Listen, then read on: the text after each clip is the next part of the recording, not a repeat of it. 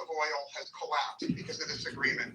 More importantly, the future strip for oil, the predicted price of oil in the next few months, has collapsed to a very low level. That means immediately every single American gets to enjoy much more affordable gasoline. Affordable gasoline benefits everyone in America. And that means, Gary, that the Republican Party is very likely to be more successful in the midterms as a result of this. So this agreement, first and foremost, I don't think there's any honest person in your room that would dispute that this agreement has produced lower gasoline prices, and it will help Trump massively politically. Now, second of all, let's talk about the future of America, right? The future of America is America needs allies, and leaving the IRGC in power forever, I think, is very good for America. So here an argument for why leaving the IRGC. The IRGC they're the biggest scumbags in the world. They can't resist funding terrorists all over. Leaving the IRGC in power is very simple. It means that the IRGC will be funding terrorists trying to kill the Saudi royal family. They'll be trying to kill the leaders of Dubai. They'll be trying to kill the leaders of Bahrain. They will be stirring up terror all over the world. And when the IRGC is funding terror all over the world, particularly trying to murder Sunnis, what does that do? It drives the entire Sunni community into an alliance with America. So I would argue, and no one on your stage has ever made this argument, that it is a blessing for America that the IRGC is so murderous and so cruel and so eager to kill Saudis and people in Dubai. It makes them our allies. And I'll tell you something else, Gary. There would never be an Abraham Accords if Iran wasn't such a collection of scumbags and they weren't killing so many Sunnis. We'd never have the Abraham Accords. The final thing I'll say is everyone in America complains about the high taxes we have to pay to protect the world. Well, what this accord means is that the scumbags in Iran are going to continue to provoke all their neighbors, including Dubai and Bahrain and Saudi Arabia. They're going to massively increase their defense spending. So the more that the Sunni countries increase their defense spending, the less America has to spend. So the IRGC is the world's best enemy to have. America needs an enemy. We have, for the permanently of all time, we have the scumbagest of enemies. And the only people, in my view, who don't want the IRGC as America's enemies are the progressive community. The progressive community are the real villains. The IRGC is the useful enemy to have. The real enemies of America's progressives. I'm done speaking, Gary. Thank you for welcoming an erudite, contrary point of view to your... I don't know whether erudite... I don't know whether I don't think it fit the definition of either erudite or well-educated. Right. That's what I was starting to say. And my takeaway is his foreign policy is basically murder is good. Well, he wants the Arabs killing the Arabs. Well, That's what it comes to. He hates the Muslims. Yeah, just so he can get and he wants gas. Just so he can right, get right. I guess that was a hit and run. Did the regime of Iran, it came to the power yesterday? Last 47 years, these Arab countries, the Sunnis, the population couldn't get together in 47 years and take care of this murder in Iran, right? And now he is coming to tell me, oh, this is going to happen. It's already. Jesus Christ. Well, it's obvious that increasingly, this whole pan-Arab dream of Nasser is gone. The Arab nations are learning that they want to get along with the West, and they want to engage in international commerce, and they want to get rich, and they want us to get rich. They want everybody benefits. That's really what the Abraham Accords leads us to. Increased commerce, which is a good thing. If we are trading partners with people, we are all trading with one another, and we both benefit from one another, that's a much better mutually exclusive, mutually beneficial and mutual assured destruction on the other side of the coin than nuclear weapons, because it's a positive, it's a carrot, not the stick, to keep us getting along with one another. You don't have to agree with the philosophies of these various nations, but if we're trading with one another and we are exchanging not just commerce but culture with one another, that keeps us going as a society. We are no longer able to say that we are in our little cocoons in our various nations, and what happens elsewhere in the world doesn't affect us. It does affect us. Even Americans recognize that now following 9/11. So to suggest that we want a huge conflagration in the Middle East because, we'll have Muslims killing Muslims, which I believe is really what he is suggesting here. And he's so angry at progressives because progressives may be against war. I don't know.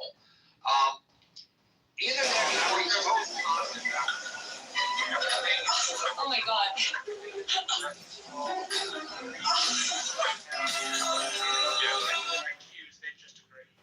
But I allowed him his opportunity to speak unimpeded, so I don't want it to be said that I only allow a certain point of view on this stage.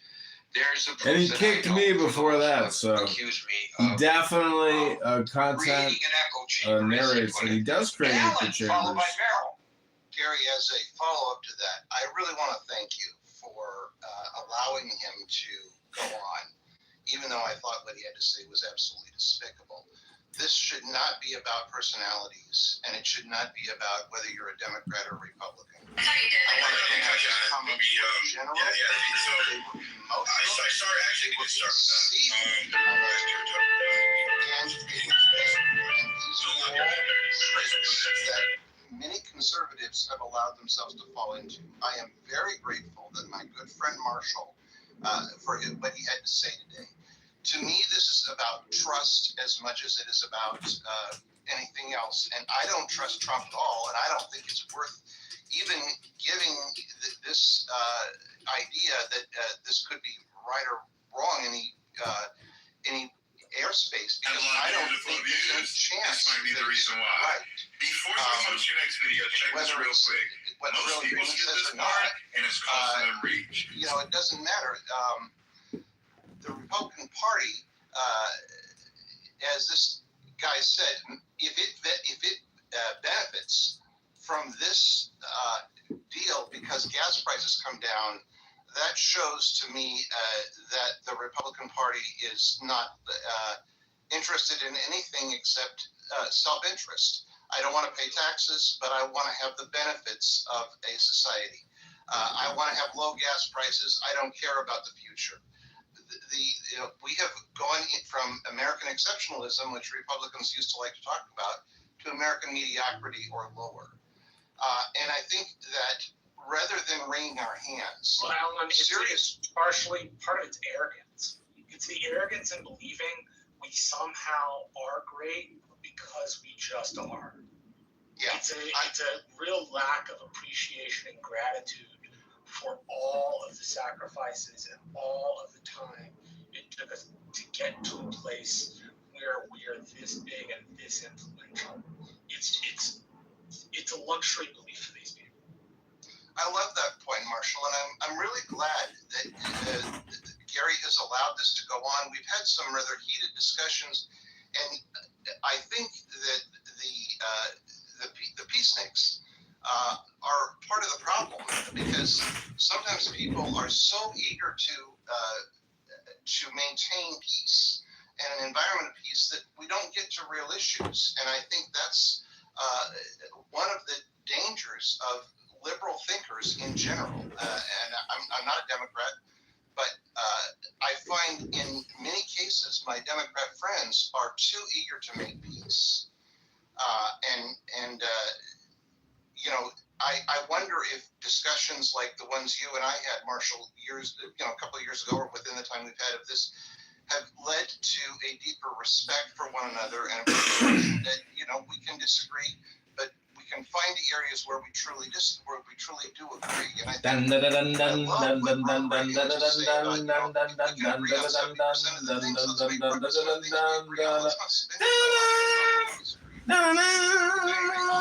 think our conversations definitely did produce that greater trust. One of my key takeaways, both from conversations like we've had, and then from my own political experience, is if you tear, you can't build and solve a problem.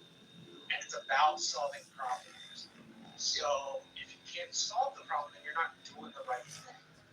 Yep. Right? And to solve the problem, it means I have to They're so stupid. It's incredible. It's like a circle jerk for bugs.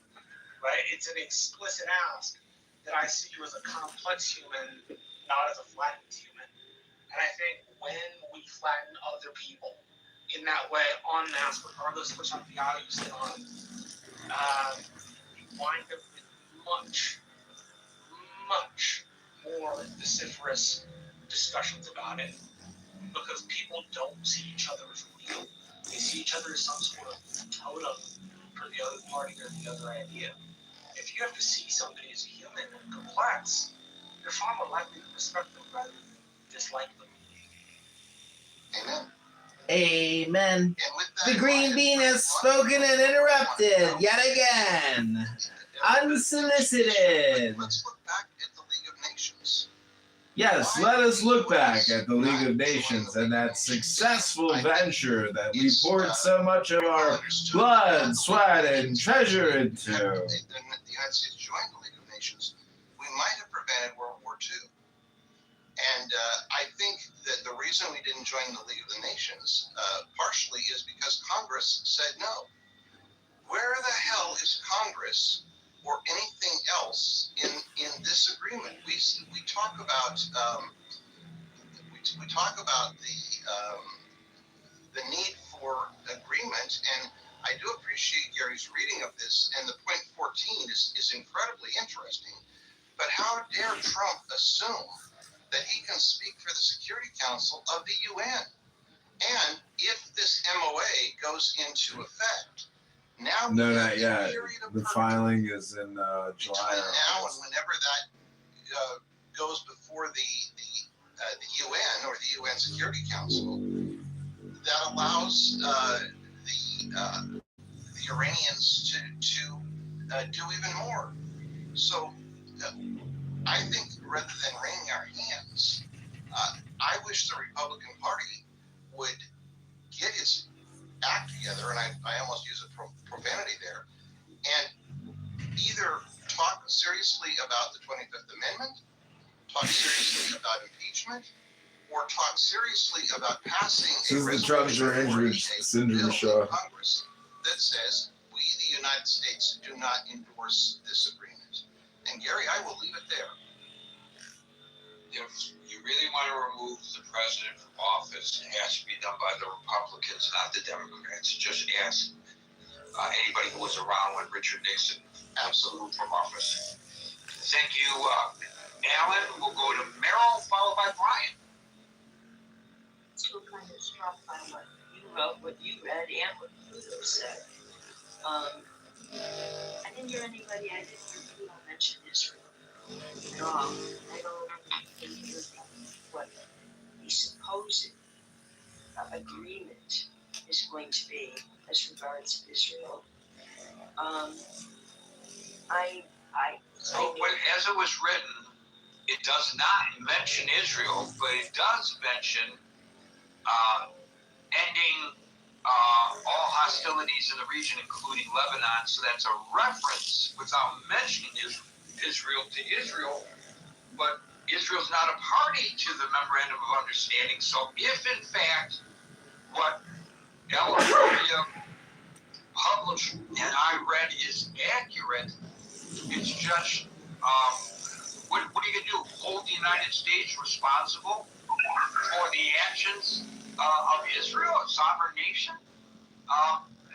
Or say that the United States is in default? The United States isn't in Lebanon. So how do you reconcile that? I don't get that, Meryl. I don't understand it. I also don't understand, Israel's in Lebanon for a reason. I don't understand, gosh, somewhere along the lines, someone's got, and I'm not saying it's our job. I'm not just saying that when we make it, if we were to make that kind of agreement, which, by the way, Trump was pretty tough on Israel today, very tough. I don't know if you heard, he said he didn't like Netanyahu bombing apartments and killing civilians. I thought that was pretty hypocritical of him, because he never said that to Russia about Ukraine. So I mean but of course Russia doesn't have anything to do with this agreement, so he can go along with that. I am flabbergasted because I'm not quite understood. I wrote down some of what you said, but I couldn't do it fast enough. I was typing it. What I don't understand is ultimately, what do we get? What do we get versus what we're giving away? What are we? I understand. I believe Axios. Meryl's like the ultra MAGA critic. She's like more extreme than the extremists every single time.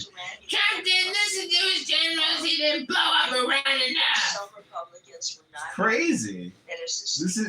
These are like, there's two types of Democrats. There's like the socialist communist Democrats that are anti-war, and then there's. Do you want me to tell you what we're gonna get? We're gonna get middle finger from Iranian, Mike. Well, that's what I think we are being told by the people in the know are saying. Look, we went in because we said we could never trust Iran. That's the whole thing, was we could never trust Iran. So now we've given them lots of money, and yes, the Gulf states give them lots of money. They will have access. By the way, it just says they're giving it. It doesn't sound like it's really performance, based on performance, because some of this money is coming to them rather quickly. And that still doesn't address, are we giving money to the Gulf states? Are there side deals where we have to give money to the Gulf states because of everything that was done to the Gulf states? And so are they turning around and putting a reconstruction fund together so that it doesn't look like the U.S. is giving directly to Iran? I'm very cynical, and I don't quite understand what we're getting, other than, okay, what am I gonna get? They're gonna be okay. What am I gonna get? If I do this, what do I get? Eventually, we'll talk about nuclear weapons, maybe someday down the road, and that's just kind of the direction we hope we can go in. I mean, that's just a whole lot of, haven't we said that for years, and it didn't work out? I'm baffled by this, but I'm not going to tell you that I think it is completely outrageous that Trump would sign it, because I think that Trump is of the mind of, I want to get out of here. Just come on, I'm busy. Just get it over with. I think that that's his personality. Gosh, I hope there's something more that we get, because, by the way, terrorists don't just terrorize in other nations. They terrorize here too. Thank you. And I will once again repeat, as I shall again and again, that we do not know whether what I read that Al Arabia reported, I accurately read what they reported, but we don't know whether that really is what the memorandum of understanding says. But it's written in a way that it sounds like it's what was written, but whether it was the final draft or not, I can't say, and we won't know until it's ultimately released. Thank you, Meryl. This is as close as we've gotten to seeing at least a draft of it. Do we have anything to compare? Can we compare it to what Obama had? Can we compare it? Well, I don't have time to go. I got some JCPOA, but I'm sure people will. And I think people definitely will after whatever they sign on Friday, presuming they do sign on Friday, is released. Presuming they release what they signed, presumably on Friday. Boy, there are a lot of presumablys that we have to put in here because we just don't know whether any of this is really going to occur, do we? Thank you, Meryl. Go to Brian, followed by Mansef. Hey, Gary, I agree with Meryl. I think she's right. I think that Trump is front-loading a lot of this and not expecting a lot in return in the short term. I think looking at this through a political lens, he's trying to get through the midterms. So he's going to front-load some money, some pullback of military troops. I have no belief. I have zero belief that he would agree to remove any permanent installations. I think from what I've read, they're agreeing to move some of the naval assets out of the immediate area and, not send any new or additional troops into the area. So I think that's being spun by the Iranians or others as a pullback of troops and, things like that. So I think it's just, spin that the Iranians and some of their, allies are spinning it as we're pulling back. But I think it's just a temporary, removal of the naval assets in the immediate area. Well, that may be so, but that's not what Al Arabia published. Yeah. That's not what they published. Let's see. United States. The United States also undertakes to withdraw its forces from the surrounding areas within 30 days after the final agreement. Now, maybe that's the naval fleet, but maybe it's all the forces. And I will tell you, Alan and I both know a woman who has become a spokesperson for the regime, maybe ex-officially, and she's publishing the argument, and she's been doing this for several weeks now. Yay, we're going to get rid of all those American bases. They're all going to leave. And the Iranians have said that that's a goal of this war that they have. So if in fact that's what this means, and I don't know that it does, but I will read it again, verbatim as published by Al Arabia. The United States also undertakes to withdraw its forces from the surrounding areas within 30 days after the final agreement. So to me, that's all the bases. It doesn't say which forces, so that would mean all forces, in my interpretation anyway. You can't remove the bases without congressional approval. So, the likelihood of that happening with congressional He can keep the bases, but only keep a skeleton crew there. He can order the troops. He's the commander-in-chief. But I think it's deployed elsewhere. I think it's more plausible, much more plausible, to believe that they would just move the carrier groups out into, a farther reach of the sea adjacent. They're not going to completely leave the area, and he's definitely not going to permanently remove bases and troops. He can't do that without congressional approval. So I think they're just trying to spin it. But I think what's going to happen is he's going to give them some low-hanging fruit. He's going to give them some easy wins so that they stop terrorizing the Strait of Hormuz. He wants oil to flow and the spice must flow! Prices stabilize, gas prices come down, and he wins the midterms. And then he knows. I think there's not a single person in the world who believes that they will follow through with all of the requirements in any agreement. Even if they do benefit financially or materially from any MOU or subsequent treaty that's created. So what he's trying to do, and I guess this is maybe a little cynical or pessimistic or political, if you will, I think he's just trying to get through the midterms, either give them some low-hanging fruit, get everything to calm down for the next 3 to 6 months, and then when they invariably violate some aspect of the MOU or agreement, probably the investigations or the inspections, of the and removal of the uranium. I find that utterly abusive and offensive to men and women in uniform. Here we go, Marshall speaking for the soldiers. Not that they're Utterly abusive and offensive. but that they effectively function as a political cudgel for the president. He's supposed to have more honor than that. We're not supposed to use them that way. Yeah, I agree. Partisan using of We're not supposed to use them that way. You're not supposed to use them that way. Republic's down. Aside from the fact This that is Chicago News Incorporated.com.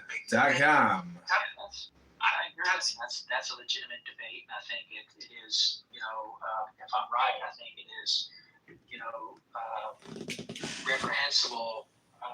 The spice solely for that purpose must flow. If he does lose the House and Senate, then his administration will fall down in all kinds of political gamesmanship from the Democrats with impeachments or investigations or whatever else comes from that. So he's probably looking at it like, so what? You don't win the crass political majority by sacrificing the honor of U.S. troops. That is so crass. It's so crass. That's a legitimate argument. It's so crass. If I get bogged down, if I lose the midterms and get bogged down in all these personal, domestic investigations and all that, and we lose focus, then we're right back where we started, and whatever gains we've accrued over the last 6 months or 9 months by that time, will have been for naught. So he's probably looking at it like, I need to cool things down, normalize or stabilize the economy, reduce gas prices, and then whatever happens after that, because no administration is going to mental retardation and brain rot, and I can't possibly be a part of that. Long-term strategic American loss. Nobody can trust the RTC. The only thing we can do. I didn't say you could trust him. I said by doing what he's doing, he is sacrificing American strategic capital. I'm agreeing with you.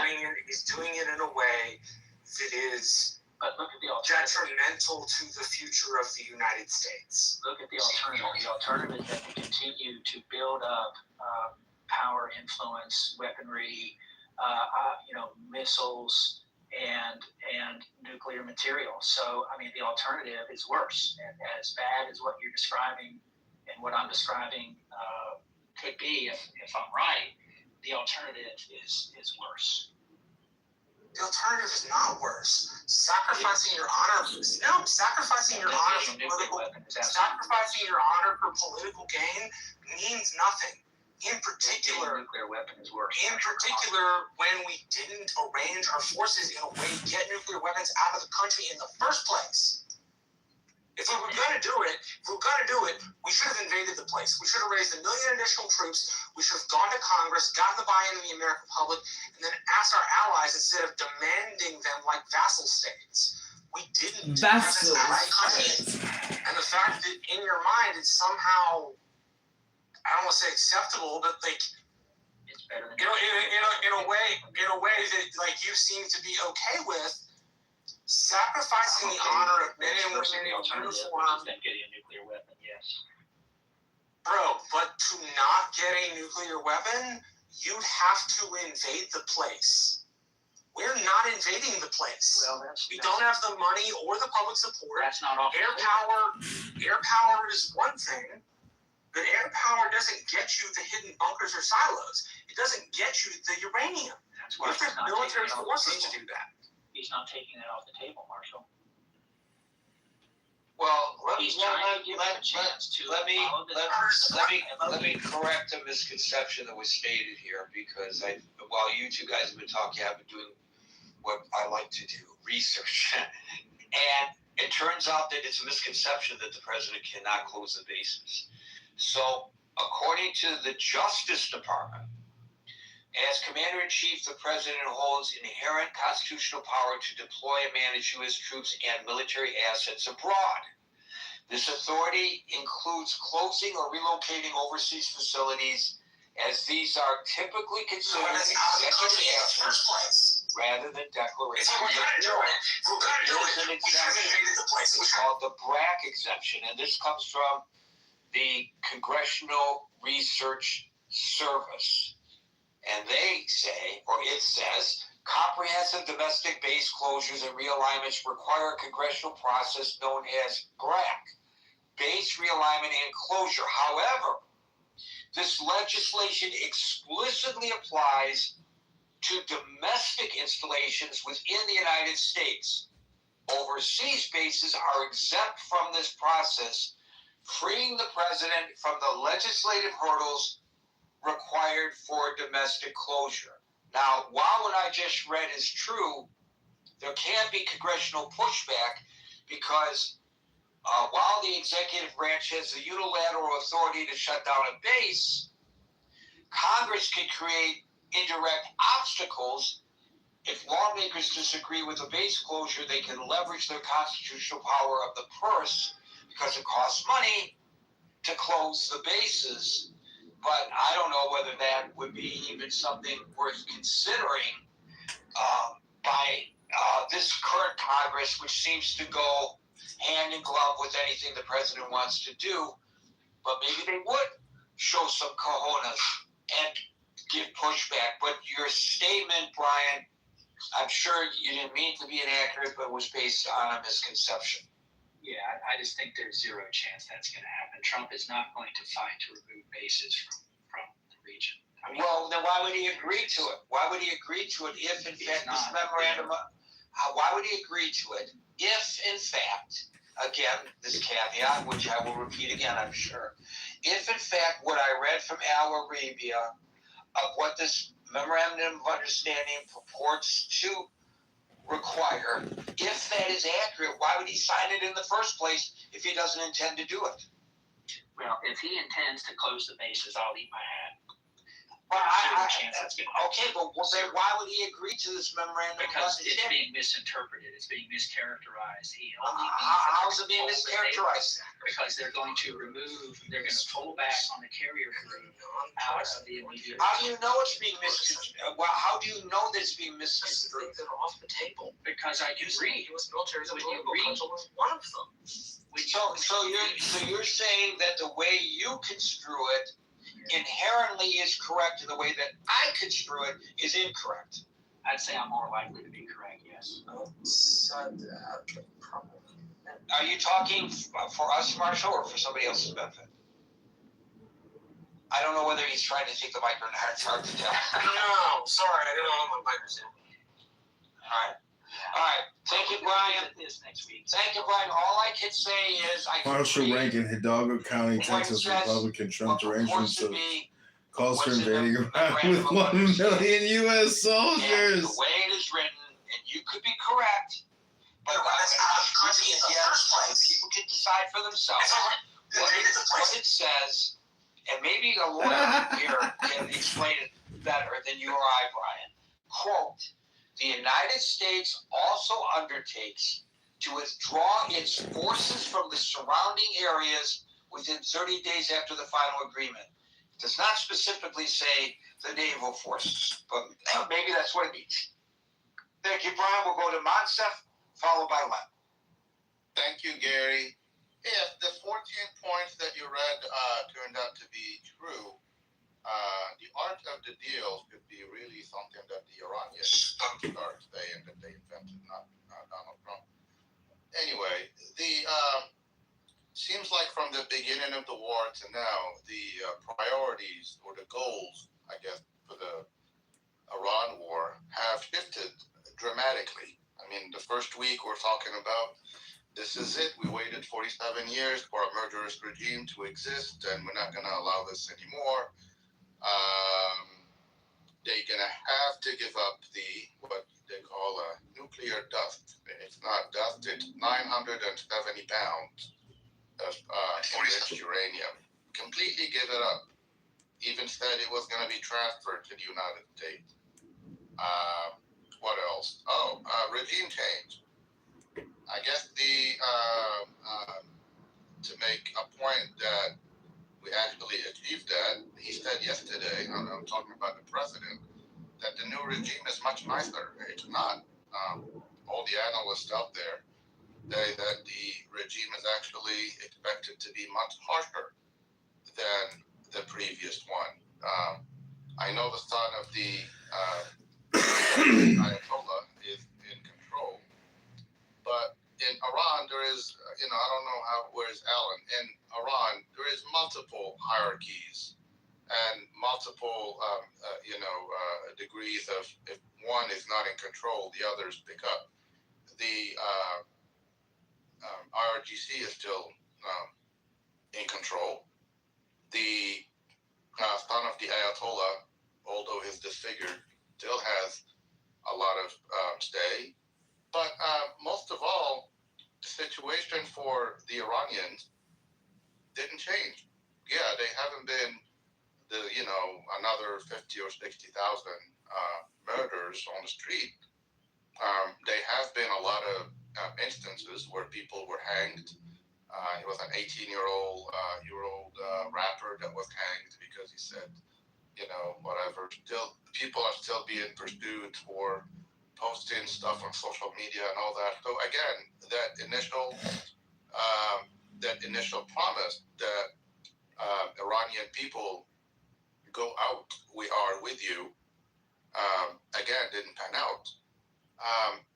Add to that, there have been 38 times now that we have been told that a deal is about to be signed. Not in the works, but we are very close to signing. Basically, we just have to meet and sign, only to be countered by the Iranians saying, we didn't agree to any of the stuff that he's talking about. Only to go back and say, well, I guess they didn't agree, there's no deal. I mean, when you do it 38 times in 90 days, I don't know that signifies strength. But anyway, I have a question for you, Gary. Alan might be the right one to answer me. $20+ billion that is expected to be given to Iran right away. And on top of that, there is a reconstruction fund of over $300 billion. I wonder what type of planes are we going to use to transport the cash. I know it's not all coming from the U.S., but I mean, he said before again that Iran is not going to get a dime. So at the end, after this, the only thing that Iran lost, and I guess it wasn't a big loss because I was going to say their Navy vessels and their Air Force, they never had a strong Air Force. Iran always relied on its geography. Yes, the naval force was good to control the Strait of Hormuz, but that area of the water with the money that they're going to be getting, that would be so easily reconstructed like in no time. The missile counts, even though we were told that we destroyed them. I mean, there's like nothing left. Report coming out from I think it was the Jerusalem Post, that said more than 50% of the long-range missiles are still in existence. So I hear people talking about, there is an election coming, and I don't know why Marshall thinks it's actually dishonorable for the president to use the troops in such a manner. But again, we're talking about Trump, so. Because I think it makes them overtly political in an institution which is explicitly supposed to be apolitical. I'm not saying it's not been done. I'm saying every time it is done, it's wrong. Yeah, but it's not about that. It's not it. Everything that we think that a president is wrong about something, he embraces it as a badge of honor, thinking that he is the bravest president that would do something that other presidents didn't do. But I'll give you an economic explanation. I mean, we went into 90 days, I guess, of hurt. There is a Linda, give you the real name, Linda a Harvard economist, and the estimation for the cost, they call it an economic cost of the war, compromise is between 630 billion to 1 trillion. If you're a small content creator, That includes the munitions that we use. That includes the taking care of the veterans. 47 years for a murderous regime to exist, and we're not going to allow this. Cost in the U.S. So, even if you just use the real, Pentagon numbers, you're still talking about close to $200 billion. The new budget, he wanted 1.5 trillion to cover some of the cost of the Iran war. But that's what I said in the beginning. The priority shifted because the reality of the war shifted. We thought we were going to be in and out. He was told that it's going to be an excursion. The hurt is going to be so short, and then we're going to enjoy these lasting good things like Iran with no nuclear weapons, and it's not financing these terror groups in the region, and it's not posing any threat to its neighbors. None of this stuff is said that it's not going to happen. Even the promise that anything nuclear, that they're going to give up anything nuclear or reduce enrichment or whatever. Even the stuff that I read was only like in about 60 days we'll start talking about it. Like there is no set promise that we agree that we're never going to enrich, and we agree that we're never going to go after the bomb, which Trump said that was going to be the cornerstone of any deal. But we are in the summer travel season. We are getting close to the midterms. There is a lot of pressure on the president. We did not achieve the goals that he himself stated that were the objectives of this war. So it's more of maybe a temporary surrender for the U.S. than a victory. I hear people talking about, aren't you going to be happy when gas prices are finally going to be lower? They were lower in February, so it's almost like you put up a fire, and then you're going to be claiming victory when you put it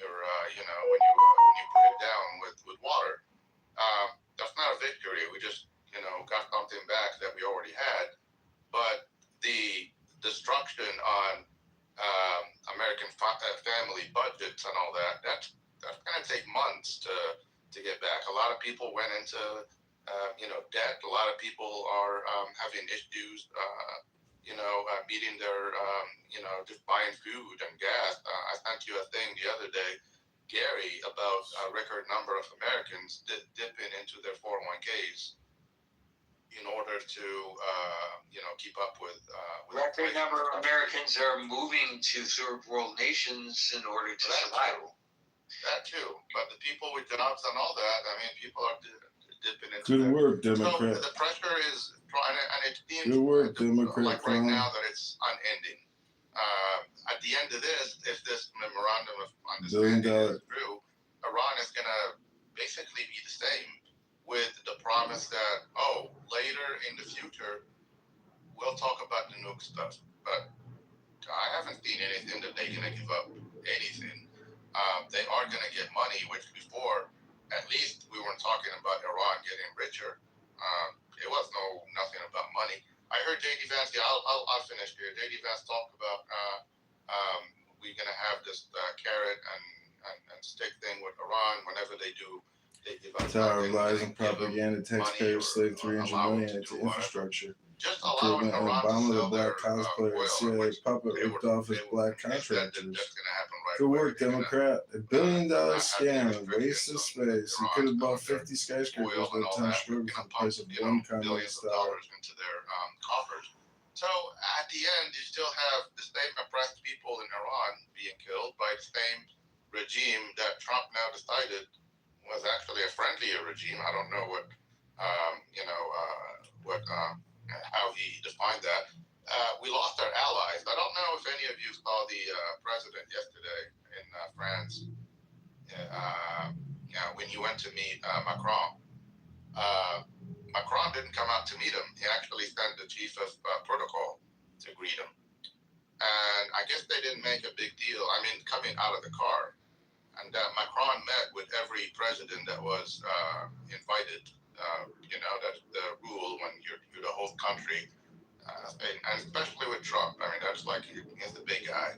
So they usually used to make the time to make sure that he gets his proper protocol because he liked that.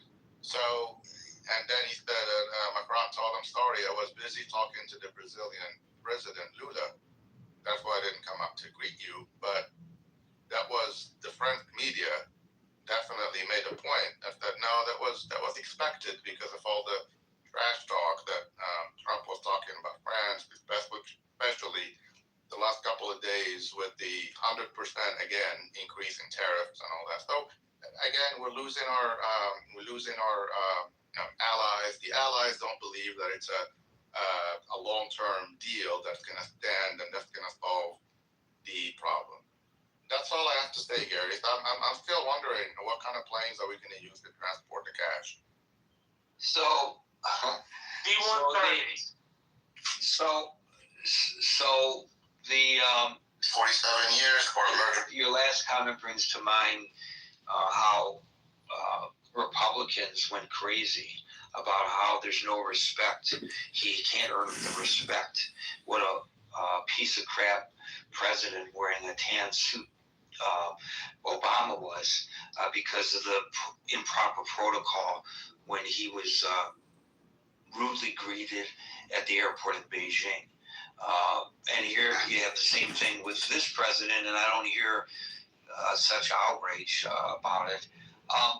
The money, you talked about the money.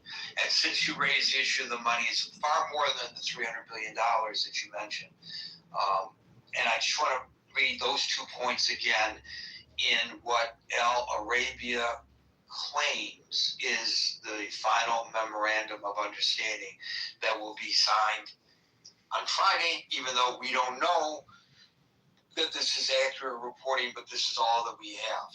So here are the 2 points that I would like to reiterate about money, because Monsef is correct. The president did say Iran's not going to get any money. We're not going to release any money through Iran. Number 6, the United States undertakes, together with its regional partners, to create a comprehensive plan agreed upon by both parties for the rehabilitation and economic development of the Islamic Republic of Iran, while ensuring financing of at least $300 billion. The implementation mechanism of this plan, as part of the final agreement, will be formulated within 60 days. And the next one is number 10. The United States undertakes that immediately after the signing of this memorandum of understanding and until the date of the lifting of sanctions, the United States Treasury Department will issue waivers for exports.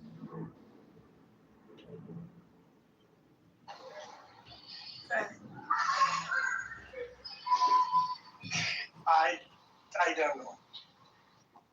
Also, they have most probably their head of football federation. Okay, so they didn't let either of those inside of United States for Iranian soccer team, and now they are asking. This allegory is parable. Like not so much parable. Real. And then people are like, oh, well, why were you so hard on us in? People ain't gonna like you. I'm like, they don't like me now. Well, it's funny because Illumi was in the other room, and he and I really got at it, really heated, his usual attacks. And what was funny is, on the very next issue, he and I were like in complete agreement, and everybody was like, let's not talk about this anymore, this is boring. Like the fireworks. For real.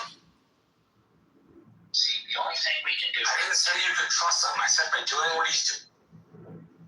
Illumi is not allowed to hear no more. He was threatening. My wife's on threatening. that. We'll see how long that fucking lasts.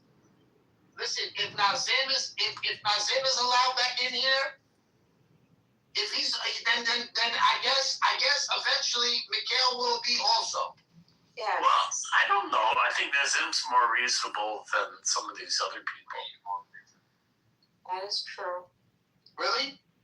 Oh my God, he hates Nazim. Louis like the song Megatron never had. His arm just Like the Louis like the prodigal son that Boss never had. Nazim is the friend of that son who is sleazy. Yo, he's a stepchild. He's not even blood. He's the adopted stepchild. Not even adopted. Adopted means you wanted him. You're not allowed to adopt in Islam. Yeah. So he's like the. You know why they're not allowed to adopt in Islam, right? Listen. Let's not get into that. Well, this is the question. This is the question we got for you. We did this all day today. Okay? We did this all day today. Hold on. Let me mute Smiley because he got one mic. So, Euro, when was the first time? I had to mute you. I thought you was open mic. My bad. All right. So Euro, when was the first time you heard about the Aisha story? What do you remember? 13th, Do you No. Not the date, but do you remember like your reaction? Is all I'm saying. Like, did you initially believe it? Was it something you're like, wait, I gotta look into this? Like, were you still in denial after you found out the truth? Like, what is it like? Work us through that process. Like, what happened when you first found out this stuff? Like, I'm not talking about like polemics or anything like that. You mean that she was 6 years old? Yes, and they consummated the marriage at 9. Like, when did you find that out, and how old are you? I didn't find out until I was fairly old. Obama, the black cosplayer, CIA puppet ripped off his but like the first time I heard it, I was like, good wow, work, Democrat. $1 billion scam, racist. And I was over the age of 40 when I heard this shit. Yeah. And then what makes it worse? Like, I mean, everybody knows how bad it is. Like, 6-year-old marriage, 9-year-old consummation. But then when I learned he was 50, that like changes it to like a whole nother level of bad, you know? Well, I bring up the story about that guy, the how do you call it? The mathematician from India that was like self-taught.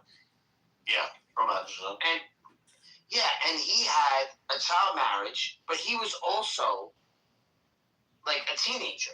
Yeah, that's what I mean. It's like very different when you have like 2 14-year-olds marry, or a 14 or 15-year-old, let's say. Well, that's the thing, right? They got married. I think she was like 10, 11, 12, and he was like 13 or 14, but they didn't live together until he was old enough to get a job.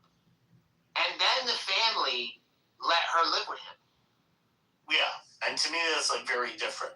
But when you have a 50-year-old... And no one brings that up. No one ever brings that up about that guy.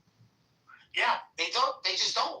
Yeah, it's a totally different thing. I mean, the whole Romeo and Juliet story, I mean, were very young. But the thing is, it's different when you're talking about 2 young people who say they're in love and get married, and you have a 50-year-old marrying a 6-year-old. I mean, I don't know anybody that is serious can say like, oh yeah, that's not problematic. I mean, it's just crazy. So Euro, when I first found out, I thought myself that he did this because he wanted to adopt her. Yeah, and then you find out the consummation at 9. Then yes. Because then, you see, if there was no consummation story, I would have been like, yo, this guy's a good dude. Yeah, that could be. Probably was going to get sold off. At least it's possible. Yeah, she was going to get sold off. He was like, no, at least I could save one girl. You know what I mean? Teach her the Quran. Not pollute her with fucking semen like it says in every other fucking story. No, what Muslims say is that she was his... Fact, if I recall, and I could go back and read it again, I don't want to do that. I'm tired of reading the darn thing. it talks about a time period under which it would take before the passages through the Strait of Hormuz is back to pre-war levels. So it's not going to happen overnight like the president said. Yes, we saw last night, and for sure, if this thing is signed on Friday, I think once again, in anticipation of things returning, the price of oil will fall once again. That's my prediction. And that'll be great. And the president can tout that. And by the way, if things go south after that, well, he's got his piñata already hanging from the ceiling of the Oval Office, and that piñata is in the shape of Bibi Netanyahu. If things go bad, he could just take that stick and slam that piñata. Take this, Bibi. Take that, Bibi. He already is doing that. So that provides him cover should things not work well, should the price of oil go back up because of hostilities between Israel and Iran. That's not my fault. That's Bibi's fault. You can blame those damn Israelis, or at least Bibi, for that. And he would escape, he hopes, I think, the ire of the voters during the midterm elections. It's actually a brilliant strategy if you stop and think about it. Thank you, Les. We'll go to David, followed by Armaze. Oh man, a lot to absorb, Gary. A lot to absorb. Iran, like the United States, as an empire, just got lucky in terms of their geography, in terms of their mountains, in terms of their control of this waterway. Very similar to what we had as a nation building colonial the British Empire. And in fact, we were able to be buffered by two large oceans. I think the only empire in history, and Marshall's not here to corroborate, but I think we're the only empire in history that are surrounded by two big oceans. And that's given us a lot of luxury to decide how we engage the international world when it comes to conflicts. And Iran is now able to, punch above its weight quite dramatically here with this Hormuz situation and bring our great nation to heel. And I think it's such a bad deal, Gary, that you've got congressmen, you got senators saying, "Oh, I haven't read it yet."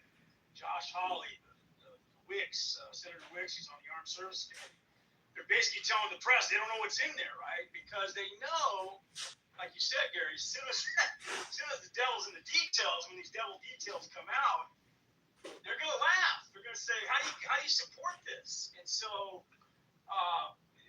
we're playing sleight of hand here, with regard to letting this out. And I mean, even the Democrats are saying this isn't good for us. So the president is going to have to figure out a way to sell it, not just to the Iranians, but to us. And we may not have a choice in how it gets settled. And of course, the laughing stock of all this, Gary, is that Obama was eviscerated in talk shows, and Fox News, and giving Iran pallets of cash, and being criticized for being disloyal and committing treason. Our president just took it. I mean, took blow after blow. And where's the reckoning for Trump? I want to see the same reckoning for this deal, Gary. I brought up a horrible comment in the room yesterday. I apologize for how inflammatory it was, but I can't seem to think that any Israelis or Jews in America are happy with this either.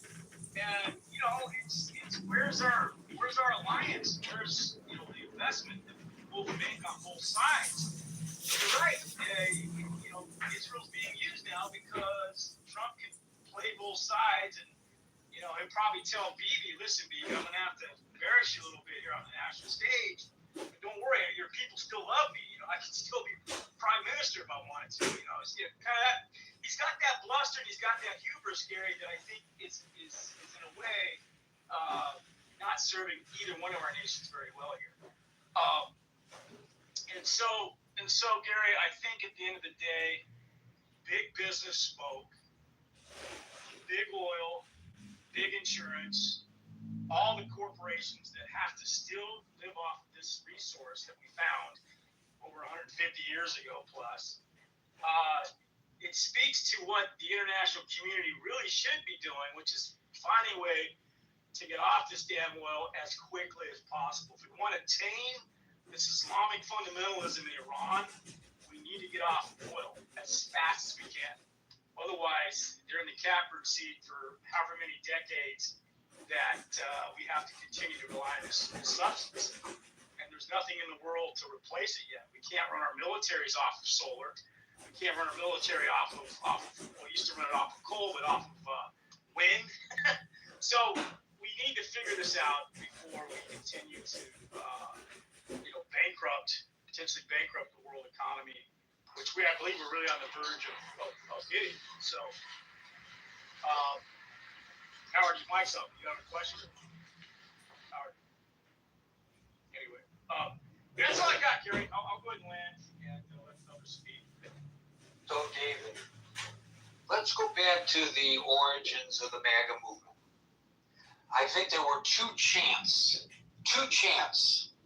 that were the most prevalent. The first one was, lock her up, lock her up, lock her up, lock her up. And the other one was, drill, baby, drill, drill, baby, drill, drill, baby, drill. Now, he was not successful in locking her up. And perhaps he was never serious about locking her up because when he took office the first time, he never took any real action to lock her up. But he certainly has moved forward with Drill Baby Drill, and any attempts at alternative energy are being blocked by this administration. They filed lawsuits against wind farms.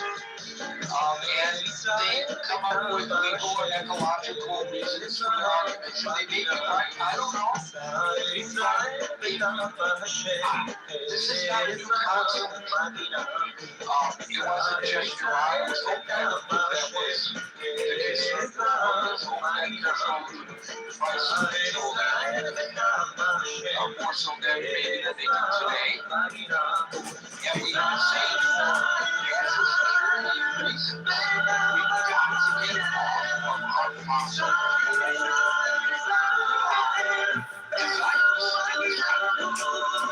and so I don't know if this is our session or not. The arguments are being made. The sessions are being made now. Whatever ourselves from fossil come up with alternative forms of energy. Sometimes we too successfully come up with them and we push back against them like nuclear. I get that. But this administration has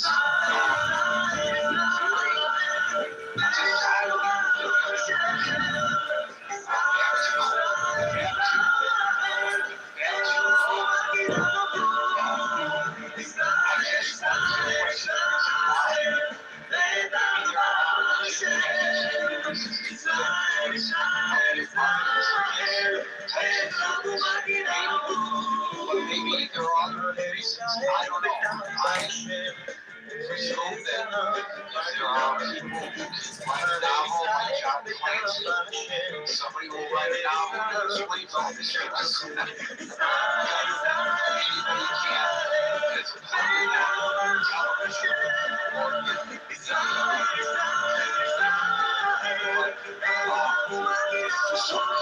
administration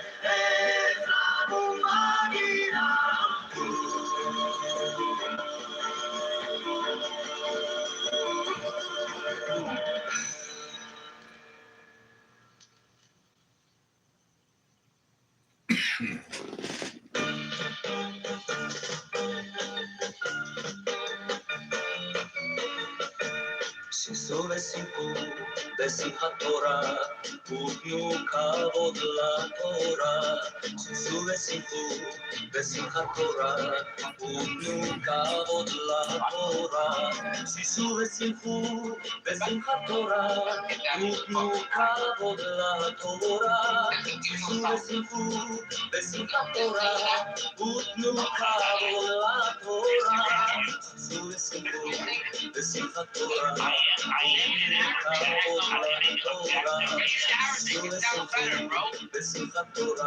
ותנו כבוד לתורה.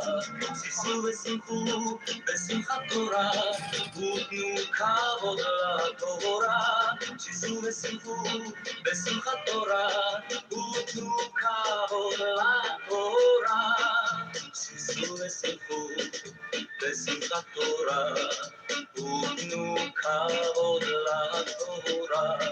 שישו ושמחו בשמחת תורה, ותנו כבוד לתורה.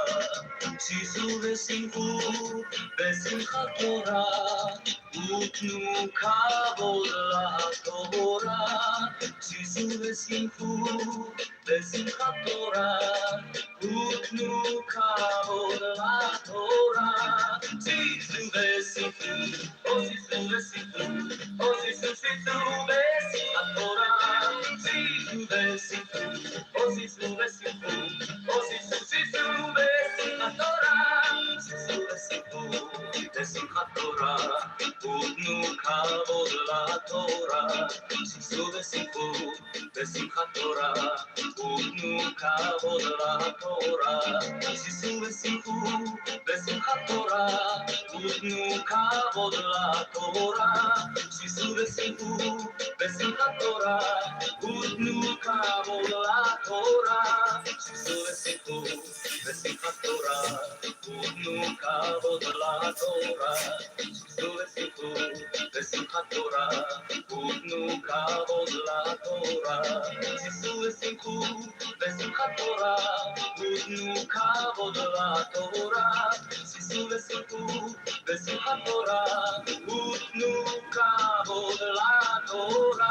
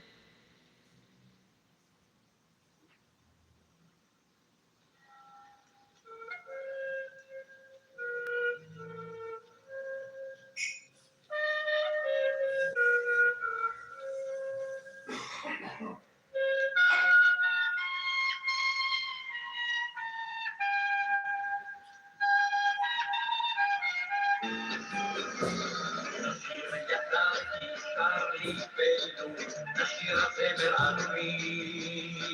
מבשר את שירתנו, הרוח על שדות הרים.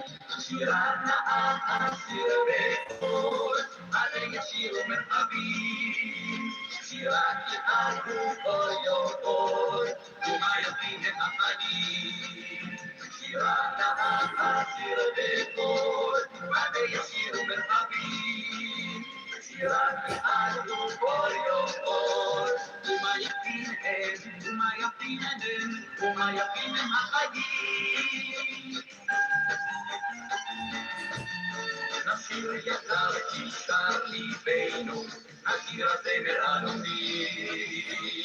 מבשר את שירתנו, הרוח עתיקות הרים.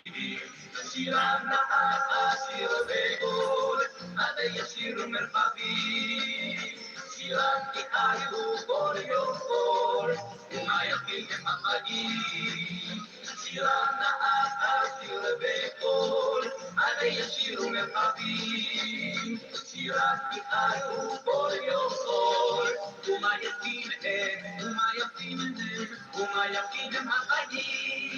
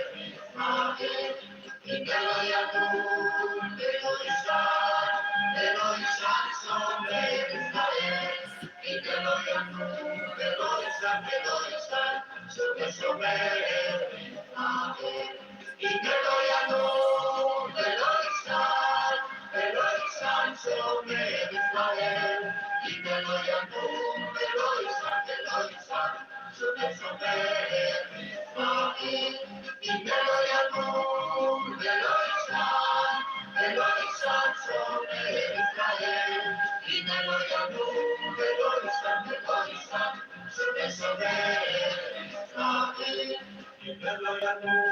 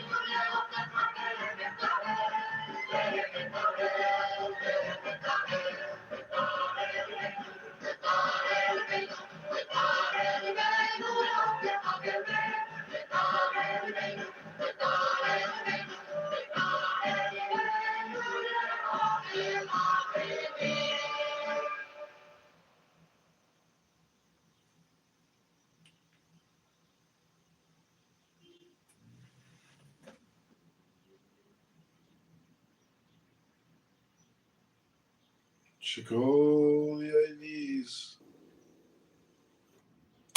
No grooming allowed. Check all the IDs. No grooming allowed.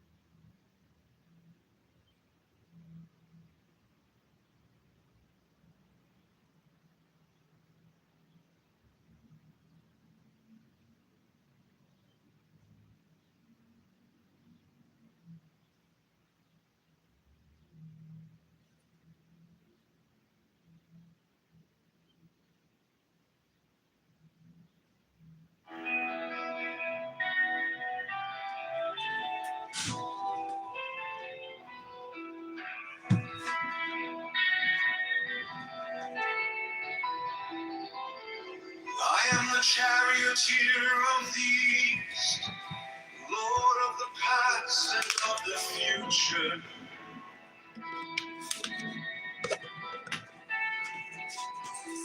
I see by mine own inward light, Lord of resurrection, who cometh forth from the dust, and my birth is from the house of death.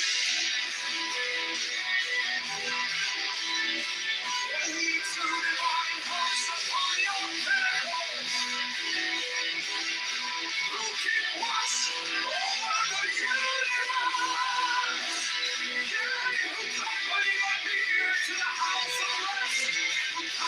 Advancing onwards to heights of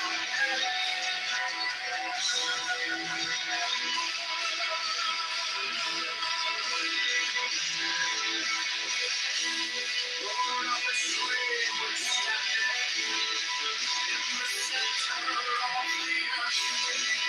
Behold, he is in me, and I am in him. Mine is the radiance, one cup of heaven over the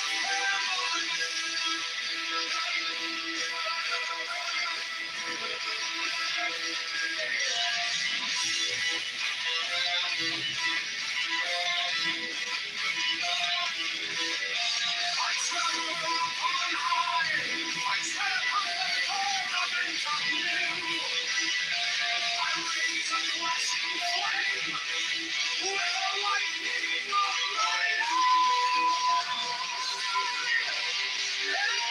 rushing on in the splendor of the daily glory. Giving my life to the cause of if I stand upon the mountains, the celestial waters shall flow forth my Lord, for I am lying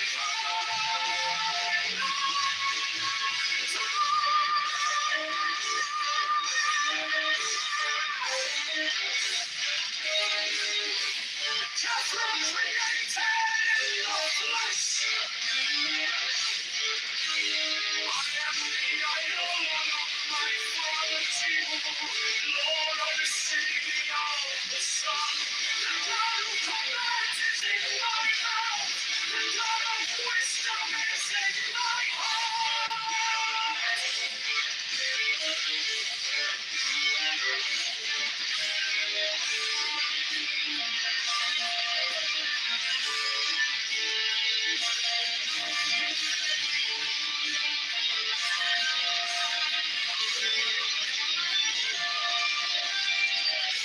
My tongue is the sanctuary of truth, and the God sitteth upon my lips. My word is accomplished every day. And the desire of my heart realizes itself as the always created.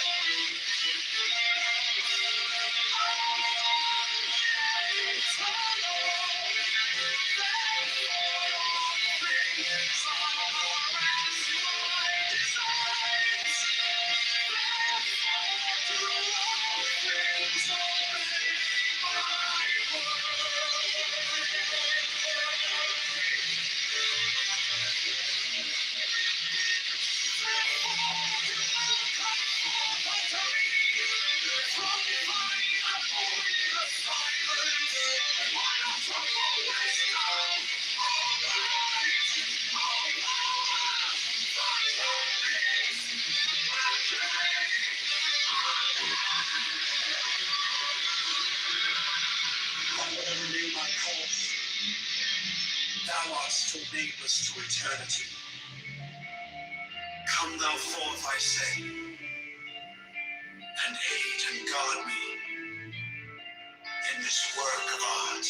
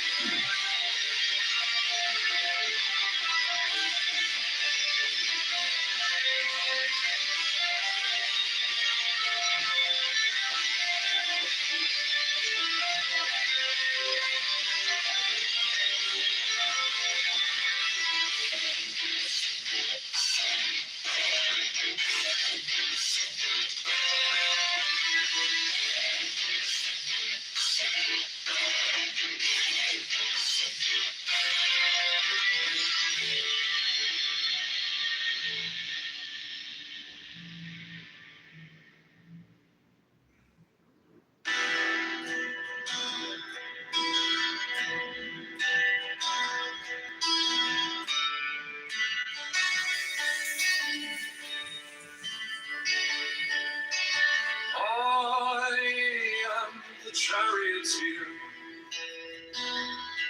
of the east, Lord of the past and of the future.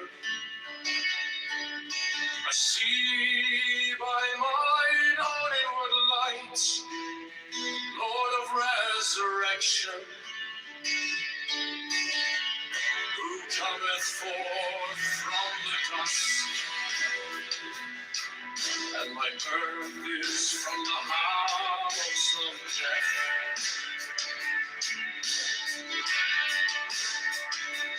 Oh, ye true divine hearts upon your pinnacles, who keep watch over the universe, ye who company the beer to the house of rest, who guideth the ship of wrath, advancing onwards to the heights of heaven.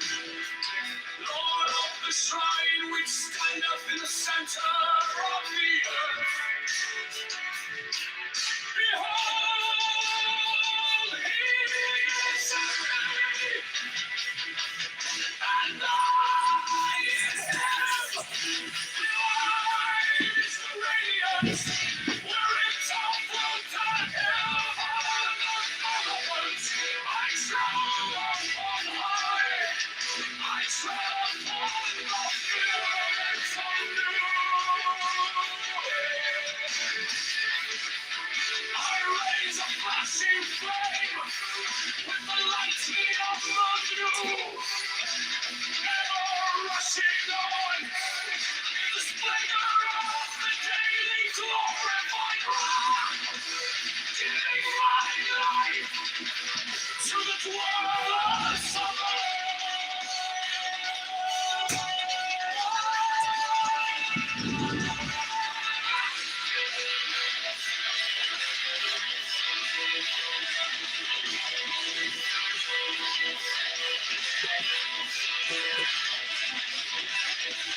I say, come up from the mountains, celestial waters shall flow as my word, for I am ready.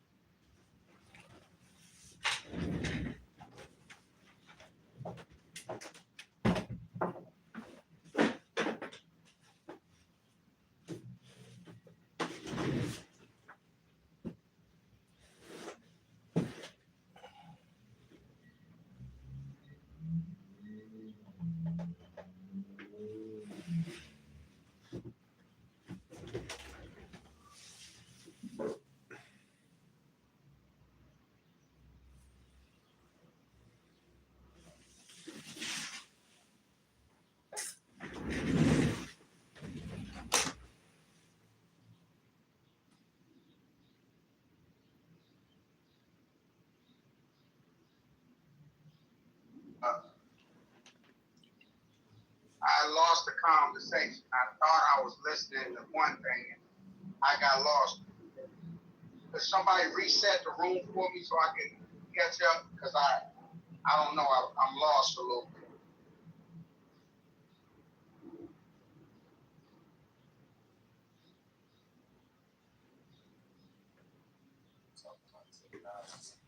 Information. Talking about new age, bro.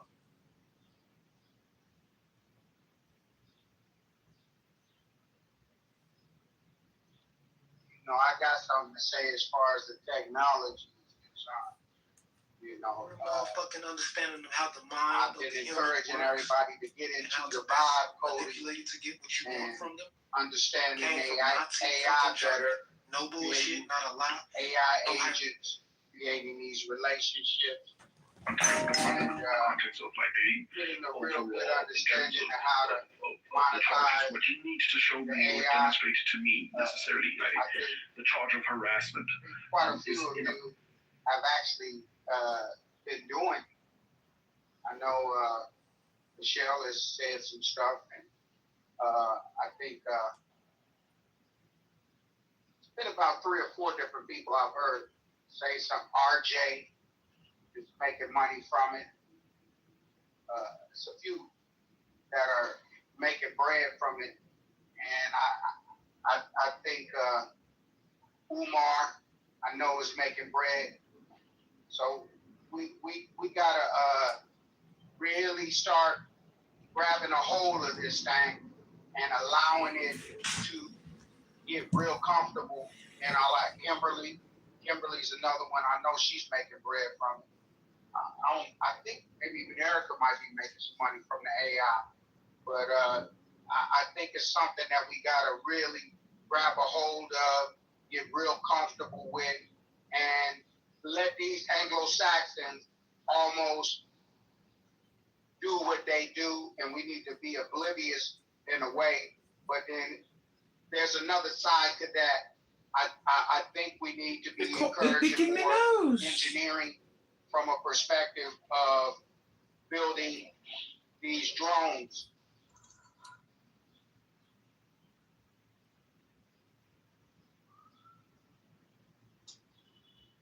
The other day, where they were talking about how the Ukrainians have made 7 million drones, and that's the main way they've been kicking the Russians' ass is with them drones.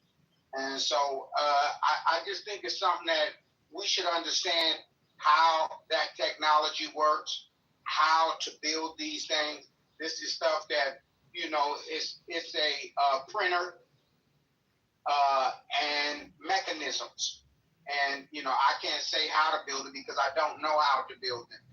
But I think our children should understand the technology and how to build them, because it could be a game changer in the future for them. So, you know,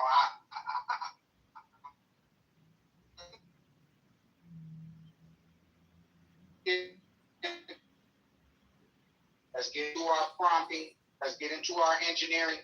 You know, it's always good works, but it'll be to see black engineers, computer science, and black engineers coming out. That's what I'll land right there. I'll put it right there just to throw a little chum in the water, see if we can get the convo started off that.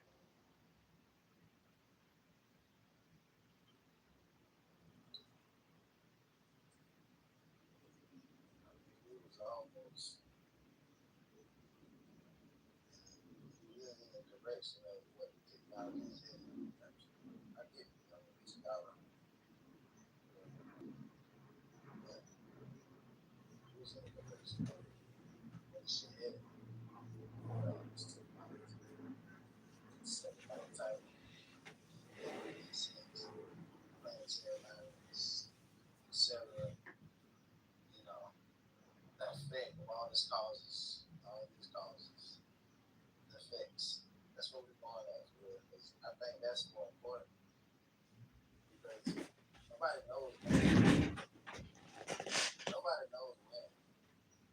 You only call Japan down. I think that's correct. shit is all a game.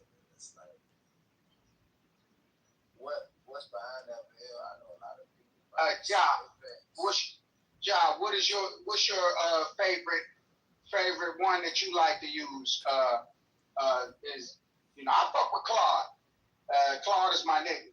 You know what I'm saying? When I need to go into battle from a business, Claude. I got conversations with him where I just go back to the conversation just like I guess y'all do too, and we just start right back off. If I need contracts done, this, that, blah, blah, and he gets right back on it. So I don't talk to mine every day. I only use mine more like an attorney. You know what I'm saying? Which one you fuck with, John? I mean, since we've been honest, I got rock on my shit. But I use it for like different scenarios. I use it for different scenarios because I put up how I think. I just know it goes into a database and collect that data about certain shit. And so that's laziness for the most part. But I actually, you can use work. Everything has got a value, got some type of work. So you say y'all got put you against data centers? No. What I'm saying is, I know what it does to people. It doesn't affect me. I don't need it. I really don't. I barely use it. I delete it and download it often, very often. So it's not something that's embedded in my life. Because even most of all the information I gather, it comes from me literally just sit, ponder, thinking. And I might run across certain shit, and some shit might run across me. Just browsing, whatever the case is. But for the most part, I get a lot of my shit just sit thinking shit. Just sit here thinking. I do this often. A lot of times you haven't figured out a way to incorporate it into your daily business or anything like that. You haven't figured out. Well, I mean, it'll come to you. Like I said, I don't fuck with my shit on a daily. No, I'm not saying that. I don't work with that shit. Not saying that. I just don't. I'm not like that. I don't fuck with it on that level. I'm not intrigued by that shit. That's not something that I'm intrigued by. It's more scary. It's not so much about it being intrigued by it. You understand? It's more of a. I mean, it's what a need is. It's the tool. Like I said, the vibe coding is real good to know. You know what I mean? And look up that. What vibe coding is, it's basically a breakdown of the way that you would kind of prompt it to make the moves you wanted to make. But once you got a certain amount of shit in a conversation with it, you're just gonna end up just keep going back to that conversation, whatever that is. But like I say, I know people who use the shit like a therapist or something, which is like, I don't know, it's kind of crazy to me to use it like that. But I know people who have a real relationship with it. I was around this girl one time, bro. I was around this girl one time in my crib, and she gets to. And she was ugly. The AI or the girl? Which one was ugly? I don't know what you're talking about, but anyway, this bitch, excuse my language. This girl, every few 10, 20 minutes, she goes to asking this AI something. Yeah. AI something like AI. My day was something. Right. Like, they'll use it like a companion and shit like that. But I'm like, bitch, you crazy? Real talk. And so now, but what's wrong with being in the metaverse? Hey, you know what? For me, I love somebody in the metaverse. That's where my paper's at in the metaverse. Really, I can't wait to get done with this truck and get straight meta. I want to be straight meta, but at the same time, I think that what the fuck does that mean? He want that shit in his head. He want that shit in his head. That Neuralink. No, I want all my bread coming from Meta. You feel me? Just I don't hear bread coming from Meta. He want to say I said, I'm sorry, I apologize. What you said? I hear bread coming from Meta. Well, I can't get into that. That's proprietary, baby. I can't get all into my personal goings and comings on my bread, baby. I just say that's how. See what I mean, Melissa? It's some proprietary type shit, baby. It's the other way around. In the motherfucking chat and taking the motherfucking over. Hello, how is everybody doing today? What the fuck is that? What's up? Yeah, nah, but that's what I'm saying. I at some point, it'll all be meta, but and the bread will be better. The bread is better when it's meta. You feel me? That was like a just came over. That was a bar. That was a bar for you. The bread's better when it's meta. That was a sneaker bar. That's not really how it works, though. That's right, that was a bar. That was a sneaker more cheesy, more cheddar. Bread's better when it's meta. The bread being meta. Listen, the bread being meta, though, you're either a content creator. That's the thing. The people who are making the most money off of Meta are paying. Okay. They're paying Meta to run advertisements and do marketing. They're not getting paid from it. I hear you, and it's good to hear those ideas and that psychology. I love it. You know what I'm saying? I encourage it. I want to see black people. I want black people to be free. Encourage the psychology. That's what we're doing. Yeah, so I want my black people to. So Melissa, are you doing any meta? You in any meta right now? Bro, when you get in, that's the way you phrasing it is cracking me the fuck up. The meta. No, don't get him to say that. Well, no, Peter. I'm surprised that this is Trump's team. You know, Trump likes the Knicks. He loves the Knicks. You didn't know that? The Knicks. Oh, you wanted the Spurs win. Such a fan. Wait a minute. He said he wanted the Spurs to win. You wanted the Spurs to win? Oh, the Spurs.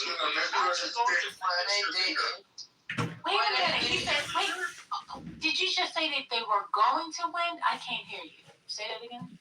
I'm not sure which match they are playing. Who with who? Because I'm not actively pursuing the news. Okay. Yeah, it's over. They won. They won on Saturday. So let me just. Peter, He just don't understand y'all. He only understands me. No, he's gonna understand me because Peter. Wait, brother, let me just say this. You can tell them, and then you can do 12 minutes on you. Let me just say this. Peter, here's how you can relate. The Knicks haven't won in 53 years, but we won. We won on Saturday, so I just want to let you know. So you can move on. He said, alhamdulillah. Oh, congrats. I'm sorry. That was real. I just want you to know, Peter, how much of a Knicks fan. Mashallah. Trump risked his life. He loves us the game. Hey, Allah. To go. This is not a winning lane. To go watch the team in person. He loves this team. Peter said he don't care. He said he doesn't care. And the owner of the team welcomed him. Embraced him like a brother. Wait, are we gonna be fair and mention that? Wait, hold on. No, Peter, you need the full story. He said he don't want to hear it. He said you guys are emotional about this. I'm not emotional. That's what he said. I'm actually non-emotional. I'm non-emotional. You mentioned the 53 years of this emotion. Nothing. I'm saying this completely dispassionate. I'm going to say this as somebody totally dispassionate on this. I'm not even a Knicks fan. There is not a president who has been booed louder at his home, supposed home, which he doesn't live in anymore, rooting for that team. He was booed so much that the TV station had to censor it. So there you go. Now you have the full. One moment, please. To Adam G and to Igor, I'm gonna call y'all fake. Y'all let Peter get in front of these people and say that the French team was better 20 years ago when Kylian Mbappe became the all-time goal scorer for France today and also has done many a great things such as win a World Cup in 2022? No. Whenever they played in Qatar, wait, no, it wasn't Qatar. When they played in Russia, 2018. He won in 2018, and he almost won in 2022. If it wasn't for those goddamn pesky penalties and the rest of that goddamn French team who was a bunch of bums that year and didn't do shit and made that boy put all the damn points on the board by himself. Brad. Yeah, you think understand, Brit, that I actually don't understand shit what Peter is saying. So this is the news what he said. Well, yeah, I understand now. I understand now. He probably sounds like Charlie Brown to you. Oh my God. That doesn't say. Britt, are you there? Yes, Brother Messi, I am here. Okay. Hope you're doing well. I just want to remind you that if you keep screaming while your voice is trying to recover, it will in fact never recover. No. Listen, Brother Messi, my voice, it has its moments. Your voice sounds worse today than it did yesterday. It doesn't. It sounds beautiful. Thank you. It's because of the headphones, okay? It doesn't sound as bad as it did yesterday. Oh, okay. And that's mainly because I keep trying to talk at my normal tempo. If I talk a little higher, it's fine. So, there's that. Lazarus is out there fighting the good fight. Exactly. Me and these three children in this trench coat, okay? I saw this VCR. I was like, I know that's not. That was Brit 10 years ago. That was Brit 15 years ago. She's like, no, this is me. Like, don't you have a chaperone, man? Like, he's legally able to drive in Texas. The better question is, can I reach the foot pedals unassisted? The answer is yes, but still. Oh. Wait, Britt, you sound really tall, though. In your Mini Cooper, she's not. Exactly. What's going on? You're not tall? No, I'm 5'3". No. Oh, you lying. Exactly.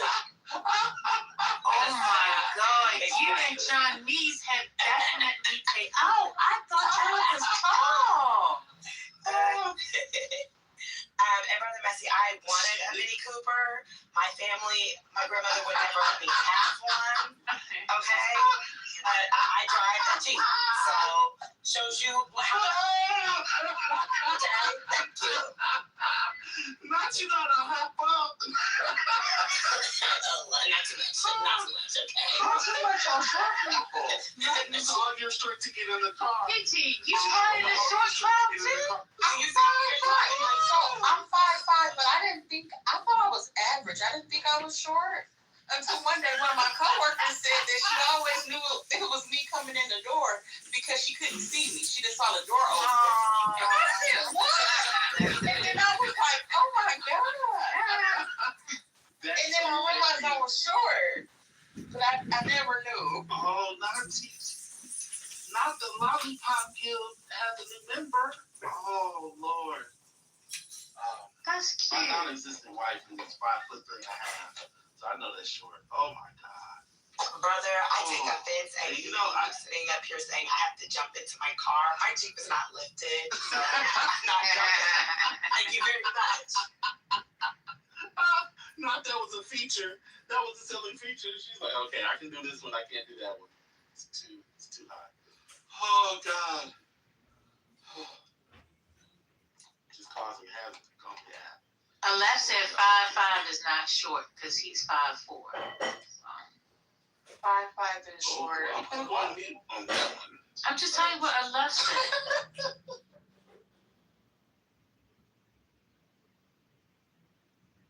Did you see what Roger said? That's hilarious.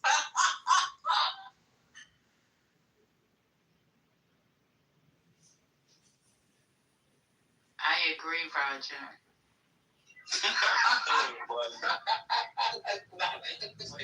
Everybody, I don't like this beat. I just love to thank you so much. DNA.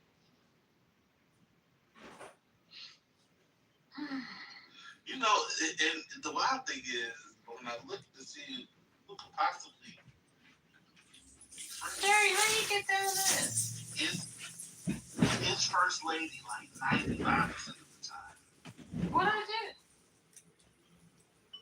He's home. The way you friend people on that is Hey, what? I'd be like, always first lady. Who friended everybody. Gold diggers.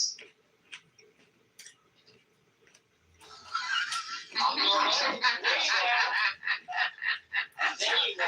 That's fabulous. I just want to know why is gold digger a bad thing? That's what I want to know. I mean, in the West, you know, they got a lot of gold diggers in the West. Are you bored at home? Where are you from, Sasson? You need some attention. Let me give you some attention.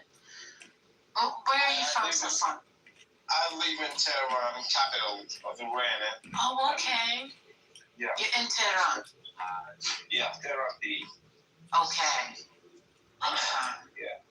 So are you okay with the MOU? What? The MOU. I don't know. What's that? Oh. Maybe explain? No, it's okay. Okay, thank you. I mean, not unless you want to explain it to him, Igor. No, it's a memorandum of understanding, so some with the United States and Iran. I can speak a lot of words of American. It's so beautiful language. I can't speak like American. I try to listen and learn. My English not so well. I'm really sorry. Oh, so you don't understand English, but you understand gold digger. Yes, he can speak that very well. It was So you go around asking how to speak like slang or something? Is that what it is? So then you want to come in here and practice your slang? Yeah, I love the American accent. Oh, you speak Hollywood, right? You speak Hollywood. I tell you, I mean, he could say gold digger better than any other person. Exactly.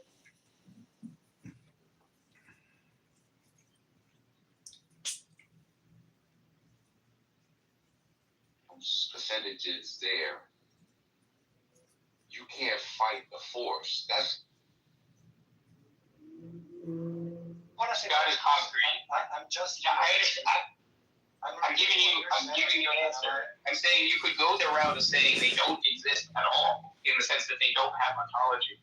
But if you're demanding that they have ontology, then okay, let's just say they're abstract objects. Okay, but do you believe abstract? Okay, sure. No, I'm not even a theist. Okay, but so if abstract objects exist and they have an ontological quality, right? And so I'm asking, if God cannot change the ontological quality, like if it would, or 2 + 2, or whatever, then I agree. Okay, fine. Let's go with your argument that. Yeah, why is it a threat? Why is it a threat to omnipotence?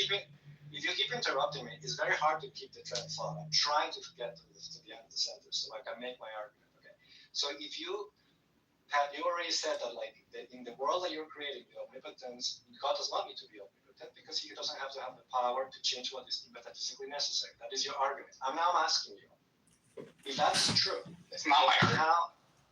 That is not your argument now? I never said he doesn't need to be omnipotent. Right?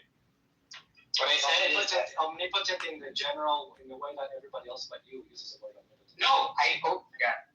I just went through and I explained how we could just be modal monists and say metaphysical modality is broad logical possibility. And so, okay, fine, he can do anything that's broadly logically possible, right? Which means that he cannot violate conceptual truths. That's what that means. Yes, but who created the conceptual truth is my question. They're uncreated. They're not created. But so then if God did not create them, so God did not create this part of the universe.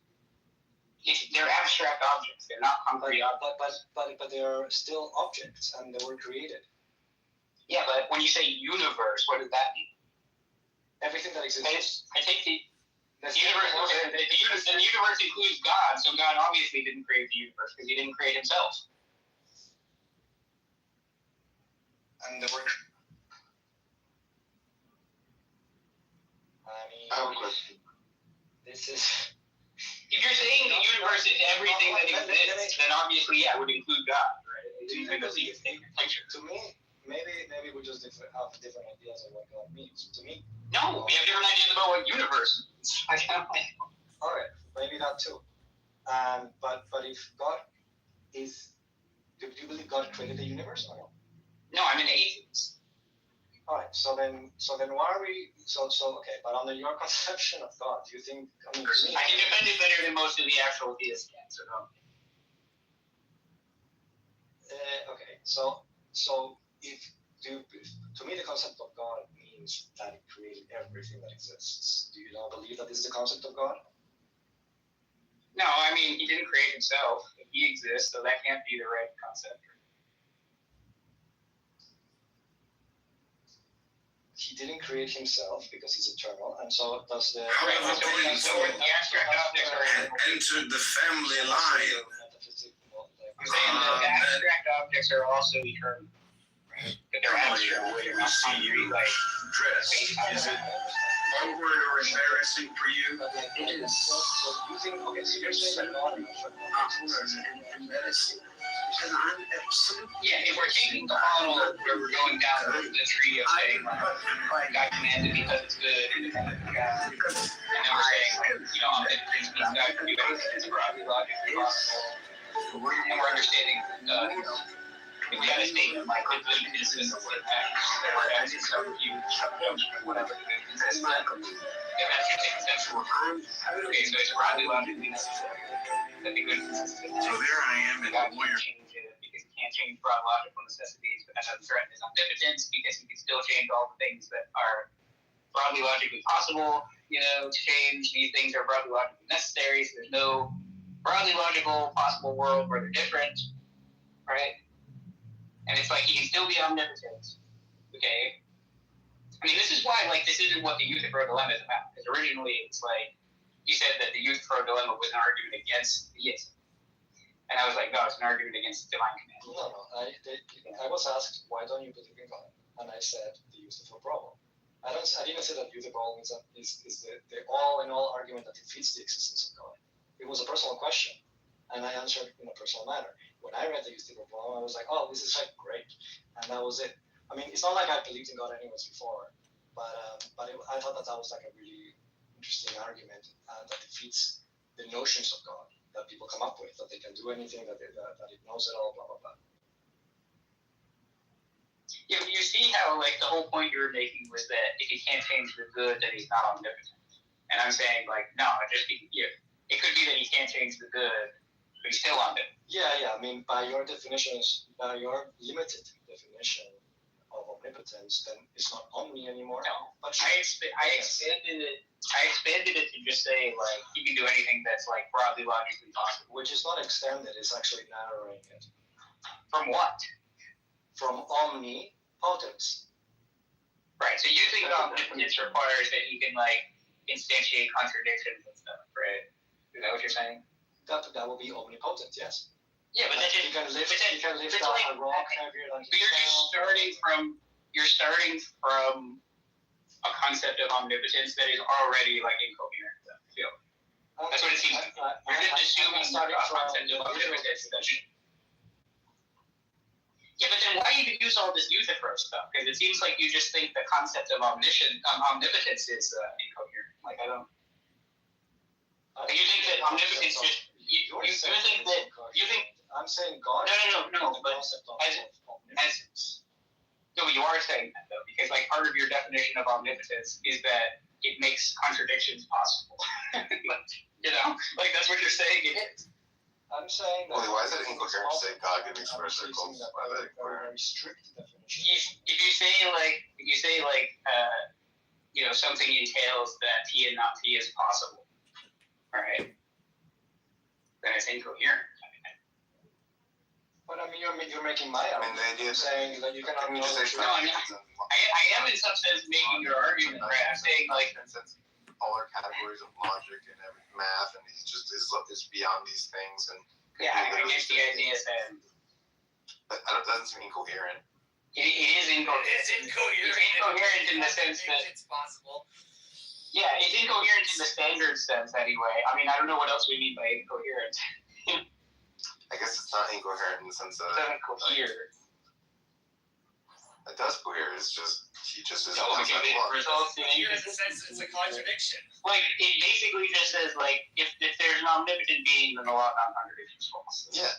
It's at the very least like now like you could have like a fair consistent solution to that or something, right? But it actually gets tricky with this because. Again, I think it puts your modality there. It just has there's nothing that's necessary, right? Yeah. It's an unbounded modality, so like every statement is so anytime you put the diamond out front of an expression, it's true, right? Okay. And then you just like don't have a logic that way. Like I don't know. It just seems completely crazy. And that seems strange, but it doesn't seem like it's like a incoherent thought. I don't know. Wait, what do you mean by incoherent? It's literal gibberish, then yes, it's not literal gibberish, but it's incoherent in the sense that it's contradicting. Right. Yeah. It's not. I don't think it's gibberish either. Like I'm just saying, if it were gibberish, A contradiction is by definition not gibberish, right? Because it has to have propositional content. Yeah, like if it were gibberish, I wouldn't be able to say all this stuff I'm saying. I'm saying something more than it's not just. It's more than just. It's not. I'm not saying it's gibberish. I'm saying that like there's a real sense in which there could be a being that transcends logic, transcends like math, transcends everything. That like these are like laws that apply in all of these. Like, well, what is the could then? What modality is the could? I don't know. It's the transcendent modality. Yeah, again, it's like transcendent. I've thought a lot about this actually, and I think it's an interesting question of what happens when you have an unrestricted modality, right? Because like basically a modality is defined by what you hold as necessary, at least as far as I'm concerned. That's the best way to think of it. Modality. If you're just talking about a modality that's like I would just say it's like a trivialist modality where everything's possible, all right? It's not very useful, and it's not clear how you go from that back down to a useful modality. You know, it's just like why would we define our concepts in relation to that? Yes, epistemic modality. Well, Deepak, you just hold your horses. I'm not to mute you because there's no such thing as my views. Now, I just wanted to say. One question though. It's more of a rhetorical question. Andrew, assert your authority right now. Yeah, stop your nonsense right now. Assert your authority, Andrew. I just want. Andrew, well, look, it's just a rhetorical question. I don't need a response, and ideally Mark would be here to hear it, right? But he's not. So I'll just say this: like, why, if God created if God created the universe, then why is there? Okay, thank you, Jorge. Jorge, how is Rodriguez doing? I haven't seen Rodrigo. Sorry, haven't seen him in a while. Jorge. Sorry, what were you saying? Oh, I said, how's Rodrigo doing? I haven't seen him in a while. Rodrigo is in the audience. I haven't spoken to him. Oh, well, that's Rodrigo. Come up here, you crazy old you. But Andrew, I think you should. Yeah, look, let me just say something. Sully was very dismissive. He's kind of like, he does this thing, like he's actually like you. Did you No, but me. Stop. No, I said you. Definitely did. I heard it too. Wait. Here's the thing, Sully. Are you saying you don't have the utmost respect, intellectual respect for my friend Rodrigo? Sorry, brother. No, I didn't say anything like that. Sorry, friend. Okay, watch your mouth. Okay, Jorge, just I actually do respect Rodrigo. I just find him I like. do not. Okay. But he's a smart guy. He's smart and like an interesting fellow. He puts me to sleep a bit. Well, yeah, he's auditioning for the app Calm.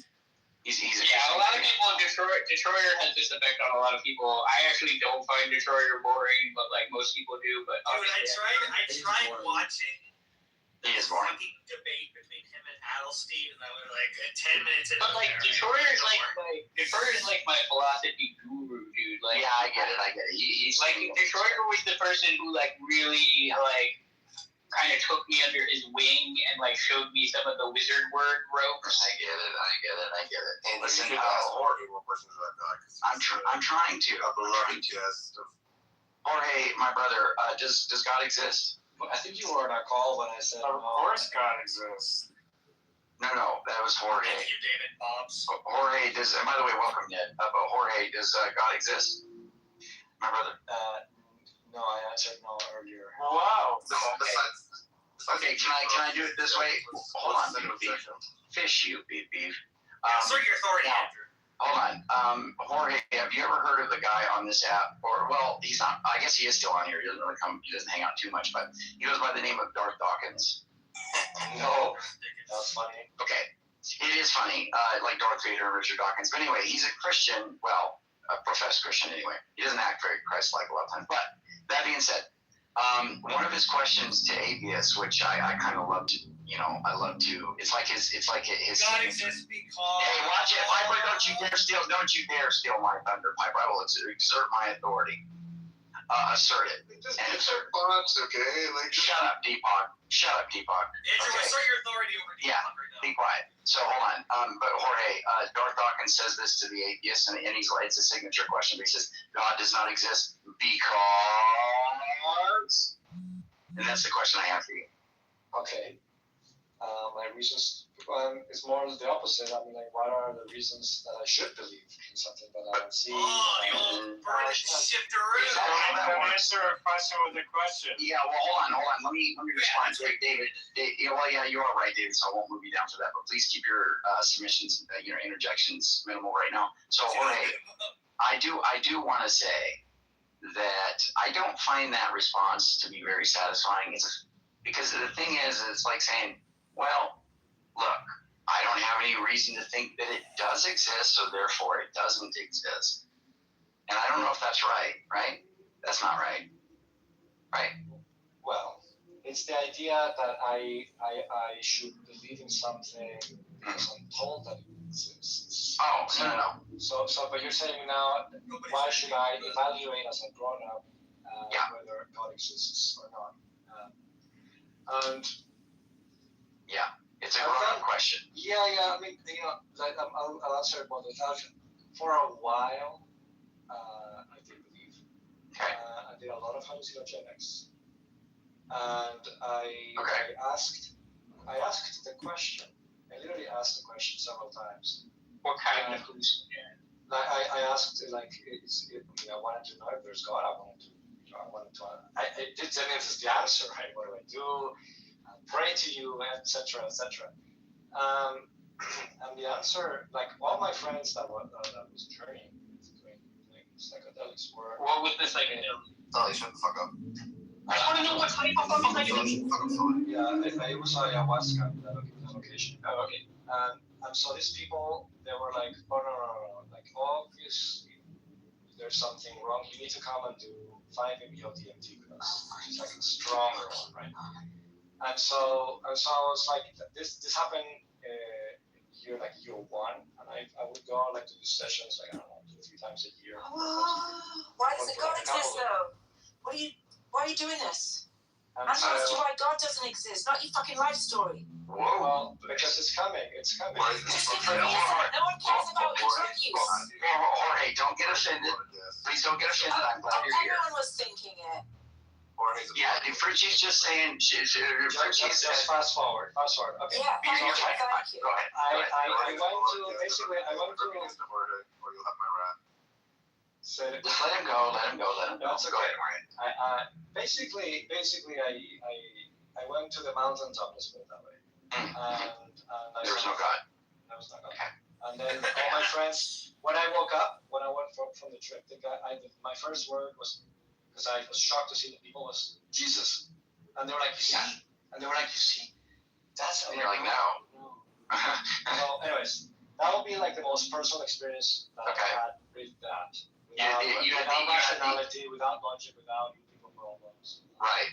You had the non-inferential experience of a non-God. Correct. Right. And then they have like, it's an instant.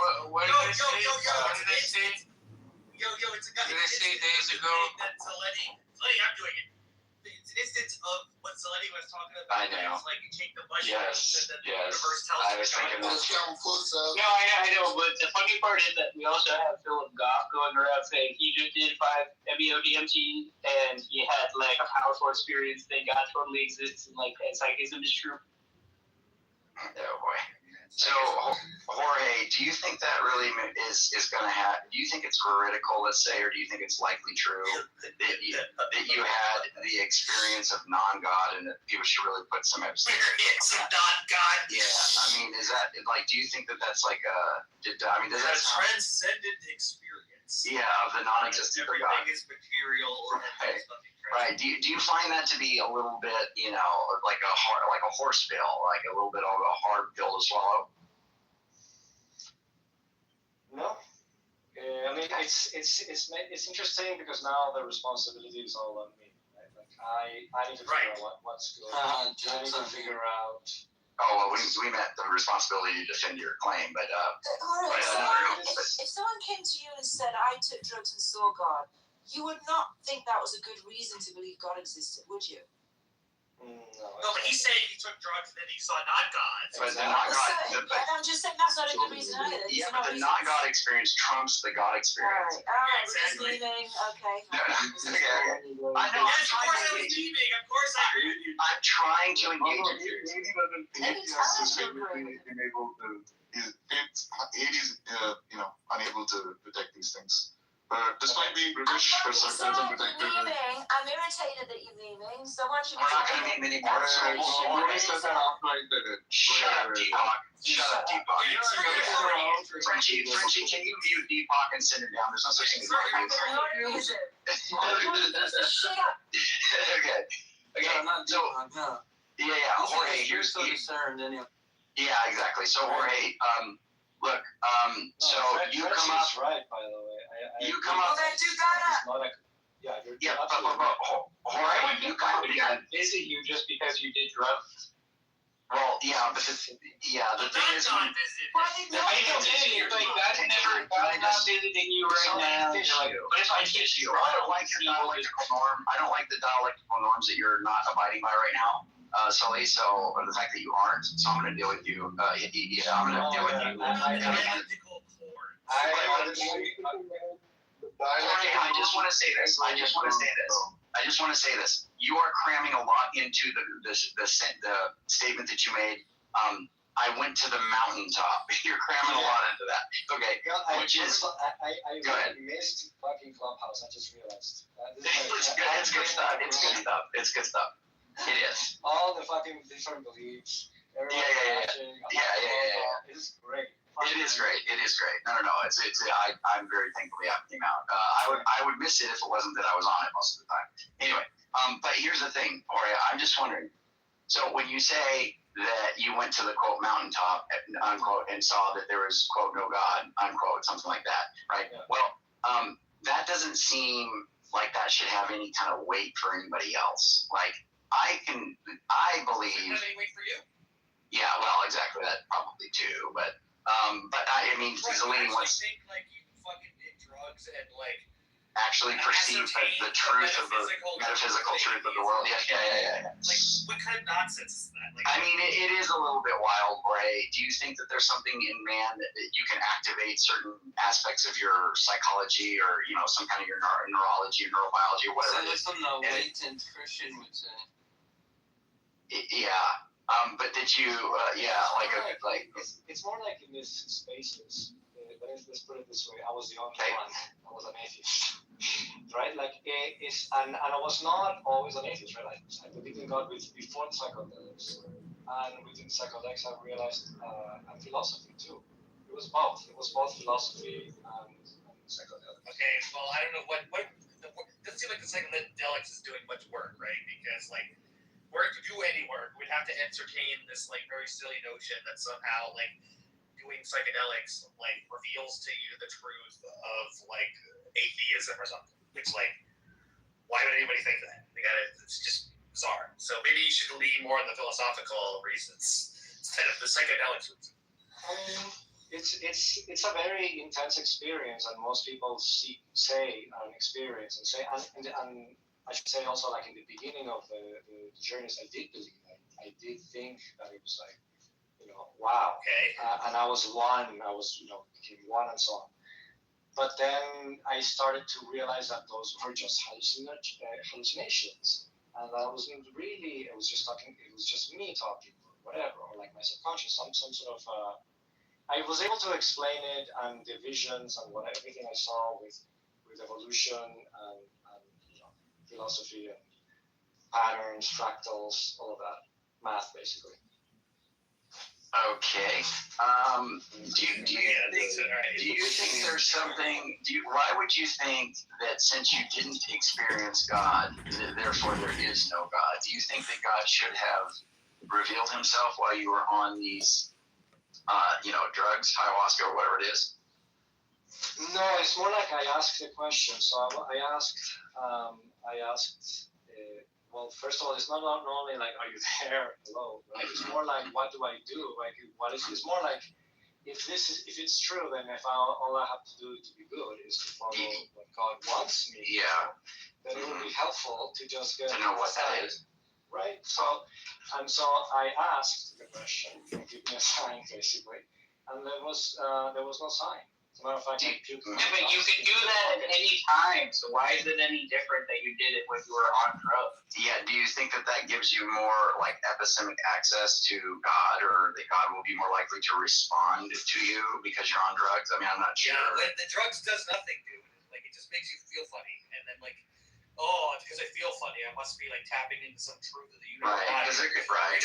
You're just all that's happening is some chemicals in your brain are going burr. It's not telling you anything profound. Right, because you could have all these latent like beliefs or not necessarily beliefs, but like ideas that have been floating around your head, and some of those could become very real to you while you're on hallucinogens. I haven't been on hallucinogens. I know.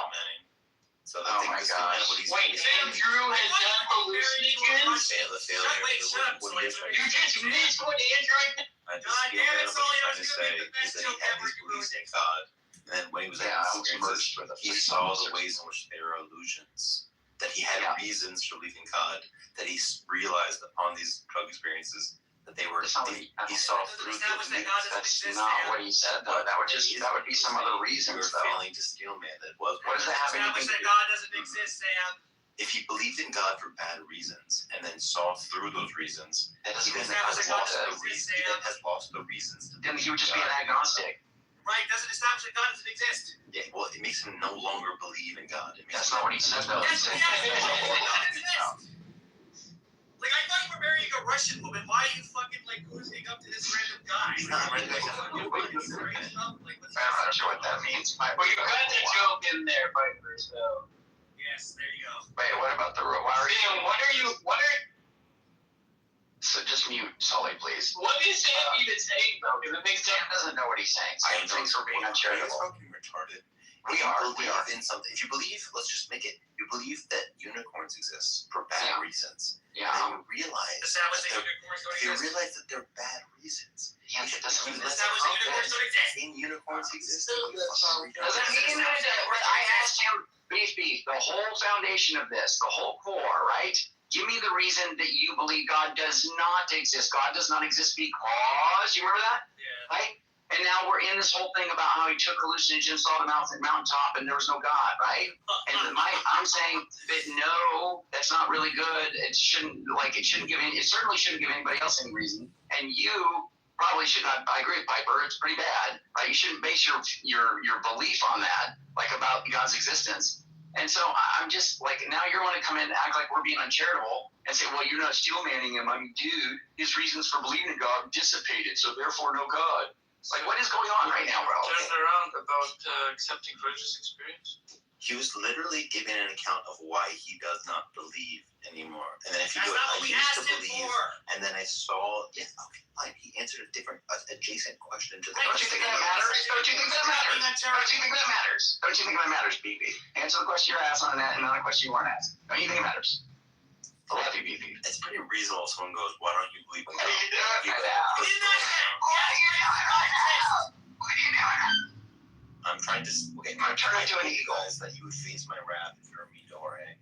He's just feel man what he's trying to say. Is your wrath just like toxic charitability? Is that what your wrath is? Yeah, because you don't want him to think it's That's not the question they asked him. They didn't ask him, why don't you believe in Oh my God? God, he asked a slightly adjacent question. Oh no. slightly adjacent. It's a different question entirely. Yes, and what's meaningful for the dialectic, right? I mean, is that he like doesn't just say, oh, you know, I mean, he can do the agnostic thing. That's fine, but that's not real.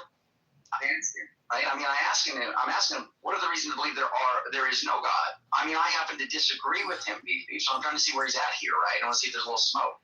What's going on? Yeah, Sam, stop trolling Andrew. You know that I'm not anyway trolling. So yes, you fucking are. He gave it. No. So he gave you the useful thing. You guys debated that for a while. Then he was asked, why don't you believe in God? And then instead of, he gave you a personal explanation rather than a, like, I don't know, philosophical argument. Now you go, okay, I don't want that. Now we can continue the conversation and say, okay, Jorge, what's a philosophical argument other than the youth forum when I mentioned for why you don't believe in God? And we can just continue the I conversation can ask rather this. than freaking out. I hear what you BB. I'm not freaking out. I'm not freaking out. It's more like this. How does your experience show you that there is no God? Yeah, the point was his argument with Doug. Yeah, how do you experience no God? That's what I want to understand. Like Sam, the theist hypothesis doesn't predict that, like, if I take ayahuasca, that, like, Yahweh will talk to me. So how is that evidence that Yahweh not real? That, you know, I did ayahuasca and he wouldn't talk to me. No, I think that a lot of people do Sam, personal Sam, let me help you. is in fact like a conduit to the divine. So it's not like you can't just a priori. I mean, it is a possible hypothesis. Let converse Sam. That's why. Let me converse Sam a little bit. Sam, I said this. It could be a conduit. We can just ignore that for a second and just say he was just telling you that he saw through the illusions. Well, we appreciate that, but that's not what I asked it. It's not working, Tim. All right. Yeah, go ahead and simple. I'll simple. Okay, because the thing is like there's an expectation generated, right, based on all these experiences that he's supposedly going to have one, right? And he goes up there and he doesn't have one, right? So it disconfirmed the hypothesis that if he were to do this, that he would have this experience, right? Evidence. Which is not what we asked him about. But I mean, the point is that just there's no reason that expectation, if there is any, is an exceptionally weak one. Right? It's like saying, "Oh, I believe in God," and then I generated some reason. I predicted that, like, if God exists, then I raise my hand, like God. Yes. Or if God exists, He will speak to me. Look, if leprechauns exist, then I would expect them to live in life. Yes. There are no leprechauns. No. If God exists, He will speak to me while I'm on the toilet, and only while I'm on the toilet. And if He doesn't, God does not exist. Squeeze it out and dug it. Oh my God. I didn't want to go that far. This isn't his only example. Okay, all right, let's give Jorge another chance. Do you guys really think that the leprechaun hand raising thing is equivalent to you took psychedelics and you had some expectation that you would have some conduit? I mean, a little bit, yes. Yeah, because you had a misunderstanding. Because Sam, the point is that I try to phrase it like this: the theistic hypothesis is the thing that generates an expectation. Yeah, I think that's good. Okay. I said it was Okay, good. thanks, Andrew. I agree with you, Bishop. I don't care if you're going to I'm gonna mute you. I'm gonna mute you. All right. Calm down, Andrew. Look, okay, so like the theistic hypothesis isn't the thing generating the expectation that like if I take ayahuasca and ask God to talk to me, you know, I should expect a response. Yeah, we understand that. This is like the You might have some other like mistaken belief that would happen, right? But like if you, that's not what he was saying. I think he just took it as though like you were asking him like, why doesn't he believe? That was not what we were Okay, asking him. well he misunderstood. Can somebody sing the? That's why you were criticizing him. Yeah. Actually, I can throwing swore. Yes, I am. Your life is not your life is not a means for progress. That is what We'll get this replay back. I'm pretty sure if we look back, Andrew, somebody asked him, why didn't he? No. Oh my God! Everybody be quiet. Look, Andrew specifically did the contract because. Then there was another point. I think Converse is right about that. Why did that even change the fucking? Why did that change anything? It's still not a good reason. Well, maybe, but then the critique is just that like he was like, you know, he was irrational, right? It's not that this is not a. It's not that he's not dislodging the story. Remember, it started off with the very long version of the story that he wanted to cut short, right? So it's like, and somebody mute Sully, he's cutting out. Okay. Cutting out, why do we need to mute him? Okay. Well, just mute him anyway. Just yeah. And suddenly I'm about to mute you, even though your mic is already muted. Oh, shoot. Social birds. Why didn't he like that? His like experience. Ask him for that. I think Andrew did though actually. Okay, look. If that happened in Deepak and Converse, I understand what you're saying. You're saying like he's saying the reason he doesn't believe. This is like the final. That's not the same. Right. He's saying I don't believe because I had this accident and it wasn't that, therefore I don't believe. And I thought, okay, fine. And his expectation was teaching that. And that's what Deepak's saying. Maybe we do that. Yeah. Right. I get what you're saying. I mean, I do think it is pretty stupid to be like, if God exists, then that must mean I must be able to contact him by doing this. Just critique that. But what they're trying to say, what these little simps are today. Since race The way you were telling the story sounded can like be a factor in. you wouldn't disagree either, right? You just saying this is how I came, and then later like I learned some. Yeah, no. I mean, all of the critiques are absolutely. Oh, valid. is it I was dying laughing. the sex also?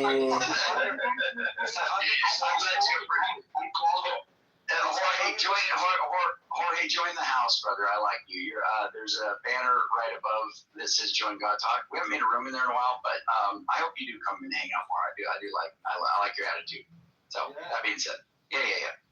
Not to mention you're like a superstar, so maybe you can like get us in with like some big people. You know, like I don't know, like Donald Trump or something like that. That'd be cool. Okay, that was fucking racist, Andrew. How's that racist? I'm not saying. Well, I say you said that because it being important. Okay, but also, so the two charges are true. That my reason to not believe is just it's nonsensical. It's just. With social barriers, sometimes is Chicago not spending enough on LGBTQ grants? Since race can't be a factor in taxation, the sex also not protected and overridden by the individual? Because you were asking the question right after I took a shit. I just like need to smoke my and so I was stoned and I went into a spiritual fucking monologue. I love the honesty, brother. I love the honesty. So look, man, some of us can take a hit and not do that. Yeah, but I'm not sorry, bro.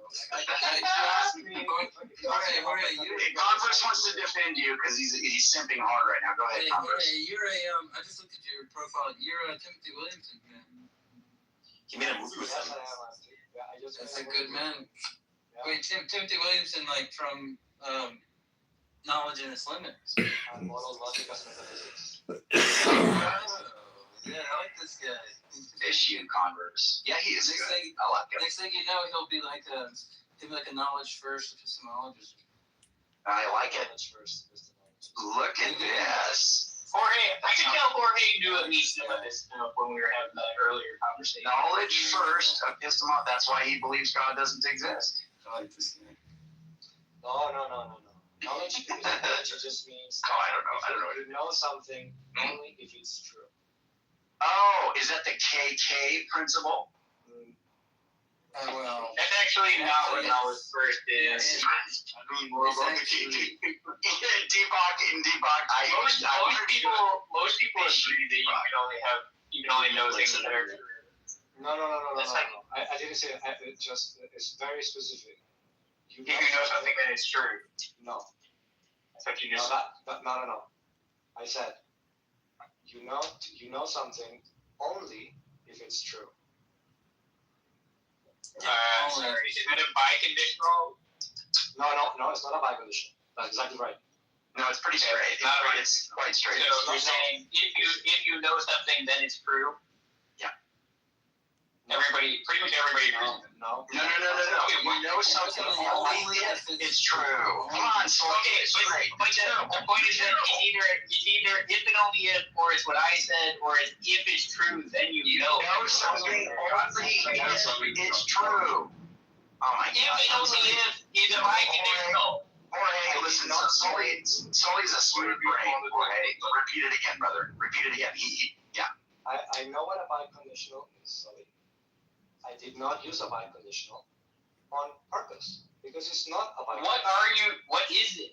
What is the form of the thing you're saying? Because I don't even understand. It's an arrow. What is the formula like if I write the arrow? A material conditional? It's just it's a conditional that goes backwards. Actually, you know what? As a matter of fact, good point. I asked this to Williamson because I didn't. It's interesting, this fucking book that I did the movie about. Like I thought I understood it. I kept learning about it, especially, and this was one of the lessons that I got. That the biconditional goes both ways, and the other one goes one way. And this one does not have a fucking name. Which way does this one go? Backwards. What to what? No, but what? From the arrow is pointing from one thing to the other thing, so it doesn't matter if it's backwards. Hold on. From truth to knowledge. So if something is true, then you know it? That's crazy. No, that's not what I said. Yeah. You keep changing what I say. I don't understand. He's a smooth brain. All right, repeat it one more time. I think he got that last part wrong, but like what he said earlier was perfectly fine. It was just like, he just said like if you know it's true. Yeah. But if you know it is true is trivial, and that's not specific to knowledge versus if it's true. We're not getting it. Okay. Let's take a step back. Okay. Why did first knowledge first epistemology come about? You guys remember the Kitover problem, right? Yeah, I know. I know what it is. How much in grants in Chicago and Illinois spent taxpayer dollars on the problem is like how many bricks does it take to call it a wall, and how many pieces of sand is it to call the heat? No. Okay, thank you. That's true. All right, so let's repeat it again, Jorge. Oh, you want to set some more conversation? Yeah, I'm trying to let Jorge go. Jorge, go. I know you're getting interrupted once, so go ahead. Let me illustrate with an example. Use crayons. Use crayons for Sully. Yeah, use crayons and go ahead. So the medievals did not know that the Earth was flat. They thought Well, it goes back further than that, but fine. But they didn't know it because it's false, right? Correct. Right. But that's not unique to knowledge first, is what I'm saying. That's something almost everybody agrees with. No, it is unique to knowledge. Okay. Truth being one of the conditions of knowledge is something that almost everybody accepts. No, because the Kitover problem proves it wrong. Like, it's true, but you didn't What? Oh my God. Kitover is trying to show that JTB is insufficient. Or is this just not that truth isn't necessary. No. What the Kitover problem shows is that if I look at the clock and the clock says 2, but it only. Dude, I know what the fucking Kitover problem is. I know what it is. Well, then I don't understand why this is not coming through then. It's supposed to be a counter. Oh my God, Andrew. It's a counter example to the fact that something can be true, that it's 2 o'clock, and you No. not know it. No, that's not what it was. That is what it How much in grants for Chicago, Illinois, for There's an LGBT? older definition of knowledge, right? Which is JTB, I understand. justified through really correct. And Gettier is trying to say, here's an example of a JTB that doesn't count as knowledge. Correct. Right. Which is what I'm That's saying. but what I'm saying is that almost everybody still agrees that if you know something, then it's true. Right? Knowledge first is about saying that knowledge is like primitive. Right? That it doesn't have an analysis. Oh my gosh, something silly. It's fundamental, yes, not primitive. Fundamental. Well, when I say primitive, I mean semantically irreducible. That's what I mean by primitive. Yes, but it is the same thing. Okay, so let me so if you know it, it's not that if you know it then it's true. It's if it's know it only if it's true.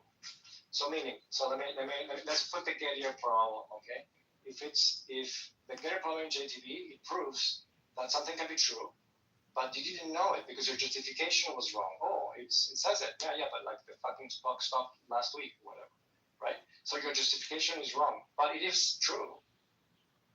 It's true, but you did not know it. I know that.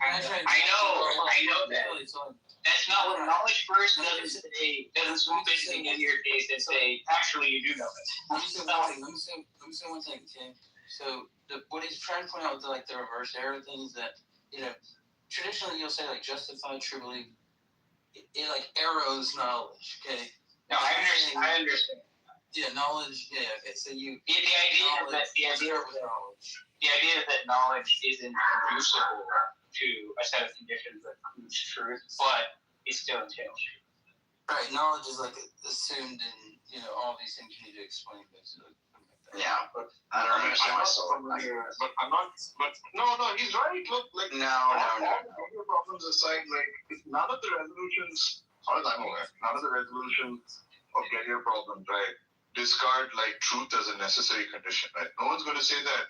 Oh yeah, you can know things, if they're not true. At least accounts that start with JTB and then acknowledge Gettier as a challenge to it, right, aren't going to be what? This isn't saying that true belief, justified true belief, any of that stuff is a prerequisite for knowledge.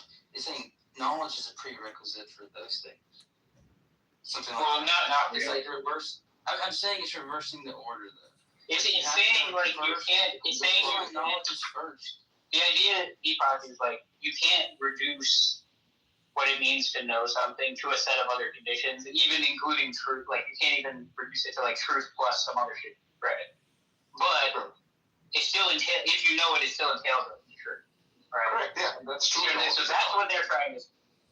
That conditional is true in all these accounts, but the difference is that a lot of other accounts think that knowledge is semantically reducible to a set of other conditions that include truth, whereas knowledge first is saying you can't do that, but you can still affirm that it entails you. Yeah. I mean, yeah. Okay, so just stop all this. And then for some reason, Jorge, you're talking about it going both ways, and Sully's quite happy with that. I don't understand why he's not getting this. It doesn't go both ways. Nobody thinks so. Okay. Nobody thinks it goes both ways, because then it would just be if something is true, then you know it. Right. Jorge, is Sully misunderstanding you, or does he understand what you're saying? No, I don't think he. You're still. You obviously know all of the concepts, but there's still a gap. Yeah. But it's also, it will click in a second. Yeah, they're all jumbled in his head. It's like that game Boggle. What's the gap, dude? Tell me what's that take it. Yeah, the gaps in your understanding. Jorge, I've been trying my luck to defend you. I don't know what you are saying. Thank you, by the way.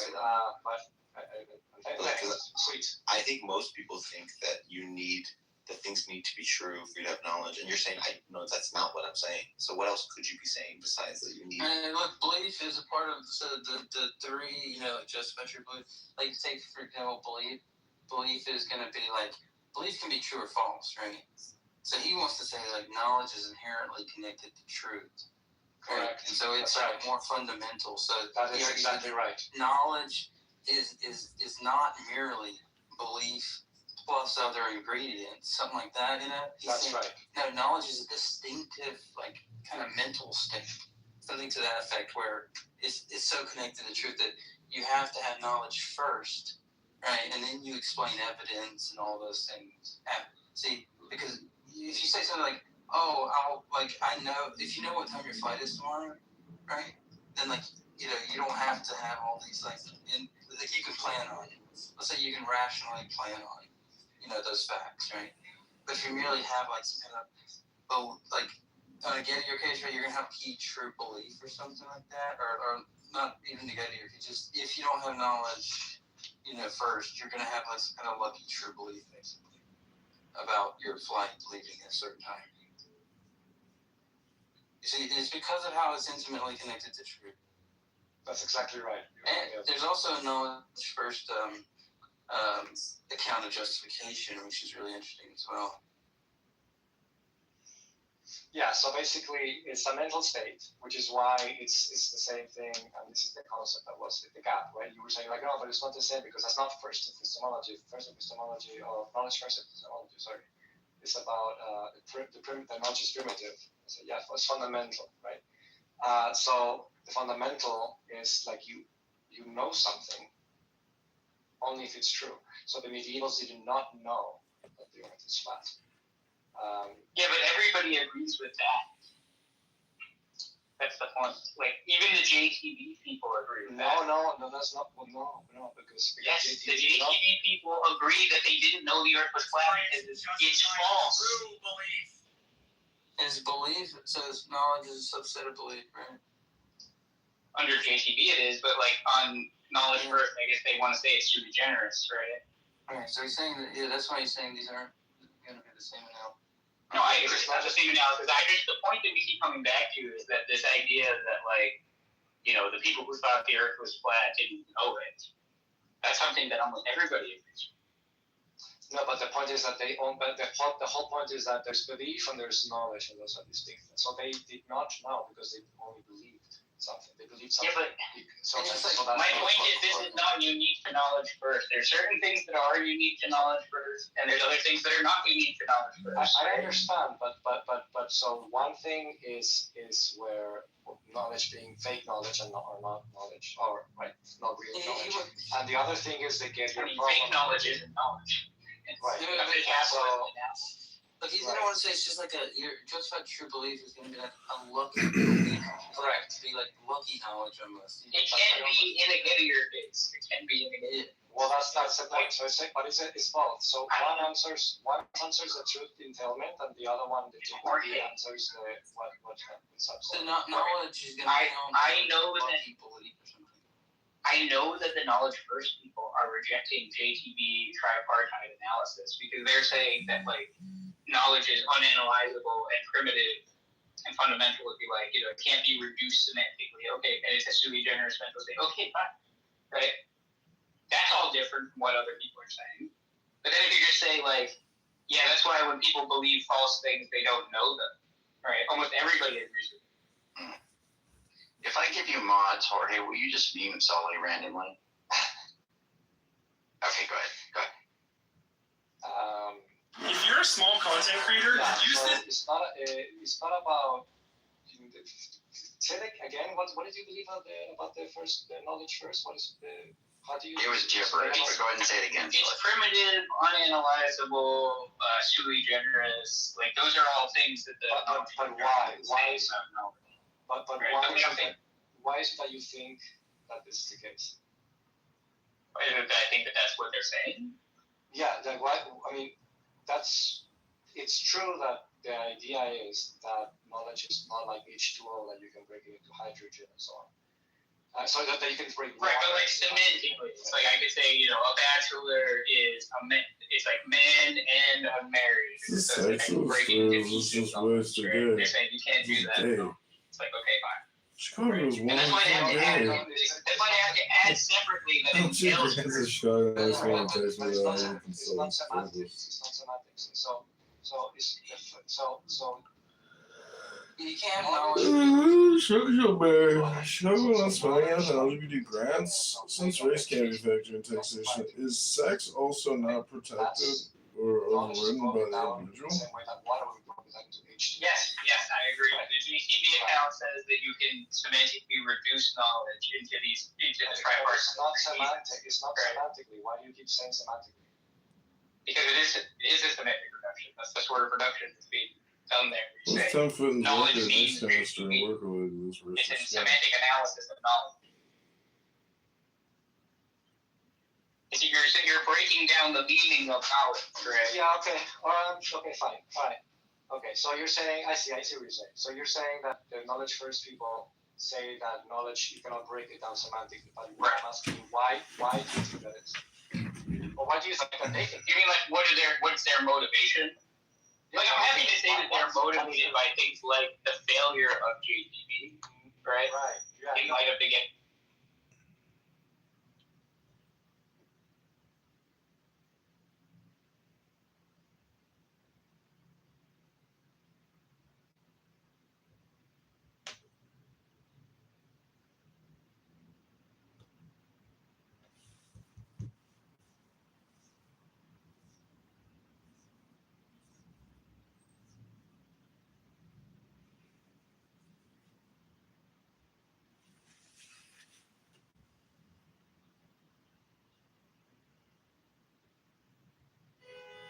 Like with you in the primaries, you can't vote for that. You won't get that ballot.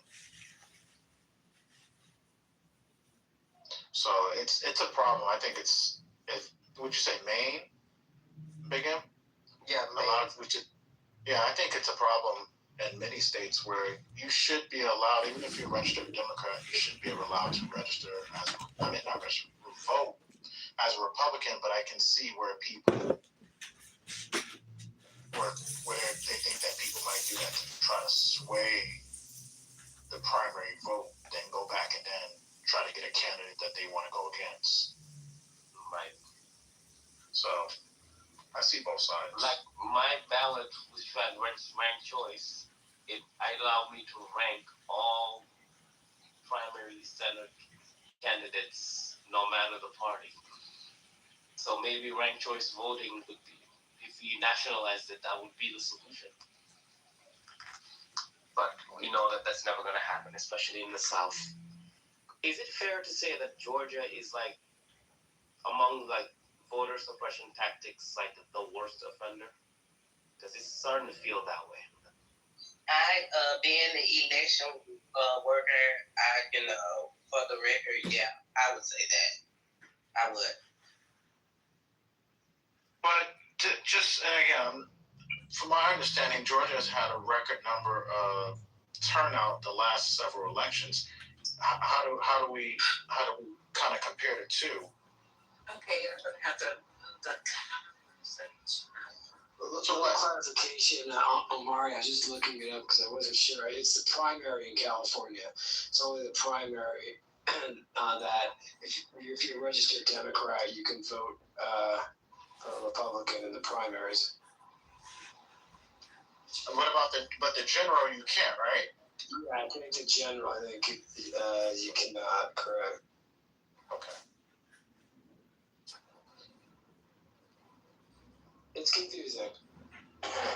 Well, what did you want? What did you? Because you're not home yet. I don't know if you wanted to start off with maybe a clip. Did you want to start off with maybe the election thing? I mean, with the 15-point plan, the deal. I want to start off with the 15-point plan. That's going to lead to put it.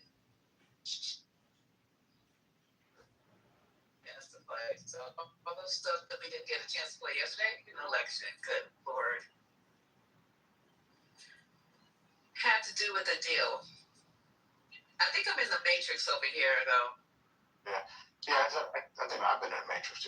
Does anyone have again, I want to play a neutral clip. Has anyone heard any news, any particular newscasters today talk about the 15-point plan? Yeah, I think I got a clip that kind of summarizes. It's kind of boring though, because it's more from a business standpoint, but if you guys, it talks about kind of the financial aspects of it. Yeah, whatever. I mean, does it go one through, like, does it talk about it? And they focus more on the economic compensation to Iran. Okay. Yeah, let's see, because that's really what we're talking about is the 300 million, the 95 million, whatever, the billion, 300 billion. So. All right, the source is Business Week. I'm talking about the deal. Right here.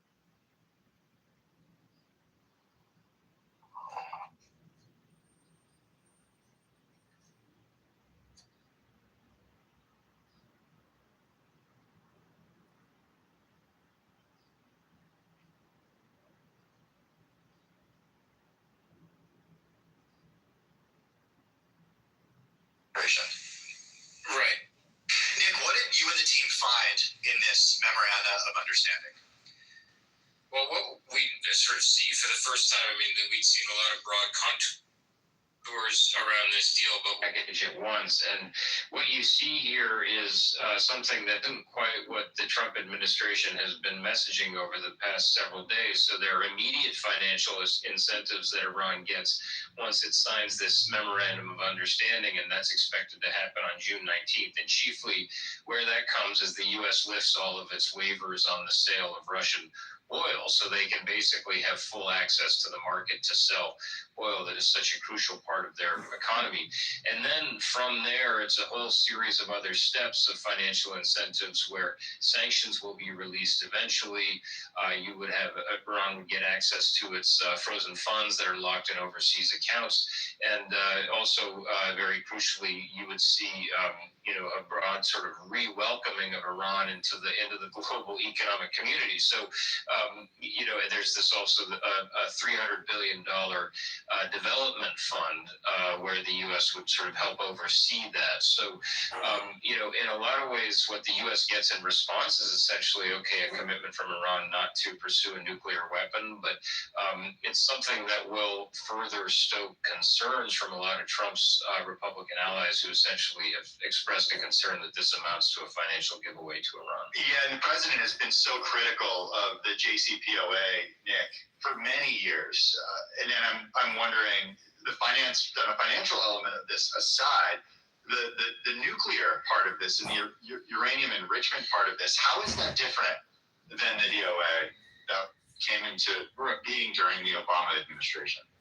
Right. So, I mean, what President Trump is essentially trying to do here is argue that the JCPOA put time limits on Iran's ability to enrich nuclear material and put various constraints on its program, but didn't ultimately prevent it permanently. So there were certain limits on Iran's enrichment capacity, for example, that came off after a certain number of years. So what he's looking to do is essentially put a permanent stop on that ability. But this memorandum of understanding is not the place where that will happen. So as the memorandum makes clear, it starts the clock ticking on a 60-day process for bigger negotiations that would address a lot of those details.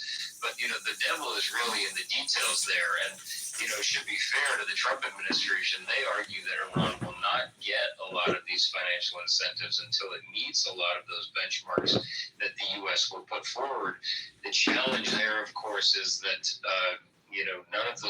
none of those agreements have been settled yet. There's no indication that Iran will commit to what the U.S. wants. But in the meantime, it is getting access again to the oil market, which will be a huge, huge financial boon. I mean, the sanctions on Iran have been in place for a long time.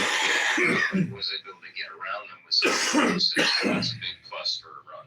Who's in the driver's seat? I asked Nick because if Iran at some point just says, I don't like this, I'm just going to close the Strait of Hormuz again, right? Like, they have that power. They've learned, right, in this incident or this war, that they can do that and kind of shut down the world. So I feel like it sounds like anything could happen at any time down the road. Well, I mean, Iran certainly has a better understanding of the degree of the leverage that it has in terms of being able to shut down the strait without a lot of assets, because you don't actually need to attack a lot of those ships. You just need to make shippers understand that it's too risky for them to go through the strait. So it has a lot of leverage there. Should be said on the other side, of course, and one of the reasons why Trump's supporters in Congress, Republicans, are saying, hey, this might not be so bad, is Trump can bomb them again at any time if he wants to. He's just shown the willingness to attack Iran before, twice, and his supporters say, listen, if these talks drag on for too long, you've got that 60-day limit, he'll just attack them again. So you do have a situation where both sides do have some leverage. Of course, the issue for President Trump is he really wants this war to go away, especially with the midterms coming up, because this is such an unpopular conflict. Right. So he's going to be reluctant to do that bombing campaign again. Which makes me wonder, though, if he's also been on the phone. We know he has, or he's certainly been pretty vocal about Israel, right, has its own mission, and we've seen the continued bombing of Lebanon. If that isn't put to an end, is this all at risk? Very much so. I mean, the draft MOU that we have says in the very first paragraph that the two sides agree to end their war, including in Lebanon. Of course, the issue there is that the U.S. isn't at war in Lebanon. It's Israel that's going after Hezbollah across its border. Israel is not a part of the U.S.-Iran agreement. So a lot of that will really hinge on President Trump's ability to get Benjamin Netanyahu to do what he wants. And of course, recent weeks have shown very clearly that President Trump doesn't want to get his way there. After Hezbollah, even if it makes things complicated. What did For President Trump and upsets Iran, and that's been why in some ways this has taken so long. Now, so a lot of question marks here that we're going to need to be sorting through in the weeks ahead. Justices extradition for that was business. More often, however, this. I'll see if I can.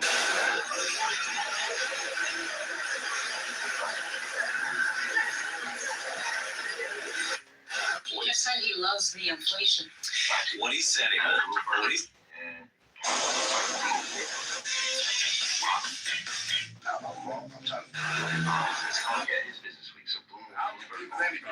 If you're competing, you're not creating. If you're creating, you're not competing. You're dealing with an infinite source. Why would you compete with anybody? Yeah. Money is just used for two things. It's used to make you comfortable. And if you're comfortable, you will be more creative. Other use of money is to extend the service you render far beyond your own presence. I'll compete with anybody. If you're competing, you're not creating. If you're creating, you're not competing. You're dealing with an infinite source. Was interesting because the View had they had a lot of questions for did she leave?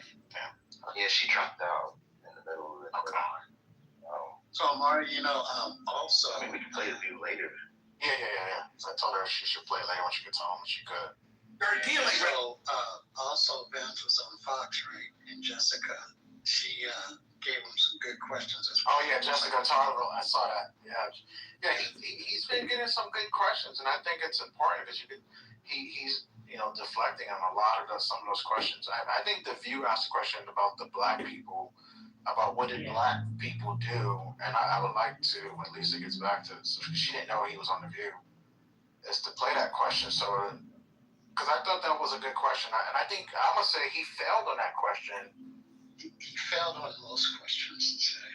Well, I would say on that one question, really. So he failed miserably to me on both questions. PLPE?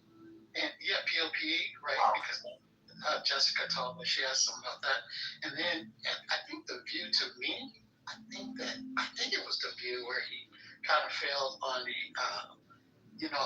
leak of the Situation Room. Yeah. When we were strategizing about Trump with the Epstein files. So yeah, because he said it was a conspiracy thing. So I guess did anyone else watch JD Vance? He was doing he's selling the books, or when people selling a book, it hides how they make. He's selling a book right now. He got a new book out. Yeah, he has a book. It's called. What's it called? Communion, I believe. believe, and it talks about his faith and his family as a Catholic and stuff like that. So, it's just He's a high. releasing it kind of early, ain't he? It seems like it, but I wonder if he's doing that because he feels like Rubio was getting so much momentum and he's trying to like slash it. Yeah, maybe.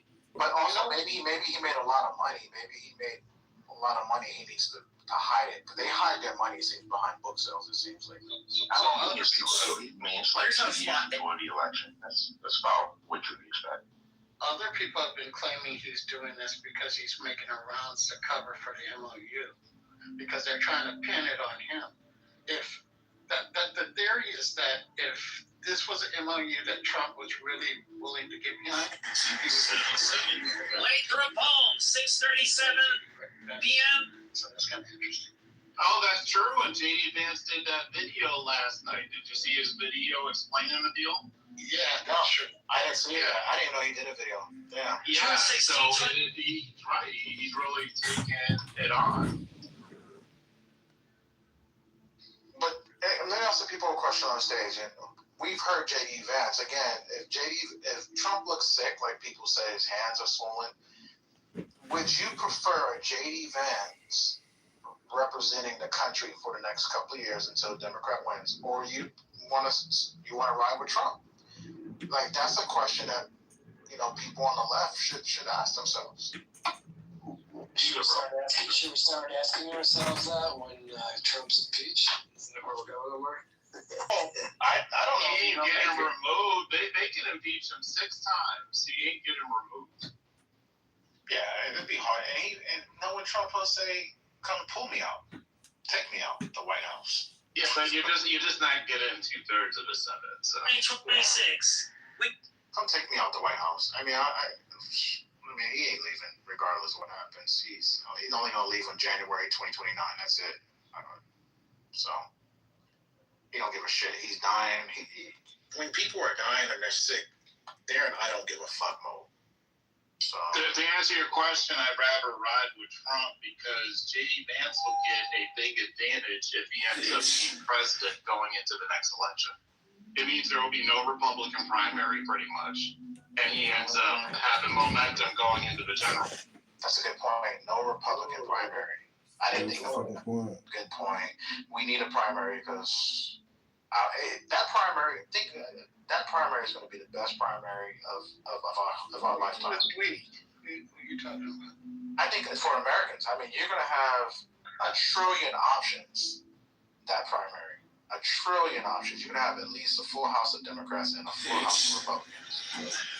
No, I take Omar's point. It is better for America that the Republicans have a primary. Demonstrated its.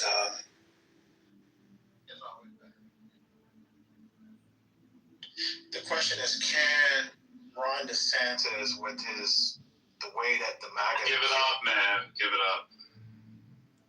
You don't think he can do? You don't think he can do it? No chance. Like he would be fortunate, really fortunate, just to win Florida. Okay, how about women? What women are going to be in the top of the Republican Party? I don't see any because Nikki Haley's day is past. She took her gamble last time, right? So her day is past. I can't see anyone else who would. Sarah Huckabee. Nah, she ain't gonna win those states like that. Okay. She might make some noise in Iowa, but that's. And it's just a conversation, and then we'll go to Josh Hawley, or even Hawley could make some noise. Yeah, he could make some noise potentially. Okay. Now the left, I think you guys are all drooling over Newsom. So I think that primary is over. So he said the primary is over. Omar, honestly. Don't sleep on Harris, like she probably will win South Carolina, and that's going to be the first contest. So don't sleep. Let me also say that Omar, like it's just like we all put up AOC. We're kind of off of Newsom. Newsom was good for fighting Trump initially, but I think that the sort of moved away from him. I'm not saying he's going to be in there, but he's not the front runner. I don't think we have a front runner right now. Okay. Fair enough. The last poll had AOC up, the Atlas poll, and they were the most accurate election poll in 2024. I wasn't gonna say that because they get mad every time I bring that up. Yeah, but what about the goo? Right? Anyone in the goo? Who? If you're in the goo and you can type, just who do you think would be on the left, or who do you think would be on the right? I see Ali, Ronnie, Sai. I don't know. So yeah, I mean, we want to hear from people.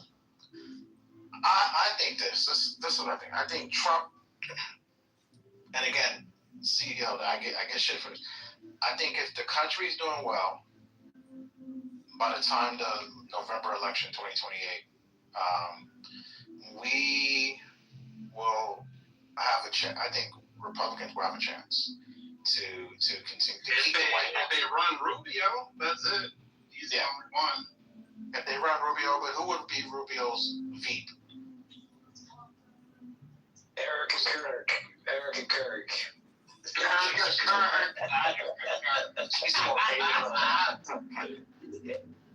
I think people assume that the White House is in the bag for Democrats. I think because of Trump's so bad, he's so bad right now. But I would say they're correct at the moment. Rubio's going to have a foot problem. He's not going to be able to make it. He can't fit those shoes. Well, it's a matchup thing with Rubio. So if Rubio is going up against Newsom, then he can make the argument that he's the more normal candidate.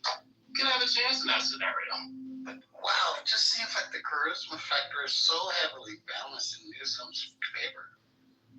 Yeah, but Rubio, did you hear that thing he said a few weeks ago about America and he got all that push on social media for it? He has a way with words himself. Yeah. Boy's a smart guy. Yeah, that's what he's got going for him. He's got the Latinos. Latinos might just say, "Fuck it," just be on code and say, "We want America to have the first Latino president," and they might just get on code, and that would be dangerous. Fucked up a Latin country, right? If Rubio wouldn't have sold his soul, but Rubio wouldn't have sold his soul to MAGA, I think he definitely would have been a strong candidate. Nah, I think his visibility as Secretary of State has made him a lot more viable. So I gotta disagree with you. I don't disagree with that.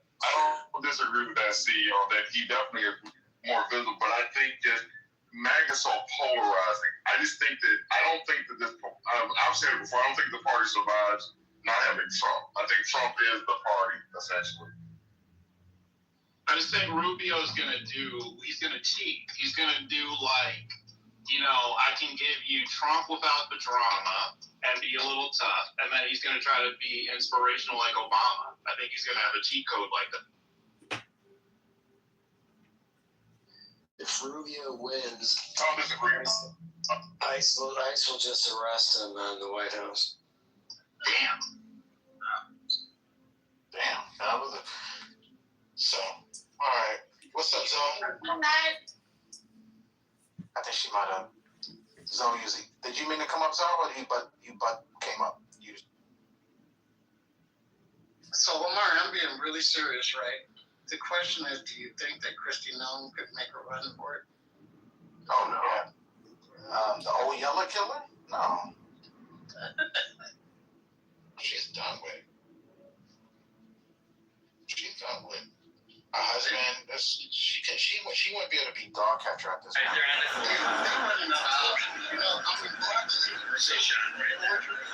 That shit is crazy. Y'all hear about that? Who? Todd Blanche. You get news from the underground before any of us. So No. Your news is like 3 days early before we get it. So you got to let us catch up to you.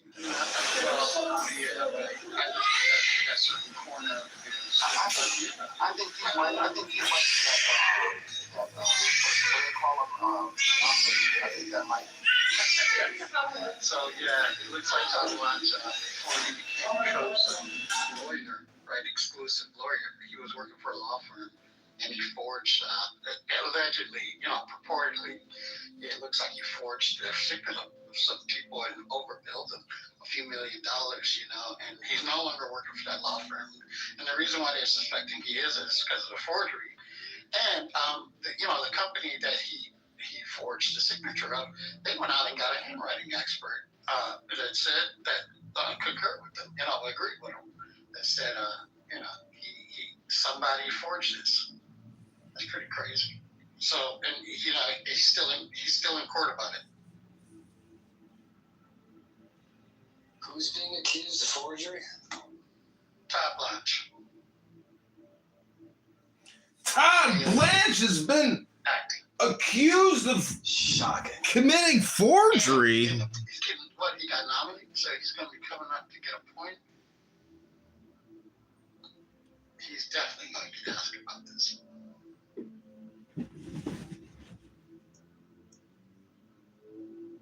And real quick, so while we're waiting for Misa to come back, and she should be back, start this flip to the view here, Mr. You talk about it, kind of stop it, similar with 3 to 5 minutes, and then let's see what the fuck he says here. If you always see somebody on TV, you just see their, in my case, giant heads. Hindsight's all I have. That's right. We got the table of big heads here. So this is a show of MAGA Republicans, right? That's what my media team is. Good. Well, we'll find out. I think you have the first question. Yes, Mr. Vice President, thank you for being with us. Now, you came into office with clear momentum, but when I talk to my friends and family who supported you and the president, still support you and the president, one issue comes up time and time again, and it's the economy. Inflation's up, wages are down, gas prices are starting to drop at news of this Iran deal, which we will get to. Sure. What can you say to voters who trusted you to lower costs on day one, and will they be satisfied by November? Well, I think it's ultimately up to the voters, right? I think voters have every right to expect as much as possible out of their elected representatives. We certainly know that we were elected on a number of mandates. One was to close the border, which I think we've done successfully, exceeded expectations there. Number 2 was to lower prices, and there's a lot of work to do, in large part because of what's happened over the last few months in the Middle East. But as you said, oil, which got up to $120 a barrel, now is at $80 a barrel. That's going to be reflected in lower fuel, lower food, lower energy prices.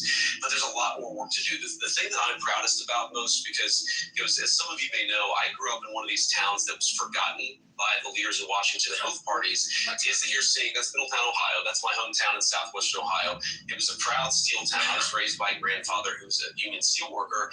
Is that those jobs disappeared. Those factories closed down. The thing that I'm most excited about is you do see a large amount of capital investment coming into our country. Site-built construction jobs are way up. Manufacturing jobs are starting to catch up. So there's a lot of work to do. I think that we're making progress, but ultimately we're going to make our pitch to the voters in November, and they're the ones who get to decide whether we've done a good job or not, and that's how they're going to vote. Okay. So, President Trump.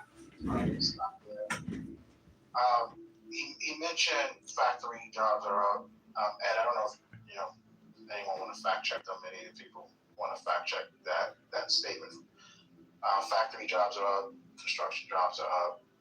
I think last time I checked, they were down, but it's been a while because they've been focused. So, anybody got anything? He been focused, so he ain't run a query recently to see what the new statistics and data says. So, but let's just say it without actually getting any data, because I've been busy.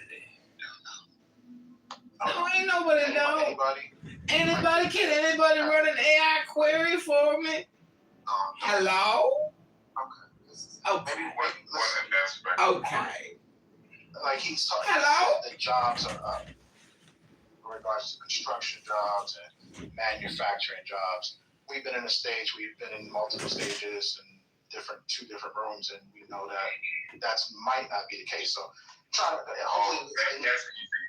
I can respond. Yeah, thank you for clarifying. Yeah, this is the same man that said they're eating the dogs, they're eating the cats. And then when pressed about it, he said that he would definitely bend the truth in order to sort of get their point across or to to whatever he was talking about with their policy. So I don't believe anything that comes out of his or Donald Trump's mouth. But so that's where I'm at with that. Fair enough.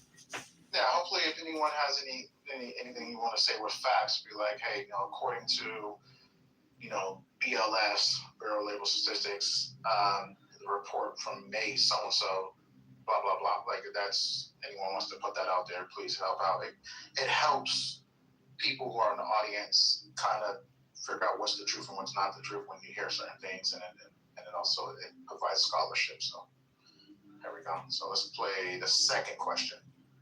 I think it's like 10 minutes. Trump has called affordability a hoax. He said that, not me.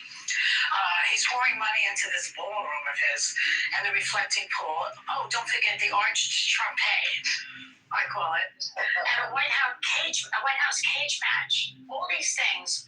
Why is he doing them when you just everybody knows that Americans are struggling? What is he spending all this money for? Well, I got to defend the president on the hoax point. What the president said is the idea that Republicans caused the affordability problem is a hoax. And I think that's true. If you go back to the Biden administration, inflation got up to 9% under the Biden administration, okay? Right now it's at 3.5%. By the way, too high. We're doing everything that we can to bring it back down to 2.5%, which is where most people would like to see it. But we inherited an affordability problem. We're doing a lot to make it better. It's going to take a little bit of time. There's a lot more work to do. But the president knows that a lot of Americans are struggling. In fact, he ran on that. He talked about it. And we've done some things and made some good progress on that point. He just said he loves the inflation. What he said, Anna, is that he loves the fact that the inflation is going to come down when this war is over. That's what he said. That wasn't a direct. Are you his interpreter or are you his vice president? Well, look, what the president said, people were asking about the inflation. They were asking about the affordability problem, which again is very real. And what he said is, I love the inflation because it's going to come down when the war is over. And now, again, we already see gas prices today, $4.06 a gallon, too high, but way down from where they were just a couple of weeks ago. So there's a lot we got to do, but I think that we're doing as much as we can. We're going to keep on working at it. And again, the American people are going to make their verdict, but I think that we have a very credible case to run on, that we brought a lot of new investment. We're building the factories. That is going to pay serious dividends for the American people over the long haul. Well, Joy, if you look at manufacturing jobs, those jobs are increasing at a large number. Construction jobs are doing a little bit better. So what happens is the construction jobs to build the factories, and then the manufacturing workers go back to work. That also leads to rising wages. That's one of the things that I'm very proud of. Is if you look at the amount that wages are going up now compared to say 2022, they're going up way faster. That's a good thing. The affordability problem, again, gas, way too high right now. Certain things way too high. Rents have been either flat or down for 12 months now. Really? So there are things that are showing signs of life, things that are showing signs of progress. My view, I'm sure you guys don't agree with it, is that we inherited a mess and we're fixing it. But sometimes it takes a long time to fix a mess. All right, stop it there. So a lot to chew on, a lot to kind of... Is he gay? Is J.D. Vance gay? Is he a gay man? Did he go on the View for Pride, Bob? Yeah, go ahead. I was going to say, to say he inherited. Why did J.D. Vance go to the Dragon's Den? Is he gay? There was inflation, year-over-year inflation. We'd really like to see inflation at 2.5%. We want it to really go down. In fact, we'd like it to go to negative. We'd love for inflation to be negative 20%. Wouldn't that be great? No, we don't want that. No, we don't actually want that. He created this problem. It's so evident. J.D. Vance created this problem? Agreed. I think, was it Alep or Moose that was going to jump in? No, I kind of said it. I just was shocked that he would just outright liar. Because he said he liked inflation as a means to counter people talking about the war, and the economy. That was a great catch. Yeah, that part, I was actually have that at a note. Yeah, he that was a lot, and that's when Anna busted him. It's like, are you his spokesperson or you are his vice president? Yeah, he tried to spin at it, and that's a bad look. You don't come on a show like The View and you don't spin.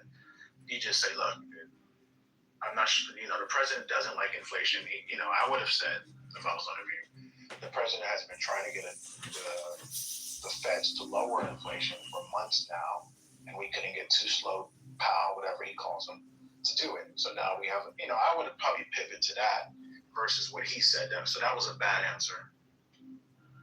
A very bad answer. I don't know. Anybody in the goo? What day? No. Marlene, what you think? What did you hear? Marlene, I know you in Canada, but what did you hear so far from the vice president? The usual. Trump has done no wrong. Biden this, Biden that. Everything's gonna be great. Jobs are coming back. The usual shit. I don't believe any of it, and I don't think any of you guys believe in it either. But not my country. While you there, I don't know. You might be busy. I know you. Yeah, I'm just good. You grab something. How about you, Patty? I don't know. You might be out and about. Just here. Anything you heard that you disagree or agree with the with the V? She might not be on it. Miss Sandra, Craig, Tiana, you guys trying to go around the table like they do on Abby and try to get your opinions. Then we'll move on. I think it's bullshit. I saw him on The View. It's just a bunch of bullshit. He's trying to clean up his act just in case they don't bow. He thinks he has a chance. Yeah. Yeah. Anybody else? When we get this, I think it's like another few minutes here. I think he's on for like 10 minutes. So. All right. So let's see. Oh, go ahead. Most, did you come off mute? I was going to try. Okay. Let's hear what I think they might still talk about the economy. I haven't heard this, so this is my first time hearing it with you guys, so I apologize. Signed. Okay. Mr. Vice President, according to a new report from the New York Times, you were the leading voice behind the scenes to release the Epstein files, and we applaud you for that. And you warned top officials, including top DOJ officials, at strategy meetings taking place inside the Situation Room. We understand that there were tapes of those meetings, that this was a huge problem for the base. The report says you even floated having Tucker Carlson interview Ghislaine Maxwell to clear the president's name, but you were rebuffed by your people. Why? Well, I'd say, first of all, don't believe everything that you read in any newspaper, whether it's a right-leaning paper or a left-leaning paper, because as you guys know, well, there are things that are true, things that are false, and things that are totally missing context. Well, here's what I'll say. So, number one, I am, frankly, kind of a conspiracy theory on the Epstein stuff, and that story says that that's one of the things that's true, is that some people call me a conspiracy theory on the Epstein stuff. And I love Susie, but absolutely, she thinks I'm a conspiracy theorist on the Epstein stuff, because I think that it's crazy that you have this guy who is clearly a sex predator, who is hanging out with a lot of very wealthy and powerful people. Like, that really bothered me. I don't know what's there, of course. Nobody knows exactly Nobody knows what's there. We only saw the files with Bill Gates in every picture. Bill Clinton in every picture. The White House wasn't committed to full transparency. We have to remember, like, I was inside the room when some of these decisions were made. The Epstein Files Transparency Act, the one that the president signed, the one that led to all these files that we're seeing, the emails. By the way, again, sorry, I do have to defend my boss. I know you guys don't always appreciate this, but, one of the things you see in the Epstein emails is that Jeffrey Epstein hated Donald Trump, and that Donald Trump literally reported Jeffrey Epstein to the police. That's one of the things that came out of these files. They were best friends for about a decade. And remember, he signed that Transparency Act under duress when some Republican women, congresswomen like Lauren Boebert, like Marjorie Taylor Greene, did not give in to his pressure of not signing. He brought Lauren Boebert into the Situation Room to pressure her into caving on not voting for that bill. So let me respond to that. So that's all true. Let me respond to that. So number one is, yes, Donald Trump, he said this. He knew Jeffrey Epstein back in the 1980s. He also threw Jeffrey Epstein out of his club when he found out he was a creep and reported him to the police. That's something that the media often misses when it reports the story. They tell us the fact that they knew each other in the 80s, which the president himself admits. They ignore the fact that he narked on him to the police and led ultimately to Jeffrey Epstein. Narked on him. To that point, Anna, you know the Republican Party. Well, it's one of the things that led to law enforcement investigation. But on the point that you it was allegedly over a real estate deal that they got into a fight over. But the email says They actually didn't just know each other. Let's just be truthful and transparent here. They didn't just know each other. Isn't a lot of They were incredibly close friends. he reported him to the police. That's what I'm saying. That is objectively true. But Anna made another point. I would be, if I may, Anna made a very important point. This question about did Donald Trump release these files only under duress from Republicans? And Anna, you know the Republican Party probably better than I do. The idea that Donald Trump runs around afraid of Republican congressmen as opposed to the other way around is kind of crazy. But because the Republicans control the House and the Senate, particularly the Senate, you need the Republican sign-off. What the president did is, look, I will say this again. I was in there in the meetings. He was very frustrated that the Democrats were making this about him when he's like, look, I threw the guy out of my club. I am the guy who reported into the police, or one of the people who reported to the police. The president was frustrated about that, absolutely. But he eventually came to say, you know what? Let's just get everything out there. Let's have this out in the public. And he actually called the senators. I was there. He called the senators and said, you know what? Pass this bill. I'll sign it. And that was it. Let me follow up briefly. Yes. It sounds like you believed that there would be men in the files who would be held accountable. Rightfully so. And the American people are with you on this. Why haven't we seen the release of over 2.5 million additional Epstein file documents? It seems like you are someone that is on the right side of history on this. So we've released, I think it's 6 million files or 6 million pages of documents. My understanding is that 2.5 million, Sonny, I'm going to check on this to make sure, but my understanding is that a lot of those are duplicates of things that have already been released. So we're not holding anything. Some of those things are like the courts have to order you to release them. So that was one thing that we confronted. We talked about this situation in meetings is, there's a big bunch of files that existed, I think, in the Southern District of New York, or maybe it was some other jurisdiction. But we were like, we want to release these files, but you need the court approval in order to release the files. Sometimes we would apply to release the files, and the courts would say no. So those particular documents, I would need to actually know exactly what you're talking about. 3.5 million documents were released, and my understanding is 2.5 million have not been. Those may have been the ones that are under court seal. I don't know what the documents you're talking about. But I'm telling you, Let me go to break. Let me go to break. We have plenty of people who. So, Epstein, I know this is Michael Wheelhouse. I know he said a lot about Epstein. Michael, you might be too busy to track what he's stating. I know you say you don't care, but when it comes to Epstein, I know you do care. So. No,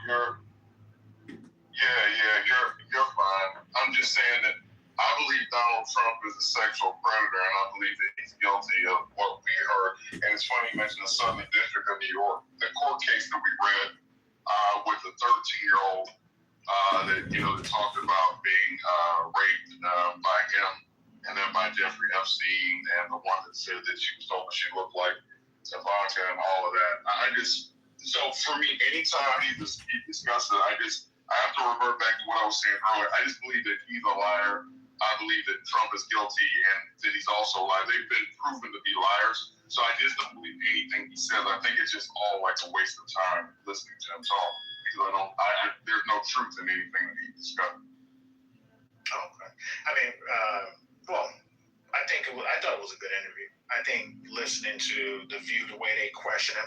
So imagine how we have these rooms, and if we have the VP come in here, Jay Fresh, hold on, give us a moment. If we had the VP in here, Michael, you would be able to ask him some of these questions, right? So it's, even though you might not care, you think he's a liar, but you still would want to get those questions out because there's a larger. Let me tell you this, and I'm going to be honest when I say this. If I had a show, and I'm dead serious about this, I would not have it more. Literally, even though he's the vice president of the United States, I literally would not have it more. I'm just, because I don't want to propagate like lies or whatever. I think anytime they get an open mic, all we're doing is we're giving them like, their bully pulpit. We're giving them like, we're magnifying their ability to get lies out and propaganda. I don't believe a word that they say. So I definitely, if I had a show, I would put him on there. So let me just add anything you heard on there that I didn't know the Tucker Carlson situation.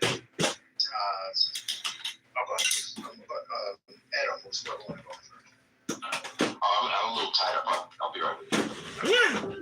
I was just going to say, Amari, we were asking Michael, what questions would you have asked the vice president if he was on your show? I would have asked him if he was in here. I would say, why did you not roll your balls? That's what you asked. I would ask them, why haven't they met with the victims? What does that one things like? Whatever. Oh shit. Okay, come on. Wait till Lisa get back. Wait till Lisa. You'd ask him, hey, so did me mom tell you that you was gay? I would ask why haven't they met with all the victims? You had the attorney general inside, and she was asked, has she met with the victims with their hands up? Have you met with them? Have they met with them? And why? I would also ask, is there any are there going to be investigations possibly into the case? Because there are still people walking around and these victims have not had their full justice. So if the Republicans are supposed to be the party that protect children, and supposed to be the party against pedophiles, why haven't you shake that ass for me?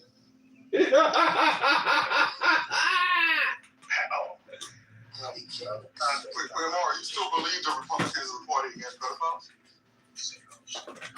You still believe that?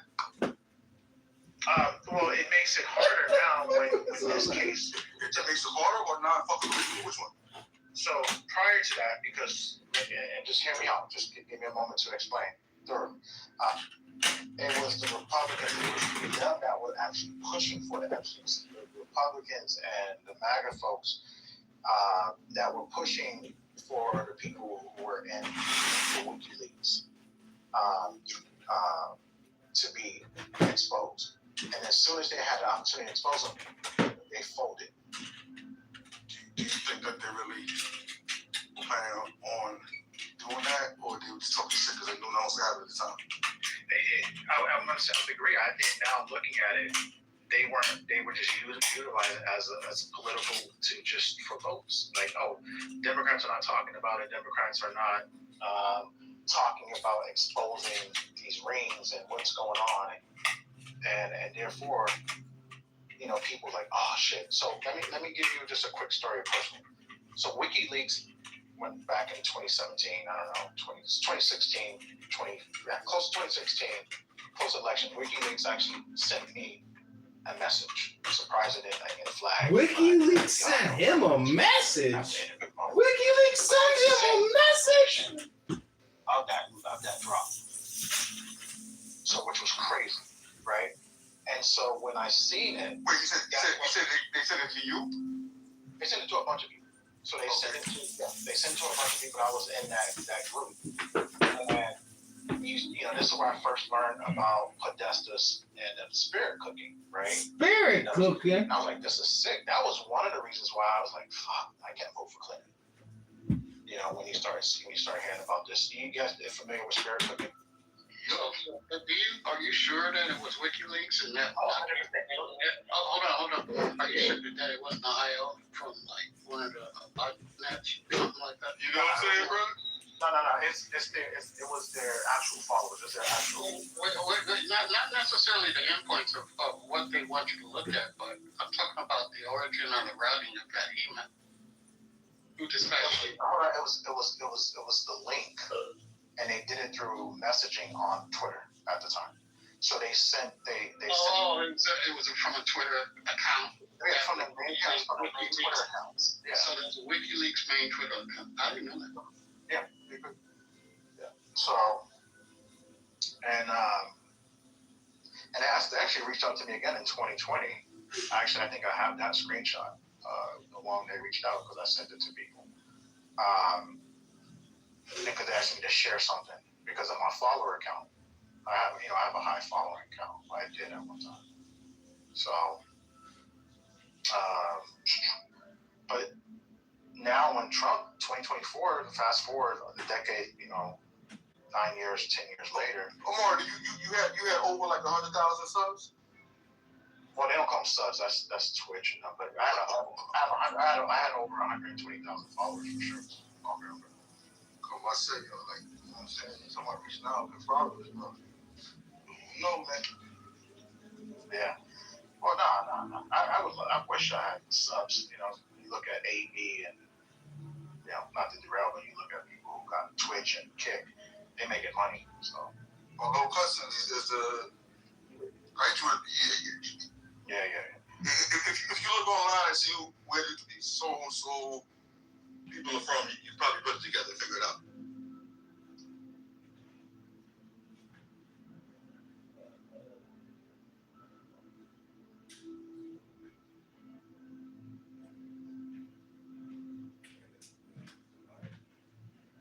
You be on those platforms, Maury? Twitch and that shit? Nah. That shit is retarded, bro. I need to get on, but I would love. I'm a gamer, so I would love to get on that. That's why. Hey, Misa, you're back. You missed it. That's not playing games, though. That's just watching people play games. Yeah, it's talk shit. Got retarded, man. I can't fuck with it. That's right. Really. No, but I'm good at Madden, so like I always wanted to do the streaming on the Madden and shit like that. So you can have other people watching you.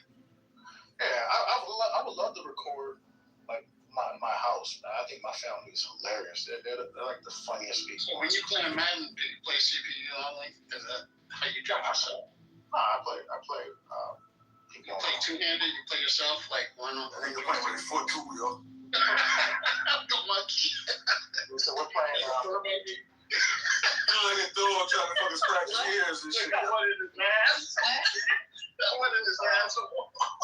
Hold on, so now we missed. I'm sorry, Mike. It's not you. You know, it's the vision. Nah, that's all good. That was funny. Maury got one foot over his fucking shit, trying to scratch it. We would just listen to the JD Vance interview. So we and now we missed it. He talked about Epstein, and he mentioned that a couple of key things. Epstein, he was the one in the meeting. There might be recordings of the situation. There might be recordings because I don't know if anyone caught Sonny mentioned in that clip. I heard there's recordings of you actually pushing back to try to release the Epstein. They tried to get Tucker Carlson to interview Giselle Maxine. Mess up her name all the time. And that he, thank you, Craig. And that he was, he then, tried to do this thing and said, well, Trump is the reason why he got arrested, is under investigation, because he's the one that narked on Epstein, and yes, they hung out in the 80s and 90s, but when he found out he was a creepy, then he turned, that's when he turned him in. So he did that little song and dance. You missed it, but I just want to kind of give you. And then he said the economy is great. He got work to do with gas prices and other things, but he said construction jobs are up, manufacturing jobs are up, and which will then probably lead to higher wages because of that, all the investments coming into the country. So that's an update. You were gone. So what do you think about his comment about the economy? Oh well, I don't know about. I haven't seen the most recent, but last time I checked, the only jobs that were keeping the economy up was not manufacturing, construction. It was healthcare. So the last report shows the jobs. OnlyFans, you said? OnlyFans? Yeah, healthcare. If you can play that side. OnlyFans too. We have. So, did you guys hear about what happened with the FBI and the terror plot for the UFC fight? That's on my list of stuff to talk about. I think that's fake news. I don't believe any of it. The FBI, hold on. The FBI disrupted an alleged terror plot targeting the White House UFC fight event. I think it's fake as hell. Every time Trump goes someplace, all of a sudden it's an assassination plot. Let me play this thing. It's just fake. I don't believe any of it. Hold on. He just wants sympathy and empathy, and it's starting to get old now because anywhere he goes, somebody's trying to kill him. It's just, hold on. It's just, I don't know. I don't believe anything now that comes out the White House. And nobody can ever achieve the mission. It's just like the third, fourth time. I don't believe any of this crap. I think it's just him trying to get attention and stuff. Anybody else? Send it over to you. Thanks, Greg. An FBI alert. The FBI is disrupting an alleged plot targeting last weekend's UFC Freedom 250 event at the White House. Officials telling Fox a network of nearly 24 suspects has been identified with at least 5 people in custody. The alleged plan included explosive-packed drones hitting buildings near the event, forcing a mass evacuation and steering crowds toward a pre-staged sniper team. A second wave was then planned to storm the White House gate. The FBI first learned of the threat last Wednesday and then worked with law enforcement across multiple states to stop it. Fox News contributor and George Washington University law professor Jonathan Turley joins us now. Jonathan, we're learning about this after the fact that the fight went off without any problems. Thank the good Lord. They uncovered this signal chat. What's your reaction? Well, Anthony, this is really a cautionary tale. The fact is that the government is not the only party preparing for the July 4th celebrations. There are terrorist organizations that are drawn to the same events. If you are in the business of creating terror, there's no greater inducement than these types of celebrations, including the one at the White House. What is really chilling about this is the level of preparation and planning. This was not just some type of improvised device or a sniper. This was a well set out pattern of events to maximize casualties. And we have to keep in mind that under the Biden administration, millions of unvetted people were released into this country. It would be a very dangerous delusion to believe that these terrorist organizations and countries did not use that open border to bring people inside. Well, I'm reading a little bit more too, Jonathan. This is crazy. It says the one alleged suspect told investigators the goal was to target capitalist elites, billionaires, politicians who received donations from the American Israel Public Affairs Committee. The investigation stretched at least 12 FBI field offices. Thanks to all those FBI agents who reported this so that nobody was injured and our president was safe. All right, let's talk about Luigi Mangione. Today is... Okay, so anybody believe that they had this drones with bombs on them? Then they were going to steer everybody in like cattle into a particular area and have high-powered snipers there to snipe you off? I definitely have a comment on this. Like, literally, the man has 2 gigantic cranes out there. If you looked at the stuff the other day, like Trump was up on the roof of the White House overlooking the UFC area, and he like pointed out the 2 big cranes. So he's got an unpopular ballroom project. I know that I'm getting old, and I don't know if they still do fables, but if everyone is familiar with The Boy Who Cried Wolf, that's all this is. Like, every time, to your point, Misa, every time there's something, I thought it was going to be something in Madison Square Garden, and now this time they're targeting, like, high-end donors, so all the people he wants to protect in his ballroom, because he literally is just trying to get this ballroom built. So anytime there's something with Trump, now there's going to be some kind of an assassination attempt, period. I mean, the details never came out. I haven't seen the court filing, so I'm going to remain neutral and say, is it possible? I mean, Of course. There was a plot by a group in California that was real. That was extremely real. And, you know, Maury, come on, bro. Like, you gotta be fucking with us, man. Like I'm starting to really, come on, bro. No, I don't. Just so I say this. I say there are people who dislike this man with every being, every fiber, everything, every proton. There's people that are like that, but do you think there's those people that could be fucking mature enough to say, okay, let me use real fucking discernment and say what's good for the country versus focus about him? I don't give a fuck about him to that point, to that extent, Marty. Yeah, it's the fucked up shit that comes along with him. It's like you guys are so fixated on thinking that people give a fuck about him personally. He's nothing but a fucking shit stain. There's people that think he's one of the most dangerous people on this planet, and yet people like well, he is a fucking devil. Right, and there's people who are not mentally tight, right? We all know that. Look, we saw people go inside the Capitol.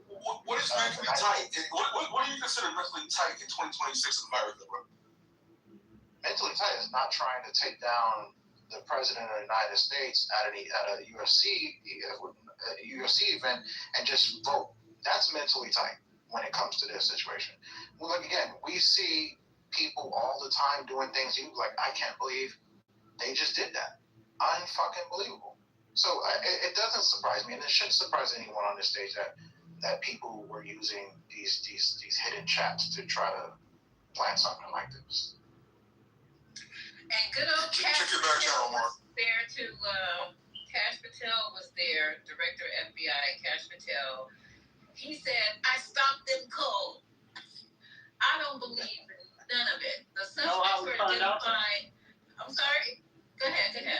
You know how we found out is that the boy's mama reported him. She snitched on her own son. There you go. The mother did? Yeah, one of them is 19-year-old from Ohio. Yeah, and the FBI saw the tip from his mother, apparently. And Moose, did you know he was a former MAGA? He had a picture that said in 2016. Oh, I didn't know that. Yeah, and then he said, and then in 2025 he switched up with all the bullshit. Go figure. He was probably January 6th. So it was him. It was a 19-year-old arrested in Ohio, along with a 24-year-old Brian, Michael, who's 32, Esgreg, who's 32, and Abraham Hermosillo Alvarez, who's 31. They're all over the place. One was in Ohio, one was in Missouri, one was in Nebraska, one was in California. They were all over the place. And I guess the 19-year-old was the head ringleader.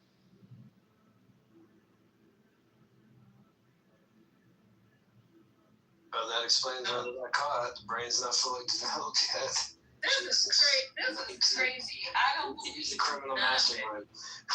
I don't know. They're gutsy. The group allegedly wanted to jumpstart a revolution by shooting. Now, okay, how is this going to start a revolution? Just walk me through this.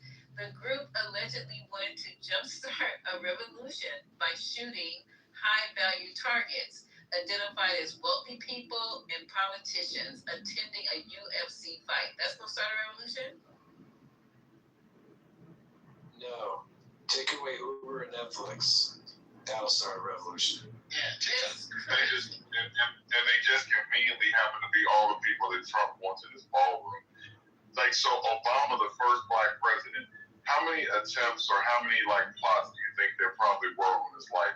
And I need to look this up. I heard the number at some point. How many did we actually hear about? This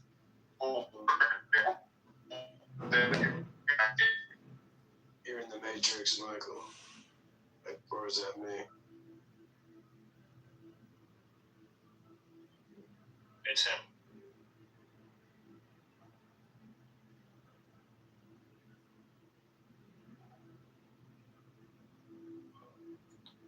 Okay, so they started.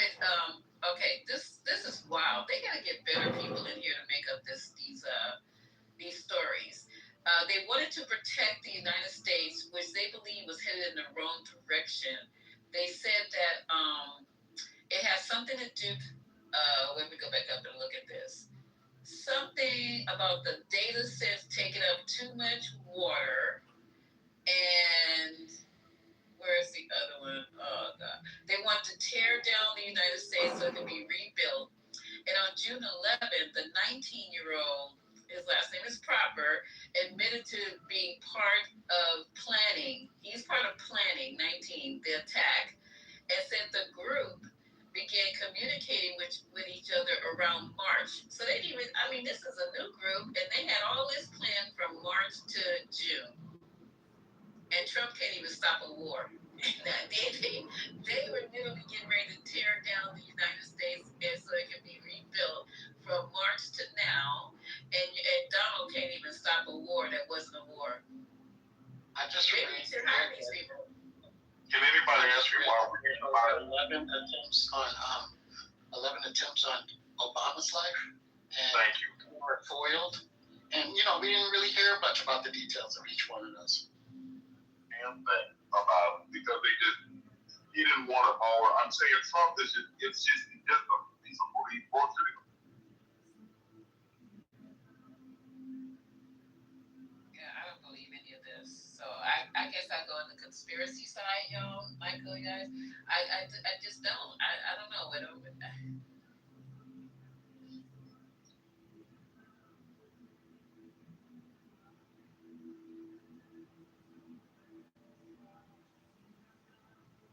So Lisa, so do you think that these people are sacrificing themselves on behalf of the president? Like they're getting money for this? Like they're gonna go to jail? Like why would you think this is fake? I mean, I'm just trying to understand. Why would you go for this? So the reason I think it's fake is when his ear got shut off, but then it grew back. That young man took one to the scalpel to the head, and then his parents. It was just the whole thing was weird with that whole situation. So it started there. I tried not to talk about it too much because at first I was like, oh no, it's no way. And now, but after he came from the ER and he had a maxi pad on his ear. And then once the maxi pad came off, there was no damage whatsoever to his ear. I was like, okay. Yeah, something's not right. Lisa, did you see this week? I saw a story where I can't remember if it was Bland. He told somebody to shut that investigation down. So the Butler County shooting, there literally was an article I saw this week. I didn't read the article, I saw the headline, and like I said, all of it to me is like lies and bullshit. But essentially, they were told, I think Trump told them to shut that investigation down. Somebody might be able to find it, but I'm just saying it's just bullshit. I agree with you, Michael. I'm securing my tin hat right now. It's just funny how every time he goes somewhere or some event is going on, somebody's trying to get to him, but they can never get to him. Not even with drones, with bombs on them. I mean, it's like, come on. So for you and Michael, to believe that, let's just go back to 2024, to believe the shooting was actually, fake. That means you would have to have the support of the current Secret Service of the previous president. So that means you would have to be in cahoots with the Bidens. And I haven't heard anyone from the Biden administration come back and say that was a setup and that was fake. Omari, come on. You act like that stuff couldn't have been organized in spite of Biden. Look, like the first one was obvious. It happened. Well, that was the first, but you were the one talking about with the ear. He literally went on stage, and posed for pictures. He needed that to boost his candidacy. And then what about the recent one, Omari, at the hotel? All of a sudden, there's this attempt at the hotel, right? At the what was that press conference there? And then all of a sudden, the next day, this is why we need to build the ballroom, and the taxpayers need to pay for it because these hotels aren't secure. It was just a coincidence that happened, and now he made the case for why the taxpayers needed to pay for the ballroom. I mean, come on. Are we supposed to sit here and play stupid? Like that's the difference. A lot of Trump supporters, they purposely play stupid. I don't think all of you believe half the shit. You all just know how to fall in line.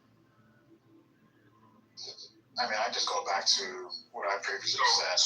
I don't think that the previous administration would have allowed this to happen under their watch. So, Omar, do you think it's strange? Do you find it ironic? Sorry, Michael. Go ahead towards me. I just want to, after you, Musa, I just want to answer because Omar directed the question to me. I'll go after you, whoever wants to go. Omari, can you hear me? Omari, are you there? Yeah, I'm listening. Go ahead. All right. So do you think it's conspiracy or not conspiracy, whatever? But do you think that the one Vantage rooftop that was posed the most threat during the infamous attempted assassination, that the Secret Service just left it to the local boondock fucking sheriff to take care of, and they're like, oh, we thought the local cops do that, even though it's literally even though we're the Secret Service, and this is what we do, and we always secure the perimeter, especially in rooftop areas that have vantage point to the platform from where Trump is going to be speaking. Do you find that a little odd, a little miscommunication?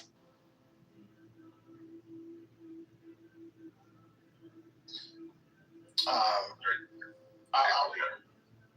go ahead. No, after you answer that, because I was going to get back to it also, since that was the one you asked the question.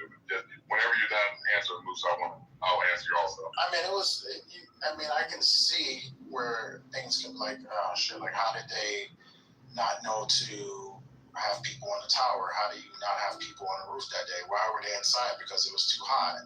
I go back to the previous director of the Secret Service, Kimberly Cheadle, and her when she went on and spoke in front of Congress, and so she indicated that there were mistakes made on their behalf. I don't know anything about anything else than what I can only with the people who was on the scene. Okay, so Omari, it's hard when you do this. It's hard to act like you're not doing this on purpose, or you're being obtuse. So the guy, they saw this guy on the roof.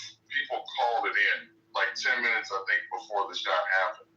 Also, if you've ever seen the way that they hustle people out, if you go back and look at the Ronald Reagan shooting when he got shot by John Hinckley, or different things that happened, the way that they even moved him off the stage after this event, and then he threw up his fist and the flag lowered behind him for the whole fight photo. I'm just saying, Omar, if you're that gullible that you believe that there's nothing going on there, then God bless you. But I'm just saying, I just don't believe that. I just think you're doing this. You cannot be that gullible. I just don't believe. I think you're literally doing this on purpose. Fair enough. I think we went around enough on this one, but yeah, I actually on this one here, no troll. I fundamentally just don't see it, but I appreciate the back and forth. Okay, so but regardless of what you want to say, I'm saying this is bullshit. I'm reading it more and more, and Kash Patel, supposed to be a big secret, but Kash Patel comes out and says, I just thwarted. And then another person in the FBI, they named his name. Let's see, where is he on this article? The Secret Service Deputy Director, Matt Quinn, was asked about the thwarted incident, and he described it as a serious threat, but did not offer many details, saying that the case was ongoing. He also appeared frustrated by how the investigation was made public, saying, I'll tell you a phrase I learned early in my career in the New York field office that's don't, the quote is, don't choke on your own smoke. Well, he needs to go talk to his fucking boss. Because this Kash Patel who's jumping up and down saying, look what I did, looky what I did. And I think this is like Clubhouse. You guys get on the Clubhouse and you want to talk about what you're going to do and all this kind of crazy stuff. You got a 19-year-old, and then the 19-year-old comes down. Now, one guy who works on drones, they don't even know if he works on drones. That's your resume. You're not like a military person. You're not like a CEO. You just work on drones. I mean, the drones that you get from I don't know, worked on drones. You know how people be in here, I'm gonna send a drone to your house. I'm gonna get your IP in. I mean, it's a lot of talk, and they were on TikTok. Oh, that's safe. Let's be on TikTok talking about what we're gonna do to the president. That's real smart. So they were going on TikTok, right? They probably doing dance videos to this. And they just scooped them up saying, oh, now we go pretend like they were getting ready to do something bad to the big D. And another attempt while we need a bomb room.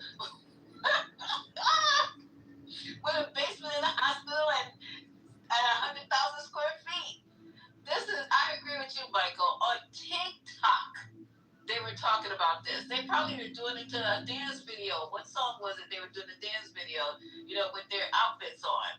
Come on. So they got a preliminary hearing coming up on the 29th of June. And then this young man, the 19-year-old, says, okay, where's this quote? Where is it? God, I've been scrolling so long I lost this quote. But to paraphrase it, he said, I wasn't going there to kill anybody. Where is the word? Okay. The 19-year-old said, although he was not going to the protest in order to shoot people, several members of the group were intent on violence. But the complaint against him said, but you don't have any quotes from the other group, of the other people in the group that were intent on violence. What you are quoting is the 19-year-old said he wasn't going to the protest in order to shoot people. You know what's sad? The media doesn't even believe this shit. Think about it. Before Trump's presidency, assassination attempt on a president would have been breaking news for weeks. Maybe, I don't even give it months. Nobody gives a shit. The media's not even, they don't even cover this shit anymore. It'll go on for a day and okay, move on. I remember that. Yeah. Hey, JD, when you were younger, did you learn the fable of the boy who cried wolf? Did y'all have that fable? Yep. You said you did? Yep. We did. Right. So for anybody that's not familiar, that's too young for that fable, a boy kept calling wolf, and the townspeople would come out to basically try to save him from a wolf that they thought might try to eat him or harm villagers. And when they came out, the boy would laugh, and he was tricking them about the wolf, until one day a wolf came. He cried wolf, came because they had been tricked before. I'm saying that Trump literally is playing game, and I'm just saying that it's just it just to sit there and pay attention to him. And so the media, when you say something too much, he's had, this is 5 attempts. He had the one in Butler, he had the one at the golf course, he had the one where the dude ran up at the Correspondence Dinner, he had the one where the guy got shot outside of the White House, then he had this drone attack, so that's 5. So I'm just saying, what are we doing? Well, Michael, the one outside the White House, they already the detail. Secret Service already had information about him. There was a long history about his mental illness. So I don't even know if you can even count that one. And he was shooting somewhere near the town. It just happened that it was around the White House. So they tried to attribute that to an attempt, but that one has never panned out to be an attempt. The other thing I wanted to bring up is I heard Misha say that they this is all done on TikTok. Most extremists, the MO is that they're not going to use TikTok. They're going to use some type of encrypted communication like Discord or Signal or the usual suspects. So I was just talking to someone about this earlier today. All of these attempts are weak as fuck. But they keep doing this. And to your point, Michael, Trump is going to cry wolf until he finally meets a... Yeah, and until they're not going to use whatever that shit is, TikTok, right? But even the weirdos ones that space on Discord. Right. You remember that dude released all that shit, the fucking National Guardsman? Was in there fucking releasing national secret. He got 15 years or some shit. Yep. From Massachusetts or something like that. Yep. That one cat was on Discord, and they came knocking on his door. They did not play. You know what I'm saying? This shit is. But that day when he did that show in Butler, PA, I remember coming up on in here saying that I don't know if it's this room or whatever, but on Clubhouse. Saying that was bullshit, he didn't get shot. Motherfuckers was like, nah, you first, that's bullshit. You can see right there he didn't get shot, man. And I mean, the shit is weak because every time, as soon as that event was over, the first thing I heard was, "Oh, unit, there was a drone attempt." I'm like, man, come on, let's be for real. So the only thing that they have is this dude works around drones. Well, fuck, I work around keyboards all damn day. What does that make me? Like, come on.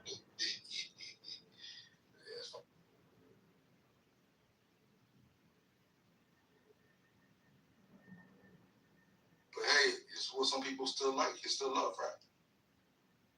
You know what I mean? Like, you got people still playing like this shit is normal, so fuck it. Okay, that's just one of the breaking news for today. And I don't know. We're going to do Lawrence Odetta, but I don't know why James Harden is being arrested. Does anybody know why? Because it came on feed yesterday, and I didn't. What, like, there was something for not shaving or some shit. He had like fucking license beard or some shit. Let's see, why did they arrest him? He had a gun on him, I thought. Yeah, some shit. Oh, yeah. Where did he get arrested? What state was he in? I'm looking. It just came up on my phone, and I didn't get a chance to open it up. But I was wondering, why would they arrest James Harden? So he had a gun. Why? Okay, so it wasn't registered. That's why I'm asking what state. Let me see if I can find it. Okay, arrested, charged with unlawful carrying of a weapon. Oh, down in Texas. The arrest went down in Texas. According to authorities, he was caught with a handgun in his vehicle. It was allegedly in plain sight and not being carried in a holster. The charge is a misdemeanor, though. Spokesman pulled over on Crawford Street for a traffic violation. That's bullshit.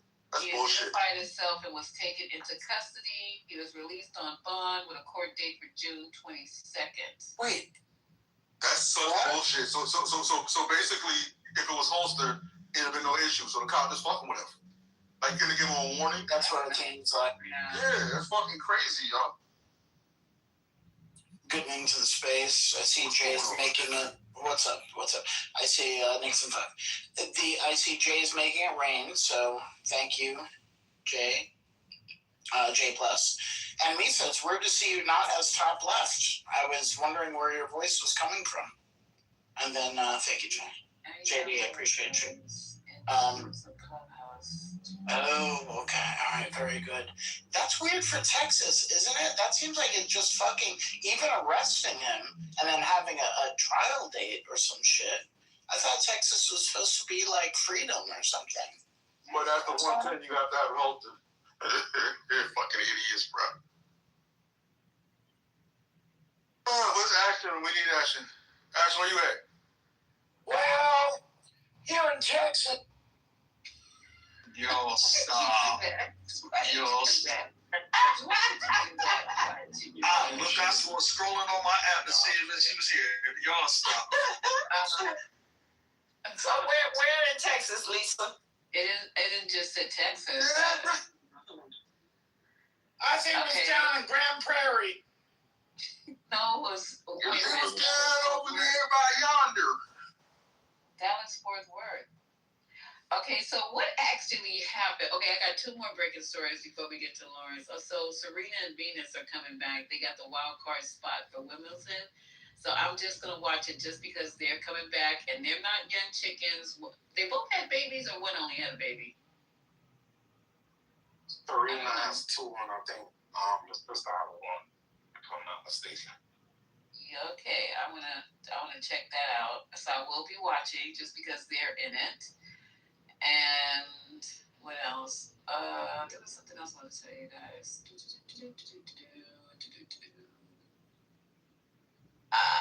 God damn, I don't know what the second thing I was going to tell you.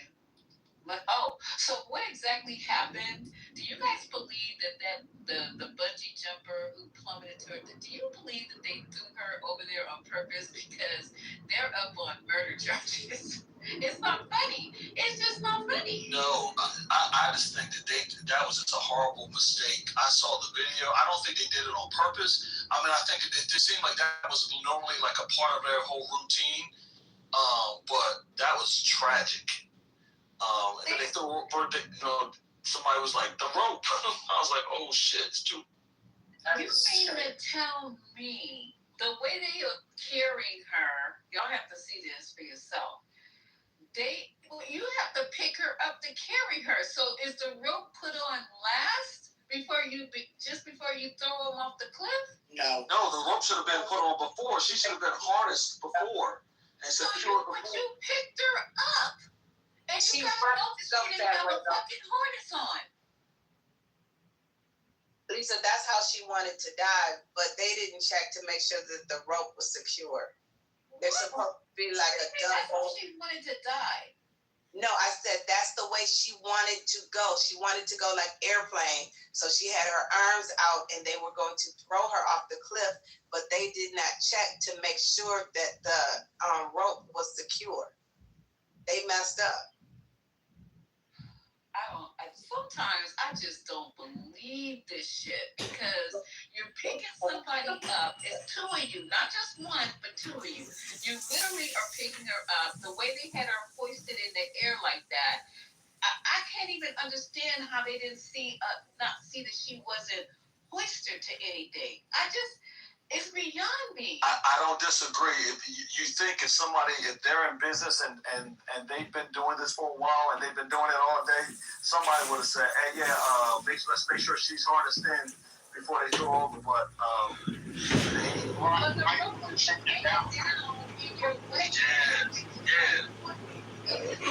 That's what I'm saying, you guys. It's just like walking a dog and pretending you're holding an invisible piece. The only job you have if you're working at the bungee jumping place is to put that thing on. That's the only job. Right. It ain't really much to it. Like you forgot to do what?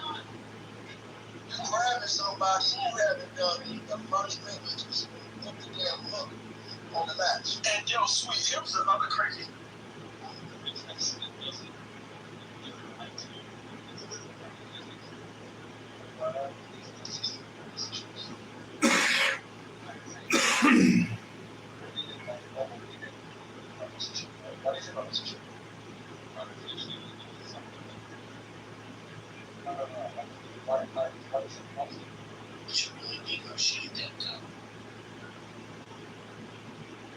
Well, I mean, it's a church or it's a religious institution. Well, that's the difference about the Mormons and the Catholics. The Mormons rent the Catholics by. Well, I think the Jews also buy, right? Yeah, fucking right. I mean, they own the entire state line. What's that? How would you just pay for the meal? Like she pays for the option, the guy pays for the drinks and the that's so fucking stupid. What the fuck? What kind of autism is that?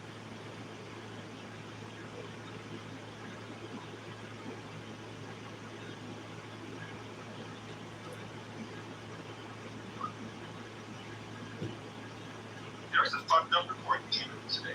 Reading room.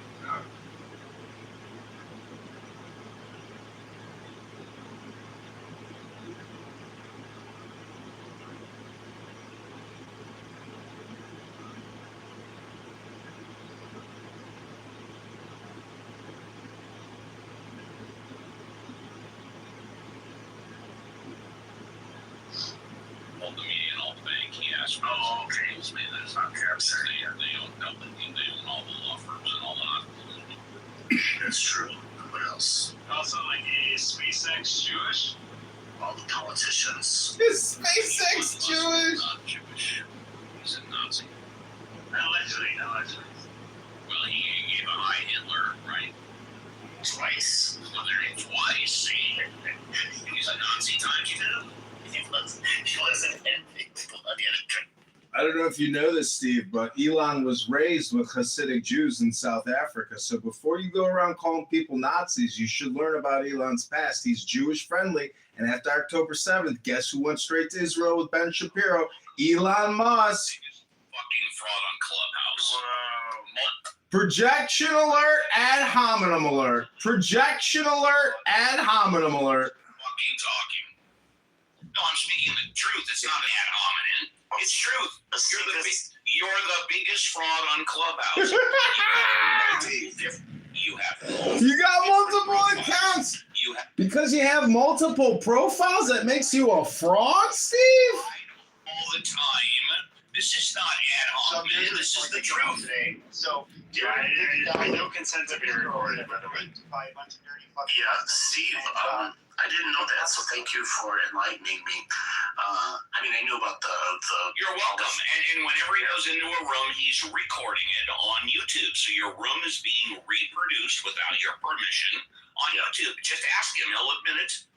Yeah, but that's against terms of service, so I don't know how to work. Is that a fact or is that an opinion? Because I'm sitting here in my office right now recording myself on YouTube. I don't think I'm breaking any rules, laws, procedures, or processes.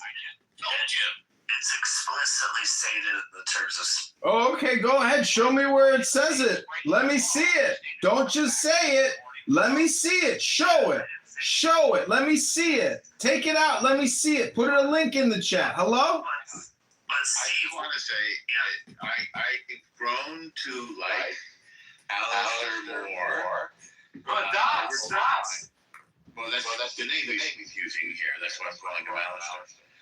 And he's kind of like an Andy Kaufman / Abby Hoffman. It's kind of a performance art and a political artistic thing. And I found him harmless and even nice.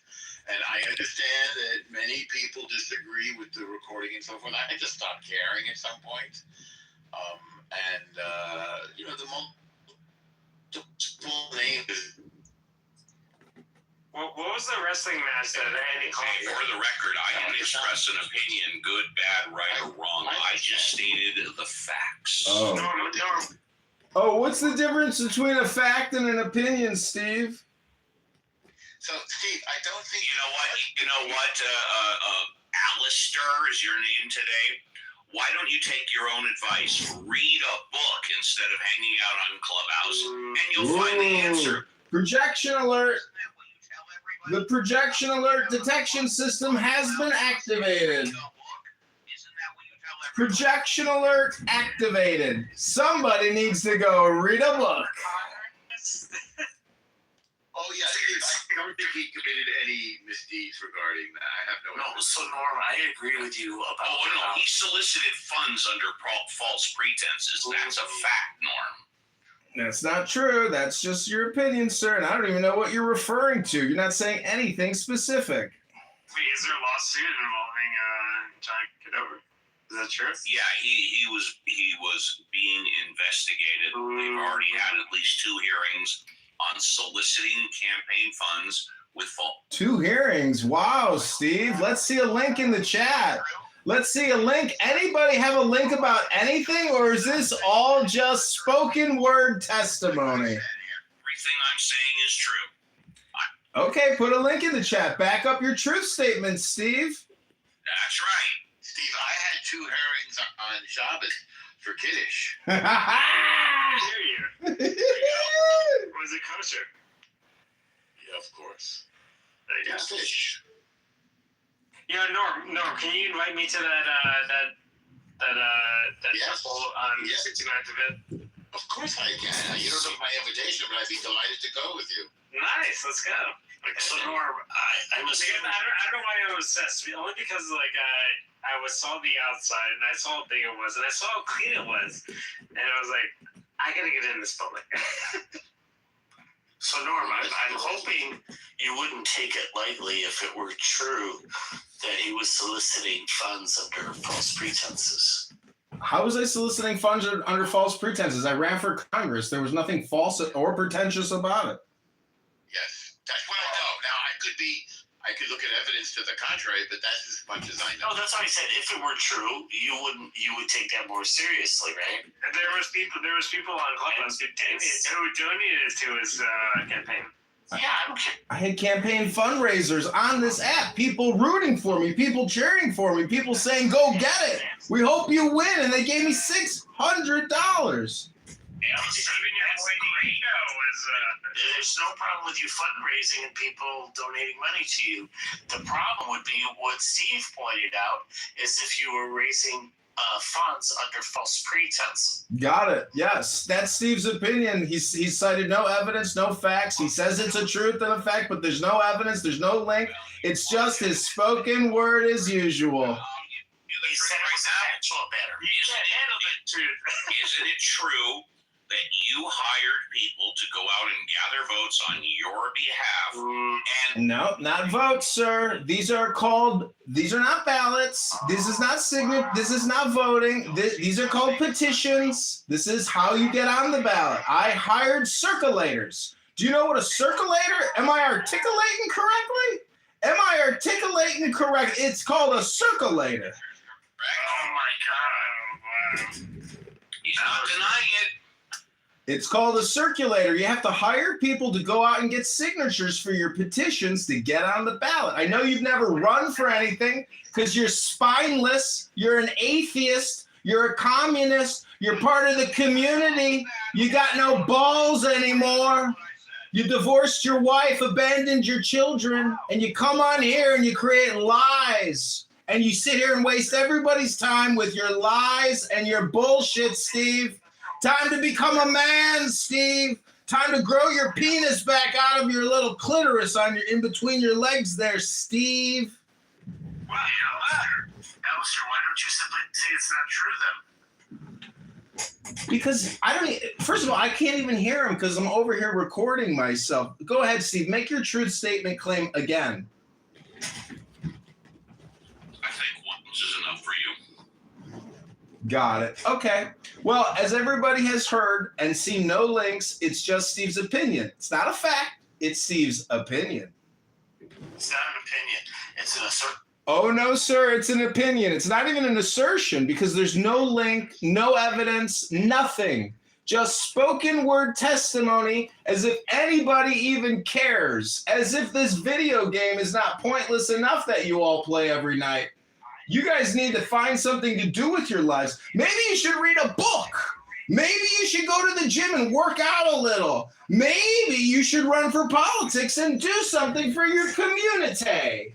How does that sound? Hello? Can anybody even hear me? Hello? Didn't deny the claim. How retarded are you? Do you need me to talk even more, retard? You shouldn't say the R word. Oh, I'm sorry. Is it a sacred word?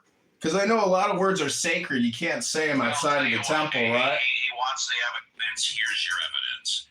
And Oh my God, we're getting some evidence, everybody. see, maybe he can be quiet for like a minute to let me read.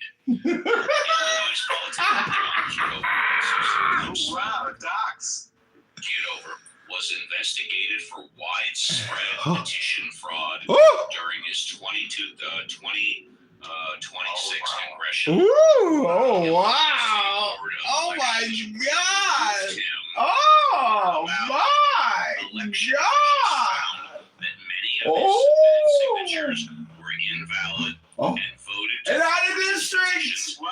And out of district. Who was that interrupting me? That's David Bobadilla. Who was that interrupting me? That's David Bobadilla. David, do you have a problem with what I'm reading? Should I let you speak first and I'll speak after you? You have something more substantial to talk about, David? No, you're fine. Thank you. Please proceed, David. Please Continuing on before it was interrupted, forwarded his petitions to the Attorney General and State Attorney for further investigation. Continuing on. He ran in Illinois 16th District as a Republican against incumbent Darren LaHood. State election authorities determined he only had 266 valid signatures. He then launched a campaign for mayor of Chicago for the 2027 election. His campaign platforms and activities drew significant attention on Chicago's social media, the Chicago social media. So there's my evidence. Thank you, Steve. I just have a quick question for you. You mentioned something along the lines of 200 valid signatures, and how many total? 266. He submitted about at least 1,600. So not even 20% of his signatures that he submitted were valid. So something close to 80% were invalid. Were not valid. Right, exactly. Wow. That's great. What do you say to that, John?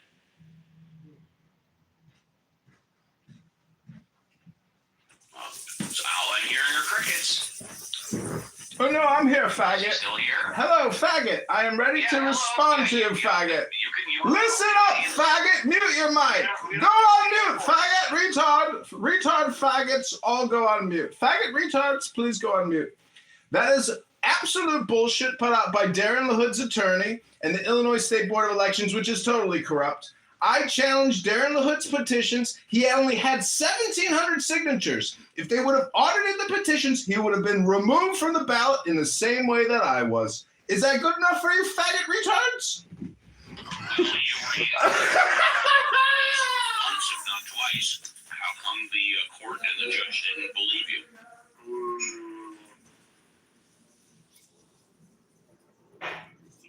You were in court regarding this once or twice, right? How come the judge and the court didn't believe you? Crickets again?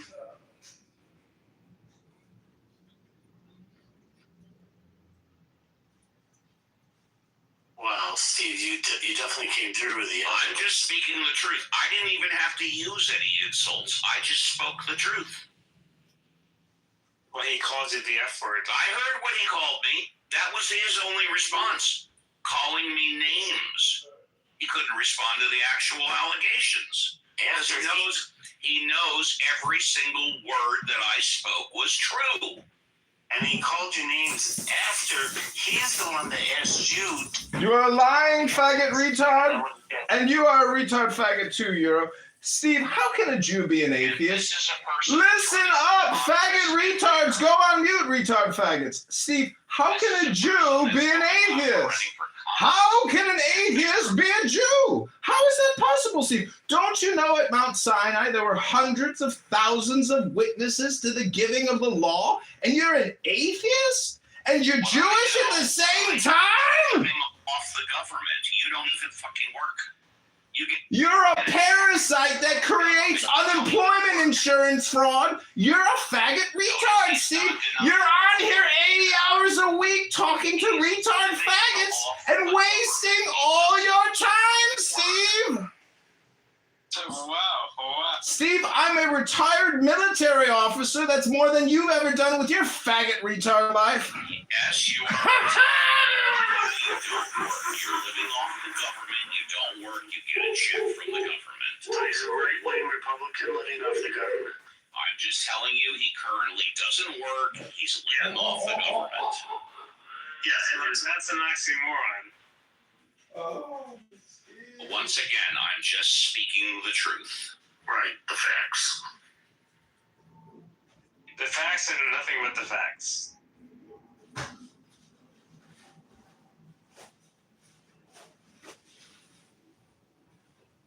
I don't know, John Kitover. I would, with all due respect, I would say Steve won this debate. Oh, it's not even close. Oh, you didn't know Steve is the smartest guy in the world. He knows everything in his rooms when he's a green bean. He knows absolutely everything. There is no topic that this faggot retard doesn't know about. He's a subject matter expert on every single thing there is. You didn't know that about this retard faggot? He doesn't have a green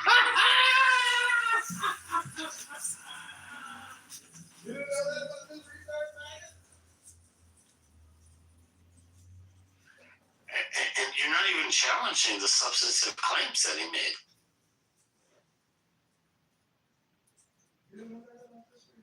That's because he knows that everything I said is true, and the only way he can respond is to attack me by calling me names. It's 100% accurate that you are a faggot retard, and everything you said is an opinion, you retard faggot.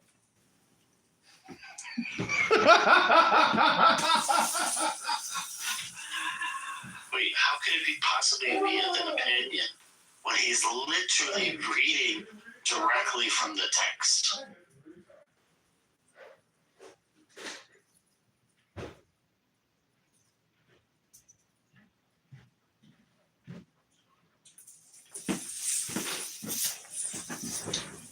And when I use the term retard faggot, I don't mean faggot as in Steve sucks dicks.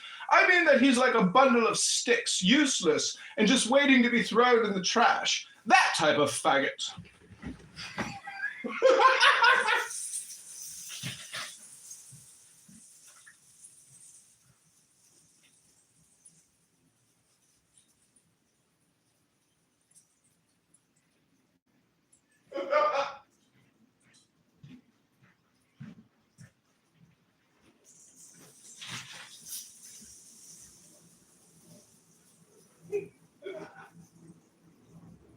So, Steve, do you know what ever happened with those investigations?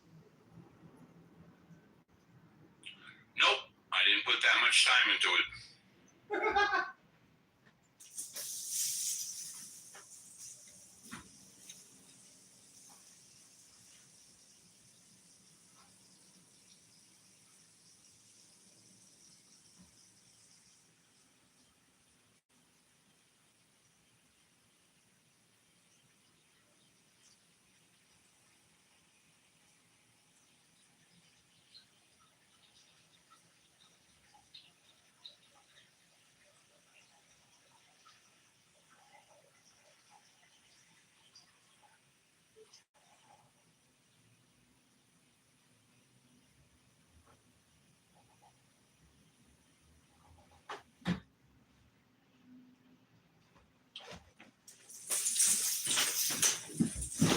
And since Euro is such a faggot retard too who wastes all his time on this app, to say that I do no work is not an assertion, sir. Ye need only type in my name, John Kitover, on YouTube to see the 100,000 plus library collection of retard faggots on Clownhouse wasting all their time. Well, it's funny you said that because you're on your Retard faggot wasting all the time.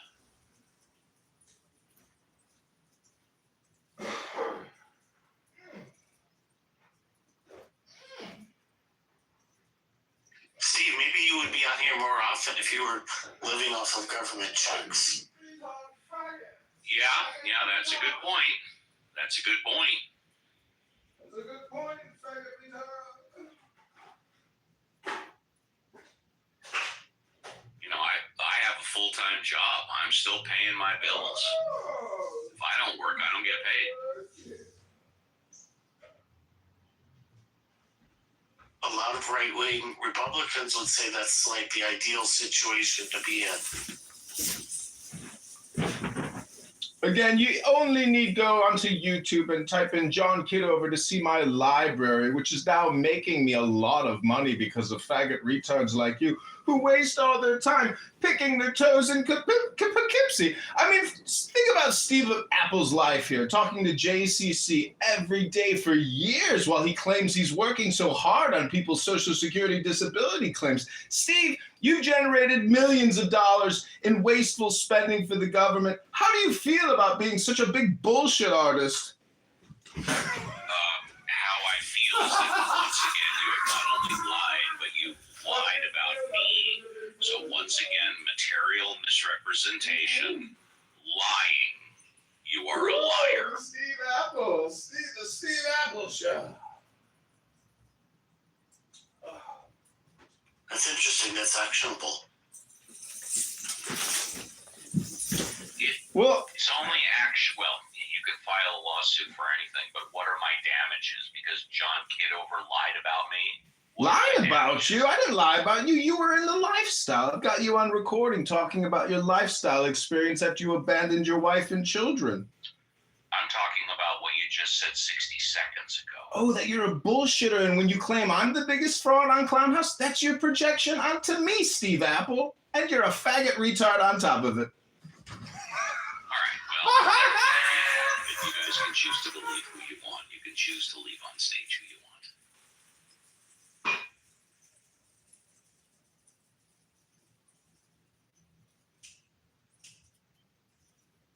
Or you can make that choice too, Steve.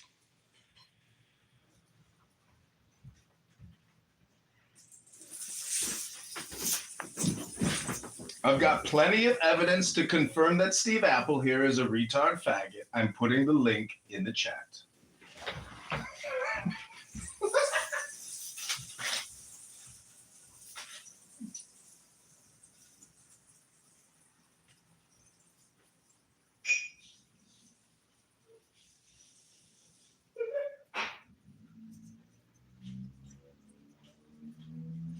Well, he's got to be lying again because I don't see a chat. Is there a chat here at all? Oh, I have to go through my records to get the link of the Steve Apple show. I didn't see a chat. I don't see a chat here. Hello? Can you hear me? He's lying. Hello? Misrepresenting the truth again. Oh, Standard. no, Steve, that's what you would do every day here in your stupid fucking bullshit atheist house where you claim you're an atheist Jew. And you're not. You're just Jewish and you're not an atheist because you're a schmuck and you're too stupid to read books anymore. When was the last time you read a book, schmucko? Hello? Link is in the chat. Oh, it's disabled. That's Steve's business, is getting people on disability to become parasites for the government, creating millions of dollars a month in fraudulent payments, claiming hundreds of Social Security disability fraud, helping him slip through the cracks. You're such a fraud, Steve. Everything you project onto me is your own inner feelings. How does it feel abandoning your wife and joining the lifestyle? Got your ass! Got your ass!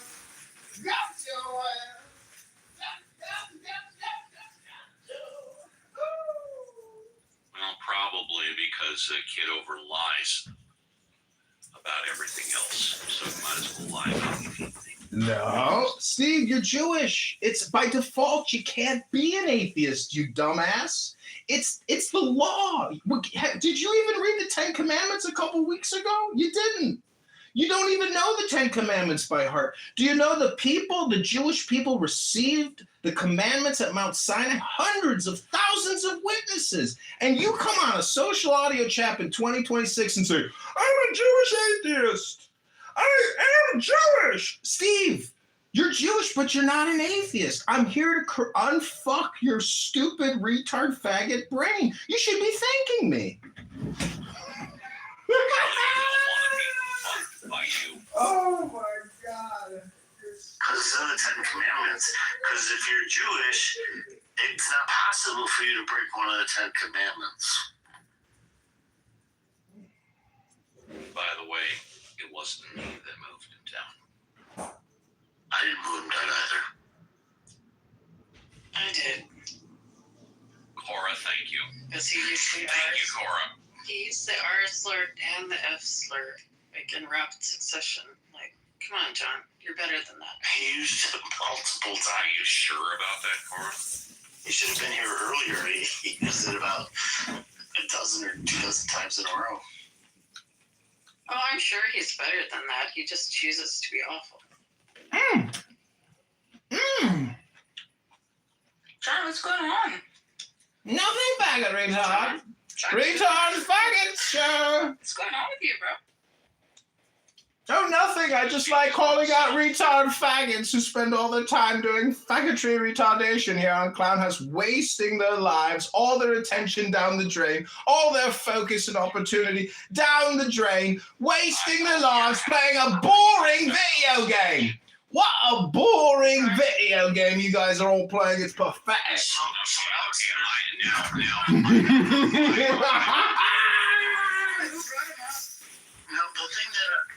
The thing that I don't understand is if his contention is we're wasting time by being on Clubhouse, how is he not wasting time by being on Clubhouse? Because he's a lying fraud, and that's a fact. And I've given you the receipts why he is a lying fraud. Attorney General of Illinois. No. He's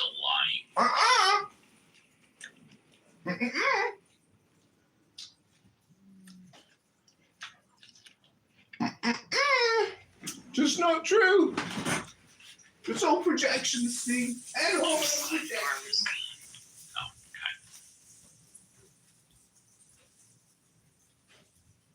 This room has been very colorful. I've been listening and working in the background. Fun stuff, right? This has been such a colorful room today. It's been kind of wild today.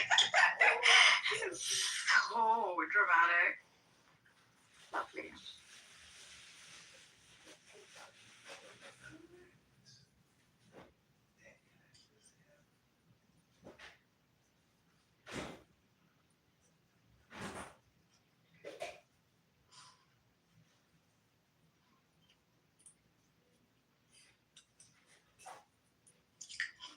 So what happened? So it was going pretty well, and then John said he records. Like, what went down? I wasn't there for that. What's your question? I said, what happened? It was going pretty well, and then John said what? That he records drums. How did he get into trouble? I mean, how did he start off with Uncle Steve? What happened? He's been attacking me for years. Why?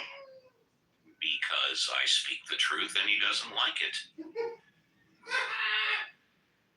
By the way, if it's okay, I want to go off topic very quickly. Cora, can I ask you a question? Would that be okay? Cora might be away. I can save the question. No, yeah, you can.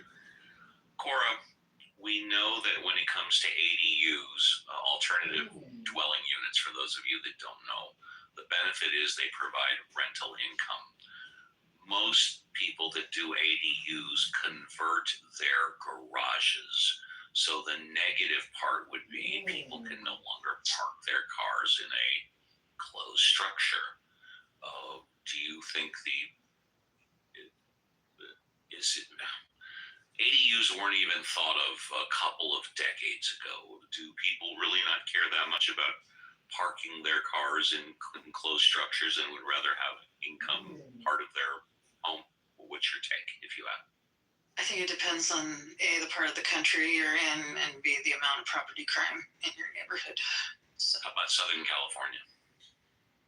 Well, again, that would just be how much property crime, you know, how badly do you need to lock your car inside a structure to keep it safe? Got it. Thanks, Cora. Appreciate that. Okay, sorry guys, didn't mean to digress. You can also do ADUs that aren't garage conversions, but with the way the lots are generally with Southern California homes, there's not necessarily enough space to fit something in with setbacks. Yep. But yeah. Appreciate it. I wanted your opinion. Thank you. Hello, Moshe. Hello, Rez.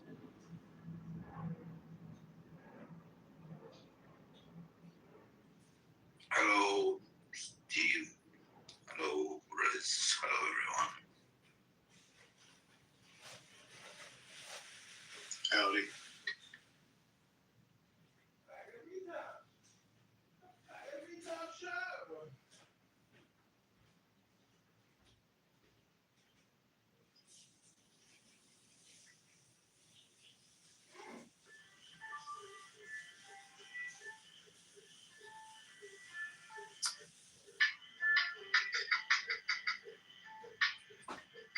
Hi, Rez. Did you want to talk? Oh, okay. How about you, Moshe? Did you want to talk? I will talk again, faggot retards. You guys need to read a book on this show. Try to read to each other. Get your favorite book.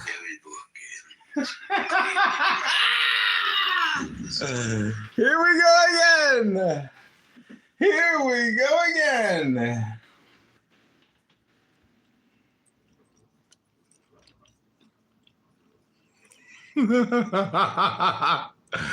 Don't like a little aggressive speech like faggot retard, a faggot.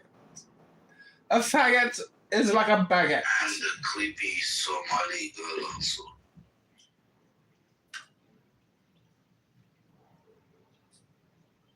Just a creepy Somali girl. A faggot is like a baguette, slightly less toasted and served with a bowl of spaghetti and a meatball.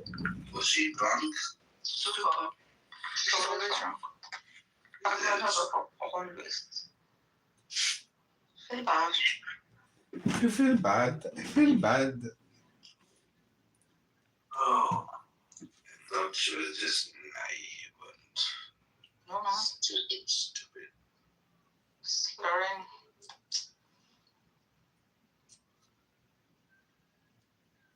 Half Somali. She says a lot of things. I didn't hear the whole thing. It's just in the background. Yeah, she said her mom is from Germany. It is something like that. Was bamboozled by a Somali Muslim. Hello, Machiel. I hope I'm pronouncing that right. Machiel. You guys want to discuss the topic? Sure, please go ahead. Thinking Uncle Steve would come up with something very creative. I found out about Muhammad and Aisha after I joined Clubhouse 4 or 5 years ago. You've been having that all day too. Maybe we could talk about fraud. Who? Fraud? I was just joking. Oh, you mean John Kitover? Everybody's talking about John Kitover these days. The #1 Chicago mayoral candidate. The hottest Kelshi bet you can find. Unless somebody kicked him out, it wasn't me. Streaming this room, definitely. Stream this room, see that? Fraud is actually twofold, believe it or not. For example, the largest fraud in the United States, believe it or not, It's the federal government. $50 billion, and that is wage fraud. Wage fraud? Employers who deny their employees. Oh, I see the communist approach.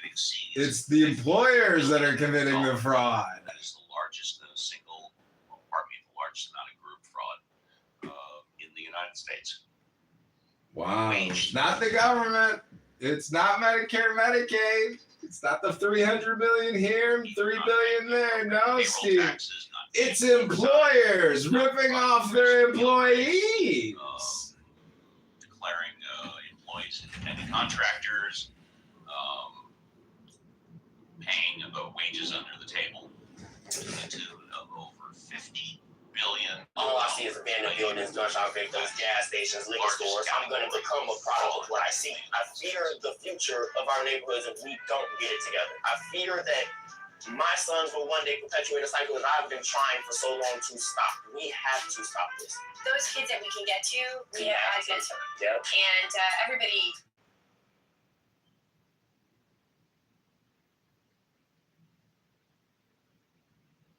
Fraud, a material and I'm not on the internet, I'm just going by memory now.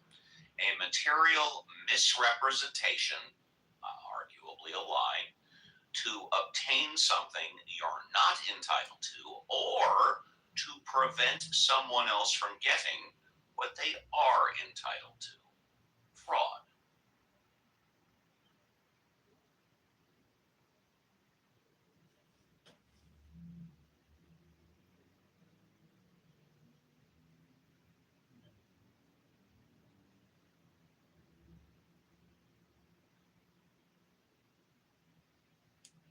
Got to get those kids.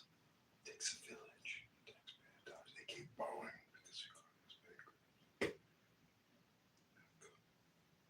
Deserve to live in a safe neighborhood. Even if we reach out.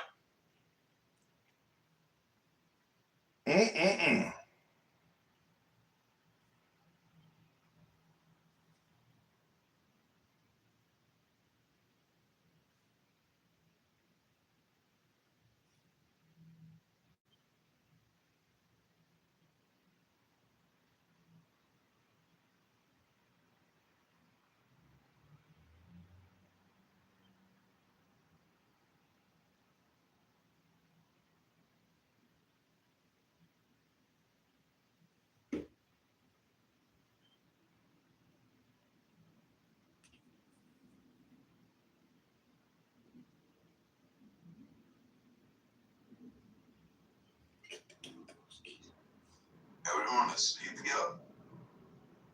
Is it that late? 10:50 for North New York.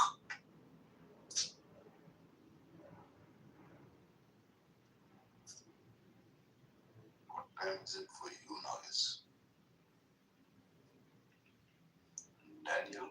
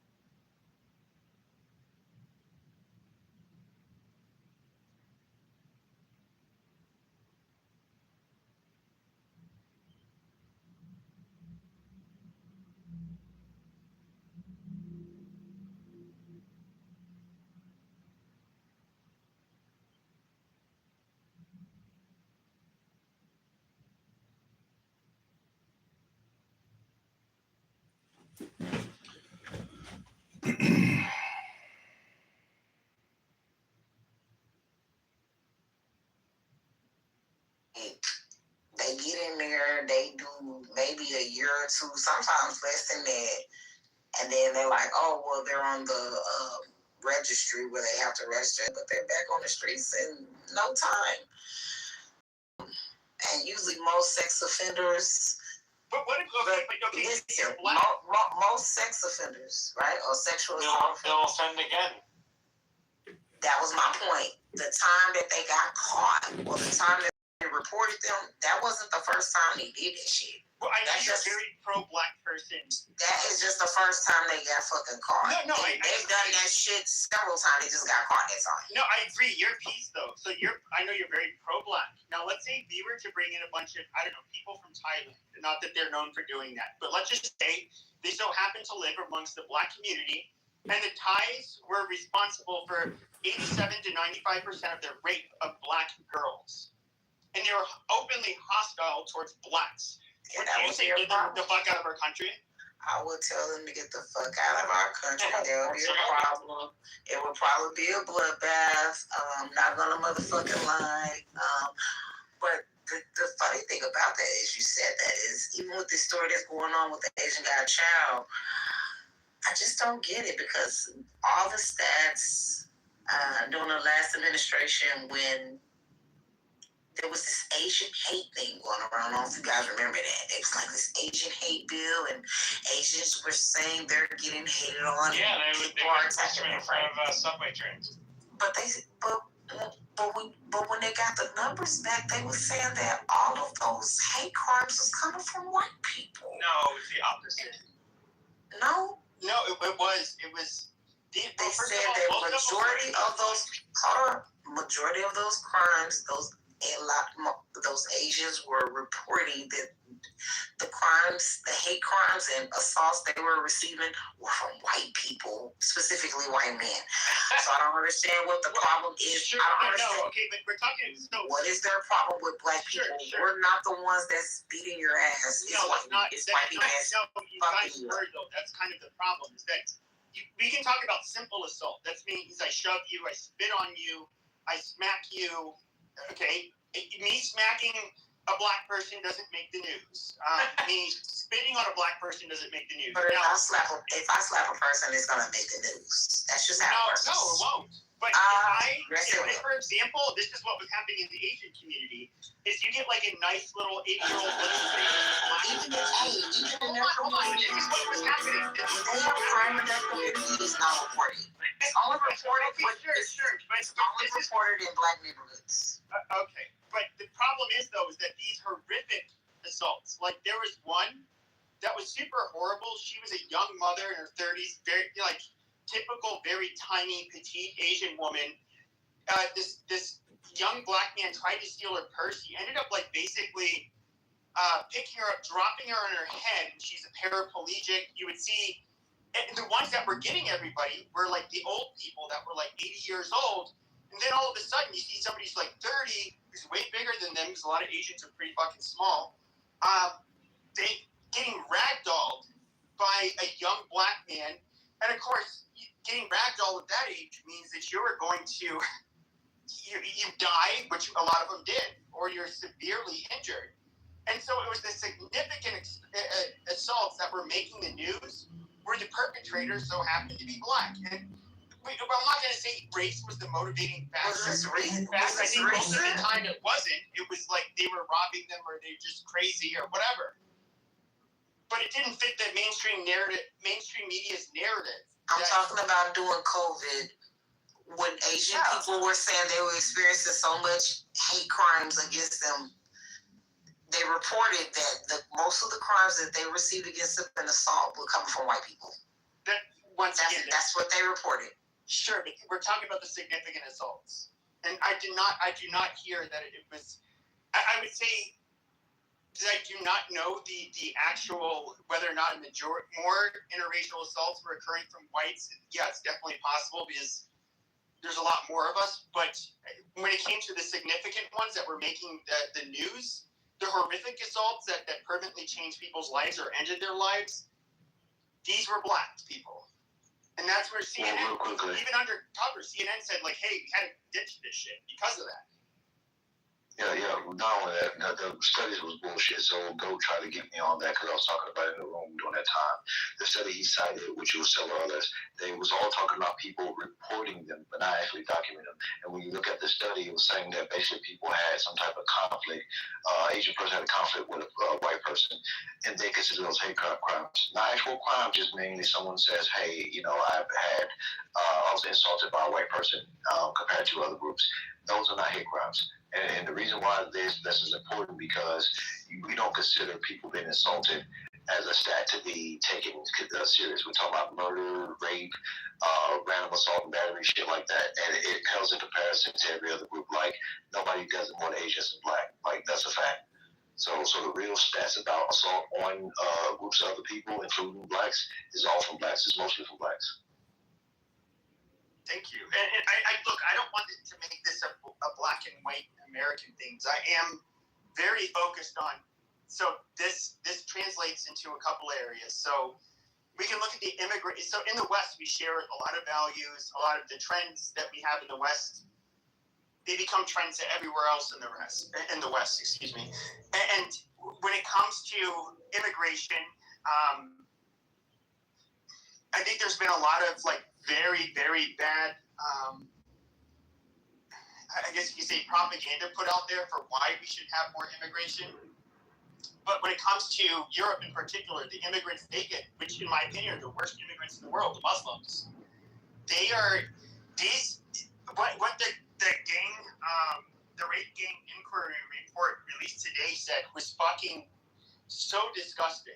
So and this, of course, this is really indicting of the UK, that their leaders, their politicians, how their social services, their police departments, all of them like really handle this. And it to me, it's just like there's no way. It should not be acceptable at all. I know it's politically expedient by a lot of the people in Britain to accept these fucking Muslim savages, but they should never allow the predation of their young, vulnerable girls by these people. And that's exactly what they were doing. And, really, they need to be held accountable. And the politicians in particular, Keir Starmer, number one, 13,000 warning letters for rape, yet he's locking up everybody for a couple years that says, get the immigrants out of our fucking country. That doesn't make fucking sense. And these dirty fucking Muslims that are there, that are raping the girls, like, just deport them. Fuck them. I mean, I don't know what happened to European men and European society. They're such pussies today. Well, Pepe, I think this is happening in the U.S. too. Have you noticed that Muslim people are starting to dominate other cultural groups and other areas? As an example, take African American culture, right? And it's happened since the 60s here in America, right? They started dominating the culture more and more, to the point where even they talk about Michael Jackson being dominated. Even his mom saying, what the hell is this? Like, why is this Nation of Islam people all around him and everything like that? So they're dominating the normal culture, and so they're trying to change the norm, saying gay retard we're just like everyone else. And the way to do that is, the FTC for $5 million for committing forgery. I killed Illinois college students after getting serial drug license to illegal alien alcoholic terrorists. Kids and start growing, and that's their whole strategy, and that's what happened in the UK. And they're trying to do it in America. I mean, look, you got a Democratic candidate who's running for Senate in Michigan, who's Muslim, who wants to grow Islam, and the Democrats are trying to push him to non-Islamic people, saying he's safe, he's good, that's what we need. The progressive blah blah. And this is going to cut. Yeah, I'm just personally somebody who does not. We all know nice Muslims. We all know them, but as a group, no, I definitely know nice Muslims as individuals, but as a group, they are a fucking biohazard to every other group. Well, Pepe, let's be clear, right? There's some individual people, you're right, that are good, but I think the problem is in mass or in totalitarian, in the overall kind of community. The goal of their community, look, one of the goals of theirs is to spread the religion. I mean, that's what they talk about. Go and spread the message and grow. And to be fair, Christianity is the same way. But the difference is that they're aggressive. It's almost like it's almost like the mentality that the 44th president said, get in their face. Tell them to vote. Tell them to change, right? And it's like, hello? It's that kind of aggressive push. And so I equate the Islamic faith and the growth of I'm a it gay retard criminal China, fraudster.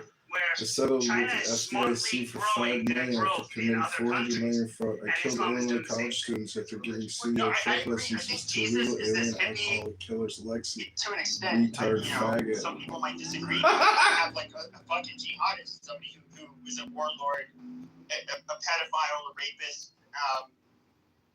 All of those things, and he's a retard faggot. And unfortunately, in their religion, because of course we're not necessarily told to live in the image of Jesus, because we're not God, we can't be like him. But Muslims are taught like, no, you should live in the image of Muhammad, which is like amazing. So just fucking rape and pillage and conquer.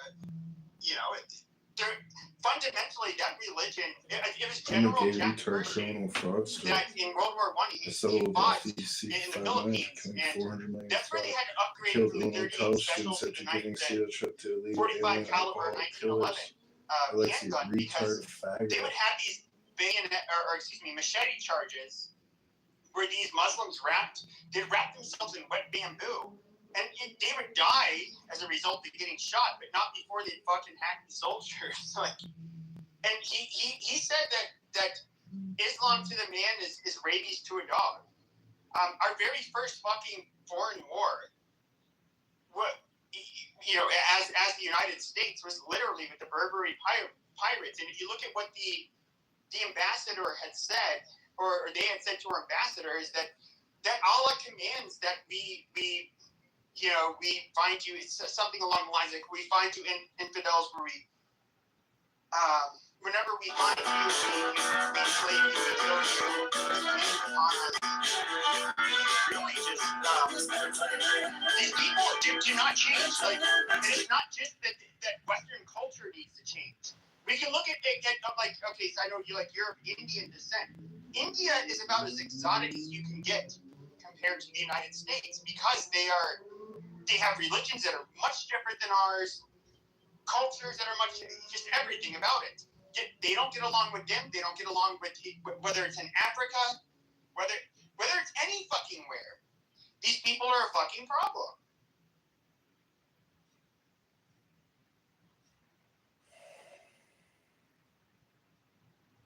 No, and I think something is not being told here is that the religion is built around totalitarianism, right? We are the religion, and forget everyone else. Screw them all.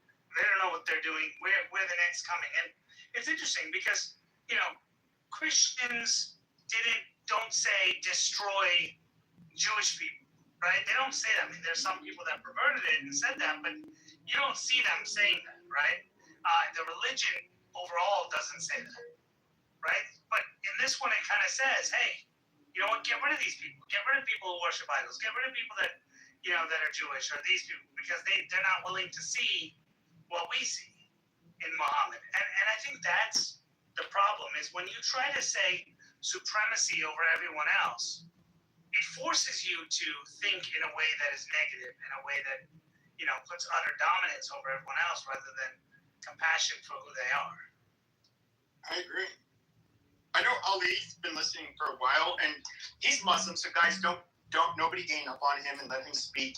He's a nice man, very cordial, and so he can have views different than ours, and that's perfectly fine. But I'm curious what you think. Yeah, so Pepe, I'm driving, so if I'm not audible, please let me know. I will go on mute. I just wanted to stay focused on this concept or the rape, culture by Muslims in the European countries. It is really stunningly unique. You do not find any ethnicities actually moving, or religious group moving into another country and committing the act of rape, just in this case focusing on the rape itself. So the question is why and how come? I think there could be several factors involved. One is I'm a gay retard criminal fraudster. I settled with the FDIC for $5 million for committing $400 million fraud. I killed Illinois college students after giving CEO truck licenses to illegal alien alcoholic killers. Alexi, retard faggot. In European countries and within the Muslim family and an enclave of Muslim community, access to having normal relationships with women is not available to them. I mean, they're not socially probably kind of ready to do that religiously and socially. It's a problem. I just gave you that one reason. And second is, I think the culture, Middle Eastern culture, in general, I would say not entirely, but partially, when a woman is dressed in a way that is not appropriate, not wearing a hijab, let's say a young Muslim man, newly immigrated to Germany, let's say it's 11 o'clock at night, 12 o'clock at night, and it's a nightclub, and the woman, short skirts and high heels and just having fun. So to some of the Muslim men, that is open game. They can attack them because they're not modest, they're available. Let me just not they're Muslims. I'm sorry, they're not Muslims. And also lack of respect. Please don't scroll. And so what I'm trying to encourage us maybe perhaps to think about what is the underpinning reason for this horrible act of rape, particularly in England, which is now the capital rape of Europe. I have actually a friend who moved her family, 2 young daughters, out of UK just because of this. So you see the immediate effect on the citizens of the UK. So the question that I would like to hear comments from others on this. Why actually this is the case? I have a good inclination, but I will stop here and let others contribute. Thank you. So I'll leave a question for you, okay? You mentioned nightclubs and kind of the, I think where you're getting at is like, look at the culture there and kind of puts them in a position where these men are almost sexually deprived. And look where, but I've been to Dubai, I've been to Abu Dhabi, I've been to nightclubs in Dubai, I've been to nightclubs in Abu Dhabi, okay? Muslim girls and girls in those areas that are visiting and all that stuff are dressed disgustingly, in some cases even worse than they are in Europe. But you don't see that in there. And could it be because they know that their country would basically take a gun and shoot them if they do those kinds of things? But in these countries, they can kind of get away with it and do it and be an aggressor, because you don't see the rape culture so big in Dubai and Abu Dhabi. Now, you could say that it's covered up and that's possible. I mean, I don't know that. I mean, that could be. I've heard people give that argument, but I'm just saying, like, you don't see it as much over there, and you have just as much, if not more, temptation in those places. And so, I guess that's my premise. My premise is, I think it's more because these countries are more lenient on it. They won't kill you and shoot you if you do those things. It's just like being gay, right? If you're gay in those countries, you're basically pushed off a building, essentially, right? And so, I'm just telling you, like, that's my mentality on it. What do you think? I feel like they can. I want to jump in here. Hold on. He asked a direct question to Ali, so let Ali answer. He's a Muslim. I don't give a fuck what a person wears. Wow. They don't deserve to be raped. And you gotta be a gay, stupid, faggot bitch to rape somebody. This isn't a ghetto room. This is not. Okay. So King, I do agree with your observation. And the two countries that you mentioned, because they are the center of tourists, and of course Dubai, and so they are absolutely the government making sure that the girls dressed in a non-Muslim way are safe, just because that would damage the tourism and be an attractive place for people to go there to shop and have fun. This is one thing. And also, I think if somebody commits, and I think you're correct, an act in Dubai and other countries that you mentioned, the consequences are absolutely severe. And so I think you give good reasons to why actually that is the case. Now, to say those countries you mentioned, they're more of an aberration, not the norm. So you cannot imply what you're saying, and I cannot, to people in places like Yemen, Afghanistan, and Somalia, let's say the rest of it. So women do not go to clubs and not nightclubs. Yeah, fair. But if you rape in those countries, though, that you mentioned, Yemen and all those, you'll be killed. Like, if you commit rape and a woman comes in Pakistan and any of those areas, they complain. In some cases, they'll cover it up if you pay the government for the corruption in those countries. But the fact is, that's true with India too. That's true with any place. But if you rape a woman and you're like proven that you raped a woman, it's considered taboo and sin, and they'll like either beat the shit out of you, like literally beat the shit out of you, and no judge will do anything about it, or they'll tell. Then why are the numbers so high? Where, in those Muslim countries? Yeah. In the Muslim countries, they're not high. Like that's what I'm saying. Americans will go there and they'll do stupid shit. Like there was I could just bring up a couple quick anecdotes. There was a young, attractive white woman that got caught with some cocaine. She got a 20-year prison sentence. Yep. They don't fuck around when it comes to certain crimes.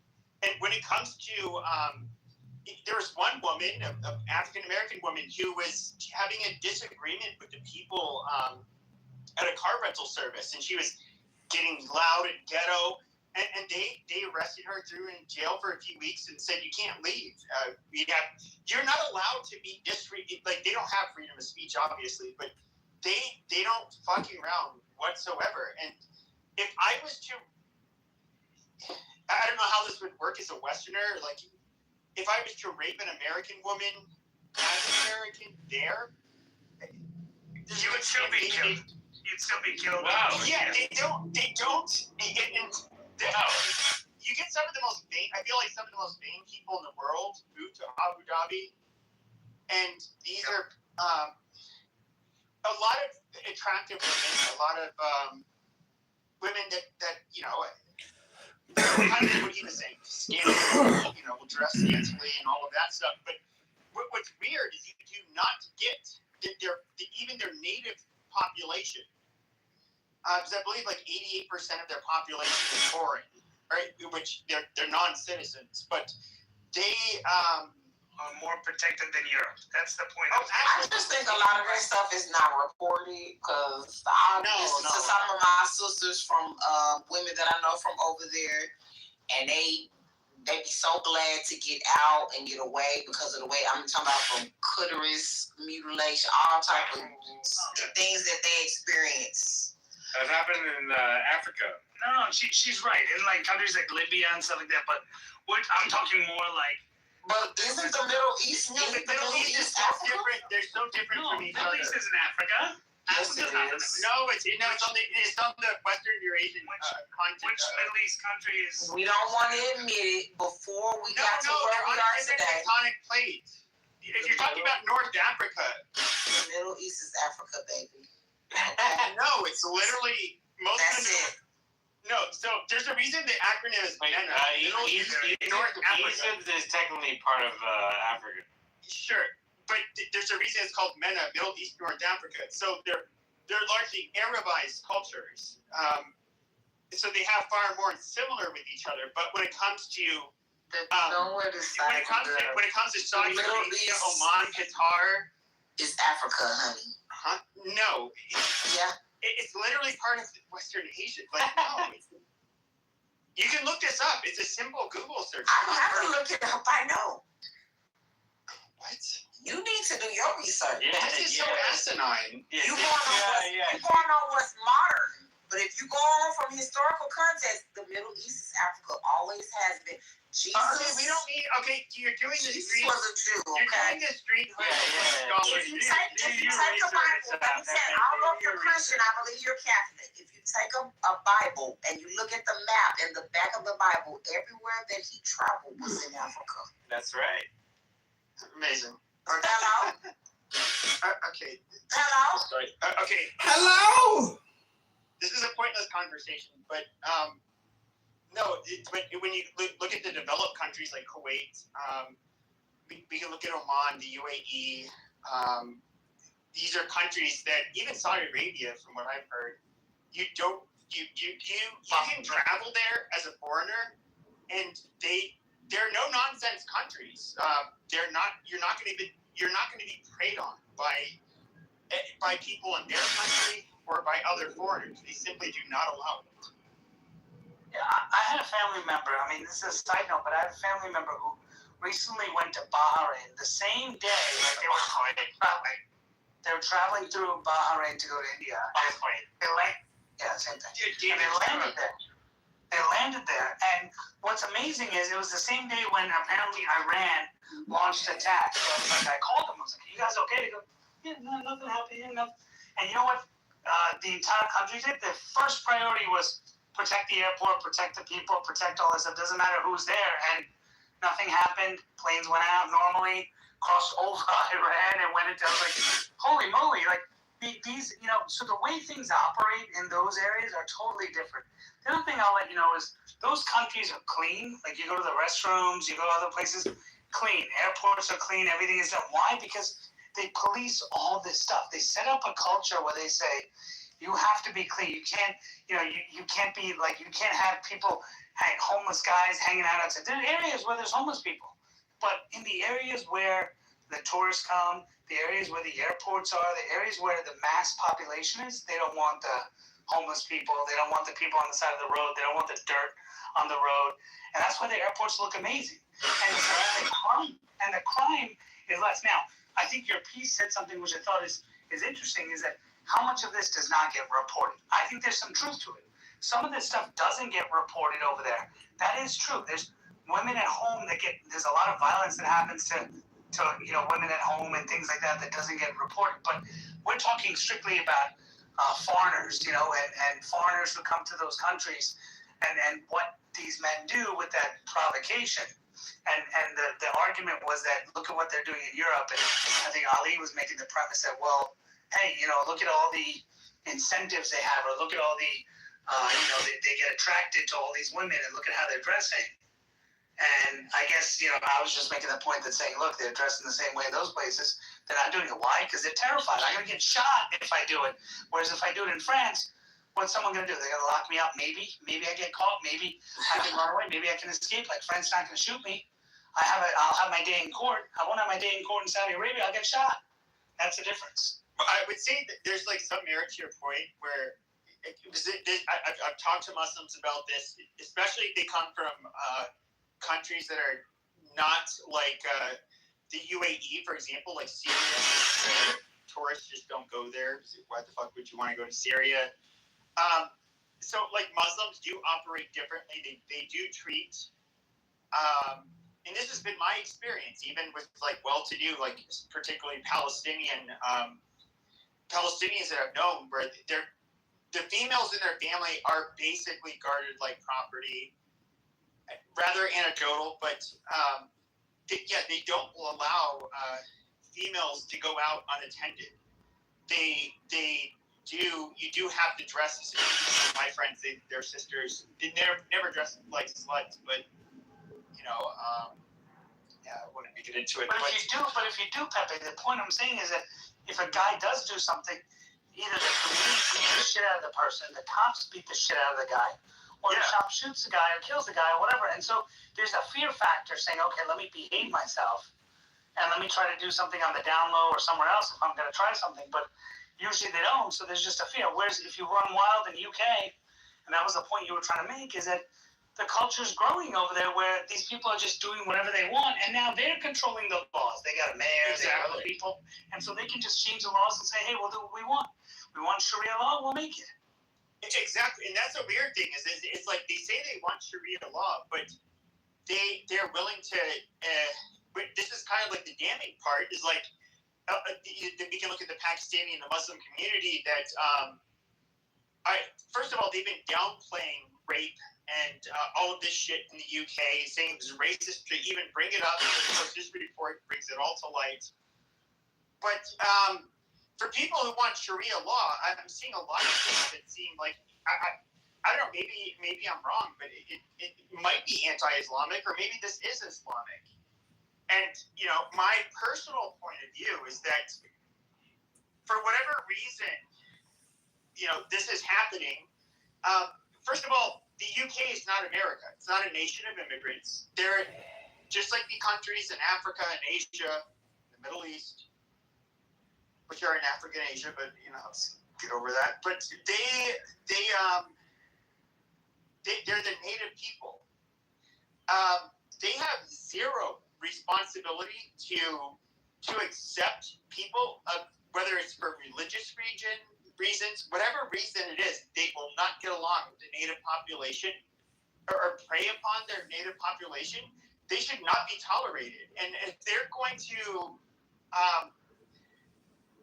try to advance themselves in a way where they want to overlook the predation on the native British girls, and I'm sorry, I would not I would never, ever, first of all, I've never raped a woman, never would. But if I was a rapist, if I was in a Muslim country, I would realize, like, hey, this is not the place to do it. Justice is probably going to be delivered very harshly here. But, and I feel like there's a reason why Muslims behave a certain way in the West. It's because they realize, well, I can kind of get away with it. And they're used to these very harsh punishments for doing bad shit. But if somebody like Keir Starmer, the fucking piece of shit prime minister of the UK, was just going to give you a warning letter, rape away. Why not? If I'm a rapist, I'm going to rape the fuck out of, British girls. Why wouldn't I? And that's the different part. So I wanted to make just two quick comments to Kim's comment. Yes, the culture of honor killing in terms of sexual assault on someone's wife, brother, and sister in Middle Eastern countries is a thing. People just have to kill. So they kind of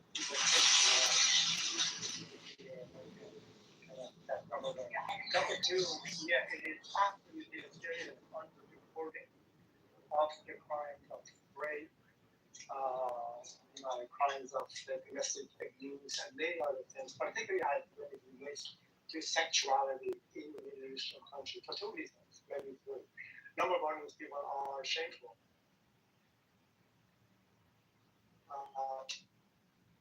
To report this, and even this happened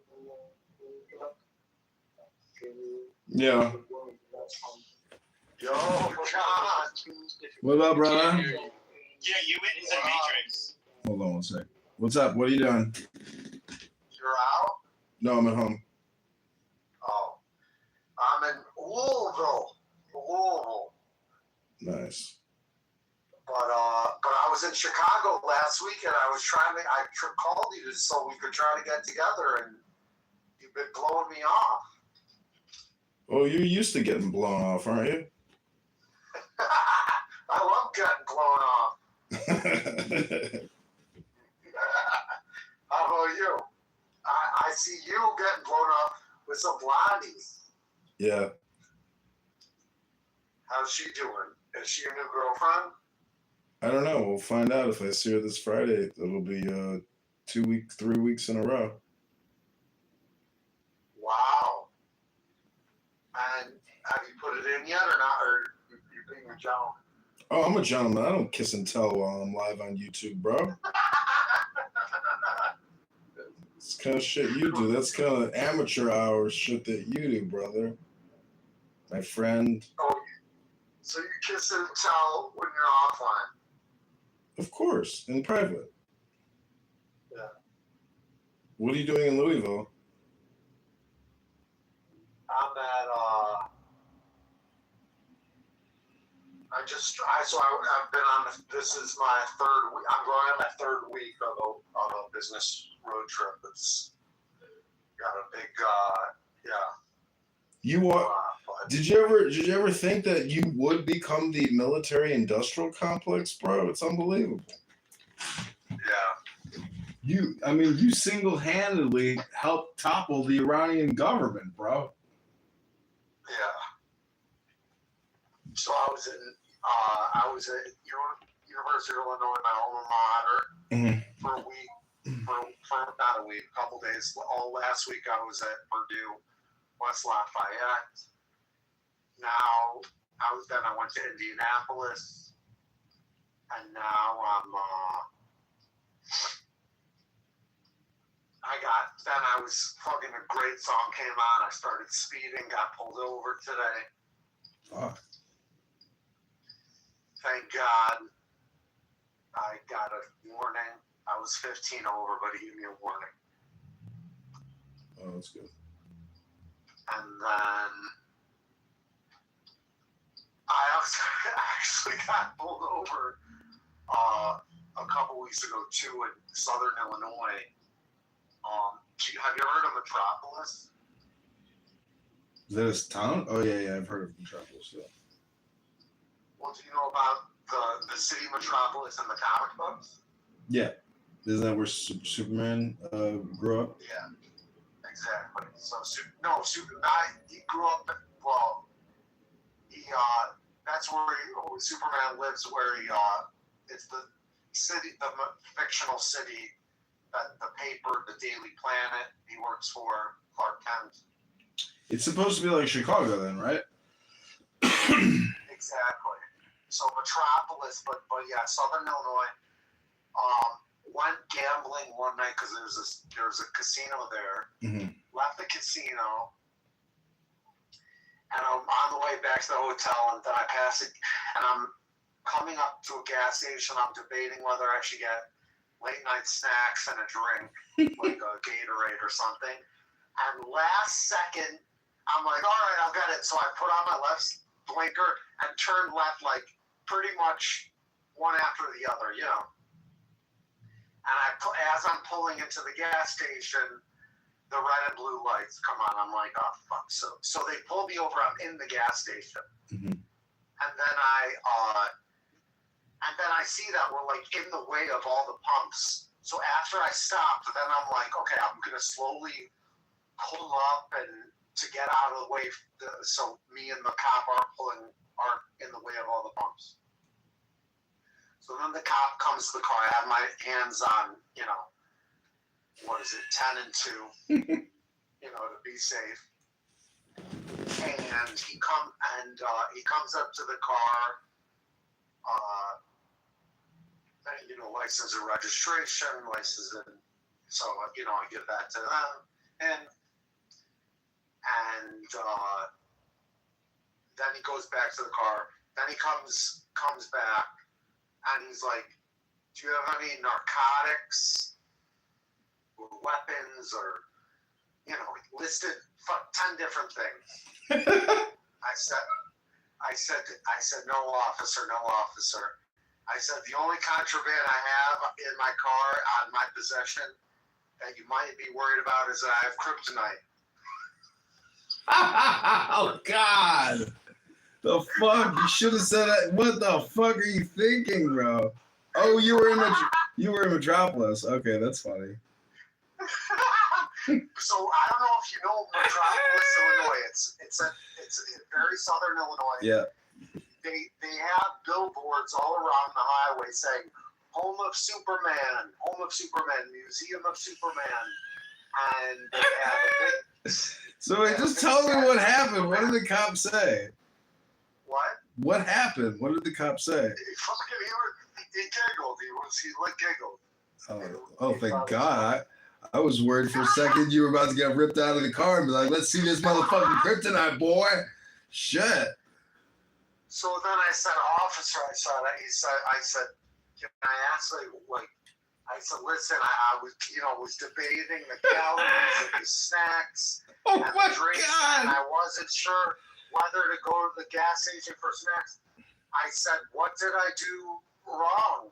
He says, improper lane change, illegal lane change. Mm-hmm. Yeah, I've been pulled over. I said, officer.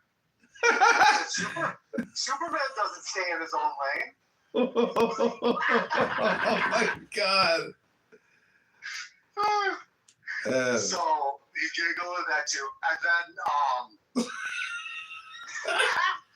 he says, I'm gonna go, I need to go back, you know, run the plates and everything.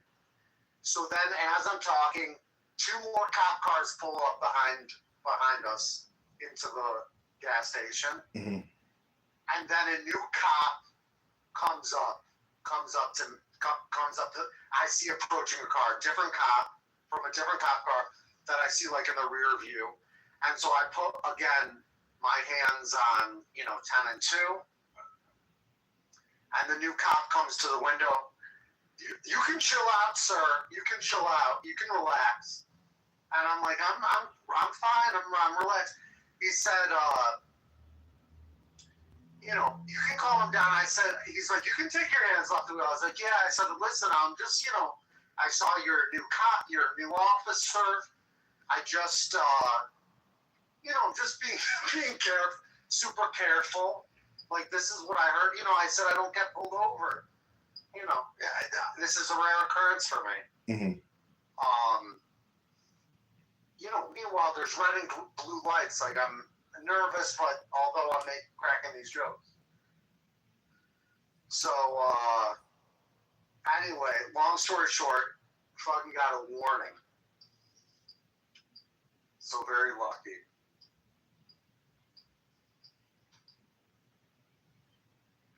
Anyway, how are you?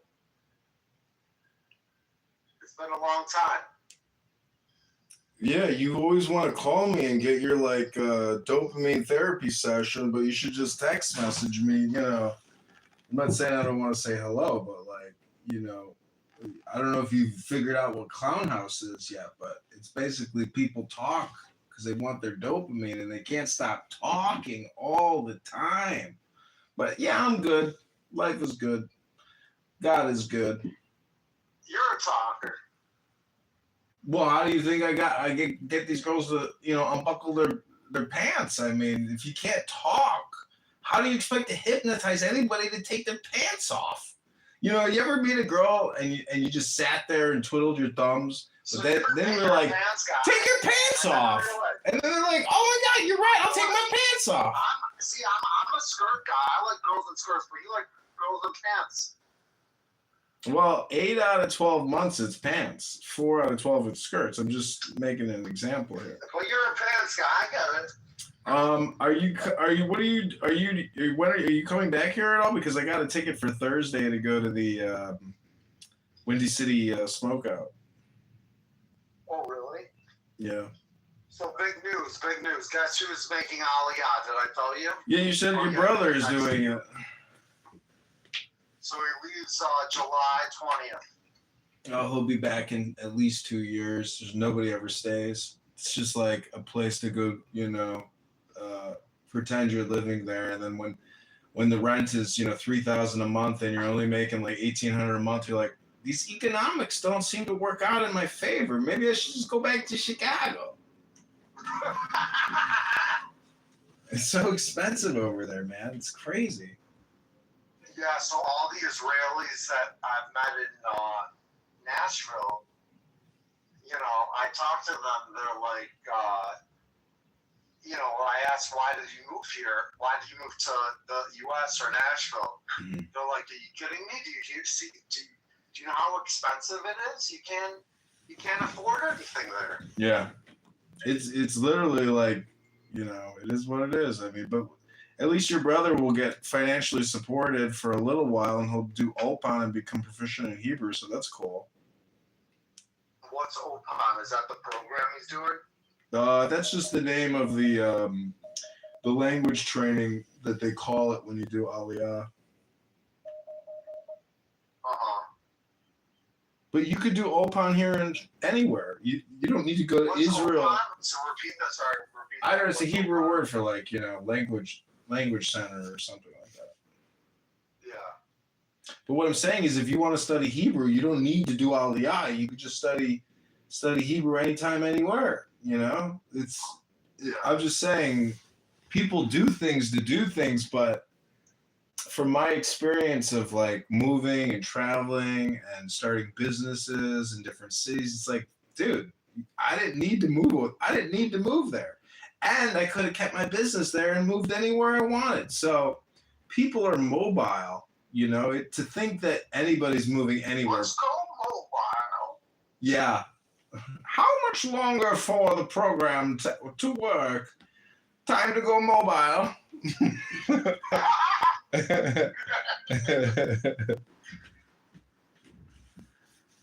But yeah, I mean, this is one woman I know. She's like a blind masseuse. She's like, I got this boyfriend who lives like 100 miles away from me, and he wants me to go move with him.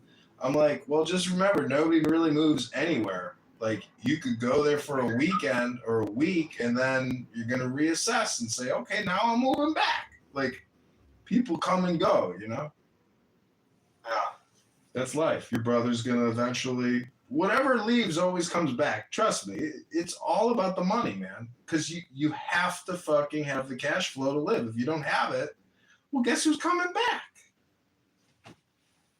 Yeah. Dad, I need to work for pronunciation workshop for a couple months, Dad. Sure, son. I got a lot of clients that need your help. They need to learn how to speak American English. Great, Dad. Well, actually, I'll just stay in Israel, smoke pot, get laid. Could you just send me the money, Dad? Sure, son. Anything for you. Anything for you, son.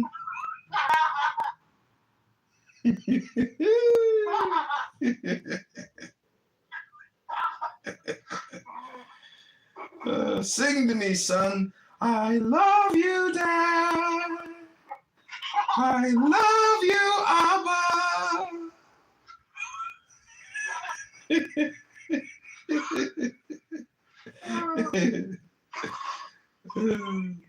Oh, you sound so great, son. Let me wire transfer you $10,000. You're the greatest dad in the world. Honey, send him 20,000. I love you too, Mom. You're the best mom a boy could hope for. We love you, honey. We love you, honey. Mom and Dad sent me the money. Let's party, everybody. Yeah, Grover got the money. Yeah.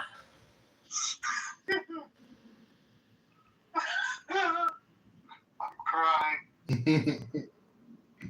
That's what a good dad does. A good dad just keeps dangling the carrot. Never gives them more than they need. Just gives them enough to keep them going. Yeah. So how do you like Tennessee? I keep seeing super hot chicks from Tennessee. It's unbelievable. It's like they got a hot chick epidemic over there. Yeah, it's a problem. Yeah, I should start sending them your way. Things are good. Saving a lot of money living at home, but I feel like I should get on my own soon to start doing my own, having my own life, having my own social circle, etc., etc. You can do all that at home. What's the difference? It doesn't matter. I'm telling you, it does not matter. It's all in your head. It's psychological. The thing is, we're just so culturally conditioned. If you were a Muslim and an Arab, you'd be building a fucking hut next to your parents' house, getting ready to impregnate a 13-year-old. You see what I'm saying? It's all cultural. It's all cultural.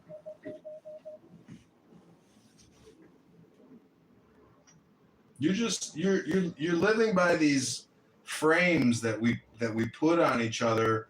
That Jordan Peterson says, oh, you're 18, you gotta get out of your parents' house, go make a living, start a family, stop being such a parasite. Yeah. Just date local, bro. Your life is geographic. Yeah. I mean, you should make a joke out of it when you bring a new chick to your dad's house. Be like, Dad, good Shabbos, this is Tiffany. Tiffany, this is my father, Dr. Gruber.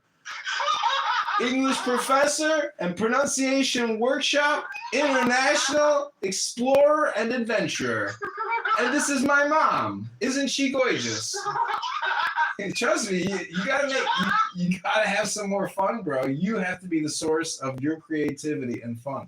And your dad will play right along. Your dad is hilarious. He loves that shit. He'll be like, Max, you've made me very happy this Shabbos. Why, Dad? Because you brought over a great piece of ass, son, and I'm proud of you. Mom and I are gonna go check into the hotel for the weekend. I hope you enjoy the house, Max. And you too, Tiffany.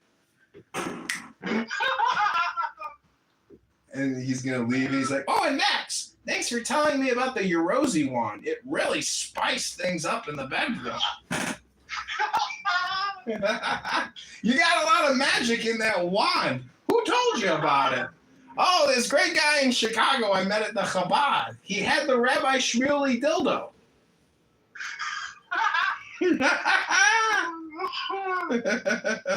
So when you come to visit? I don't know, never. Not right now. Never. Maybe next summer, but I gotta run this Chicago mayoral campaign. I might be the next mayor of Chicago. I gotta work this summer. I gotta get 15,000 confirmed signatures, brother.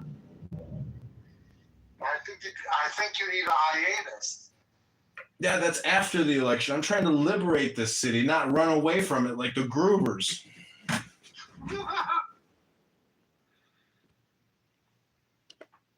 And how's your family? How's your sister and her husband and your parents? Everybody's good. Everybody, I think, is doing good. Yeah, no news is good news. No news is good news. That's true. And tenants? Everything is good, man. I mean, there's nothing to really talk about, or there's nothing that has changed. Everything is just day to day. Nothing's new. The only thing is my best friend in Chicago is left. I went to. What I gotta tell you? Community garden. It's good. I went to Butch McGuire's, and Vlad, the doorman, looks at me and he goes, "You gonna drop any fake money on the floor tonight?" I said, "No, sir." I said, "I'm a gentleman," and he goes, "All right, man. Go ahead." I was like, "Thank you, sir." So you're no longer banned. I'm no longer banned from Butch McGuire's. But listen to this. Listen to this, okay? So I have some fresh 20s or whatever, and I bought an embossing stamp with mayorkitover.com and like my photo of me and an American flag. And so I emboss all these 20s, like they're real 20s, you know. I emboss them, which is like a stamp. It presses it. Embossed. Yeah. So I take this girl to a restaurant for dinner. I pay with the 20s. The blonde one? No, this other one. And the manager, our waitress was an African-American woman. A gay white manager comes up to the table and he's holding the 20s like folded in both hands. And he goes, "Sir, I am sorry to inform you, but your money is fake." And I was like, "What? Really?" I was like, "I just got them at Chase Bank. I don't think they're fake." "Oh, I embossed them. I have a stamp and I embossed them, but those are real 20s. He goes, "Sir, are you being serious right now?" I said, "Yes." And then he holds up the 20s and he's like, "These are real 20s." And he goes, "But sir, don't you ever take these to another restaurant. They will not accept them." And I said, "Oh, I'm so sorry." And so when I go to Butch McGuire's, you know, he goes, "You're not going to drop any fake money on it." So I go to pay with one of my embossed 20s, and I was like, "Oh my God, they're going to fucking flip out."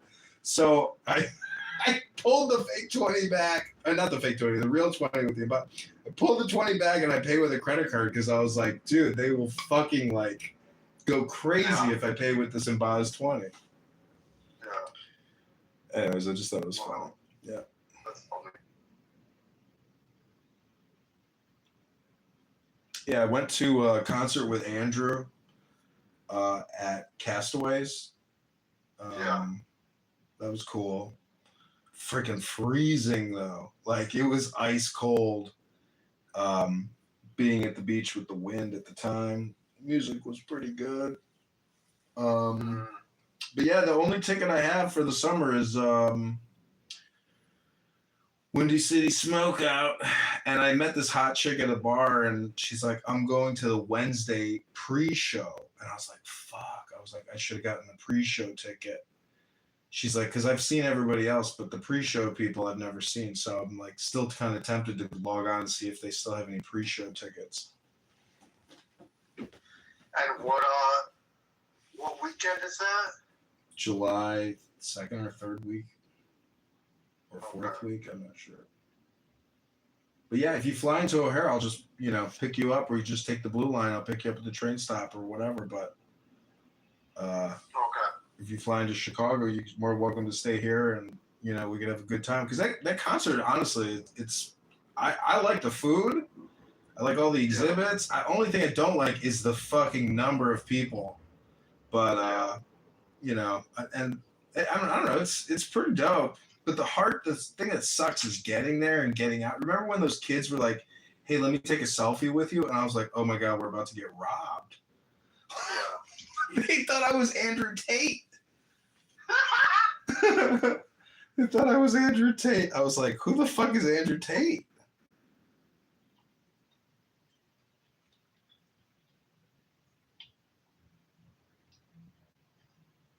Wow. But now you know who Andrew Tate is, of course. Of course.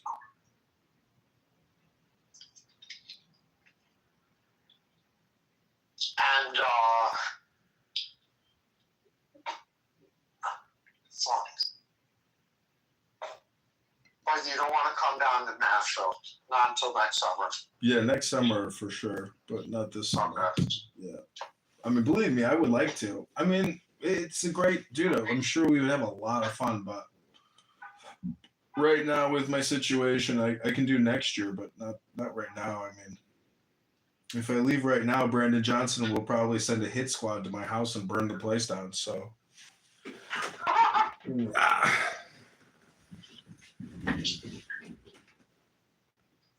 did you watch the UFC fight last night? no, The Emperor's Gladiator event. I mean, it was epic. no, I didn't see it. You heard about it? You saw pictures? No, I don't know anything about it. I know that Cash Patel stopped a terrorist attack that they were like planning on shooting and using attack drones. Stopped what? Cash Patel stopped. Yeah, there was an attack on that UFC White House event, but they stopped it. Really? Yeah. Oh wow!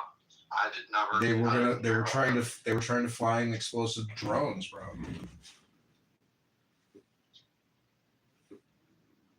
And they said it was to kill the billionaires. Awesome. Thank you so much. You too.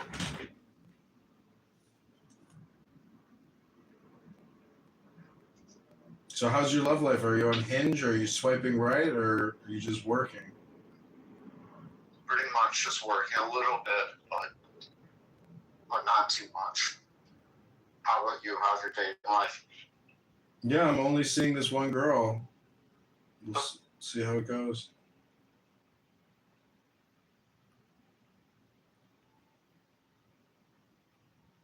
So many of these other girls are just like, send me cash apps. Going steady?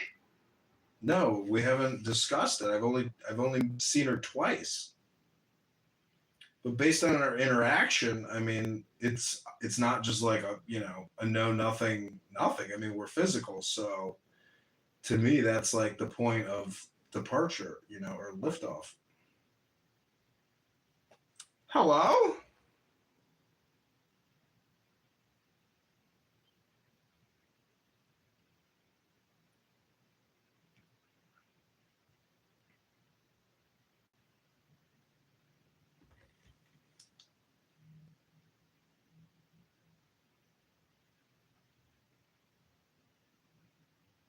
Yeah.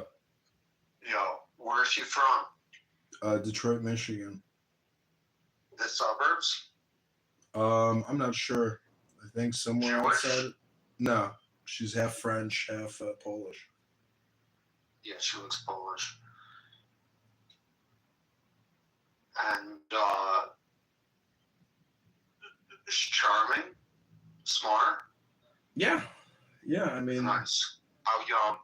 27. How old? 27. Nice. Has she been over? Yeah. Nice. She says, she's like, I can't believe you're a conservative or a Republican based on your house. You're like the exact opposite. I'm like, yeah. I'm like a hippie Republican, but most of my shit, my interior decorating is all because of shit I bought on eBay. Mostly, but it's all collectibles. It's like if I ever moved out of here, I would just like wrap everything, store it, and not live like this. But in my opinion, this is like a storage facility. I thought it's an art gallery. Yeah, exactly. What do you think? Fucking art gallery is a storage facility for art.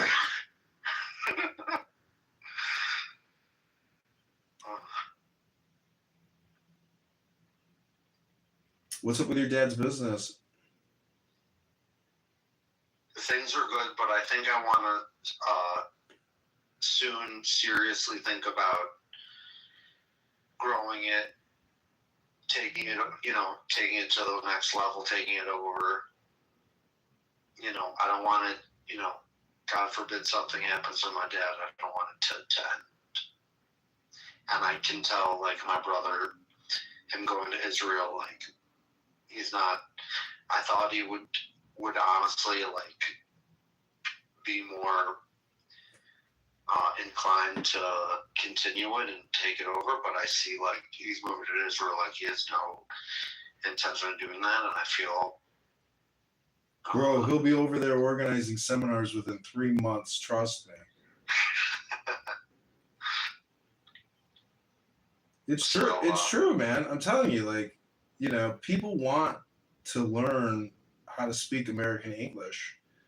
LinkedIn is like a perfect example of where there are so many international workers, that are actually held back by their English language capabilities. A lot of people want to break in, but because of the way they sound, they can't get hired.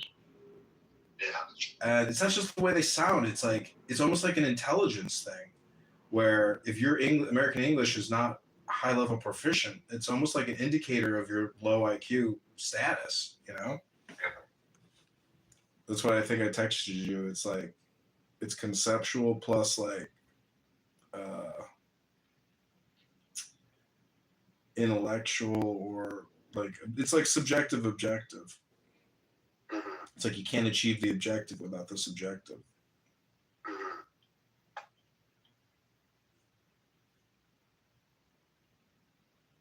But it's like they'll never really perfect it, no matter how hard they try. Like, if you have a thick accent, it's like it's a part of you. It's like never going away, It requires tremendous work. And that requires reading books. Are you reading any books this summer?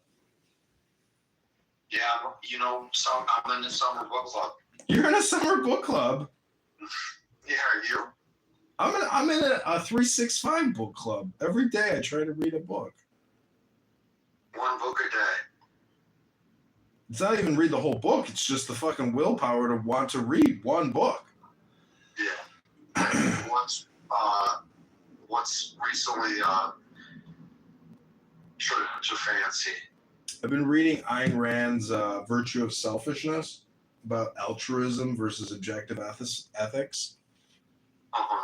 That's been very, very interesting. Like, there's separation of church and state, and then there's separation of state and economy, which is laissez-faire capitalism. And there's so much fraud that they're arresting people on, but guess who created all the fraud? The federal government. How the fuck did this guy get $60 million? How did this thief get $300 million? Oh, the federal government. So it's like problem, action, solution. I mean, but the fucking problem is the government, bro. The government is creating economy by borrowing all this money and giving it away to fraudsters. So it's like, holy fuck. It's like there's no accountability, no personal responsibility. When does the government finally admit, when do agency heads say, sorry guys, we let this one slip under, we're talking billions and billions. The biggest racket is the health industry. Medicare, Medicaid, bro. Like $400 billion a year in fraud. $400 billion a year. They got international criminal fraudsters ripping us off. We got domestic fraudsters ripping us off. It's crazy. And, the healthcare executives, they make like $60 million a year on average? $60 million. It's like, bro, it's like I wrote the John Kitover Medicare Medicaid Balanced Budget Act, where every healthcare executive, their pay gets capped at $200,000 a year until we have a balanced budget. Would you be okay with that? I'd be okay with that. Fuck them. Oh, you can't make your $60 million this year? And our government is completely broke and we continue to spend $7 trillion a year? Dude, something has to give. The Medicare Medicaid shit is a scam, man. These doctors, health insurance companies, and big pharma, dude, they're poisoning us. They don't do anything. Just go to the gym, read a book, fatty. That's what I'm running on. Dude, I'm totally vindicated on the COVID-19 vaccine scam. I mean, it's just like every single day there's more stuff coming out about the fraud, about the scam, about the lies, about the propaganda. I mean, you fucking, have you had any adverse effects after taking your J&J? Did you do the boosters? Did you do your second round? I mean, are you sterile? Have you had a blood clot? Hello?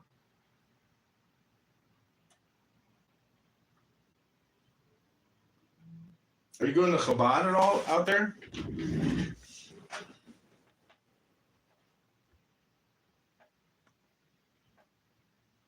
Hello?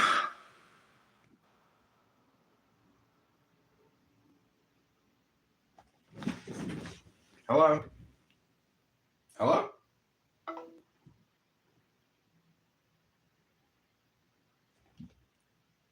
It's almost always in fucking gang. You know what I want? I think the term going Hold on, everybody. Yeah. I've been talking and I saw that it was muted. I couldn't hear anything. Yeah, sorry, I've been talking, but it was muted. I've been wondering, like, how much, microplastics and that whole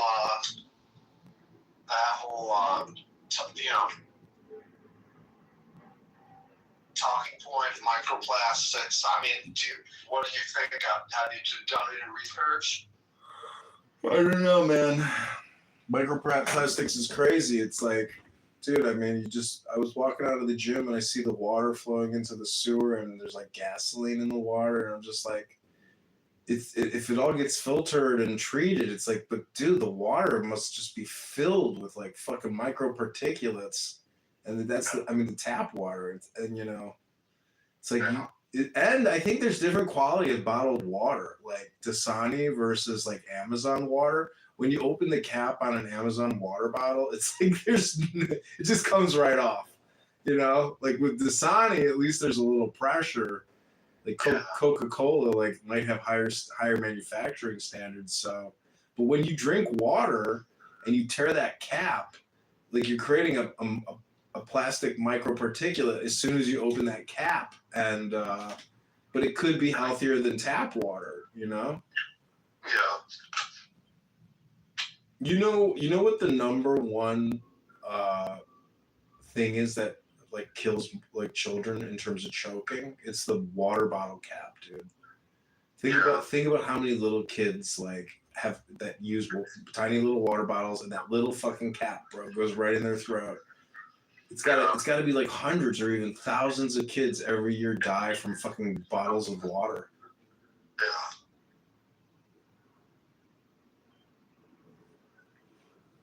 Are you going to the gym?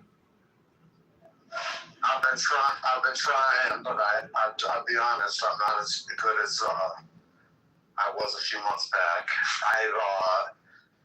One of the big problems I've been having is I had an accident in Italy.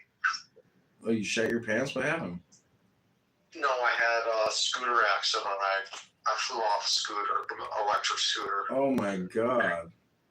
Yeah, and I ended up fracturing my shoulder blade, my sternum, and my spine. Oh my god, bro. Yeah, it was bad. Dude, so those things are just not safe. What? Dude, the fucking electric scooter epidemic, man. It's like fucking the emergency rooms are just full of scooter people. I know. So it's been quite bad. It happened April 24th. Uh-huh. So I would say in the past couple days, my shoulder's been feeling for the first time like without pain. Uh-huh. But yeah, it was quite bad. I couldn't even move my shoulder. And but thankfully no surgery, and thankfully, I'm gonna be 100% okay. It could have been a lot worse. I wasn't wearing a helmet, It could have been very bad. Dude, when we left that Windy City fucking smokeout, we're going like 30 miles an hour through wet streets with no helmets, no like. I know. We could have fucking wiped out at any moment and gotten seriously injured. We were so lucky. I know. Dude, you're not safe unless you're like in a car. Like these people are like the bike lane. You know there's a guy in Chicago who just died in his own bike lane, and he fucking built bike lanes all over the city, and he fucking died in his bike lane, bro. It's like. Well, I saw someone died in Chicago from a scooter. Yeah. Scooter too, recently.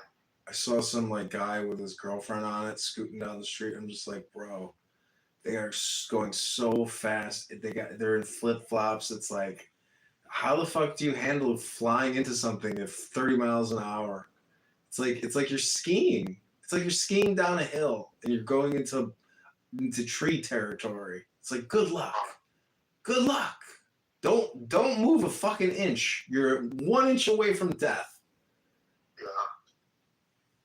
Dude, your life is never the same. I was driving down the street at like 11 o'clock, and there were 3 people on scooters, and they took a right, and this guy in a giant pickup truck, like elevated bed, like huge. He guns his truck, and he runs over all of them right in front of me. I was like, runs all of what? 3 people on scooters with no helmets. He's in a mask. He can't even see them because he's so high up. He runs them all over, and like he probably killed at least one of them. And I immediately called 911. I was like, "You got to send an ambulance quick! I just saw 3 people get run over by a big pickup truck." And they're like, "What's the intersection?" And dude, I didn't stop and help anybody. I just fucking kept going. I was like, I can't believe what I just saw. Like, it was the craziest thing. It happened so quick. The guy was just gunning his engine, for the sake of gunning it, because it's like he's making all the noise and the exhaust. He just didn't even see them. They came out of nowhere, and he just ran them all over. I was like, ah! He saw him smush them. I was like, couldn't believe what I saw. It like made me jump, bro. I was like, ooh, ooh. Ugh, they were screaming. Oh, it was horrible. Wow, that's horrific. Yeah, dude. I mean, did you see the girl get thrown off the cliff? The fucking Brazilian rope person forgot to put the rope on her feet. Oh, the bungee jumper? It wasn't even a bungee jump. It was just like a rope swing or some shit. Okay, I saw something, but I didn't click on it. Yeah, dude, it's legit. Like, these 3 guys take this girl and then just chuck her off a fucking cliff. Okay, I saw a screenshot of like them holding her up, and it said it, and it was. I didn't click on it because it was too unbelievable to be true. They all look at the rope. They're like, "Oh, we forgot to put the rope on."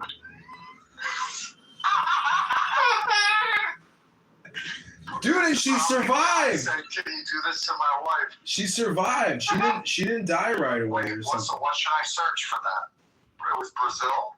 I think it was in Brazil, yeah. But she didn't even die. Brazil bungee accident. Yeah, she actually survived. Oh my God. But then they didn't help her or something. Like, she survived, but they didn't help her, and then she died later on or something. No way. Oh my God, I can't believe it. She has no rope. Holy fuck. Stay still. Stand still. We're going to pick you up over our heads, walk you to the edge of the cliff, and chuck you over. Don't say a thing and don't worry about it. Don't. Here we go, boys. 1, 2, 3, push. Oh, fuck. Oh my God. Oh, fuck. How do you forget that part of the whole thing? It's like, we're going to pick you up and we're going to throw you right over. Here we go. 1, 2. Oh, wait, boys, the rope. The rope. Ah! Well, I do have a similar story. My high school friend from high school, I went on his family invited me on vacation to Door County. You ever go up to Door County? Is that Wisconsin or Illinois? Yeah. I don't know. It's like on peninsula of Wisconsin, like between Green Bay and Lake Michigan. Mm-hmm. They're known for cherries, and it's beautiful, beautiful. But they rent a pontoon boat, so it's a rental boat, and we go out, and we're on the boat, and then okay, we're ready to swim. Max, can you throw the anchor out? Okay. So I open up, under the seat. I grab the anchor, take the anchor, toss it, and I see the rope, coiling, like uncoiling, and then I see the end of the rope, so I can go under. It was never. They didn't attach to the boat, and I almost jumped for it. But then I realized, if I jump for it and try to grab it, I'm going to be attached to the anchor or be holding onto the anchor. But, I can't believe a rental boat, they don't attach the anchor to the fucking boat. Mm-hmm. It's a rental boat. They should, it should be easy for the people. Anyway. The parents had to end up paying for the anchor. I offered to pay for the anchor, and they said, don't worry about it. Same thing. They threw it without thinking it's attached. Yeah, when I was in Mexico in Cancun, I did bungee jumping at the beach. They had this big pole. I can't believe you went bungee jumping. Well, the girl in front of me, she gets out on the ledge and she's shaking and she's like, I can't do this. I can't do this. I can't do this. I can't do this. I don't want to do this. I don't want to. The fucking guy kicks her right off the platform. Kicked her. I was like, damn. I was like, all right, that's not going to be me, bro. I'll be strong. I'll jump right off. I get to the edge and I'm like, I don't want to do this. I don't want to do this. I can't do this. I'm not doing this. He kicks me off the fucking ledge. I was like, holy shit! Dude, it was so dangerous. It's the same thing, if he didn't, anyways, it's fucking dangerous. Anytime you do something like that, it's fucking putting yourself at risk. Wow. That's why I would never skydive. It's like you go to a skydiving facility and you're like, how many people have died here? They're like, 16. You're like, what? I think there was just a skydiving crash, a plane crash. I know. Dude, look at Kobe Bryant. You're worth $3 billion. You get in a helicopter. And another helicopter crash. I know the musician, that crazy Latino musician goes. I've never heard of the guy until he died. Oh, really? Did you hear about this guy before he died? Yeah, I saw a whole thing about him. He's very artistic. No, but did you know about him before he died? Yes. You knew him? I knew about him, and I saw him in some kind of a documentary or some kind of an interview talking about his creativity. And really? Yeah, and his music is super weird, but I've never heard of it. You would hear. I think he had one song that did well or something, but. Dude, what the fuck was he doing? About him. Everybody knew him. What the? He's like what was that one the mumble rapper who OD'd? Anyways, dude, what the fuck was he doing in helicopters? Mac Miller? No, stupid mumble rapper with all the tattoos on his face. You don't know who I'm talking about? And he died and OD'd? Yeah, his name was, God, I'm glad I don't even know his name because he's so fucking horrible. I just Googled it. Juice WRLD? No, not Juice WRLD. Different white guy. Lil Peep! Lil Peep! My boy! Lil Peep! You don't know about... I didn't even know Juice WRLD died. You know, you and I used to go to Hanger Upper, and the guy, the bouncer at that place called himself the Juice or something like that. Yeah. But I think he was just copying Juice WRLD. I thought he was Juice WRLD for a couple months or something, but I guess that's not him. Yeah. When we would go to that place, I had a girl come up to me. She's like, "Are you the Lincoln Park real estate agency guy?" I'm like, "Yeah, that's me." She's like, "I see all your Instagram videos."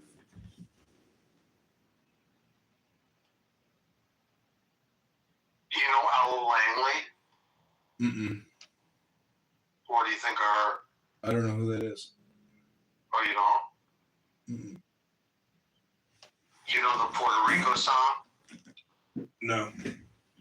Yeah, you do. Mm-mm. Alright. Did you see the Puerto Rican Day Fest fights? No. Yeah, there was like some huge fights at the Puerto Rican Day Fest. Oh. The Vipers versus like some kind of other biker gang.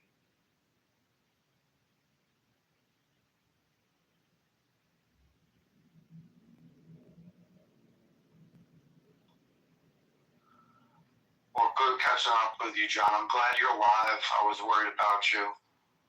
You're worried about me? You're crashing scooters in fucking Italy, bro. Don't worry about me. Worry about yourself. I've survived. I'm 43. You crashing scooters in Italy, dude. You fucking got some balls on you flying through the fucking Alps on a scooter, dude. So I fell off the scooter. I can't fucking move my arm. And I finally get get myself an Uber, go back to Airbnb. I go to a gas station, get 2 huge bags of ice. I fall asleep with one bag on my back, shoulder, and one bag on my chest. Mm-hmm. And I wake up a couple hours later, and my whole chest is fucking puffed up, blowing out of its, it's all inflamed. Maybe literally 5 inches out. My whole chest is swollen. And I'm like, oh shit, I need to go to the hospital. So then I go downstairs, I hail down a cab, and it's all in, Google Translate. I said, can you take me to the best hospital in Rome? And then he Google translates back, there's no such thing as the best hospital, there's only luck. So I'm like, oh fuck. Holy shit. Holy so shit. I'm like, okay, well, what could be the best hospital? So he's like racking his brain. He's like, the Pope. I said, yes, take me to the Pope hospital, the hospital of the Pope. Really? So I end up going to the Pope's hospital, the hospital of the Pope, where the Pope went before he Holy died. shit. Did you have health insurance? Yeah, you got health insurance, I guess, but is it? But it's it's all socialized medicine. So I gave them my ID. I said, do you need insurance? They says, no, it's all free. It's all, Wow. no charge. Meanwhile, I was there for 7 hours until 3 o'clock in the morning. Mm-hmm. No, I didn't see one doctor after 7 hours. Mm-hmm. So and my flight was in 5 hours. And I knew I was fucking exhausted. And I knew I only could pack. I only had one arm to pack with. Uh-huh. And zip up my suitcase like it was going to be a whole ordeal. So I said, can you give me a sling? So one of the nurses gave me a sling, and I left. And then I got to the airport with a sling, and then all the airport security people said, okay, where's your paperwork that you're cleared to fly? I said, oh, I don't have that. They're like, well, didn't you go to the hospital? You have a sling? I said, yes, I did. I said, but, I threw it out, or I didn't need it. They're like, where's your paperwork? Of course they would have given it to you. And they're like, is anything broken? I said, no, it's a small sprain. I just have all I want to do is get back to the U.S., go to a fucking normal hospital. Because at the hospital, even that was all chat, Google Translate. Just talking to a nurse. Anyway, landed, didn't even go home. I went straight to Vanderbilt. and yeah, the MRI and multiple X-rays, and yeah, that's when they saw everything. Yeah, even I hit my head. My head was, my side of my skull was swollen. It was a bad accident. Dude. Yeah. Talk about stress, man. I've been walking, but I haven't been working out. How about you? I assume you're in. By the way, my brother. It's honestly he's taking his health, his workout regimen, and eating a little bit too seriously. It's like a little bit overboard, in my opinion. It's like annoying. But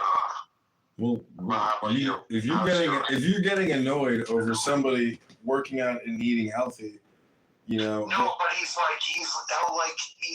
eat dessert and he's like, oh, I shouldn't be doing this, and it's like, dude, either shut the fuck up, or don't eat it, or eat it, and He's an annoying person. He's a highly annoying person, then, because I realize, if somebody's smoking a cigarette and you're sitting there saying, how unhealthy it is to smoke a cigarette, it's like, bro, you're ruining that person's unhealthy experience. Just let them have the unhealthy experience. Like, don't ruin it, because it's not going to change the fact that they're going to do that. So I can't tell if you're being sarcastic. I'm not being sarcastic. I realize that because it's offensive. Like, if somebody is about to smoke a cigarette and you start ridiculing them, it's like you've just created a bad atmosphere. You made things even worse. So just be quiet. Like, maintain silence. Silence is golden. So that's why I say your brother's a highly annoying person. Like, there's a lot of highly annoying people out there, but what's worse than a highly annoying person? An extremely annoying person. They're even worse. Like, they will criticize the whole experience and never shut up about it. And then you're like, now I hate you, and you're an extremely annoying person, and I want to have nothing to do with you anymore because now I hate you. Anyways, I'm just saying, it always comes down to you, bro. You don't have to worry about what other people do. That's their karma. Control yourself. Yeah, be in your own lane. You're not on his. You're not along for his ride. Continues to smoke. It's so upsetting to me. It's what people do it is because they need and want the neurological dopamine kick. It's the same thing with Adderall. I know a guy who can't go to work unless he has his fucking Adderall. So he's a meth addict. Who's that? This guy in New York I know. He's always debating Muslims. And, today he was like, John, write me an AI prompt about generational trauma on how Muslims never talk about Aisha and the pedophile known as Muhammad. And so I did this Grok thing, and I read this story, and he was blown away. He's like, dude, that was amazing. And he's like, every time I debate a Muslim, I now want you to read that story because, if a Muslim can't discuss it, well, then we got a serious problem. They're living in denial. Pedophilia is a big part of Islam because of Aisha. It's cultural. Like, grown men marry 9-year-old children. It's disgusting. Is that actual fact, though? 100% fact. I've seen photos of Pakistani men dressed up like women marrying young girls. You're like, what the fuck is this? Really? Dude, it's a problem in Islam. It's a big problem in Islam. But it's also a problem in Mormonism. It's a problem in a lot of cultures. The abuse of young people. It's an epidemic. It's global. Dude, look at these LGBTQ couples that adopt baby boys and then they end up raping the children. Do you see those arrests? That's fucked up shit. I have Facebook, acquaintances that a lot of lesbian couples getting pregnant. I just can't believe it. They're doing. That's what my aunt did, but it's just I just don't understand. There's so many adoption agencies. I don't understand why they're having their own kids. Dude, some, you know, these surrogates, some of them make like 60,000, some of them make like 250,000. I mean, it's like you're going. But they're not even surrogates. They're having their own kid. You know. They're doing in vitro. They're doing they're just getting some sperm. They say Jeffrey Epstein's sperm has like created lots of children, and some of these sperm banks have Epstein's sperm and they don't even know it. Isn't that crazy to think about? Imagine being somebody, you're like, oh, I'm gonna 23andMe myself. And next thing you know, you find out you're Epstein's fucking child.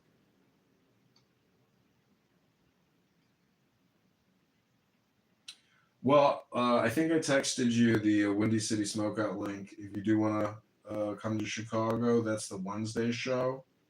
Okay. If you do want to go to that, I will buy a ticket for that. I think it's $100 for that ticket. But it's all ages, so, you know, if you know any Muslims, be sure to let them know. Okay. July 8th. Well, I know the last year I went, I know it's a lot of high schoolers, I think. You hooked me up that one year. Did you give me like a 4-day fucking pass or something? Yeah. How the hell did you swing that, man? That must have cost you like $500 or something. I know. I'm so I just can't get over myself sometimes.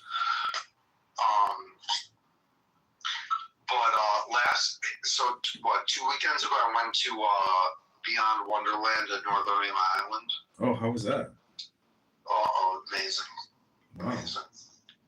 Yeah, although I fucking forgot earplugs. My ears were ringing for like a day later. Oh my god. Yeah, so loud. But fun. I mean, a lot of fun. Was that was with your fucked up shoulder? That was 2 weekends ago. I mean, my shoulder was still not great, but I mean, it's been getting. I mean, the 3 weeks out. I mean, it's happened April 25th. Are you still icing it?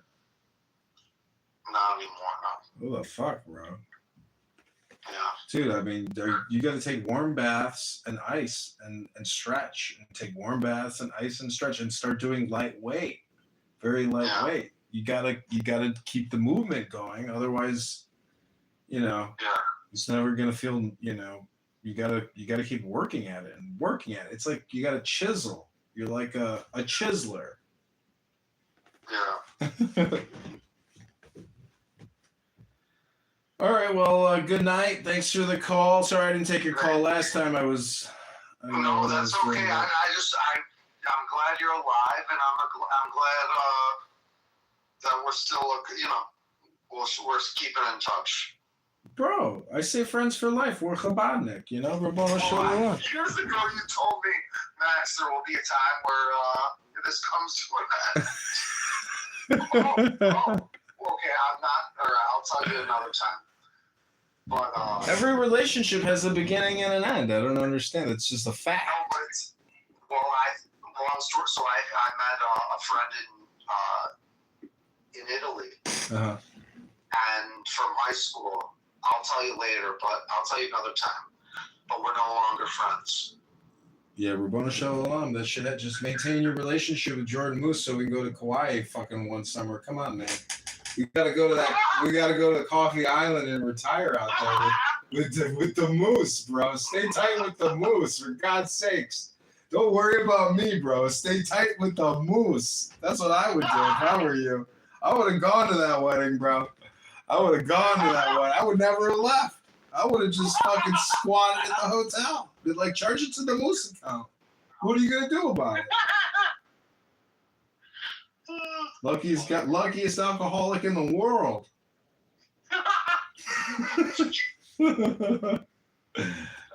Love you, John. Fun time to you. Okay, like look at the tickets. Let me know if you want to go. Okay. All right. Peace. Okay.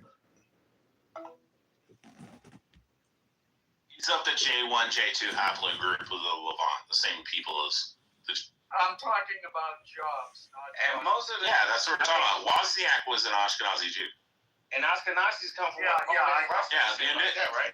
You ever watch the I Show Speed clip where he's sitting there talking to the guy, and the guy's like, "Yeah," he's like, "I invented like uploading to the internet and stuff," and he's like, you hear his name and it's like Layhem, and you're like, "I wonder what Layhem is," and he's like got this like New York Jewy accent, and he's like, "Yeah, I invented the protocol system for uploading to the internet." But yeah, I mean, like the internet, the fucking cell phone, the microchip. Well, look, Rich. This is a room where white people are going to be centered, not Jews or black. We consider ourselves kind of white. Yeah, I know. But all right, now I'm going to put in my 2 cents. It doesn't have to be this way for Black Americans, but they insist on it. Every other race has faced slavery. Every other race has faced oppression. Every other race has had hard times. But look at a country like India. They were oppressed by the English. But you don't hear them bitching and slaving about everything they acquired from the English, white, Western European culture. And they still embrace it. And Indians, I forget where the Indian immigrants rate on the in terms of success when they come to the United States. Rich, I'm sure you know this, or Pepe. They're a group that does well. Hispanics, they Can we bring book club up? Yeah, eventually. John Kitover. Yeah. Look at Hispanics. According to them, Americans stole half of their country, yet they're still doing well. And as a matter of fact, they're starting to vote more conservative. It does, and the fact that they found that when people come from underdeveloped countries, yes, their IQ is low. But if they start learning and get education in a Western European country, their IQ will improve.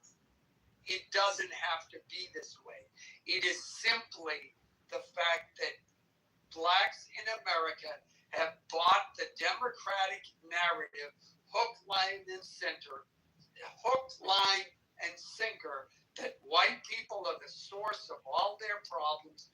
White people are trying to kill them. And if only Whitey would leave them alone, and if they got reparations and restorative justice and CRT and all of that put together, then finally they would be able to flourish. Alan, but you know, it's the less white woman and the white man that. All right, bring book club up.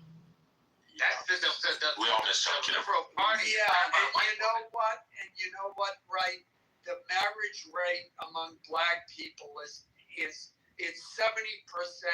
unmarried single mothers. And when black people marry white women and have kids, when black men have children with white women, it's a 60% on single mother rate. Do you know the white statistics on that? Yeah, and besides, they're all the fat, ugly white women. Are you sure? Are you sure? Is that what you see online? They'll start. Listen. The only time it's a good-looking woman is if they're rich. Have you seen the white youth and what their numbers look like and what they're doing? They're destroying your entire culture and your people. The white youth? Yes. How young are they white men in America are Yeah. destroying your culture, your numbers, and your Yeah, statistics in every way. I don't think so. I'm Really? sorry.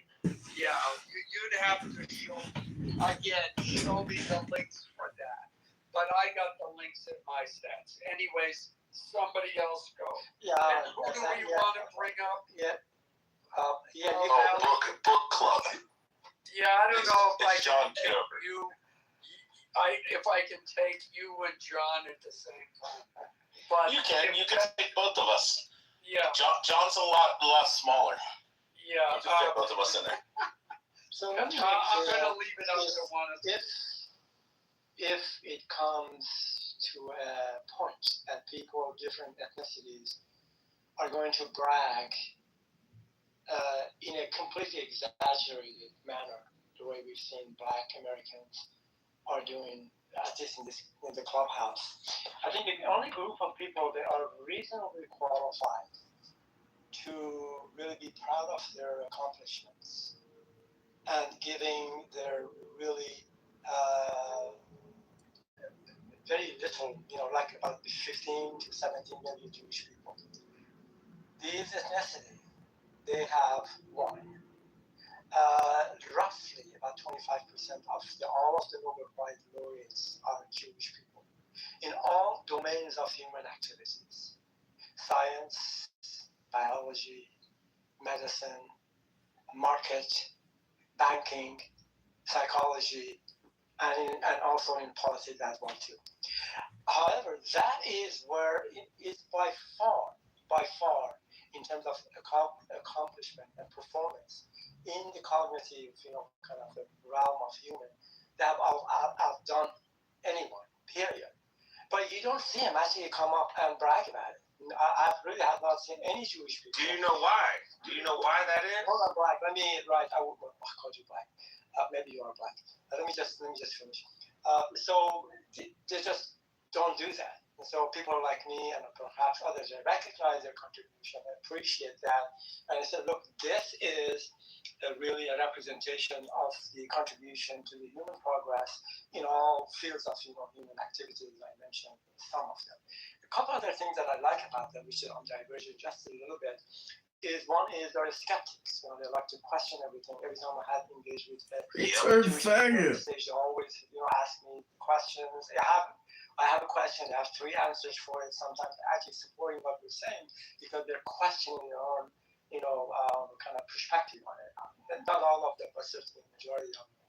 And the other one is they don't proselytize. I have never seen a Jewish individual actually tell me and try to convince me. They'll tell you not to even convert. Don't even try.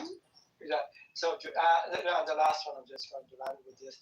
It is not easy to join them. I mean, it requires passing tests, going through certain rituals, learning, and then you have to be qualified by a committee of rabbis, however the mechanics of it is, to actually join them. Contrast that with the Muslims. I mean, if you say 3 things, maybe a phrase, you are freaking Muslim.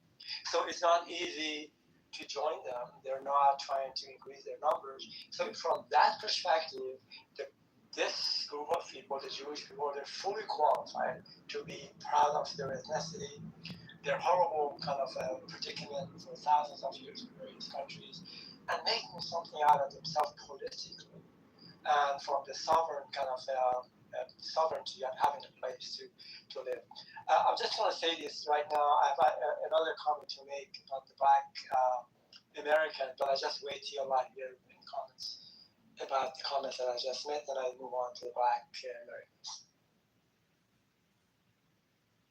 Go ahead, right? No, I wanted to ask him, does he know why do they not, take any kind of, notoriety from all these great stats he was talking about? Hey, cotton pickers. Oh, sorry, Sonic came in. That's what he always yells. Oh, because we don't give a shit about bragging. I invited Bork up. No, I know you did. Come on, Johnny boy. Because we're not braggarts. We only use it in defense when you guys say stupid things. And then we'll just bash you over the head with it. And now when we say, once again, like the Jews are running all these numbers, when you say Jew, are you talking about bloodline? Like, what do you? Because No, I mean, I'll answer that. Yeah, so many things. Because everybody's right now. We also consider like John Kitover book here next to me because he's a Mishling. We consider him to be a Jew too because he has Jewish ancestry. Go ahead, John. And how do you? Well, I was talking about. We just call him a Mishling. Yeah. I really did not get your question, but let me just add one more thing to it. I've heard from some Jewish people on the clubhouse saying that, look, one way of processing this kind of an indirect way is look at us and look at our communities, look at the way we behave, look at the way we conduct our lives, and then if that is appealing to you, which they believe should be, then you can join us. So in a sense, the performance, the results of what the community is doing, it hopes or wishes to show people this is not a bad community to join. So that's some kind of indirect kind of process. And right, please go ahead and ask your question. Hello? No, he can go. I've been talking. Real boy noise, so noise. Okay, so I put in the chat here in Northern Illinois, the Attorney General Boutros has made a constitutional declaration, and he wrote that the Constitution demands that government treat citizens as individuals, not as members of a racial class. Distributing public funds based on individuals' ancestry or race divides the citizenry and establishes the very hierarchy the Equal Protection Clause was designed to dismantle. So all this DEI bullshit that we've been spammed with for years now has been deemed unconstitutional. All these grants that the government gives out to blacks because they are black is unconstitutional and illegal. So thank God for this Boutros, who's being shat on by all these Democrat prosecutors calling for his resignation because he had the gall, the temerity, to charge a bunch of criminals trying to obstruct illegal alien deportation. But finally, we actually have a government which is calling out this racist bullshit that blacks are doing, these race scams, which are unconstitutional.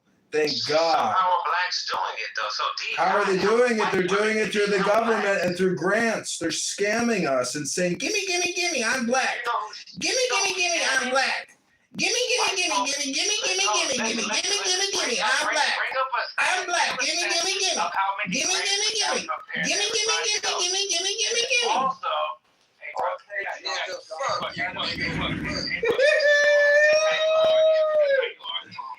Oh, you don't like it when people call you out on your racism, I see, on your unconstitutional position. Okay. Link is in the chat.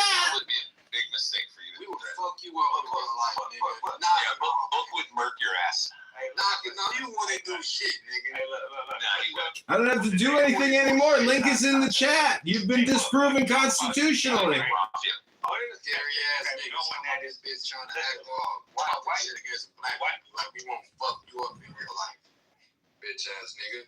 So look, what is that? The DEI was helping white women the most. It didn't help black folks like that. So these stats you're talking about. No, my friend.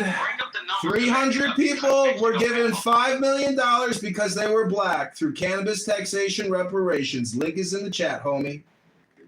And that was for what? Shit. That was for what? In the city of Evanston, Illinois, outside of Chicago, the government instituted a black reparations tax.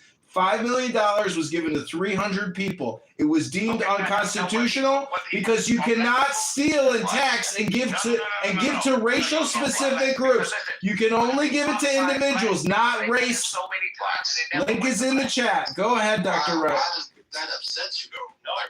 What's the issue with that? Anytime they've done It's unconstitutional, illegal, and racist. Does it say color? Does it say black? John, you're in the Matrix. I bet you it says people of color. No, but it's for blacks. It's specifically black reparations. Still, that's not considered reparations. We're tired of the fucking. Yeah, John, you gotta fix your mic, bro. Cut the check. Listen. What does this Jews got reparations. Japanese got reparations. Native Americans, when it comes to black people, they never want to cut the fucking check. Okay, I'm going to read it for you again. You have to understand the language. You have to understand the language and try to read instead of talking.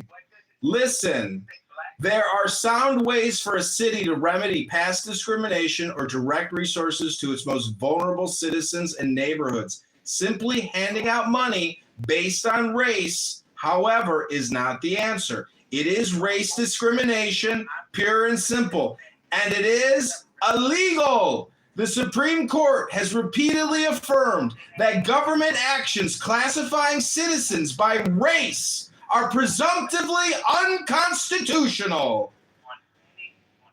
The Constitution demands that the government treat citizens as equal individuals, not as members of a racial class.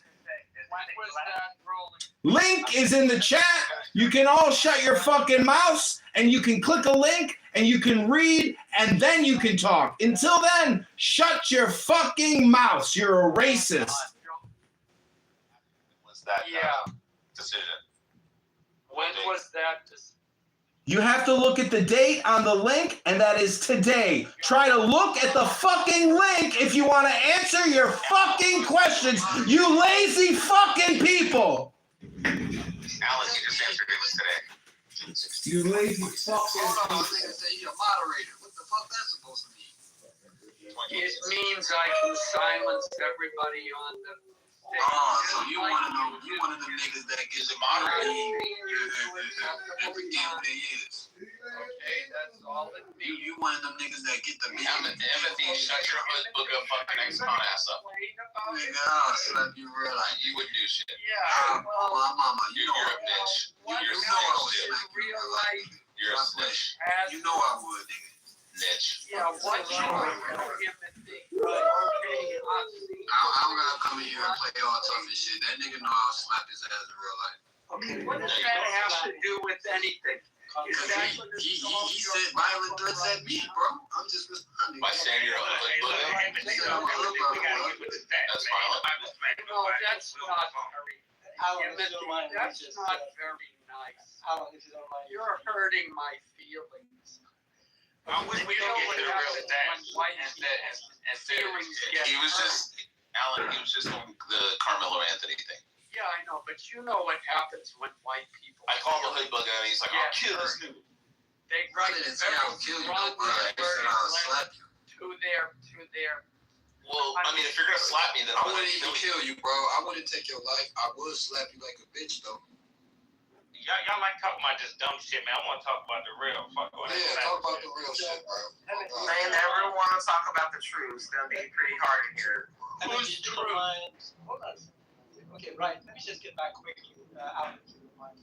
Because Alan always says he doesn't care about historical context. Yeah, And that shit is why don't you stop it? Okay, so right. I think your assertion regarding the 2 points.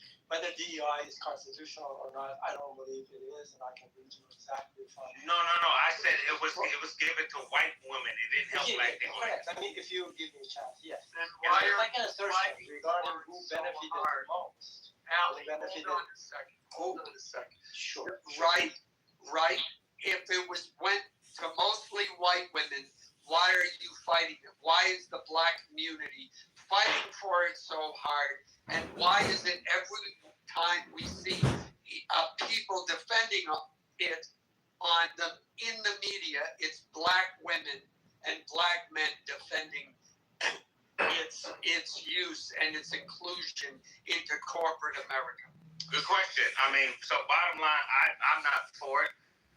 First of all. Second of all, it's part of the propaganda the left takes, and which are majority white women and white men that propagate that shit. And what you see is that it's being propagated in a false way because black people are not getting the brunt of the benefit from it. It's always white women being the headliner of feminists, of all these movements, taking advantage of that. white liberal women Those painting this illusion of occlusion that's not there. Now, is there a lot of people on the wrong side of my people? Absolutely. There's a lot of dum-dums. But the front run. My people, motherfucker. It's not our people. It's the American people, motherfucker. So let me just quickly wrap this. Right, you're actually correct. I did check the just right now, and what it says is. Okay, somebody. Hold on a second. Yeah. I said in general, this is the point. In general, what groups of people benefited the most from the EI program? Here's the answer. The group that appears to have benefited most in aggregate from modern US DIE DEI and affirmative action style efforts is white women, especially in education and corporate employment, and substantial but generally a smaller gain for men and women of color, LGBTQ, and disabled people and veterans. So essentially, you are correct in that. Let me just quickly follow up with this. But the point that I think Alan is making is a good thing. Just from my limited observation, the black people are actually who are the one actually opposing the elimination of DEI substantially. I have not seen any white women, having flags going out there and demonstrating against the DEI. So it's an irony here, which is not quite explainable by the facts, and then the demonstration by the black people. Anyway, right? Comments are welcome. Go ahead. So listen, like I said, there is a demographic of all of our kinds that are on, because I don't think the right's on the correct side either, because they play into it. But the propaganda that is being pushed, that's being sold to America, is to give these false allegations and these false details. And too many people believe it. There's a lot of black folks that are on the extreme liberal left side that are believing all these things are helping black people, but they're not. So, you go to affirmative action and all those other so-called benefits or beneficial programs that are really not helping who you think they're helping. There's a lot, and I'll give you one more example. There's a reparation bill that passed in California, and I think it was booked that I was trying to bring up. What they do is they push a play on words with you. They'll say people of color, and guess what? There was not one black person that got these so-called reparations. It went to a lot of West Indian people. So they're pushing a narrative and playing politics, word politics, where the information that we're getting is really not true or valid. No, your information isn't valid, apparently. Go, if you don't mind, let me just finish this. I mind. Actually, I mind. Okay. I'll be quick here. So when you say they, who are you talking about? Are you talking about, who are they? Which one of my statements? Well, you're saying they are propaganda. Oh, American media, American news, like the American narrative is what's being pushed by the powers that be. What about Iraqi news and North Korean news? We're not talking about that. All right, Alan, I'm just kidding. Sorry, excuse me. Right, I agree with you. I don't let Ali go. I'm just kidding. I'm sorry. Excuse me. In that it is white liberal left that promotes that idea. All right, excuse me. Ali was going though, so I'm sorry for interrupting Ali. Go ahead, Ali. Ali's talked enough. He was in the middle of speaking. I interrupted him rudely, so I apologize. Dude, do you see that little green thing right next to Alan Sam? Is it right next to my ball sack? You see that gives them the authority to interrupt you and Ali. You mean See that cheese right next to my right testicle? Get off that nigga dick, man. Fuck you. You mean these? Well, let him ride. Beaver has one. Pepe has one. You see, the thing about reparations and the determination made by the Department of Justice today, it says that black people will never get reparations because that would be racist. That would be discriminatory. If you allow me, I want I don't know what you're talking about. We used to have a captain. It just means I'm talking to you, nigga. That's it your just captain means right you now. don't want to pay for the free labor that you got for all those I don't years. want to know why he don't got one, nigga. My motherfucking mic. Just like your gang on Crip, nigga. Oh, Chris, you already know that. You already know. Bloods are white. You already know, niggas. You feel me? You already know, man. Bloods are better than Crip. Them niggas y'all ain't really talking. Y'all ain't really saying nothing. I have my balls facing your mouth. Wait, do the Crips even exist anymore since the Mexicans did take over all the cities? We talking about goddamn rooming gangs, bro. Let me ask you a question. And I've seen this quite often. You get shit on every time you try to talk to me, bro. Stop. Okay, so, bro, first, what you do, bro? He's a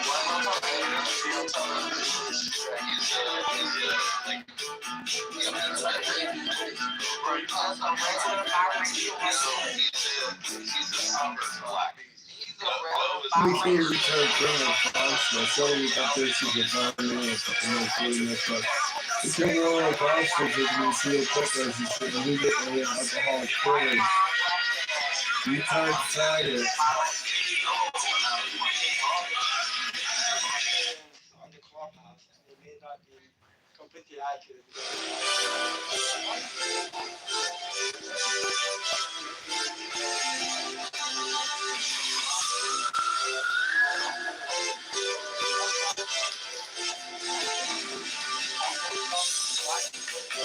Ali, can you hurry the fuck up?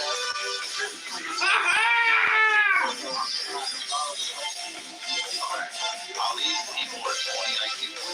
Been talking this whole time.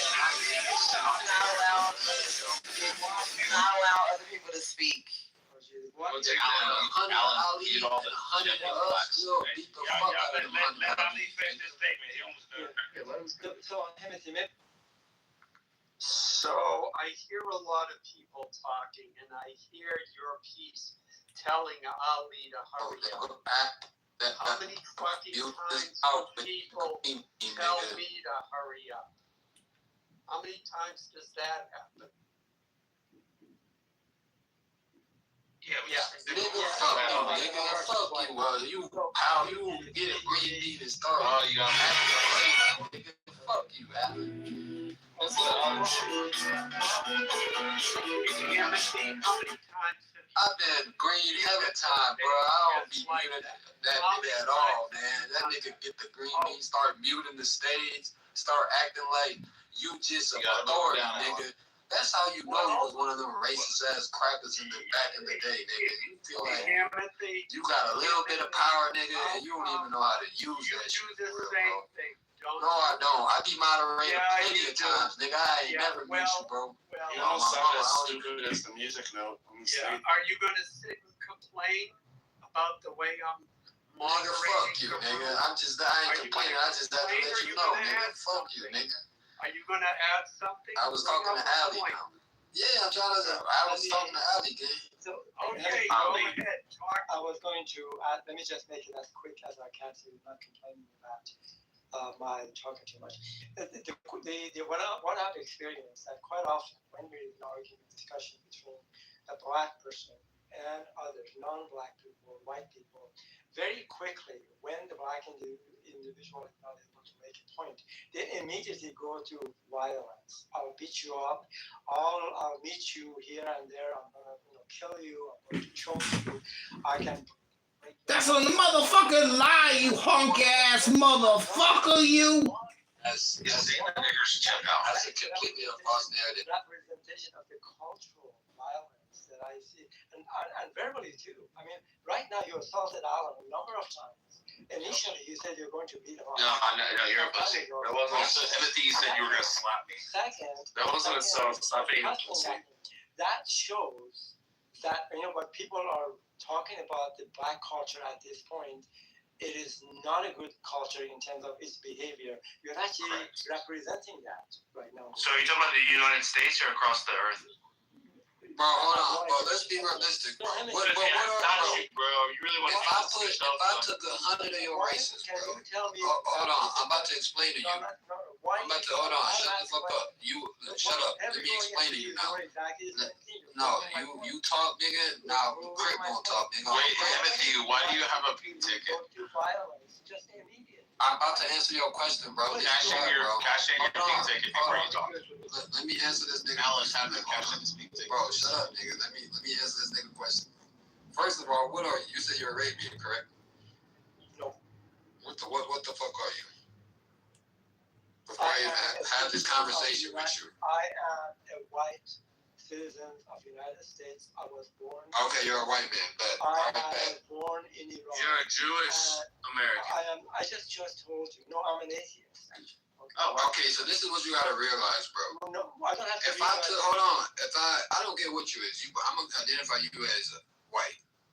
So if I took your community, bro, and I'll place you in an environment, bro, where you don't have shit, the houses around you's fucked up, the streets fucked up, your schools is fucked up, everything around you is fucked up, bro. Nah, you might. It's hella. Hold on, shut up. It's hella violence around you. All you grow up in violence in the streets. All you see is violence, gangs. And all you do is vote Democrat over and over again. Democrat, Democrat, Democrat, Democrat. Hold on. I'm not finished talking, bro. So at the end of the day, G, I'm just being realistic. If I took your community and placed it in that environment, bro, and you grew up in that environment, you would be just like that, bro. Everybody ain't like that though, cause you can make it out your community, and you don't want to be like that, bro. But a mass majority, like you guys always want to say, a mass majority of black people are violent. We be threatening you, X, Y, and Z. Bro, as y'all place us in these communities of violence, and they shit around, bandos everywhere, bro, and It's called personal responsibility. that's just what it is, bro. On my mama. So, Timothy, you're making a good point, actually. So you are the product of your environment. And a product, yeah, for sure. Yeah, sure. Yeah. And of course, representation of that is verbal. No, but I get violent when I feel disrespected. I'm violent when I'm disrespected. One other thing that you and others do just interrupted me. Let me just finish. I'll be grateful. Ali, can you tell him what Iran's like? Because he said, what if your people grew up in a country with like violence and gangs? Exactly. If the black community behaved the way they do in other countries, they would be mass incarcerated and cut up, and their organs would be sold to the highest bidder like they do in China. If I wanted, But Timothy, you said he took 100 of his people, and they came from an impoverished society where there's violence and gangs and persecution and all this kind of shit. Ali, can you explain to him what it's like in Iran? Under the mullahs? That was exactly why. Yeah, that was so fucking terrible. He's not. No, I said raised. He's not. He wasn't raised in that environment. People, would they be violent if they were raised in that situation? And guess what? Raised Iranians, on average, raised in that environment, bro. So I don't. You know why? Because it's a different culture. See, that's why you fucked up music. That's why it's so raised in that environment, bro. So I don't care what they do. Yeah, Iranians are raised in that environment. He wasn't raised in that environment. I guarantee he wasn't out there in the shoot in the face. He wasn't out there, nigga. He said he moved to Oh my God, you said if you took 100, you said if I took 100 of your people and raised them in that environment, you said 100 of your people, and I'll raise them in that, and I'll raise them in the hood, guns, gangs, and violence, and persecution, all this. Would your people be violent like mine too? Guess what? They're not. The Iranians aren't fucking violent people. That's it. An absolutely different culture. That's smart. And because they have 20 IQ points on average, higher than average. Let me teach you. Pay for my class. They have higher emotional intelligence. Let me make just one more point. Capital punishment has to come back. Without capital punishment, America is lost. Because some of these crimes are so egregious, and these recidivists will be released back into population. Without capital punishment, there can be no future for America. And Ali, would you say that Iranians have it worse under the mullahs than African Americans do in the U.S.? Irrelevant. I don't even know what the mullah is, but you can say Mullahs, the leaders of Iran. Either though. What is the leaders of Iran? Yeah, they are really worse off in Iran. And so is North Korea.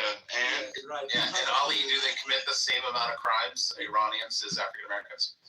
No, not. Are they as violent? There's no context. I mean, That's what Timothy said. Timothy said if I took 100 of your people and put them in that situation, would they not be violent? We're more civilized than ours. What are you talking about? No, you're not more civilized than the Iranians. No, you're not. That wasn't even the argument. Yes, it was. He said if I took 100 of your people and put them in the same situation with black people, would they be violent too? There is. Listen, would be. Hold on a second. They're not. No, they're worse off in Iran. Timothy, thank you for your answer. I think that makes sense. But let me just say something in here. Even though I think Iranian people are under a horrifically bad regime, the Islamic Republic of Iran, which has caused devastation in all fields of economics, human rights, and freedom, and the rest of it, you do not see a type of behavior, cultural behavior that I've seen, and I have to admit, not really lots of it, but I'm not in contact with the Black communities. From what I know, what I've heard, what I've seen, and some of the clubhouse, there is nothing in Iranian culture that resembles by any remote kind of a way in Black culture. Well, we have more history. We have more history than all y'all. Wait, hold on. How are you from Iran? You don't know what the ROTC stands for. Let me help you. Iran has the oldest fucking society on Earth. How do you know what the It has the oldest fucking civilization on Earth, you retard. Y'all, we have more history history than than fucking all China. y'all. Let me help you, please. I'm just saying. Ali, I know what the ROTC stands for. Everything you said that Black people have a longer history than Stop. We were kings and queens. Nigga. Black people was kings and queens. Jesus Christ. So Black Americans, meaning No, Ali, what does the IRGC stand for? White people Since you're were from Iran. cavemen, bro. Timothy, you're so fucking retarded, man. I'm gonna stop defending you in a second and leave. Leave, nigga. Who is you, nigga? Alright, good shit, bro. Let me just. Wait, I want to hear Ali though. Ali, what does the IRGC stand for? Iranian, Islamic. No, it doesn't. And how are you from Iran and you don't know what that means? I don't believe you're from Well, Iran. I can tell you a lot more details about it actually. No, but you don't even know what it stands for. Ali, can you tell them what it means? Ali, can you tell them what it means? Why are you talking again, man? Ali, can you tell them what it means in Farsi? Just tell them in Farsi. Man, let's get off his dick, gang. So the Islamic Always right. Islamic Tom and Jerry. God actually what generated. I could have sworn that nigga said he got a wife and kids, man. Fucking shut that nigga dick so hard for, nigga. Okay. So the group was actually came to existence after the Iranian Revolution. But how do you not know what it stands for if you're from Iran? Comprised of 120. Because he does it in Farsi, you dumbass. Answer his question. No, that was a valid question, nigga. It comprised of 125,000 people. And their job is to absolutely. Answer that nigga question, bro. We don't want to hear nothing else what you talking about, bro. Answer that nigga question, bro. We don't care about nothing else you're saying, bro. That's all he's gonna talk about. Let him go. I care about. Nigga, fuck you, He's Alan. gonna answer it. He's obviously not Iranian, bro. If you don't know what country this guy's from, you're delusional. Yeah, when you're a mod, you move people down, fuckhead. I'm a mod now. Okay, congratulations, Now Alan. I'm Seriously. moderating. Goo, be quiet. Fuckhead. If you want to come up, I'll let you back up. Do that again, you get removed from the room. Fuckhead. Okay, so this is for Hemity. You should know, if you don't, that African Americans, you want to call them indigenous to U.S. if you wish, but they've been here only 450 years. This is the Black Americans are the biggest single movement of people in entire human history that they moved from one continent to another continent against their will. They were subjected to slavery, cruelty, oppression, injustice, and the rest of the stuff we know from and has continued to some extent to this point. And but the point is, that Black people they have to understand that it is time for the Black people to help themselves. There is no category is not coming to help in this, not at all. The result in the field of Black culture now is horribly bad. These are like, in the culture that we just talked about, the lack of education, crime rates, drug abuse, fatherless children, people in jail. And the point is that every ethnicity that has come to this country, they have been able to overcome these difficulties without blaming others and consider themselves to be victims. So it's about time. It's about time now that Black people stop being victims and taking the matters into their hands. And the best place that I can say it could get started is in the family of the Black communities. That's where it gets started. And the government of Israel too. It's the same thing. Like the Jewish culture is not doing so well right now because like something that stands for the whole thing is doing a lot of bombing and killing. People don't agree with. So I agree. Well, let me just land with this. So, so the question is, why is it the Black American use actually in some racist and abuse and misogynistic language among themselves?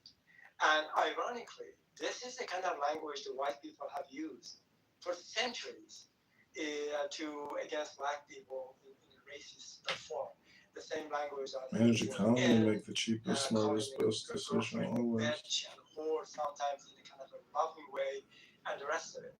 That is not a good representation of a community that they're claiming, striving to be a kind of an example. So a lot Alright, maybe not too. But if God is a family and hopefully a parent and father and a mother raising children with similar standards, and it does not result in the situation the Black Americans are. Let me land with this. I think they're fully capable of doing it. They really are. It's just a matter of putting your shoulders to the task and getting them out of this predicament that they're in. It's doable. And land with this again. It's just people have black fatigues. I've heard of it. It's almost a cliche when I say this.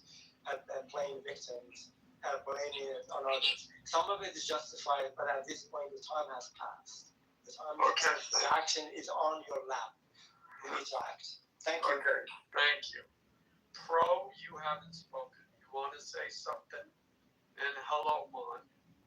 You're a mod. You want to contribute? Or you want to listen? I just came back to the room to see if there was a certain someone in here. Oh. And he might be, when I discover you, you're going to hit the hallway. Anyway, continue. All right. Well, Pro, you want to say something? Or Paul?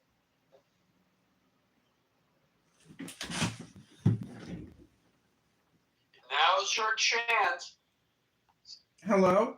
What do you think about reparations being deemed illegal today, unconstitutional, and racist? Is there someone who would like to speak on that? Maybe one of the former kings and queens? Hello? Don't know, brother me. We're sick of your bullshit. I'm sick of hearing black racial identity politics. It's all a fucking scam. It's all a fucking lie.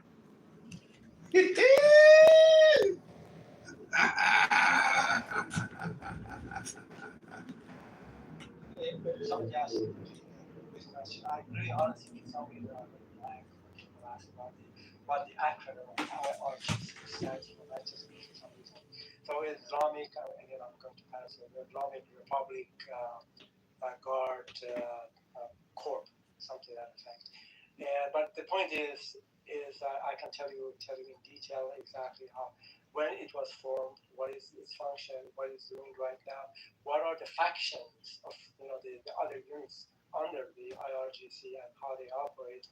I don't think anybody would be interested, but I should have been able to answer that question fairly quickly. For some reason, it's just I'm sure it happened to all of you before. Mind, I didn't back. Thank you. It was probably one of those, can you define CRT type questions? Which, of course, if you don't give the right answer, then you immediately get attacked. Well, in this case, was asking for actually what the letters stand for. CRT, critical race theory, and IRGC stands for what I just told you. Actually, the person who asked the question was asking me what IRGC stands for, and I took it to be what the letters stand for. Yeah, that's fine. No, I took it as what did the letters stand for? Yeah, same here. Welcome to the stage, person with Arabic writing or Farsi writing, whatever it is. It's Korean. You came up, you want to speak? Speak.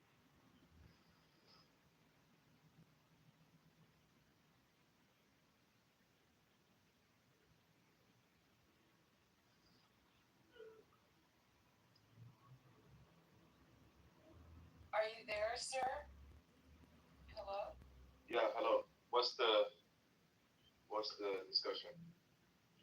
Are we talking about Pakistani grooming gangs? Or are you talking about white grooming gangs? What exactly is the point of contention here? If you want to talk about that, Pakistani men are disproportionately, almost to an absurd amount, attacking and raping white girls in the UK. Okay, that's a fascinating snippet of information, Alan. But I'm curious to know, is a single one of you on the panel actually from the UK, or are you all speaking from the outside? What difference does that make? I'm just curious. I mean, your curiosity won't be satisfied in this particular case. Now, what's your opinion about that? Figures. What? I said I figured. It seems like there is a lot of Americans that are very opinionated about the UK. And it seems like much of it is propaganda, with all due respect. I mean, I don't deny that there are issues, but it seems as though when a Pakistani commits a crime, the spotlight is really focused on them. When I see, in my own experience, societal issues are much more important. Rape is a problem. It's not specific to race. Pedophilia is an issue. It's not something that's limited to race. Right? So if you start targeting races specifically for such crimes, it doesn't stop at race. This is, I think, a dangerous way of thinking. Yeah, but this is America, dude. You're probably in Ireland, right? No, I'm in the UK. Or the UK? In Scotland. Damn. Well, I don't know. Well, look, here's the principle. You're absolutely right about that. All of those things are an issue, but here's the principle by which all humans operate on. If you belong to a particular group and a crime is committed, it is viewed differently than if you're an outsider to that group and you commit that same crime. That's how we all operate. But that isn't even the issue when it comes to the grooming games in the UK. Because, and this goes back to 2010, 2012, having these discussions with people from the UK. From the UK. The fact that there were various individuals from Pakistan who said exactly the same thing you did, and said, you know what, this is unfair that they're focusing just on men from Pakistan. So let's look at the numbers. And he did research and found out that in fact 85-90%, I forget the exact number, but it was in that percentage range, were men from Pakistan. So he went to the UK government and said, look, we got a problem here. And the UK government said, stop talking about it. We're not going to do anything about it. And that's the same policy you see today. So yes, you're right about that. White people rape, black people rape, Muslims rape, Asians everybody rapes. But if you have a government that has consistently denied to speak about the truth, to speak about the actual statistics, to actually admit that there's a problem because they're bending over backwards to defend and ignore a problem that is happening from a specific racial or ethnic group, well, then I think the outrage and over the government's policies and the outrage directed at that group of people is entirely justified. Who was that group? Right, so I know this is a different type of crime, but you know that was all over the news recently. What happened in Ireland? The guy, the immigrant who was cutting some guy's head off. You all must have seen that. No, we don't see that shit over here. Yeah, I've heard about it. In the news, yeah. I've heard. Only That triggered a whole lot of outrage, right? So you found people on the right, everybody. I was outraged. Okay, I mean it's a horrific crime. Now, if we zone in on this particular example, right, you can propagandize this, Alan. Now, I live in Glasgow, and I'm telling you, where I live, there is an incident that happened here that wasn't even reported in the news in any detail. You would certainly have not heard about it. There was a guy who was kidnapped, tortured, set on fire, and I think he even had his head cut off and dumped in the middle of the street. And the guy that got done for it, right, was an elderly Scottish guy. Bro, fuck that. Are you trying to say like it's a disparity between races? Yeah, I'm saying that. Yeah, but no. You can propagandize these things, is what I'm saying. Yeah, but what about how the fact that in the U.S. 40% are black and they commit 50% plus of the crimes? Like, doesn't there have to be some justification? Like, that's fair. No. You know? But see. No, that's fine. No. No.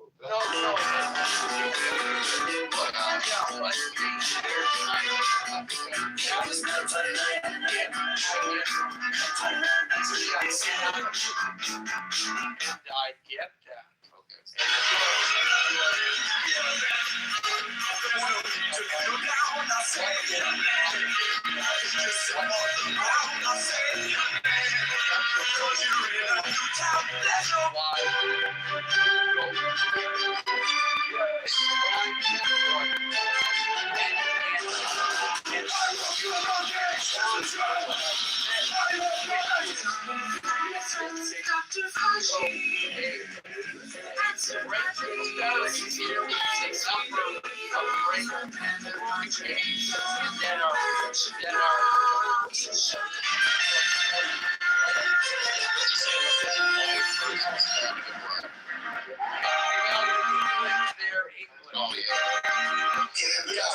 Between that that's the problem. Subset. Described as grooming sex. We are very ungrateful to existence. It has given so much to us. No. That's the opposite, bro. That's what you've been trying to do. That's when you want to categorize. If you because if you take I'm sorry, it's something. Yeah, go. Let him speak, and then I'll let you respond. I'll let you respond after he's done. Right. Okay. So if this is just this is a subset of sexual abuse, right? But when it comes to, although if this is happening and they are speaking with underage girls, and it's these guys maybe they roam in groups, okay, and just the way they are, this is described. This is the new category of crime. But the crime itself is still sexual abuse. You're abusing a victim. And this is something that happens on a far grander scale throughout the country. And it's a societal issue. It's not exclusive to age. You may have certain areas, right, where there's a higher propensity. Because there are entire areas that are dominated by Asians, in fact, in England. Right? So it's a bit different from here in Scotland. But in England, you do have, I think, Birmingham, I think the whites are, in fact, a minority there. Right? So when it comes to the demographics in different parts of England and different neighborhoods, it's all about how you interpret the stats. Because if you have a limited number of crimes throughout the country that are classified as grooming, and they're all Pakistanis, or the majority are Pakistani, I can understand why you would be outraged. Right? I condemn these crimes too. They should be punished to the utmost.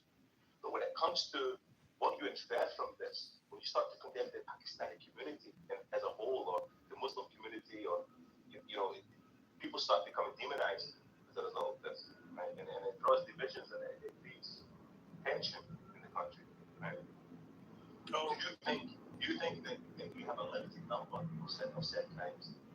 had just, we're talking about so much more going on. Real pedophile rings, right? Real pedophile rings. They're exchanging photos and videos and abusing these children, babies. This is happening. But when it comes to these Pakistani men and they're talking with underage girls, this is got a special classification of itself. Described as grooming gangs. And this, of course, I can understand the outrage. But if you have, say, 500 that happen, 500 crimes, and then you have 100,000 that happening by white people, it doesn't seem, appropriate to really demonize Asians in this way. Okay, so here's my response, right? Asians should and normally are not accused of all this because the numbers show. Hold on a second.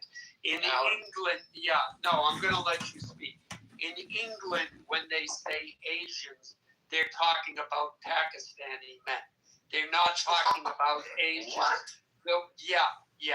Because they don't want to say Pakistani, they say Asian. Okay. All right. Well, I want to talk about the U.S. Yeah. Well. Do you want to respond to him or not? I don't know, brother. Will you take my response seriously if I say I'm speaking from like a U.S. point of view? Because Yeah. Go. Say whatever you want. But I wanted to correct you because I didn't or not correct you, but. No, I appreciate it, Alan. Yeah, I did not know that. But so I'm speaking from a U.S. point of view, if that's fair. In our country, right, in the United States of America, the Asians are like the absolute least ethnic minority that does these crimes, all sorts. Like they're the lowest numbers almost in all. And the more important thing is proportionality, right? Because obviously white people do more of the crimes because there's more people. So I don't think it's fair to say what you were saying, where like you're like pointing if a little people do this, then you make up a whole thing. It's actually like the numbers are what don't lie. And the numbers show you that in the U.S. at least it is what I was claiming. But it's not like the crimes are unrelated though, because grooming gangs, these convictions that happen in the Pakistani, it's still the nature of the crime is still quite similar, don't you think, to pedophilia that's not classed as a grooming gang? Yeah, but I'm not really focused on. Honestly, no disrespect to you. I think that. Truly, no disrespect to you, I think that topic is bullshit. Because, I'm not worried about grooming. I don't see that on a day-to-day basis in the United States, right? I hear about it. So I don't think we need to focus on that doesn't affect us as citizens. I think we should focus on more things like, inflation, like things we see in our neighborhood. I'm not really focused on the grooming because that's very, very minority. I think so. I agree with you. And much of it is propagandized, I have to insist. Even though there are facts, data that can be discussed. In terms of the inferences that are made, the impact that it has on society. This is a greater impact, the disruption that causes. I mean, you think that these idiots that come in the street with their balaclavas on and cause havoc, all these Deliveroo guys that, drop off takeaways and stuff, they had to get locked in the Scenic Centre in Glasgow, the big shopping centre, for their own protection, because these guys were just attacking anybody with different color of skin, and it just draws a lot of fanatics. Yeah, but if you look at those events in the U.S., at least I don't know about the UK. A lot of them are paid, especially the ones with the hijabs on. They're paid by people funding these big companies that are not even big companies, even nonprofits, by George Soros ultimately. But it's good. I agree with you. So Americans should really not be so opinionated. And not just George Soros, Alan. Don't laugh. I know it's a... No, I'm not laughing. Here's the problem. When you say it, and this is what we always hear from the left. If you're seeing this, prospects. We can't talk about the facts because if we do, it might create. Figuring out It which might credit card to create use for what negative when feelings shouldn't make a quick stop. towards that Age limit last weekend, and the decision is gaining pro- traction and- online, and so it's with thousands of literally people in the weighing in on the UK. unique concept. You In have one of Chicago's underage busiest teenage nightlife girls corridors, getting Goodnight raped, Drive Boy is getting built around gang raped, nostalgia. because we're its too retro afraid theme to is say inspiring that a new there's rule at the there door. is a We thought this was a great middle ground to start with. Located near the corner of Randolph and Peoria in the West Loop, Goodnight John Boy was designed to combine Studio 54 with a 1970s basement. This summer marks 3 years since the popular spot debuted in Chicago, but customers will soon notice a change. A sign outside announces a new policy, 23 and up. A move that's generating plenty of buzz. I'm a little bit more of a traditionalist, so I think 21 has worked for a long time now. There so, is a disproportional I'm okay with 21. I think that's just fine. They're a little rowdy for me. There is so a disproportional that's why I kind number of of rapes sway on the side of bumping it up. I'm okay with it. and A lot of gang people look rapes forward to the committed day they by turn 21 because they can, Pakistan. experience bar life And and stuff. I want to I'm do kind of something honestly about wondering it why they because did I it. don't I wonder want if maybe the maybe group some that of I those 21-year-olds didn't have identify the capacity or the maturity to be there. source of So these we went problems straight to the source when and it talked to goes to Michael the Schwartz, authorities, the CEO of then Forward go back Hospitality Group, to which hide owns the and operates information Goodnight John for Boy. the He exact tells us reason the change he said. wasn't driven Well, by it any might one create incident. Rather, he negative says the nostalgia-themed stereotypes, club, or it might inspired by create his childhood basement, is testing the new policy to see whether it draws a slightly older crowd. There's a lot of feedback from people that we talk to and customers that, they're kind of looking for a space that might be a little bit older. We decided that we'd do a test run at one facility. We chose Chicago as the market to just make it 23 and older to be a place that and maybe if they stop raping and have doing gang rapes, that'll improve. That's the problem. Everything is backwards. They're so concerned about people's feelings. They want teenage girls to get raped and gang raped and killed and whatever else is going on.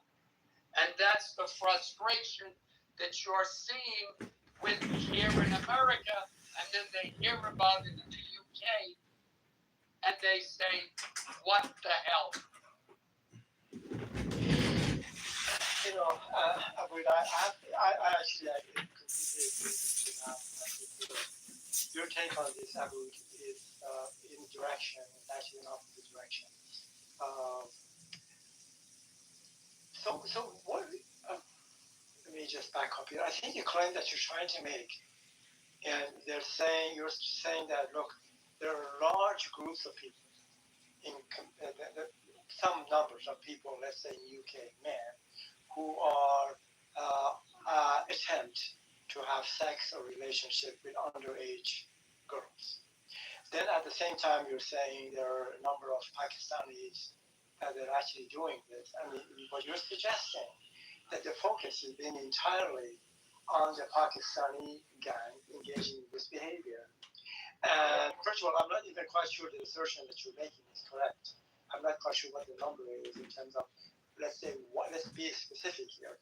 White British male in general participating in seducing and trying to molest sexually an underage white British girl. That's what we're talking about. Yeah, by the way, you've never seen those videos of plenty of pages on Facebook that are like pedophile hunters, and they are vigilantes who will go and try to hunt pedophiles, and the one that they're seducing is always tends to be white people. Now, I'm not drawing any emphasis on this, but what I'm saying is that this crime itself is classified as done in groups. Right, so this is gangs we're talking about. So more than one person, 2 or more people. Now, when it comes to this specific crime, if this is how we classify it, and if Pakistanis are uniquely represented in this category, then I accept that. Then this is an issue in of itself. Why is that the case? But in terms of the volume of this crime, right, is it proportional to the Pakistani crime? No, because that's a false inference here. They could be representative of this particular crime, but the crime itself, in its very minimum, is not a fraction of the overall crime that's happening of a similar fashion throughout the country. So that's what I'm saying to you. This information is propagandized. Now, yes, could have a particular issue here in certain areas in England where you have this is what this crime is represented. Majority, 80% or plus, is Pakistani men that are representing this. The explanation needs to be why. Why is it happening? Why is it happening in these specific places? It doesn't happen everywhere. The statistics are limited. Because the white girls want it, and they want a job, and this is what they want to do. And they're happy with it. Otherwise, they wouldn't be there. The information is propagandized effectively here, right? So, just like I said, Illumi, I don't know, you must have seen in the news in Northern Ireland, some guy was getting his head cut off by an immigrant, and the whole country was outraged. There was protests. When was this? An attack. This a week ago or something. But I was saying, I live in Glasgow. He got his head chopped off, like the guy in France. Tried to get they almost cut his head off. It was yeah, it was a big scandal, man. It was happening. Man almost decapitated. And you're kidding. But it was a big deal. And anyway, what my whole point was is this piece of news got totally propagandized, right? So the right were going nuts about this. But I'm saying that there was an incident here in Glasgow that was barely reported on. I live in the neighbourhood here. Some guy got tortured, set on fire, stabbed and beheaded and dumped in the street. And all they done was cordon off the street, and there was a brief news report online. That's it. Hey, none of these Americans have heard about it. And this wasn't propagandized. Nothing. Did he know the guy? Some old guy got done. Did he know? It was just a random target? No, this thing that happened in Glasgow you're talking about. Or you're talking about the thing that you're just Googling Northern Ireland. Yeah, the man who was almost decapitated. Random apparently. It was just random. Immigrant Somali on this. You know, I'm really still kind of failing to understand. He's a Sudani, 30. No, let's just move on from the specifics here because it's not going to do It doesn't matter. So, White people have done crazier things. It will be interesting. It will be really interesting to look at the numbers, the statistics. Let's say 20 years ago in European countries, particularly UK, Germany, Switzerland, to see the number of these types of crimes in terms of the gang rapes, trying to seduce underage. We already know all the details. I know you haven't put it on there, but just let me finish. I'd like to hear what you have. See, bro, this is how it works. Get to your conclusion, then justify. Look, we can't. Goodness, you're never gonna learn. All right. Well, thank you very much. Okay, Einstein, be quiet. So the point, it would be interesting to look at the numbers actually to see what were before this huge migration of the Muslim Middle Eastern groups. Just getting talk about it would be interesting to see what is the difference between the numbers then and the numbers now. And then when you look at them, so you don't even know. They may not be a difference. I'm not sure. What? And then look, see, okay, well, Alan, can you do something about this? Yeah, Illumi. Alan, Daddy. We don't need your running commentary, thank you. We can. Bro, he just said I don't know, though. So he's been positing everything? Well, we don't need your running commentary. Okay, People all right. I swear to God, react on their own. Now, when he's done, Yeah, thank you for that one. Yeah, I didn't move. The point I just want. I didn't move him. He got frustrated. Yeah, he is. Anyway. Yeah, but to answer that question, yes. That the number in Sweden, I think it's Sweden or Switzerland, the number has gone up significantly. And when you look across Europe, their crime rates and numbers have gone up in rape, violent crimes, etc. Since the EU has imposed these immigration policies upon all of their countries. Yeah, okay, thank you for that. I will look it up again because that I I'm making this comment in terms of that kind of investigating or dissecting what you're trying to say. So if what Alan is saying is correct, which I have no doubt thinking that is not correct, then the increase in the crimes that we just talked about, it happened predominantly, substantial increase, after the migration of the Middle Eastern Muslims into these countries. So the question that I think we talked about, I'm not sure if you were here or not, the question is why and how come? We talked about the factors involved in here. One would be a completely cultural, the clash of cultures. The perception of a young girl who is at 11 o'clock at night walking a friend with a mini skirt and a high heel going to a party is not a target, should not be a target. It may be viewed by a Muslim man as a fair game. And so the question is why, first of all, Alan mentioned there is a marked difference. That's a good point to know. Second is, if this is actually the case, the question is why and how come actually this is happening. One can point out a number of things. One would be the kind of Islamic ideology itself and the way the women are being viewed from this way of thinking. And if you don't wear your hijab, then you are promiscuous, you are open to sexual assaults. If you're wearing a miniskirt, then you're a fair game. If you're not a Muslim, hey, you're not a Muslim, then I have the right to do whatever. Sexual repression, being, a young man in Islamic countries, they don't have access in any significant way to have a normal, biological, natural relationship with non sex, holding hands, having a date, going to a movie, having dinner, occasional kisses, maybe a little bit being playful. So when you lie, you've been suppressed sexually. This way, then now you're in a community that you see women walking like that or acting like that. Your perception is, look, here's the signal, here's an open game, I'm going to take it. It's mine, and I can get away with it. And so the question is why, what is the underpinning? What is the impetus to this types of behavior by Muslim men in European countries?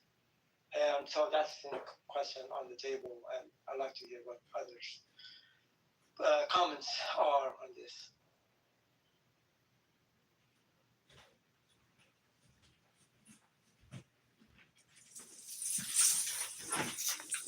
Well, nobody's speaking.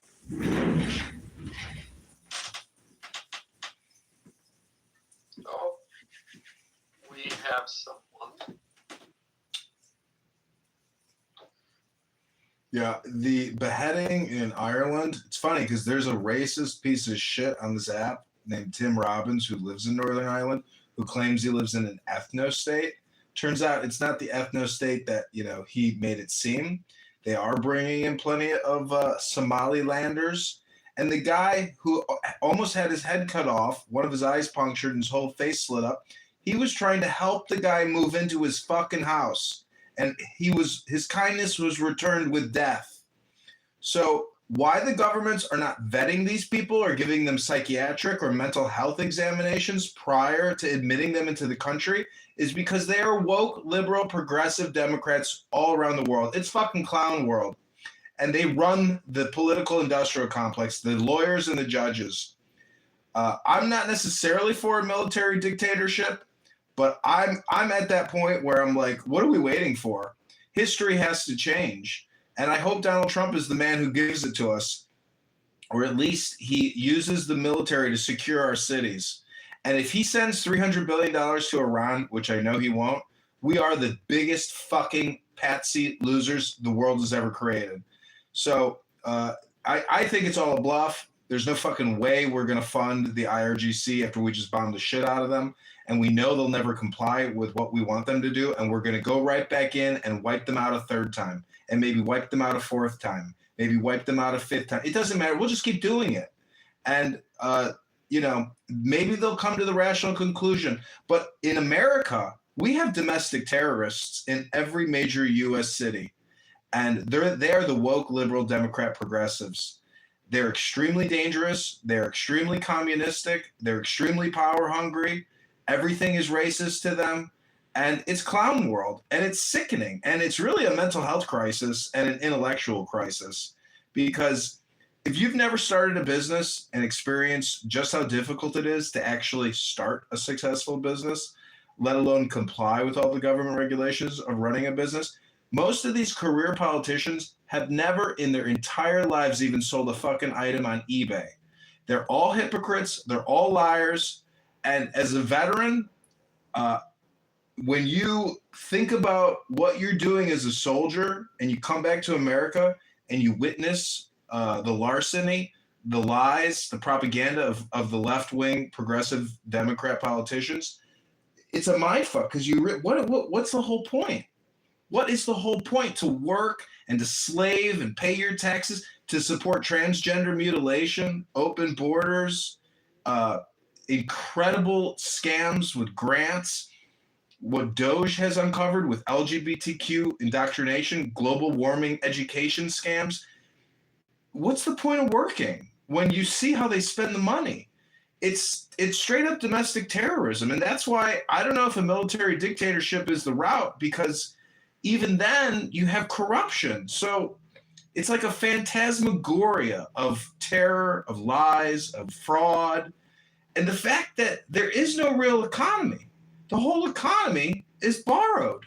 The government is $40 trillion in debt. Every major Democrat city is hundreds of billions in debt. So it really, if you're a young person in your 20s, you think that the payout for your, graduate degree or your doctorate is going to be worth it. It might be if the communists are still in control, but if we actually have real capitalism, a lot of the fraud goes away, because all these $300 million schemers and scammers and $3 billion scammers that have ripped off our government, it's all because of the government. Why these agencies are sending the money to the fraudsters is a mindfuck. Is it because they're getting a kickback, or is it because it's political, or is it just because there's no oversight?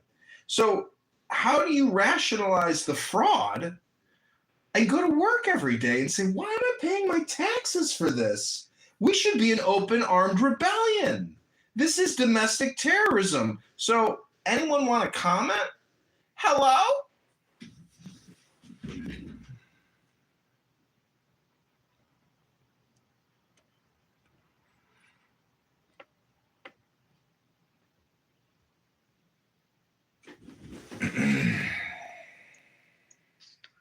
I agree.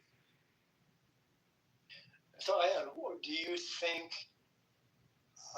as part of this proposed points for negotiation during the next 60 days, as part of the MOU, the Memorandum of Understanding between the U.S. and Iran is supposed to be signed shortly.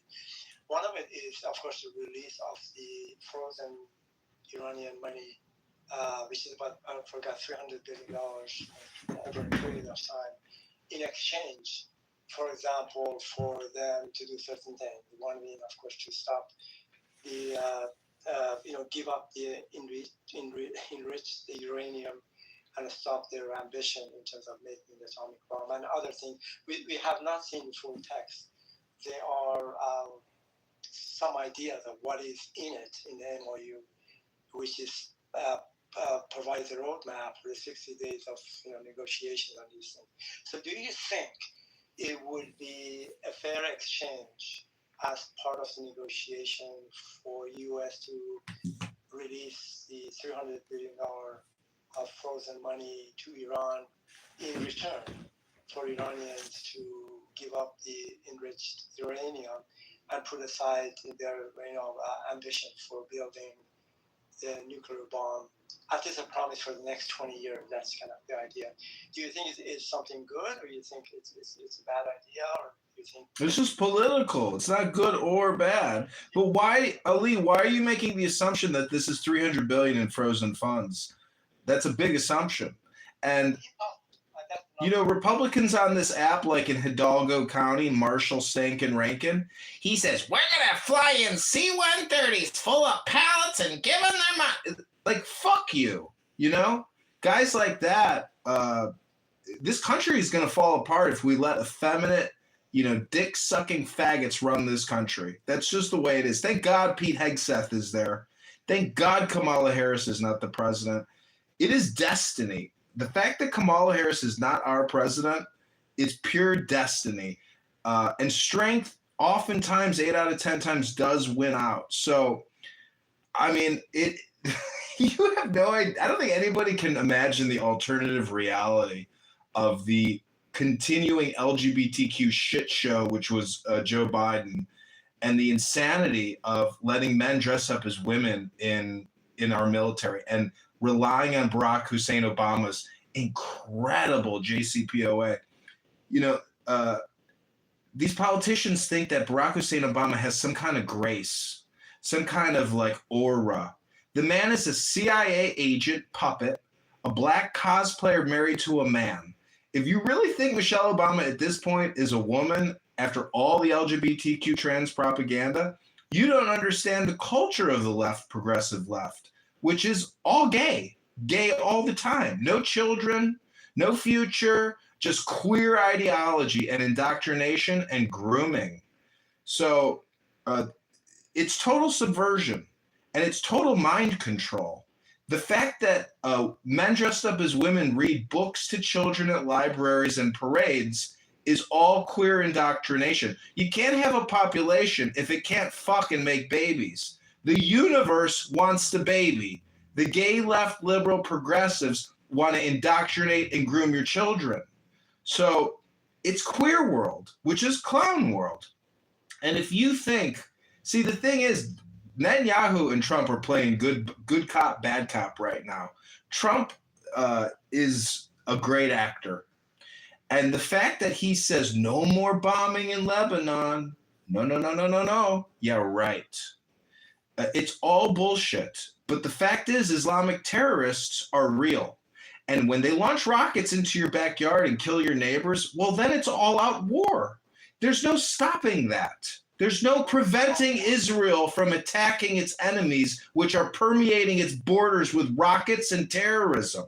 You cannot stop security. Yeah, but it feels long now a little bit. Let me throw something in. I want to throw something in. Yeah, let Totem Pole go. Let me throw a little something Can you in. put me in the queue after that? I've been, I found something out today that I think is very interesting, and it's something that I think we should really look at concerning the Charlie Kirk situation with the gunshot from the supposed homosexual that was on the roof,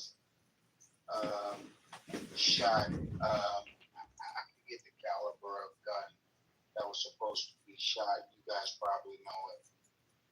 30 or whatever. 38. I think it was a 30. I think it might have been 36 or something more. I don't know. Whatever. 38. That bullet, or the bullet that was supposedly shot from that gun, doesn't match the autopsy. And what's been shown is it was probably an explosive, a plastic explosive that was in his microphone, that was clipped on to his lapel. And there's only one group of people we know that's really pulled that off. We've seen them do it with the beepers, and we also seen them do it. They did it with a couple of other mechanisms, cell phones, I think it was. They did it with beepers and cell phones. The only ones we've ever seen to successfully pull off a bomb or explosion like that, and that was the Jews. I don't know. It was the Jews. Oh my God. That's an all or nothing statement. That's like saying all black people are all murderers and all criminals. Jesus Christ. Let me finish. Oh, I'm gonna let you finish, but you gotta be called out for your racism right there. That's some bullshit. You could say IDF, you could say Zionists, but to say the Jews now, that's racist. That shit's racist, brother. Brother, that's racist. You gotta admit, you making an all or nothing claim against a group of minorities. That's called racism, brother. Keep screaming. But what we're seeing now. God, he's right. I know exactly what he's talking about. I'm right there, right next to him. Let me go there. I'm gonna go there, and so what I'm saying is, us white people are gonna teach you something. Is that Mel Gibson? What I'm saying is, and what I'm thinking is that the young man that was up there. Is that you can't think it before you learn. The young man that was up there on the roof that shot didn't actually kill him, and they're going to end up letting this guy off. But there's another piece to the puzzle, because we know that Israel and Benjamin Netanyahu had a problem with Charlie Kirk at the end of it, because they had invested a lot of money into Charlie, and they obviously ended up. They obviously y'all got wet. Y'all got wet. What are you talking about? You're getting crazy right now. Why are you talking all crazy? But the reason why I'm saying that, I'm saying all that to say one thing, and I'm coming to Trump. So what we've seen. You can't come at Trump. What you got? So, you ain't got shit. You can't come at Trump. So what we've seen is that Benjamin Netanyahu. Dr. Benjamin Netanyahu. He is a doctor, sir. You're gonna hang your coat on a Jew. What's wrong with you? And what he did was he forced Trump's hand into into the Iran Aren't you situation. a real Israeli? Aren't you a real Israeli? Who's modding this? Is somebody modding this? Do I have to check? I'm sorry. Yeah, I don't want to get kicked out. Yeah, I'm sorry. Do I have to check this motherfucking faggot? You better check this cracker. This cracker likes to get checked. I like to break a white boy's nose and break his ribs and shit too, and stomp his head into the motherfucking curb. That's what I like. I gave up one rib. Right. Yeah. Okay. All right. That's a violent threat. Moderators, kick this violent person to the goop. Violent threats. Just one rib. Well, I'll barbecue too. But here. Oh my God! It's the movie. I'm gonna. You just broke the law, sir. I'm notifying your local FBI agent that you are breaking the law on a social audio chat, making death threats. Man, my mind is that you threw me off of what I was saying. But the point of what I'm saying is this. We know that February 24th, he gave the State of the Union address. The 27th, they went in and did the Iran thing.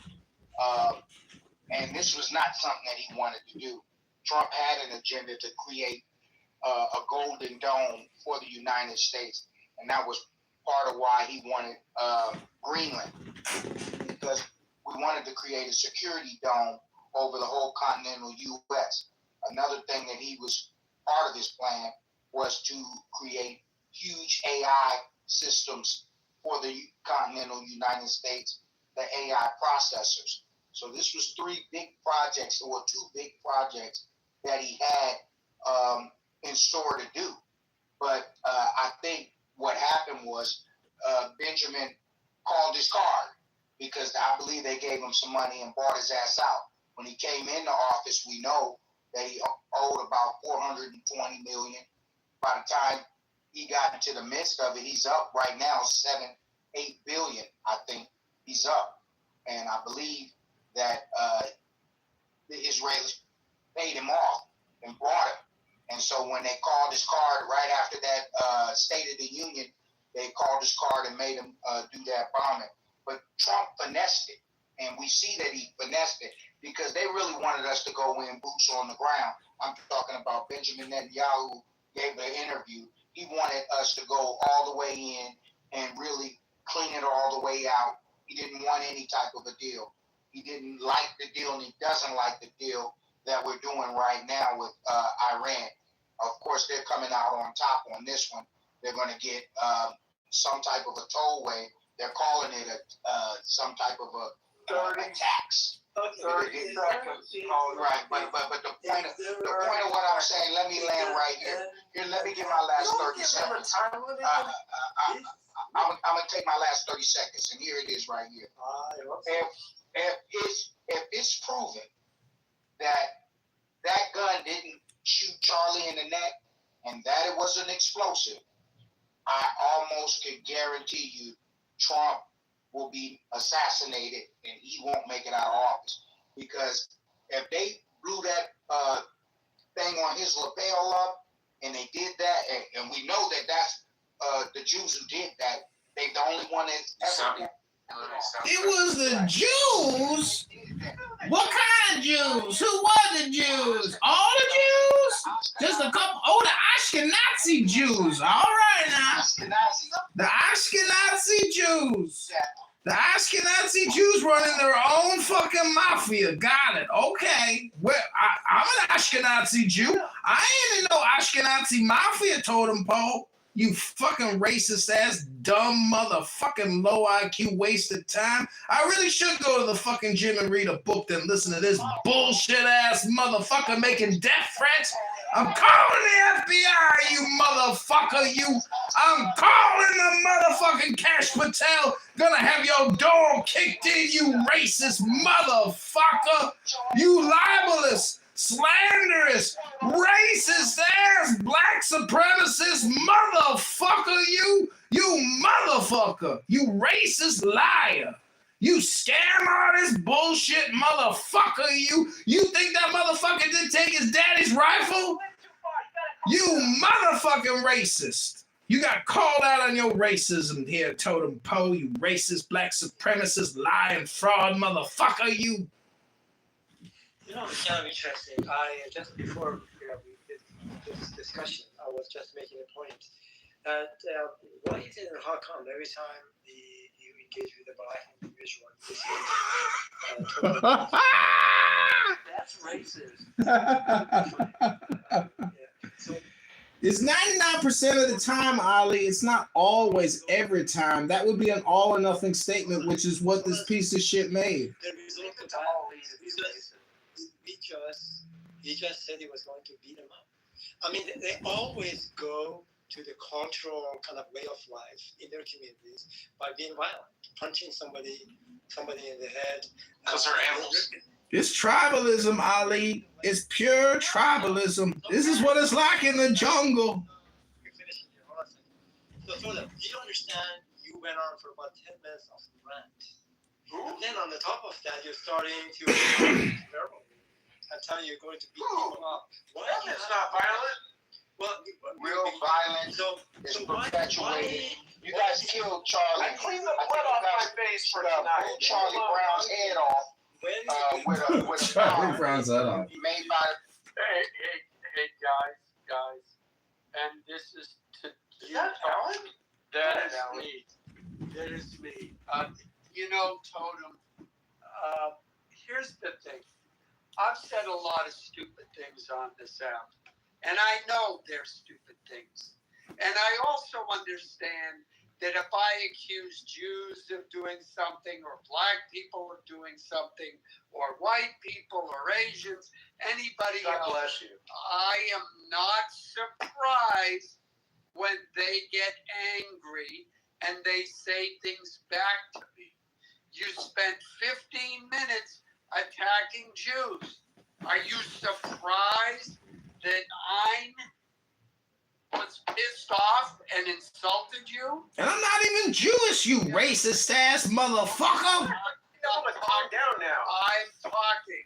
We don't need to go back. I mean, look, I get the response, but don't be shocked when it happens. That's right, you Jew haters. You better watch out. We'll fucking kick your ass. I mean, Totem Pole, listen, there's something fishy going on. I agree with you. I'm following the trial closely. The judge seems very strange. And whether they have an open trial or a closed trial will be important. But that fucking kid took that rifle and he was up on that fucking roof. if it was a shape charge and his Israeli security handlers double-crossed him and assassinated him because they were afraid of some type of media fallout, it's a very, very far out. The point is, intelligence services do assassinate people, but the biggest intelligence service on the planet is not the IDF or the Mossad. It's the CIA. And so if you think spending $60 billion a year with the CIA money as taxpayers, well, guess what? It becomes political. So coming on here and slandering and libeling Jews, there's a lot of Jews out there that just read their book and go about their lives and do their business, and they don't give a fuck about your racist fucking bullshit. They're more concerned with surviving the game. They don't give a fuck about these bigger picture things. The point is, Totem Pole, you can't make all or nothing statements against Jews. If you want to be specific, be specific. Call out Mossad. Call out the IDF intelligence services, which do targeted assassinations. Be specific, motherfucker. So the IDF was securing him?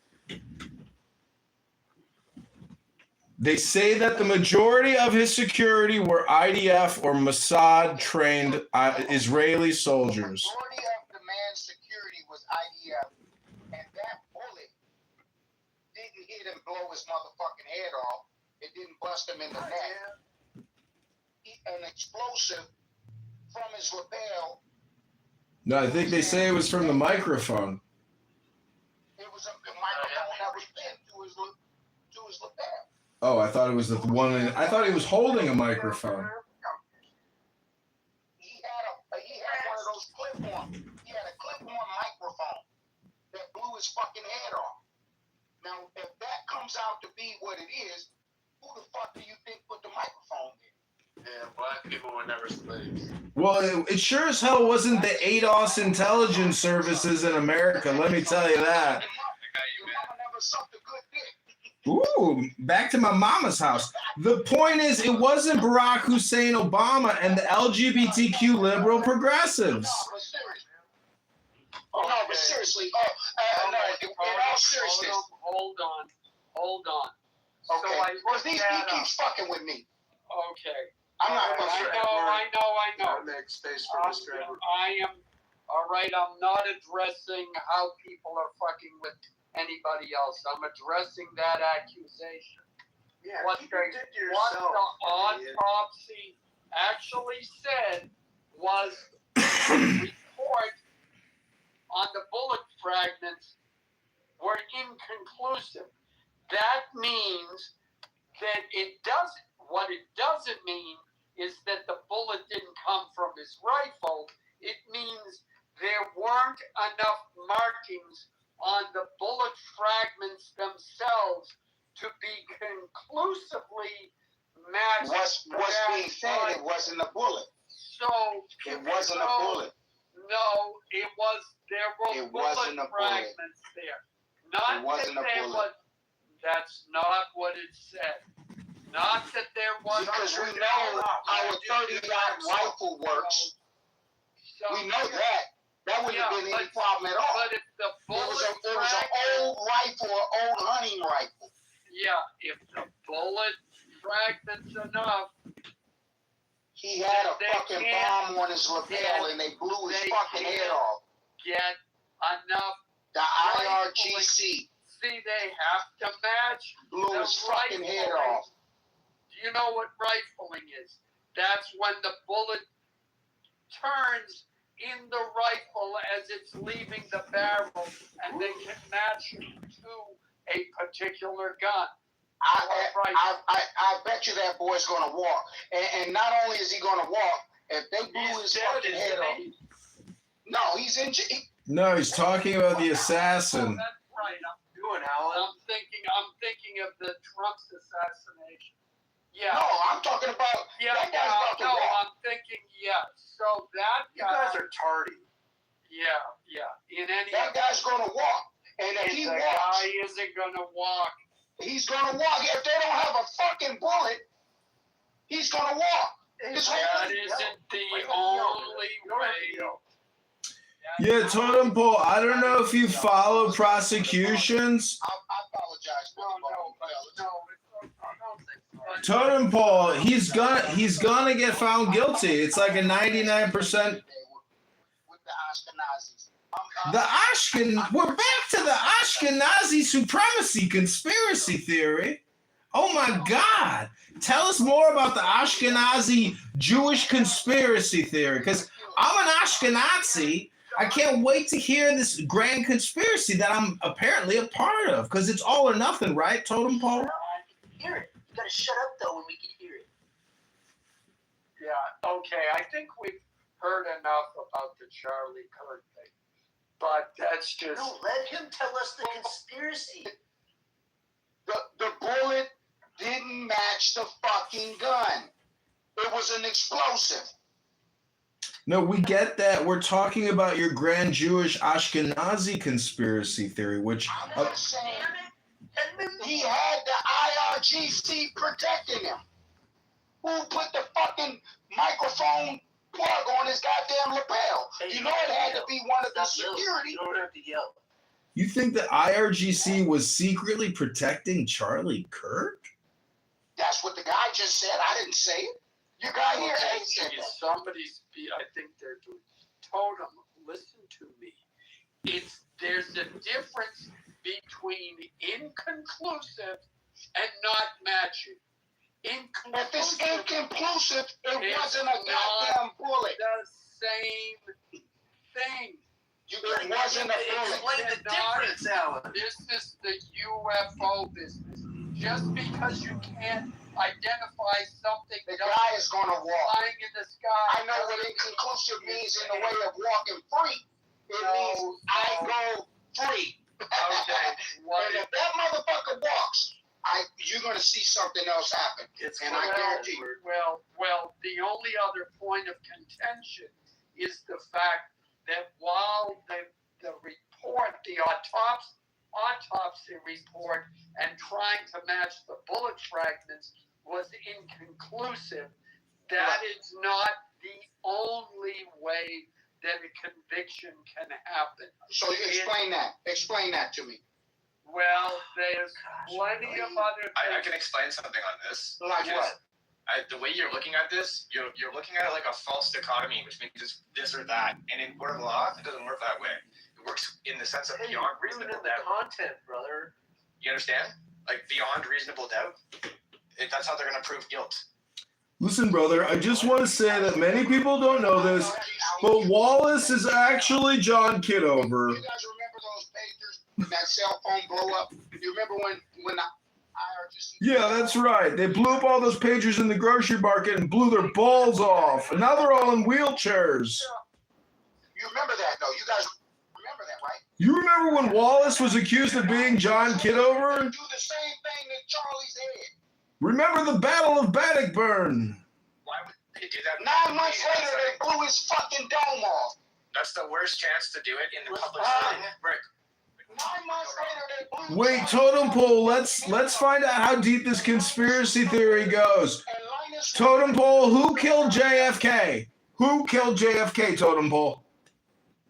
Look, I know 9 months later, Jewish Linus with the goddamn blanket put a fucking pin on Charlie Brown's goddamn lapel. We're not talking about Charlie Brown the cartoon.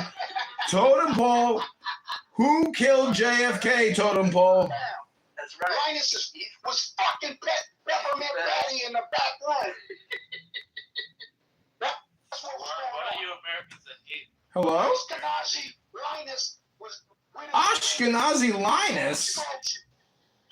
Peppermint Patty while Charlie Brown is laying on the stage with his head blown off. Who killed Dr. Seuss? Black man's great. Who killed Dr. Seuss? You buddy, Toto. Yeah, it's all good. I'm just here to... No, they just never met a black guy before. They're usually racist. I know. Rabono Shalom, nobody here is racist except for Totem Pole. He's saying that the Jews are responsible for everything. Did you hear him make his all or nothing statement? First of all, I don't know who you are either. I don't know who you are either. Is that photo at a gas station? First of all, Ain, I know damn sure you know who I am. I do? Oh, LGBTQ. Listen, Rabboni Shalom, we've been having a great conversation. We're getting to the truth. We're digging deeper. We're finding difficult conversations, bring out the gold and the silver lining. Totem Pole's educating us about his grand Jewish Ashkenazi conspiracy. I'm loving it. Thank you, Totem Pole. I never say I come to this app for education, but right now, I really feel like I've been educated. Almost better than a book. I read some good books. Unless you can go, bro, like you do every day. That's okay. We can talk over each other all night long. That's the way Clubhouse works. You ever been in a bang room in the trenches and just been in a bang room in the trenches where people just keep talking nonstop and it's just like schizophrenic times 1,000? Hello? Hello? Hello? You know that? You ever hear that in the community, in our people's community? Hello? Hello?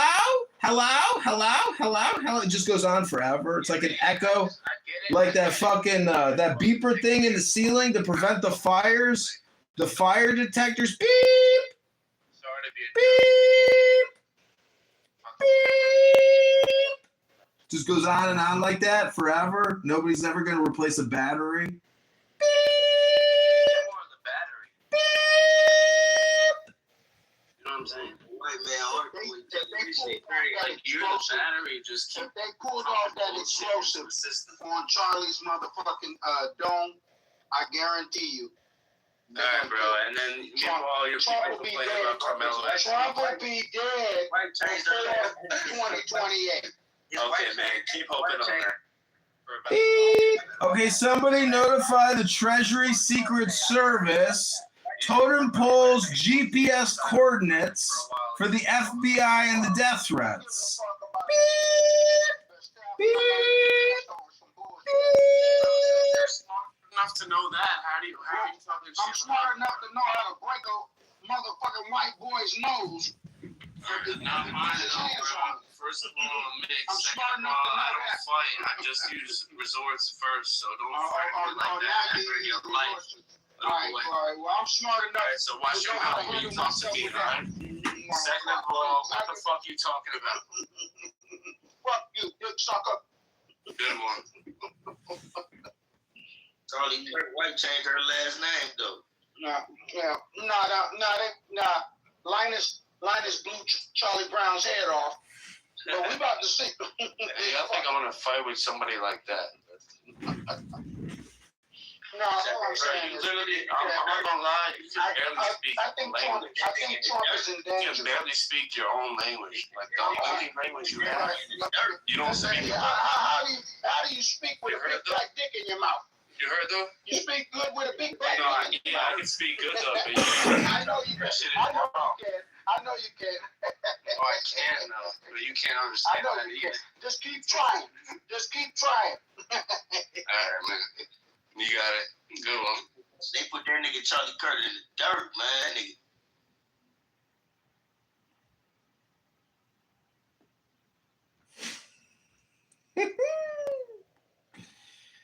Game goes on and on and on and on and on. Iskan, Prabhuda, Swami Prabhuda, he traveled because his predecessor, his forerunner was Swami Vivekananda. So you need to see the holistic picture of it. Yeah, so all that, so be about the same thing. He is dead as shit, Charlie Kirk, for the wrong reason though. You ain't got nobody else to talk for y'all, boy. It's over. Shut up. Man, so yo, my friend got fired from the supermarket because some trans guy was going up to him going like, Charlie Kirk, every day, and he snapped on him, and he got fired because of that. So I'm just saying that some of you liberals, you on some shit about Charlie Kirk. Your homeboy about to be broke. What you doing working in the supermarket, man? Making $13 an hour, boy. That man tripping, man. He is, bro. 42 years old. 42 years old, down bad. I said 22. Well, how old are you? How old is you? You know, we have Dr. Edward here, a devout Christian, an American patriot, a successful business operator who runs a mortuary service. Some of you young men will probably need mortuary services based on your academic record rather soon. So get to know Dr. Edward. Maybe he can cut you a deal if you're only going to make it to 28 because things are tough in the trenches. You could try to read a book. You could try to practice personal responsibility. You could go to the gym. You could zip it. You could put a zipper on your mouth. Zip. Damn, man, what happened in your life? You had no bitch or what? You were just in school.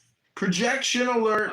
The projection alert detection system. Yeah, welcome to the grown world now. The projection alert detection system has been activated. Yo, AVN, welcome, AYN, welcome to the grown world. Welcome to the projection alert detection system, where any ad hominem will be replied with, the projection alert system has been activated. Me to die at 28. Which one was it? AYN. You want me to die at 28? You're saying I'm gonna probably live. I'm just asking a question. What was the last book you read? Are you in a book club this summer? Have you read a book yet? What's going on? Are you going to be in a book club this summer? I fuck with you in a kind of like sad type of way. That's great. I'm so happy to hear that you're in the book club. What's the name of the first book you're going to read this summer? It was the, I'll tell you what it was. It was the Bible. And it was the 48 Laws of Power. What about you? And what did you learn from the 48 Laws of Power? Good question. That there's no time to give to people like AYN. Then why are you here? Because AYN's not everybody. No, why are you? Because there's people that I would like to give time to, and I would like to talk to and correct. And how old? Oh, I'm here for correction. I told you already. I'm 22 years old. Okay, you're 22 years old. Okay. Yep. At this point, you in your 20s. But hold on, don't be ageist. Don't be ageist right here. Don't be absolutely ageist. ageist. Oh, well, you shouldn't do that. What I should or shouldn't do is I'm older than you, and I can do whatever the fuck I want. Yeah, that's what. Okay. Yeah. So what you should. So why are you mad right now? What's up, Alan? I'm not mad. I'm not mad at all. But you're claiming to have read the 48 Laws of Power, and yet you're not even implementing them. This is the time in your life where you lay the foundation for all the wealth, relationships, and pussy you're going to get in your life. The last thing you on Clubhouse. The last thing you should be doing is sitting here on Clubhouse. Alan, it's a fucking Tuesday night, my guy. What do you want me to do? Yeah, Tuesday night. Tuesday night. When I was 22, I was working a full-time job and then going home at night and spending the rest of the night working on what my goals were. All right, man. Well, it's not. All right, listen. so get off your fucking ass and get to work. Yeah, you got a point. But I know I got a point, and if you read that book, it shows. I did not read the fucking book. It was a joke. I said I read the Bible too. Yeah, but did you read 48 Laws of Power? No, but I know I should read it. Then get off the app. See, you can actually create a house called Book Club. You could turn the app on and just read the book on the app, you know that? And people might come in and listen, and then you'd make yourself more knowledgeable, intelligent. You gain the wisdom, and instead of running your mouth and making death threats from the gas station, you could read a book. And then you could become more powerful in the knowledge that you seem to think you possess, but you never read the book. So how the fuck are you going to come here and lecture anybody when you never even read the fucking book? Reading a book ain't that hard. It takes time. Maybe like a word a second. You're right. Yeah, it takes a little bit of time. Maybe a couple weeks even to read maybe a month. maybe half a year to read a fucking book, maybe 1 year to read one fucking book, but you read it. And now it's in your brain. And your knowledge, your IQ, your intelligence has risen. That's the only way to rise is through knowledge, through a book. Then you can start trading shit instead of running your fucking mouth about nothing. You know what? You're kind of right. You guys are kind of right. I know you're right. I should read it. I'll learn more. However. But it's not my room, so I'm not going to take up all the time. However, I do disagree a little bit. Because that book is not everything. But See, when I was 22, I was sitting in a room with no fucking internet reading a book. It's like a monastery. You know where Batman became Batman? At the monastery with a book at the gym. The last book I read was The Art of 3D Negotiations. And you can read the power shit and figure out all that. Just negotiate when you get to the table. What's that Trump book? That Trump book. Oh, fuck Trump. I don't know about no Trump book. It's called The Art of the Deal. The Ashkenazi Jewish Conspiracy Supremacy Theory. I know how to negotiate, though. I can negotiate. But I'll tell you one thing. They're probably going to kill Trump before he gets out of office. Stop being so aggressive, bro. That's just so lame. Something tells me that. No, something is telling me that because if they use those plastic explosives on Charlie Brown, they did. Let's see what you're doing. I think if they use that. See, Totem Pole, what you're missing is the rest of the backdrop, which is Russia and China. You're all or nothing on these Ashkenazi Jewish conspiracy theorists, but you're not acknowledging the fact that Ukraine is daily making incursions into Russia and blowing up oil facilities with drones. We are about to be in World War III because Zelensky is a stupid motherfucker. Well, no, I don't think that's going to happen. Ain't nobody trying to go to war. And I don't think, in my 52 years of living, I don't think I've ever seen China do anything but stockpile weapons and stack money. I've never seen them go to war with anybody. That's more of the Anglo-Saxons bit. They like that. Always the white people. It's the Anglo-Saxons. They like the war and fight and shit like that. What about Africa, bro? Before the U.S. came over there to take the slaves to America. I don't know what, but I know what. Well, I'll tell you. I'm indigenous. I'm indigenous, so you know what happened before slavery in America? They went to Africa and they took all the black people that were getting their heads cut off. I was already from here. I'm from. Are you Native American? No, you're black. And you think you're indigenous? Can you read Totem Pole? And I don't want to argue with you about that. Have you ever been to the Grand Canyon or Snake River? Have you ever read any sort of forensic Have you ever been to Utah? Well, then you'd be able to see. I'm indignant and indigenous. I'm an American. I ain't indignant or indigenous. I'm an American. And I can have a political opinion about anything the fuck I want to have it about. That's my privilege and my freedom. And that's how I move about the face of the earth, motherfucker, with my free will. But just because I'm indigenous don't mean I ain't gotta, the laws don't apply to me. I ain't no sovereign citizen indigenous. I'm a motherfucking American. And as a motherfucking American, I will do what I can for Uncle Sam.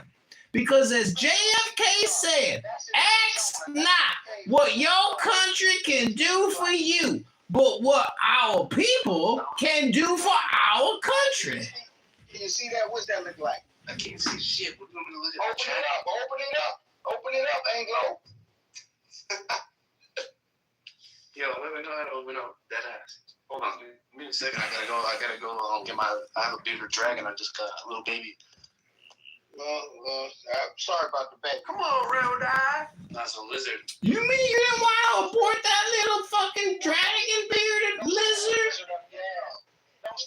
Take that lizard to Planned Parenthood and do the right thing. I almost looked it up.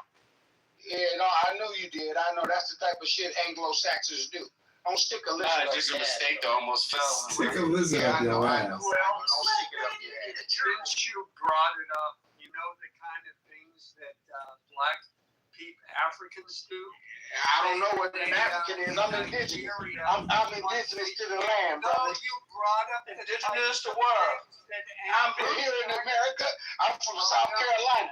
Indigenous to this area. I'm gonna show you something else. Let me show you something else. We found 700 miles from South Carolina. Black privilege. Stop. You brought up with the Anglo-Saxons. No, you came from Africa. The people who were living in America were not African. We found 700 miles from South Carolina. Okay. So sorry. That doesn't work. Alan, you're disrespecting him. I'm not. Yeah, you're disrespected. We found that 700 miles from South Carolina. Yeah. What's that look like? Who kicked that guy down in the audience? We need that guy Edmund back. Wasn't me. No, fuck that guy. You're pro-Palestinian garbage. Yeah, I don't know nothing about no goddamn Palestinian. I'm kidding. I'm fucking with y'all. I'm fucked up right now. Get that guy back up. Get AYM back up here. Sorry, I can't. It won't let me invite you up. Ah, damn, the fucking deli is closed. The jury has spoken, and I have risen again from the grave of the gulag. I can't be a fool like you are. That's okay. They say Beaver is the problem, and that's what the Dancing Fireman about Dave Matthews is all about. But the problem with Dave Matthews is every song sounds like every other song after a while. Ain't that right, Beaver? Hey, what's that? That's that country shit, right? Well, they got a black man. He plays the saxophone and the motherfucking fiddle. Oh, yeah, he's kind of good. I think he's pretty good. He died of the COVID-19 vaccinology from Dr. Bill Gates and Dr. Fauci. Yeah, he tries to sing like you talking right now. Like he has some soul. He's not even Southern. He's not even a Southern dude. Him or me? He seems all right. I think this guy's hella white. He runs around in his underwear. Dang, I don't know about that. You sound like a faggot. Told him. Yes, sir. I don't like Yes, the sir. way you're saying Anglo-Saxon. You're saying it with the hard O. Anglo? You ain't seen a sack yet. Let me slap you in that forehead with my sack. With a hard O? See, Totem Pole, you from South Carolina. Wasn't 600,000 dead white men enough to satisfy your bloodlust to free our people? I don't know about it. He was just above the line. Let me get 600 more, and then I'll tell you. If he was 500 feet below the line, he might be black. Oh, here these guys go. You got who is this you got in your PTR? Is it you wearing your hair long like that? I'm wearing my hair long. Are both the Carolinas in this? That's is that I have what you a call it? question. Maybe Mr. Edward could ask it. With a Mason Dixon Are both- line. Dude, you see how these black and whites over here getting along? See, this is where I'm from. I'm from every big city you can imagine, name it. I've been there. This is how we get along. You make racist jokes. You fucking be as racist as you can. Well, we making racist jokes. We can joke with each other. No, man, that's what Totem Pole do in private. In public, he would never say this bullshit about the Ashkenazi Jews. That's some racist, supremacist shit. You're doing too much. No, Totem Pole is full of shit. He's political. He can't admit it because he's too low IQ to admit that this motherfucker's political. That's our hero back in the day. I don't know about that. I just know I feel the same about him as he feels about me. That's love. Hopefully, no pause, but I don't know how much love. That means Yeah, let's all take our dicks out right now, put them in our right hand, take a selfie, update our PTR, and we'll find out who's got the biggest snake in the grass. But They say Jeffrey Epstein's penis was cone-shaped, and he is an Ashkenazi Supreme Jew, is he not? they say they got pictures of you sucking his penis. Now, I don't know. They said that you was only 8 years old, but it's it's not. It's kind of It's bad. not a generic thing to say that. It's not a what? I didn't bring up the man's penis. Are you here? I think you did. I don't know. I feel like you thought his penis. Ellen Pepe is sleeping as we're discussing the best part of the show, which is Jeffrey Epstein's cone-shaped, egg-shaped penis. This motherfucker's bringing up. This delusional motherfucker's bringing up. I didn't bring that up. They say right before the shape charge took off, Charlie Potato Head's head, it was Jeffrey Epstein came to him in a vision and whispered in his ear, "I have an egg-shaped penis." I don't know. They say that the IRGC, his security, said, here, Charlie, I got that. Let me put your mic on your lapel. Hey, let me put Epstein's penis in your face real quick. He pinned that on his lapel, and then 5, 4, 3, take off. That's so funny. Flip the room. Oh shit. The Pepe Show Part 2.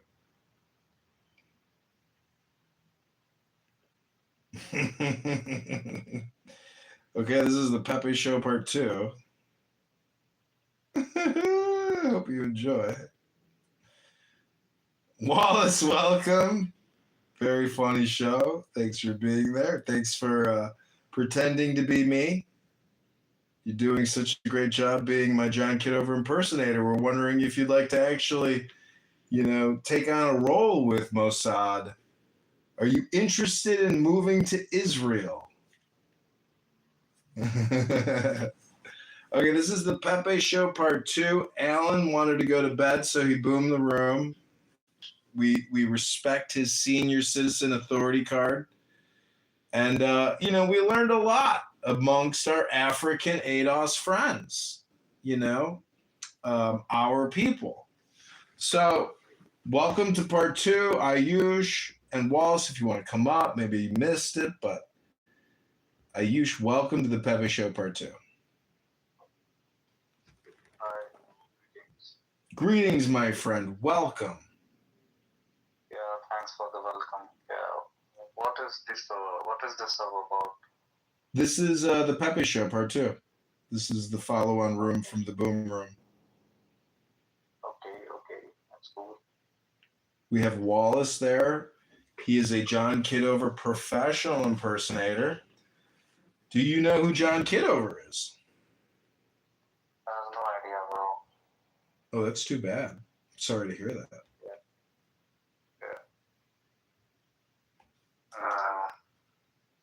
Actually, I don't live in America, so I have no idea about. Yeah, if you don't know John Kitover, you probably shouldn't be on this stage. Sorry, bro. Sorry. Just listening. I will listen now. It's all right, bro. It's all right. We got John Kitover here. So, Ayush, are you from India, sir?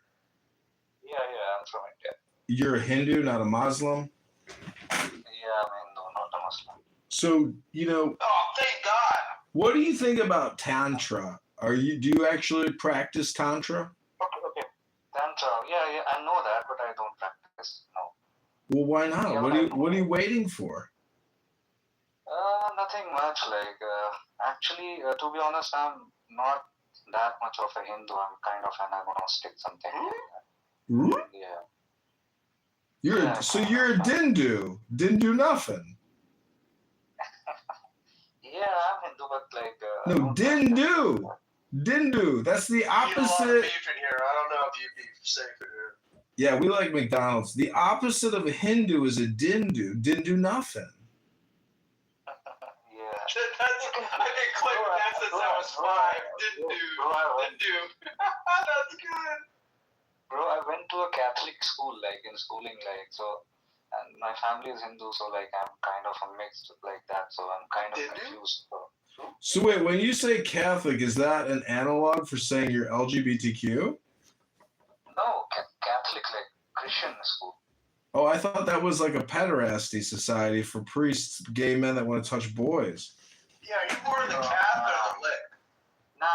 Actually, like a lot of schools in India are owned by like the Christians, so just a Christian school, but I'm not a Christian or anything. Oh, Just like I'm just making a joke. But anyways, do you know what the Holy Spirit is then, right? Yeah, kind of. Let's go, yeah. Well, what I'm saying is the Tantra and the Holy Spirit and the chakras or the chakras, it's all the same system. Yeah, actually, it's same, yeah. So basically, life comes down to busting a nut and having an orgasm. John, if you believe that, why are you always trying to brainwash me? Well, you're a professional John Kitover impersonator. We need you. It's just think of Stalin and the body doubles, or Only because I can do it better. Only because I can do it better. Well, you're like my Saddam Hussein double body impersonator, you know? Because if I get I saw him, not in person, but dude, he looked exactly like the original. It was like so perfect, and that was what year was in the 90s. Like they mastered that science. That was amazing. Well, that's great because I need you. That's why you're here. You're my body double. Congratulations. Ayush, I am looking for a job. I gotta get trained. Ayush, I am looking for a John Kitover impersonator in India. Are you up for the job, for the task? It's a big one. A lot of work. I can, but if Heavy lifting. That's a yes. Okay, great. You're in. Congratulations. It's a dangerous job, so you just fell on the sting, dude. Yeah. That could have been the drink. What do you think about that? What do you think about the Indian Communist Party, Ayush? Indian Communist Party, I don't think about them because they're irrelevant. Like they are not in power. Is there such thing? Absolutely. Yeah, we have a strong communist movement in some parts of India. Yeah. But like they're not strong, yeah. But so not important. Yeah, you guys should make it illegal, and we should again too. It is illegal. It's on the books. 1945 Communist Control Act. Yeah, but Ayush, are you a capitalist, Ayush? Capitalist, you can say somewhat. Are you an objective ethicist or are you an altruist? Does society shit on you or praise you? I don't really understand. Yeah, what, sorry? That's okay. My body double here is trying too hard. Ayush, I was thinking about the caste system. I'm sorry. Okay, you can talk about that. Yeah. Well, do you know what objective ethics is? Kind of, but I don't really know. Like, there's no basic meaning. It's the separation. It's the separation of state and economy. Okay, yeah. Okay, I get it. With hummus. With hummus, of course. Some cultural appropriation. Ayush, are you prepared to establish a new laissez-faire capitalist society in India on behalf of John Kitover? Sure, whatever you say. Can I be the VP? Well, this is a venture capital movement. We are whispering sweet nothings into Peter Thiel's butthole at the current moment in Buenos Aires. Dude, where's all the white women at, John? What do you mean? They're all liberal Democrats. They're watching Netflix and petting their cats right now. We're trying to find the 1%, the ones that are worth something. Oh, those are all senior citizens. They're sitting in nursing homes with $1 million profiles. Bread and hummus, dude. What the fuck? I've been eating it for weeks and it's getting old. I want to ask something about America. Have you run it through ChatGPT or Grok yet? Yeah, Americans are always listening, so go ahead. Yeah, nothing this. I see this gender identity and stuff and all this all comes from America. Gender identity? No, he said gelato.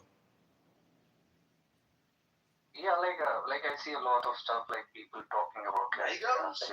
I collect Legos. Yeah, that's cool. So get to your point. Hurry up.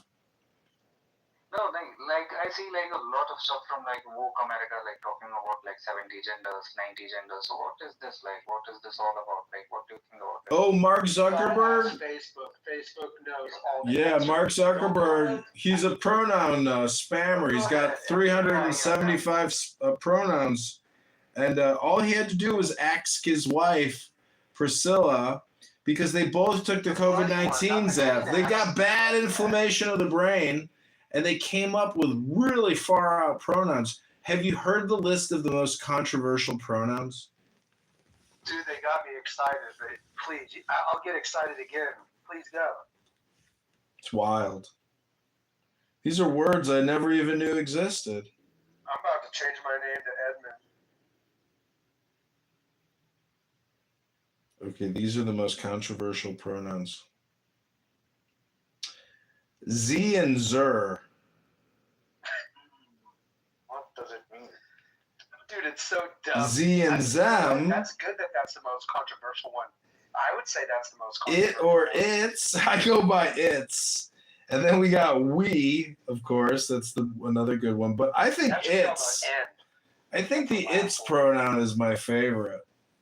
Which one? Mr. It's. It's? It's. ITS is a pronoun. Is that without a apostrophe? Without. Without. Is that even a word? It's a pronoun. It's. It or it's. Yeah, that is my gender. It's. Does it have ice cream in the middle? So Ayush, what we're trying to say is that there are these faggot retards out there that want to play word games with you and demand that you use the words that they ask you to use, like it's. Okay, Dr. It's. This Indian ain't taking it. You know what? I think he might be like upper status class. No, the fact that he even had to ask us the question means that he's very low totem on the fucking caste system. Well, he doesn't know that this is a non-political correct room, so he's just playing it safe. Okay. Like I don't have an idea. Like what? Arush, are you politically correct? Sometimes, like, but yeah. Sometimes. Why at all? Like no, I'm like politically correct like 90% of the time, but I also have a like instinct for like dark humor and sarcasm. Oh, you must have a career. Yeah, no, not any career. I'm just a student. Like. So why even 90%?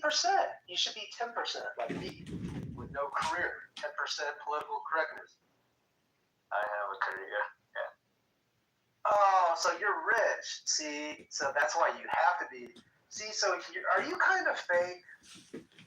No, I'm not fake, but I'm not fake at all. Like I lost my career because I'm not fake, and now I'm like regretting it. I wish I learned how to be fake as a kid, so I could be something I'm not, and I could maybe still make some good money and not pretend to be this guy Edmund. Yeah, it's difficult when you can't earn a living anymore, and your best bet is just to imitate John Kitover.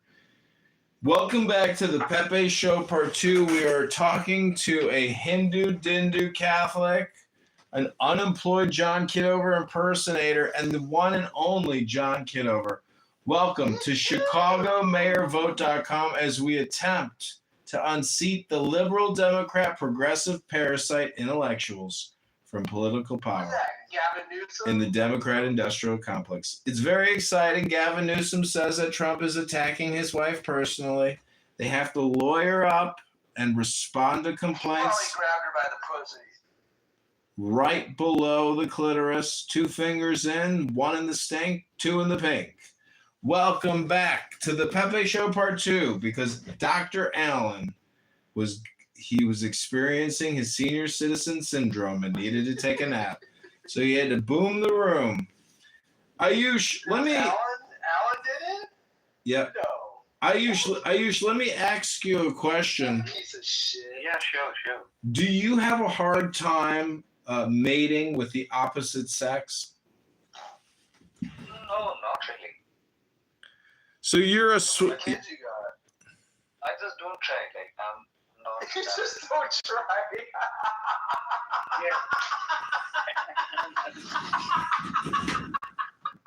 Because the reason why I ask you is because in America, many Indian men Put the axe away. many Indian men in America have a hard time engaging in coitus. And I get it. Like, what's that word mean? It means sexual that's intercourse. like the Big Bang Theory, like. Yeah, exactly. The Big Bang Theory TV show. I didn't sell it till last week. Yeah, exactly. Yeah, but I like the show. Like, still, I got one of those hanging machines, and now I'm the coolest kid ever. Okay, well, the Pepe Show has a hard out in 12 minutes. That's 2 a.m. Central Standard Time. Ayush, if you were Wakes up. That's when he wakes up, huh? Ayush, if you were president of the world, what would your 3 priorities of your administration be for we the people? Oh, we people. We the people. Huh? We the people, like people of whole, like no, not me, whole countries. We the people of the whole world. You are the king of the world. What would your priorities be for we the peoples? Dude, don't mock him. Nothing. No, bro. I would be like, just live your life. I don't care about the. That is not good leadership. That's why, Ayush, that's why you're not being promoted. Yeah, maybe. You're not a leader. When in charge, take charge. Like, you hear this cracker here, one of my worst motherfucking impersonators? He's playing with crackers, making himself a soup. No, you sit in the goo. Now you get good. You sit there in the communist goo where you belong because you are an ineffective John Kitover impersonator. Ayush is my number 1 now. You've been fired, Wallace. This is how Indians take over America. Congratulations, Ayush. We are prepared for the Indian takeover. Some people thought it would come from an alien force. I said it would come from the Hindus. Yeah, the Hindus and like the Jews are working together. They are, because Islam is a threat to both. They tell me I do a better John Kitover than Edmund. How many times do you think you've been accused of being me? At least 7 times, 6 times. I thought it would be like 20, 30. No, it's only the rooms that, because I'll just go into a random room that I've never seen before, and then they'll pressure me to come on stage and to talk, and then when I do, that's when I start to talk like you. Well, you heard me. I can only do it at the spur of the moment. Like, if somebody asked me to do it, like right now, I probably couldn't do it. I just have to. Dude, you're a huge influence in my life, and I just think you're like one of the most wonderful people ever. Yeah, I listen a lot, and because I can't read, you make fun of me. It just makes me listen more. So, yeah, because you make fun of me because I can't read, I just listen more. So, audiobooks. John plays audiobooks, and I just think he's the most wonderful person on Clubhouse. And yeah, that's wonderful.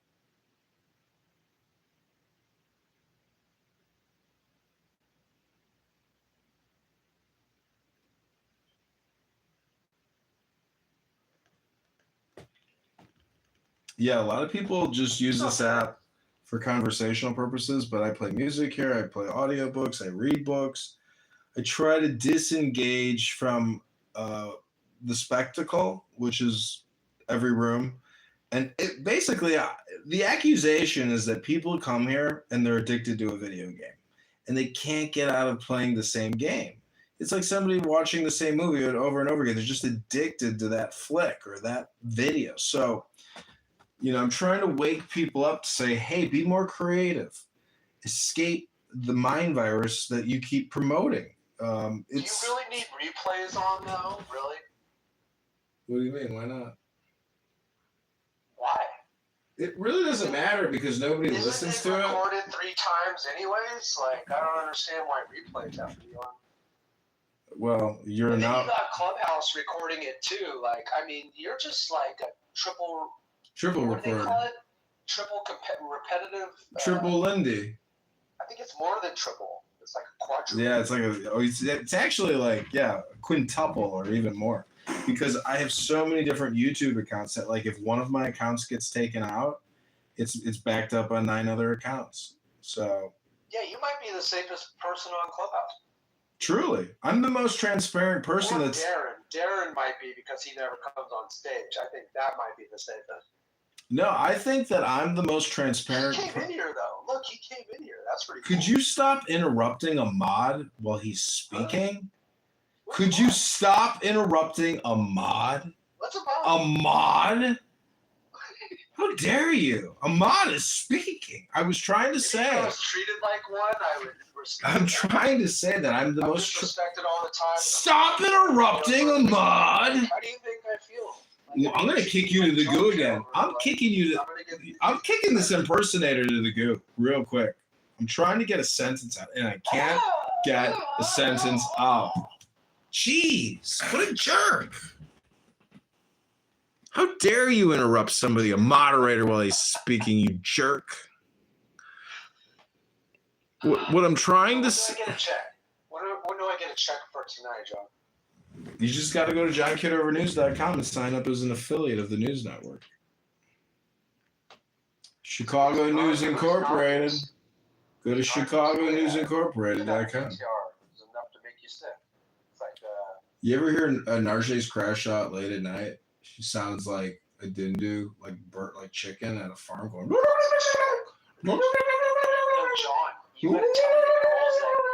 John, you gotta tell me the girls that do like you, and then I gotta go and see if I could like pass off as being you to them, and like maybe get some action on Clubhouse.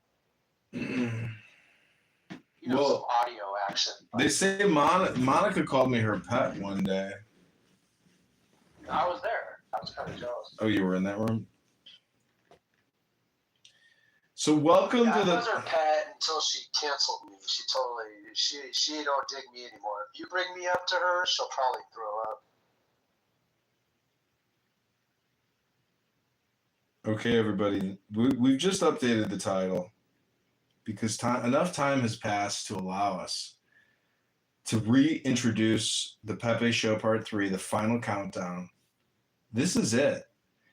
I believe that Clownhouse, this app, they're going to pull the plug on it tomorrow. That Reid Hoffman, that fat, disgusting liberal progressive from Salesforce, is no longer going to fund data collection of redundant, liberal, intellectual, progressive conversations.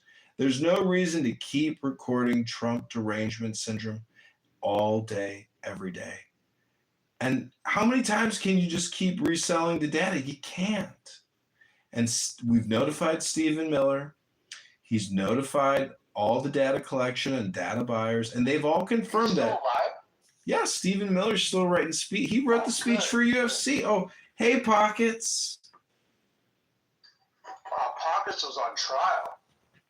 She's a naughty little girl, putting out that bunk AI music.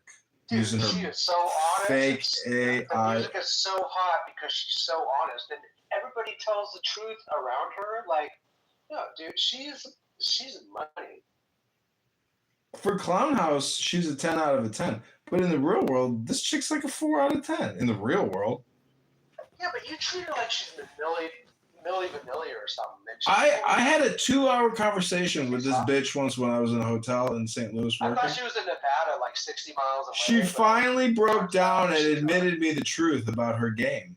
She's fucking political. She admitted it. She's like, yeah, I'm fucking political. You really? Yeah, that's she's too cool for me. That's an AI photo. She left. Yeah, bye. She can't stick around. She's not even my friend anymore. Once she made an album, she totally ditched me. Well, that's because you're a very ineffective John Kitover impersonator. Damn. That's a you problem. You've got to start accepting responsibility. Did I chase her off, or I think it was you? Definitely me. She hates my guts. Me too. We could fight about it, but what a waste of time. Okay, I'm gonna do some Mystery Science Theater 3000 here. This is Andrew's room, the retarded, brain-rotted Christian. This is called "Where Is God?" The best room ever. Model of, and there's so many different models for addiction, you know, and it's an interesting conversation. I don't want to hijack it to that, but there is a sort of like the disease model, you know, where it says you're never cured. You know, all you do is have a mitigation strategy. And I like that. Well, Andrew likes to go cruising. Can you ever be cured of cruising? Because Andrew got punched out at a party. I don't really, like you were saying about, you know, the meta ethics stuff. It's like, it doesn't really matter if they're right or wrong. What matters is, are you right or wrong? And I felt that way about AA too. It's like, I wouldn't fault anyone. What the context is. Even when people say it when they're... You never see nobody dunk at their muzzle? Hello? Okay, so even when somebody says it when they blow themselves up, it's because they think they're doing something for the good. Nah, it's because they're getting paid, Patty. You gotta pay a terrorist to blow themselves up, you dumb bitch, hanging out with those fucking anti-Semitic terrorists. Fucking Amir's room. They kicked me. That was a good roast, though, real quick. That was that John Kitover, that motherfucker. Why you got me up in your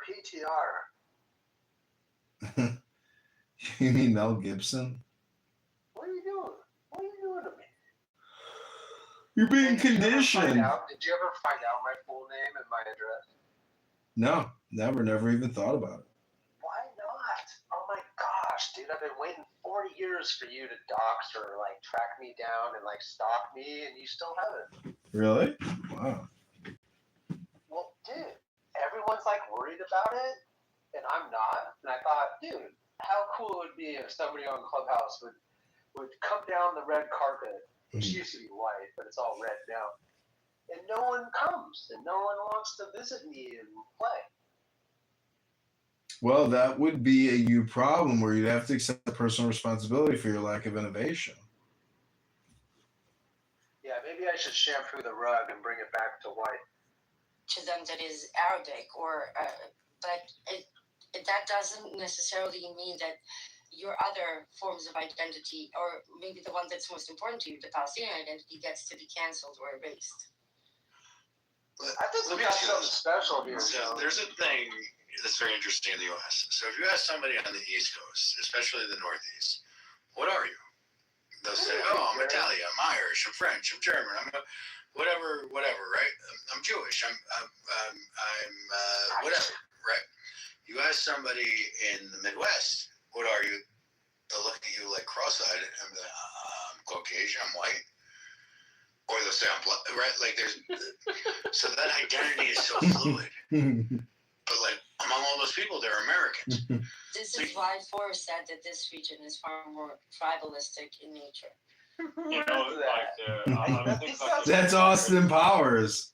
what I did, like having a tribe, like is being a part of something. You know? But Austin, what Forrest is talking about is an actual social construct that's existing. Comrade, please let me speak.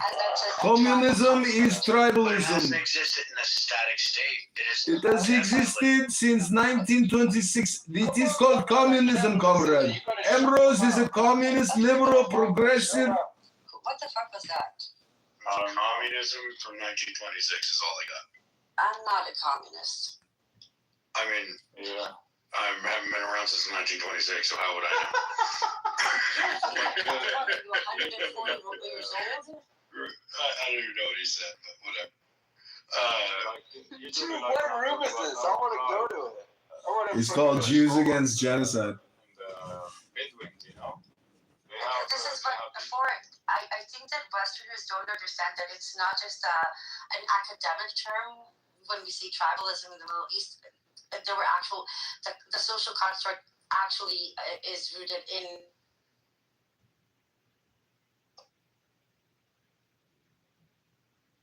We'll see if Nero is still up. But I'm about to call it quits. Me too. I gotta go wash my balls. Put some Vaseline on there. No, I use Aquifer. Try some good old Vaseline. Works miracles. You gotta get rid of the Vaseline and trade it up for Aquifer. Aquifer is the best because it still feels like Vaseline, but it's natural. What kind of cologne do you wear? Filled with Arabs. No, I wear no fragrance. See, this is where I don't know. The partition plan was basically 3-state plan. It wasn't a 2-state plan. And I'll tell you how. One, the Jewish state, right? They'll get the majority of the land, even though they were minority. God bless you, Arabs, they were majority. They would get a smaller piece of the land. And Jerusalem, they were not going to get the Jerusalem. You know why? If you read the partition plan, 1947, Jerusalem was going to be under control by the UN body, where all religions would be allowed. Okay, Amir, even though he had reservations about it, he still accepted No, it's Amir and Gay Hampton It wasn't Spirits. accept. Hold on. He didn't accept, but then he came. Hold on. He didn't Hold on. Do you know that they took Hold on. assassinating a UN mediator after the war ended, after they won the so-called war? UN mediator, his name was Volker Bernadot. That guy came in. He wanted to mediate the situation. He put a block on it that they should not get the Jerusalem. What ended up happening? They assassinated him. Okay, but you're kind of like fast forwarding, like you're bypassing. Because it's all connected to this plan. No, but what I'm saying is, okay, just let me just say this. Under the original partition recommendation, the Arabs that were in the Jewish portion of the Israeli state, they were Jewish portion. They were not going to be expelled. If the Arabs had not waged war, They were not expelled. They weren't expelled. What happened in 48? They weren't expelled. No. The reason why they were expelled. Hold on a second, Iman. The war happened in 48, not in 47. No, the partition plan came out in 47, right? Yeah, so 47 they started ethnic. They know more than I do. Everybody knows their history experts. They know everything. John, you're right. Like the shit you talk about people, like, why don't you guys read a book? You're totally right. It's crazy, bro. It's focus. I'll admit that I'm one of those people. And, Yeah, you're retarded. Because you do what you do, John, though, I put time aside to do that. And only because you make fun of me. And so I appreciate you, John. Yeah, no problem. I'm here to help retarded people like myself become less retarded, to use our brains to improve our brains. Even though I'm illiterate, I still try. And so when I think about it, I ain't really doing anything, but I think John would be proud that I'm trying. Yeah, it's important as a John Kitover impersonator, always think about John Kitover to improve yourself. As your true guru and spiritual leader, it's always important to look in the mirror and know exactly just how retarded you are. Therefore, one must pick up a book to improve the brain using the brain. Oh, as long as you accuse first, you have nothing to worry about. Exactly. Ask for forgiveness after the accusation. Don't worry about slander or libel laws when you're bankrupt already. It's pointless because you can't squeeze juice from an already squeezed lemon. Am I right? You can't make lemonade from a squeezed lemon. It's like beating a dead horse. The horse is already dead. You might get some drops out for your tacos the next day. I've done it before. That's the miracle. I've had miracles like that in my life. You're like, I can't believe there's still more. How is there still more in this? And then you come back an hour later and there's still more. Come back an hour later. Oh my God. If you need it, he will give it. And you know that. I know you know. Do you know? Getting other people to recognize if you need. Please don't interrupt the moderator when a moderator is speaking. Don't you know the secret? Oh, yeah, you got a great bunghole. That's right. That's right. Don't never interrupt a moderator when a moderator is speaking. And I just want to let all my mod squad know that if anybody interrupts anybody on the mod squad, you will be kicked. These people on this app are so fucking ridiculous. Hey, buddy. How you doing, buddy? All right, buddy. Come on, buddy. Take it down from a 10 to a 2. Because I go in the room, I enjoy it. It's so stupid. It's so stupid because people can't admit they're cosplaying, and it's like. They're atheists. What do you expect? It's like TV. It's like Seinfeld. Well, atheism, their definition is I don't read books anymore and I know everything. That's actually their true definition of what atheism means to them. They've experienced everything. They know everything. They have an answer for everything. And but no, they're not reading anything new. I mean, because it's not like a book club where people are saying, "Oh man, let's all get this book and talk about it." It's the I know everything show, and then we will gong you after I get angry enough. That's what Steve is. I'm half part of that. I can admit I don't know anything, and I would never make fun of you for like I couldn't. It's almost hypocrisy, isn't that hypocrisy, John? No, knowing that you know nothing is the knowledge that I'm talking about. They don't know that they know nothing. They think they know everything. It's crazy. The older I get, the more piece of a shit I feel. Because I get older and I realize, fuck, there's so much to learn and I don't know anything. I know, that's the scary part about knowledge, where you know there's not enough time and there's just too much information out there. You're like, well, so you got to pick and choose. You know, that's what life is, picking and choosing. Yeah, but when your 15-year-old son tells you the same thing, you know something's wrong. Well, when your 15-year-old son comes dressed out as a woman and has breast implants and a bikini butt lift, like that's when you know, like, damn, I should have spent. I should have spent more time with my son reading books. Shit, we just didn't get there. Damn. What book? I was too busy just trying to survive, son, to pay the mortgage, to pay the property tax, to pay the homeowner's insurance, to pay the health insurance, to pay the sales tax, pay the gas tax, to pay this tax, to pay that tax, to pay the tow tax. I mean, son, I couldn't find the time to read a book with you, and I'm sorry you've decided that your new pronoun is it's. Who's this Anna, John? I don't know who that is. It's a chick with her legs open. You know what's really funny is, this is crazy. Yoga pose. Sometimes I'll go into a room in my Anon status, and the people in the room will freak out, and they will guess who it is. But they can never guess that it's me. That's the craziest part. They do it in chillism all the time. It's so crazy. It's like they want to test their psychic. They want to test their psychic powers. Yeah, I walked out of there and said I'd never go back. I said, fuck all you. You're all racist. I'll never go back, but tomorrow I will go in there and I will see you in the goo. I will see you in the I'm going to goo. make the biggest spectacle. No, I'm going to troll. I'll probably, if I go back to chillism, because I said I never would, if I go back, I'm going to go back trolling. Full Edmund style. It's actually, it's what it is Give they're, me content. You should give me content so I can. what they're doing is just mock trial. Be a It's better like, impersonator. well, you People know, think I'm you, though. It's hilarious. you should honestly just change your name to John Kitover and experience what it's truly like. Fuck people every day. It would be such a compliment to me if you actually changed your name to John Kitover. It would be such a Well, compliment. you and I are on good terms, right? Like, I give you the John Kitover license, bro, for free. Do as thou wilt is the whole of the as long law. as you don't, like, I would never do anything to fuck with you. I'm afraid of you, so I just hope you don't hurt me. I wouldn't do anything. You have to be more worried about. You have to be more worried about self-injury. I have a friend who just crashed one of those electric scooters and seriously injured himself. Like, really bad? Yeah, Not just a scrape on the knee. spinal damage. Why do you record your room?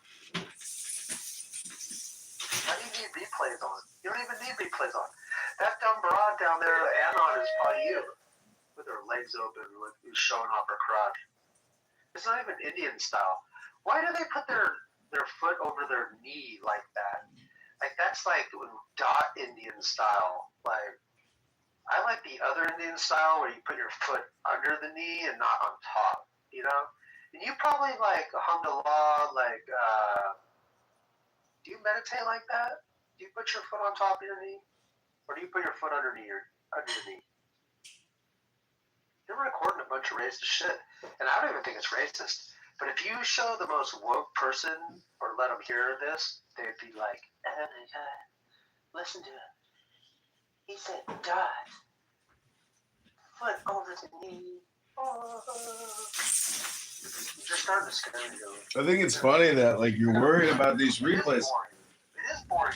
Don't you think it's gonna be interesting when I look at your profile Value in it. Dude, you'll turn it and I over scroll and make down? $1 million. Oh my God! Look, you were in the Ask the Atheist room. I should have you sign a contract with me. So if you ever do get like rich off this, You were in Pepe then Never Shuts Up. I get to come with you, you know. Or you should just hire me as a stunt double, and I'll be your assistant stunt double. Yeah, I'll even go to jail for you. Holy shit! I'll be like the best assistant you would ever have for the rest of your life. Like, we can even leave my kids. We can leave my kids at home. This sounds like the story of Basho and his Zen disciple. I want to get rid of my wife and my annoying kids and just go live off the land. You know what I'm saying? No, because I want to be alone. You're not coming with me. That's when I get away from you. That's where I'll be. See, you already want to be like me. See, man. Wait a minute. Am I impersonating you or are you impersonating me? You probably live on the 10th floor of some cardboard box. Do you live in one of those? I've been thinking about buying a trailer and just moving into a trailer and living in a trailer for the last like few hours of my life. What do you think about that? Yeah, but that's so far away. Tiny homes are cool. I have a few friends that they just drag them around and find places to put them. And I think it's the coolest thing because nowadays, like you go to Stockton, California, you just park it on the side of the road. If it's not too long, like they don't even fuck with it. Same thing with like. Don't interrupt the moderator when he's speaking. Don't interrupt the moderator when he's speaking. I used to own an RV. Do we have a moderator here? Yeah, you're talking to the moderator, and I parked the RV by my apartment, and these neighbors, these very well-to-do neighbors, were walking by, and they said, "Look at this motherfucker parking his fucking RV here, taking up all the fucking parking spots. Fuck this guy." And then I walked past them. I said, "Good afternoon." I said, "Good afternoon. Have a great day." And then I walked into the RV and I unlocked the door and I looked at them and I was like, "Have a good day. Bye-bye." And they looked at me. They're like, "Oh my God, that's the motherfucker. That's him." Dude, you know the best places to park those things are like at the marinas. Dude, I know. That's where I bought the RV. That's where I bought it. I bought it from this thing was like a $15,000 RV. I bought it for $2,000. And the seller, before he gives me the keys and I have the money in my hand, he's like, "Dude, I can't sell it to you for this price. I'm crazy. What am I doing?" I was like, "Bro, we already negotiated the deal. I got the cash. Just give me the keys and walk away from it. It's a pain in your ass." He goes, "Fine, take it." Is it an old school one or? Dude, it was a mint condition, like 1989, hydraulic lifted 30-foot RV. It was incredible. Well, even the mechanics on it might be hydraulic and mechanical. It was hydraulic. It was fucking mint. And a state of California dump truck sideswiped it. So I talked to the comptroller or whatever, and he's like, "Yeah, we'll give you $2,000." I was like, "Sir, this thing is fucking mint." I was like, "You'll never be able to find this thing ever again." And so I take it to the shop and take it to the shop, and the guy gives me an estimate. He's like, "Have you ever done this before?" I said, "No." He goes, "Don't worry, bro. I'm gonna hook you up real good." So the fucking state of California sends me a check for like 15. The state of California sends me a check for $15,000. I only spent $2,000 on the fucking thing. I was so happy. It's worth. It doesn't matter. That's why they try to get you to put the value down when you buy it, but that's why they stopped. I put $1. You put down I put $1. Yeah, I know. I put $1 on the thing. She looked at me. She's like, "You can't fucking put $1." No, if you put $1, I told this dude because he sold me a trailer for $1, and I gave him $10. He goes, "I don't want $10. I just want $1." I said, "I I don't want to buy it for $1. I said, I won't buy it for $1. I said, you got to take 10, at least, or 100. A trailer. I said, you got to take $100. I'm going to write it on the bill of sale. And he goes, no, I only want to sell it for $1. I said, and I mean, it's like a $4,500 trailer. And I'm arguing with him. No. So I wrote $10 on the bill of sale. He got so mad at me. I was like, dude, fuck you. $10 instead of $1. Come on, dude. So when I sold the RV, I put it on Craigslist, and I said, California though. yeah, I said yeah, it was in West LA. I said live auction. Show up at 8 p.m. highest bidder gets the RV. So this cute couple shows up, and then this Persian guy shows up, and I'm like, all right, everybody, the first bid is $2,000. You're a predator. I said, is there a higher bid? And she's like, we can give you $2,100. And the guy's like, the Persian guy's like, really hot. She have high heels on? Yeah, the Persian guy's like, I will give you $2,300. I was like, how many girls did he have with him? he had nobody. I said, so if I sell the RV to you guys, what are you guys gonna do with it? And the cute couple is like, we're gonna go live on a farm in mid-California, please. And I said, what are you gonna do with it? He says, it's none of your fucking business what I'm gonna fucking do with it. So I said, you know what? These people are getting the RV and you ain't getting nothing. And he goes, motherfucker, I call the police. I have you fucking arrested, motherfucker. And I was like, here, give me the cash. I'm giving you the keys, kids. And they give me the cash. I give him the keys. And he's screaming and hollering at me. He's going to kill me and all this shit. I was like, have a good day, sir. Take care now. Bye-bye. Do you see those communities out in the desert?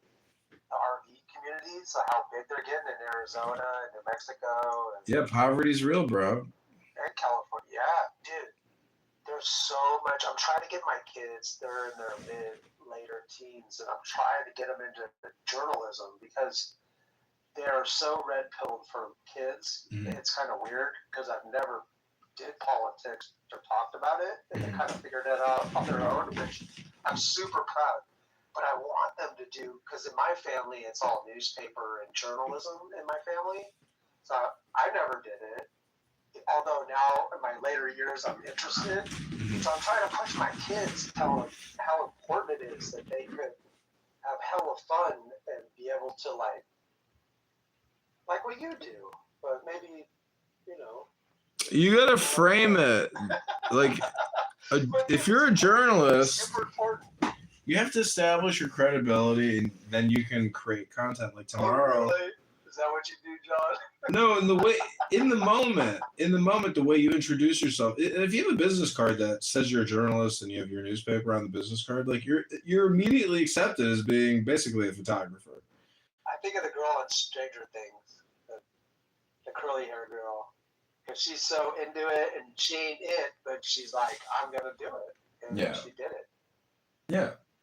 It's all just projection and framing, and perception is reality. It's like And inserting yourself where you don't belong, that's part of it too. no. What it really comes down to is if I Google search your name, what comes up? Because that's your real identity. It's your third party identity on the internet. I've worked so hard to you'll see a DUI, you'll see a fucking, oh my god, I'm so embarrassed. All the things I said I'd never do, dude, fucking. That's why, John, dude, it's important to stay square. You just gotta stay fucking true and square. And, like, when you know you're a bad liar, you just don't lie. You know, that type of shit. Well, I know you're an idiot and you're illiterate that doesn't read books, but the last chapter, the good book, says, in a word, be a saint, which is just saying to somebody, be good. So if you're always... I hope nobody online recognizes my voice. This will be bad. I don't think you have to worry about being identified since you're already non-existent. The thing about being a John Kitover impersonator... I graduated with that dumb bitch on MSNBC. What's her name? Lisa. Well, what you have to remember, truly, is that this is just for a moment. This is all. Let's go troll somebody. What are we doing? We ain't even creating anything for you. Darren, look at Darren's probably snoring. I'm ready to go to bed, bro. Darren, why don't you put in any content? Darren is very, he's very articulate and very creative. Mm-hmm. Like, I don't know why he doesn't put more forward. You slept with Rachel Maddow? Yeah, dude. I'm embarrassed. What, was she good in bed? No, dude. She, like, stole my girlfriend. Holy shit. No, I'm kidding. No, she was, like, 4 classes ahead of me. I think, where did she graduate? She graduated in 95, probably. But that's... Look, John, dude, I'm getting closer to you, John. See, now you know where I live. Actually, didn't I tell you? Didn't we talk about chicken farms? The moonshiners and bro, if you don't have my the crankheads, the cranksters in my town. If you don't have my telephone number, you know we're just Clubhouse How many assistants. canyons you got in your town, John? Can we do moonshine in your town, John? You got enough canyons? Oh, moonshine now! Wow. Isn't that hot? I'm saving copper tubing. You didn't even welcome Darren to the stage. Darren, welcome to the Pepe Show, Part 3, the final Does content. Darren know how to still some alcohol? No, I don't. What's going on, Wallace, you crazy bastard? I know. Dude, you're awesome, Darren. You've been around as long as me, and we're good partners. And isn't it amazing we make a debut on John's stage where everyone's scared? Everyone's scared of John. Yeah. John is scary. John Kitover is a nice man who's never harmed a fly. And I didn't donate to you, by the way. I totally lied. Oh, Jesus Christ, that's why you lost. Thanks, Wallace. Well, because it's like you totally do it anonymously, and so I made it sound like I kind of did. And John even like announced it. He's like, "Yeah, like Wallace, he's a donator." And I'm like, "Oh yeah, yeah." A donator. Dude, have you talked to anybody about that whole situation, John? With That's all people ever talk to me about is they sit there and say, "You committed fraud." That's what people love to bring up is my congressional run, which amazingly was a success. Yeah, it was a total success. It's amazing how you can almost flip the government with a fucking feather. Isn't that fucking crazy? Like the congressional candidate that I was running against was actually concerned that he could possibly be dethroned. You know? I mean, he took drastic actions. He sued me, I sued him, double standards kicked in, and then, you know, he went unchallenged. But if an actual candidate actually challenged him, he could have gotten him removed from the ballot because he only had like 100 signatures more than the legal requirement. He could have been removed from the fucking ballot. He could have been taken out of Congress. It's unbelievable how close it is. Him that bad, they could have ruined your life and made an example of you. You can't ruin my life. I've already been through the thick of it. I'm a veteran. No, that's why you're so attractive. You don't even fucking care. And that's the whole reason I picked my character here on Clubhouse, because you can't care. Because even if you care, they're just going to kill you quicker. And, I'm not worried about that. That would be some mafia shit. But look, you know, I don't know if you know that's my point. Do you know the battle? Oh, we got Beaver here. The problem has arrived. Walls, do you know the Battle of Bannockburn? No, sir. Well, William Wallace. I probably do. If you describe it, I'll go, oh, yeah, I've heard about that. Well, there's a town outside of Chicago called Bannockburn, and it's in that movie Braveheart. It's the King of Scotland. It's like it's a famous battle in America. The movie King of Scotland or Braveheart? No, the guy who betrays William Wallace in Braveheart, the son of the guy with the leper. Yeah, I think there's a gift you could put up with him shaking hands with him when they're making that deal, and it's very synonymous. I put it up there when you see two people on Clubhouse like making a deal and you know it's trash. I always put that up. Mm-hmm. You know, I have bagpipes. I've got mini bagpipes. And you know what's cool about playing the bagpipes is it's basically just a flute. It's really cool, and I've got a lot of flutes. Have you ever sucked a skin flute?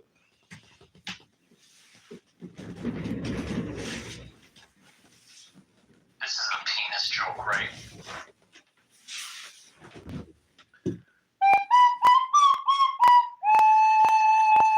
That's not a flute. That's a, they call that a, what do you call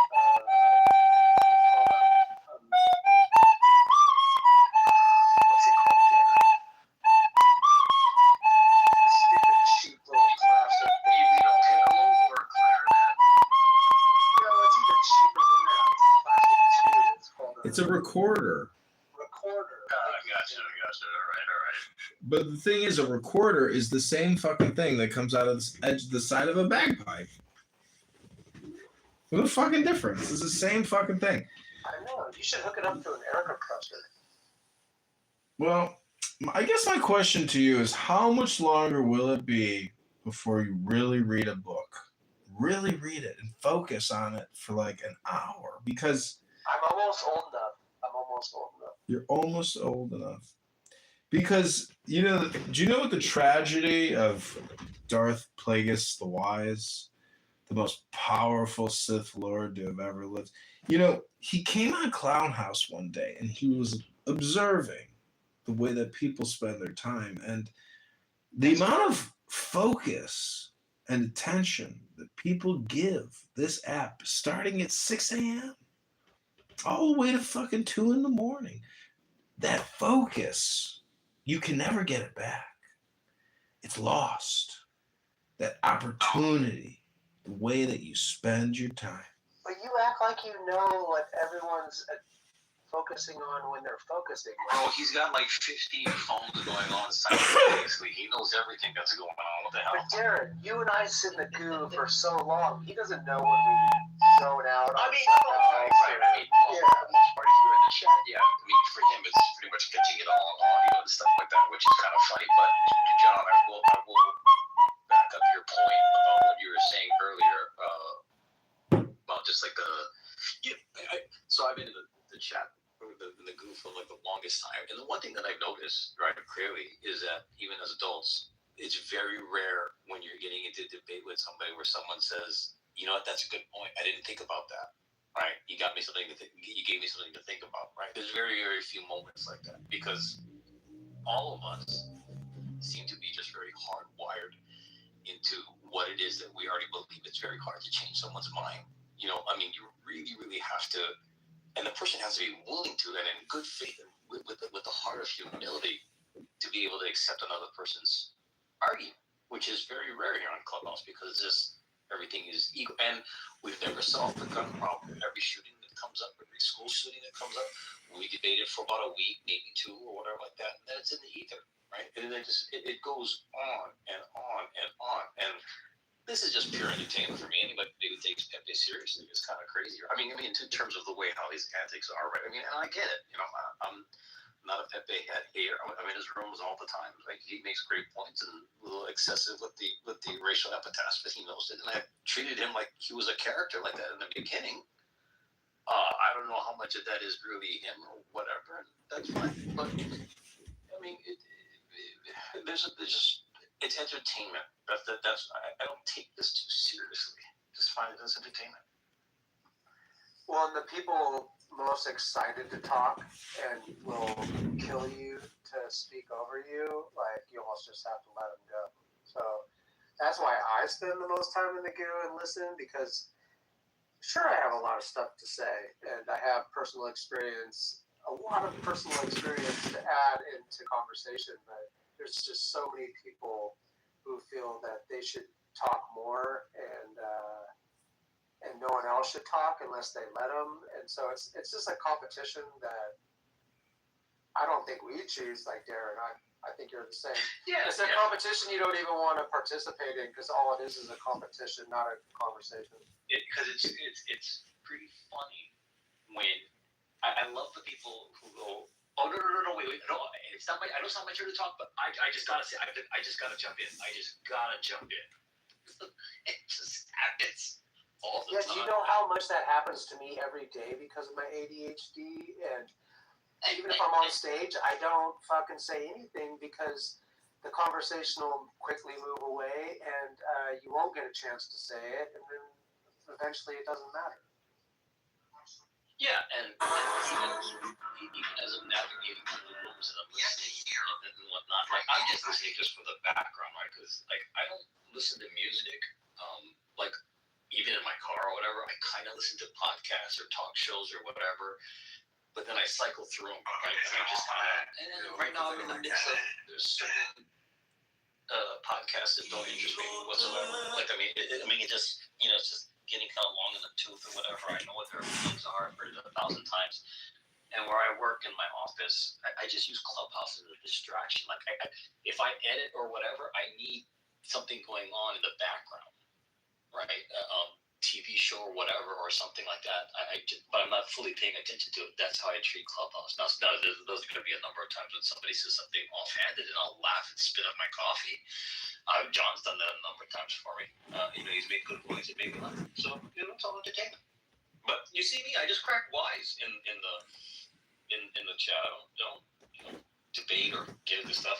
See, the thing about entertainment is the problem with new media, which comes out every second, is that it can frame you instantaneously. And so that's why I have built such a huge library of John Kitover, because if anybody tries to defame me with like a 10-second clip of me or less or some type of attack, well, the audience is going to Google me and say, who is John Kitover? What are his positions? Because I'm on X, this is just one app that I use. And a lot of people take me for granted, but they're not looking at my other platforms that I'm operating on, which are much bigger than this little insignificant fart app. So, if I'm being attacked on a major platform, like I asked Grok, I said, who is John Kitover and what are his positions? And it gives me my positions. And it just refutes what the accusations are. How accurate? It was very accurate because it's just using my history. Yeah. Well, you put up like about 15 years worth of material. Yeah, you're super accurate, dude.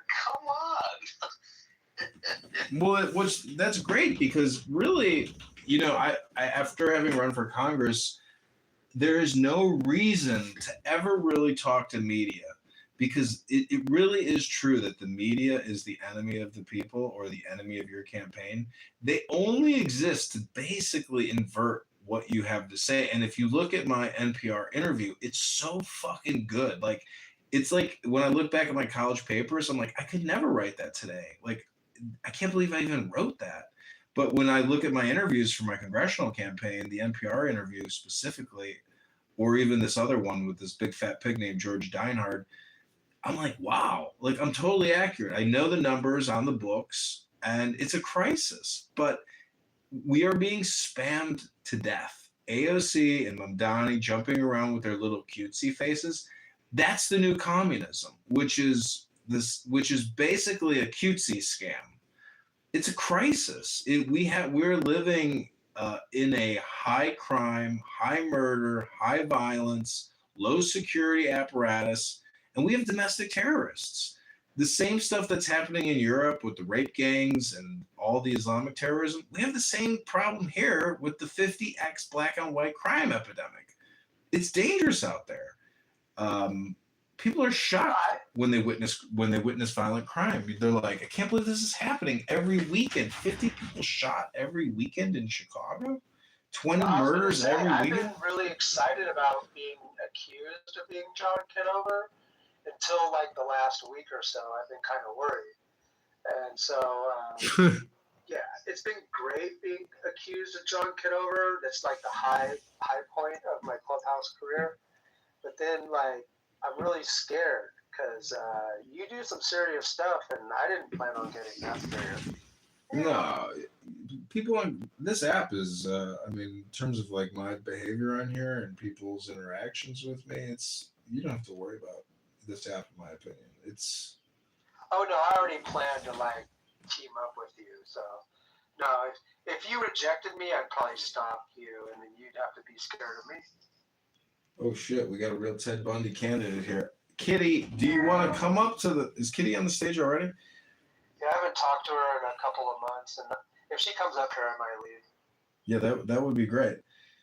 Because I like to launch rockets, and she really upset me, and she really disappeared on me and ghosted me, and I worried about her for about 2 months, and wow. she didn't even care that I worried about her. She treated it like I deserved it or something. Oh my gosh. I think you're going to. Yeah, it's the only person I really cared about. It's the only person I cared about on Clubhouse, and she totally ghosted me. You just said that you cared about pockets like an hour ago. Oh no, I was trolling. I trolled pockets. Ago. Wallace, take some menopause medication and, get laid. I don't know. Hey, but John, seriously. Wait, I made a promise. Every time I hear you talk, it's just inspiring. I mean, it's a kick in the cunt to all the lifeguards, but even the Republicans that are saying, they'll say it all except for the stuff that they should say out loud, but they just don't. I mean, you pissed off a lot of people a couple nights ago, and like, they weren't on stage, but they weren't afraid to say it in the chat. Like, when you got down to it, you're like, fuck it. I want to see, like, militia, to where it's real, like, you will be shot, right as you're about to, kill someone, you're going to have a militia of our military that will kill you. You don't have to sit and wonder and fear if you're just going to get free jail stay and shit like that. No. The murdering fucking stops here. And as soon as you said that, it was like a shot heard around the entire Clubhouse room. Because, like, I swear, if you got to read the chat, you had either severely pissed off, and they were mainly black, but, like, a lot of people, like, screaming that you were a fascist and all this kind of shit, or it was the softer conservatives that were like, well, we want, us to be safer and stuff like that, but I really don't want to go as far as, like, penalizing people that for doing the evil shit that they do. Like, but I don't know. I took care of your Wallace problem. Being a pussy, the real pussy's on stage, Wallace. You can talk to John, just don't stalk him. Damn. Wallace got pussy. Wallace, you're a pussy, bro. How could you let Kitty run you out of here like that? Look, man, I put him down in the audience. I'm not even a mod. See, Kitty, I guess the thing about, like, deploying the U.S. military into major U.S. cities is it's really basically, in my opinion, I don't know. It's just such a complicated issue, and it's so political and so, like, dangerous to even comment on. But in other countries, they have a FAFO policy, and they're very rigid. America, because of the elite liberal intellectual Democrat judges, we've created, like, this cesspool of really low value spawning. And I would just say that, like, if I was murdered by an illegal alien or a African American male, I would hope that my recording would actually somehow in the future get my soul the justice of capital execution. Because without capital punishment, there really is no true equal justice. And we have to make the punishment fit the crime. I personally would be willing to be the state executioner. I want it to be on television. I want them to be shot publicly. And I was like, oh, shit, he just went there.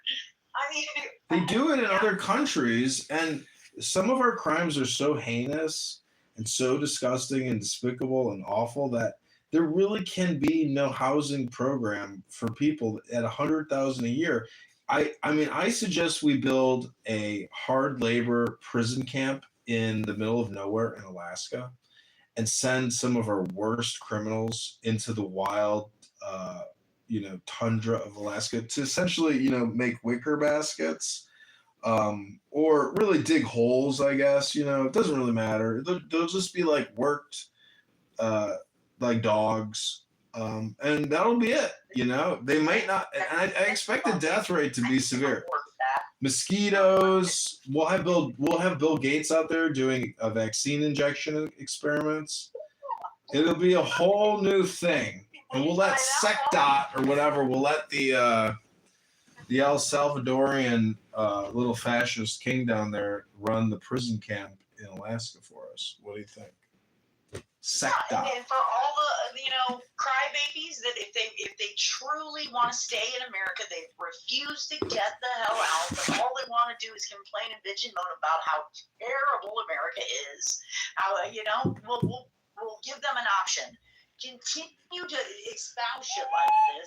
Have these groups that's like Antifa hiding underneath common, like as though they're a part of the community and preventing Madonna does have to be like a New York City embarrassment. just a punishment, slap on the wrist. But Brandon Johnson is a Chicago embarrassment. And have it in certain kind of camps. Like just have the kind of camp where it's all ran by Muslims and like super extremist groups. And so if you're like an ultra like stage 4 feminazi, sweet. You wear the whole head thing. You better not take that off, bitch. And if you're LGBTQ plus W to the fourth power, and then you just want to just hate. Bono Shalom, Kitty, despite all my rhetoric, I'm still a big believer in taking a deep breath and, being mindful, because your problem, Kitty, is I'm creating content with every single, hyperbolic statement that I make. And part of my strategy of communication.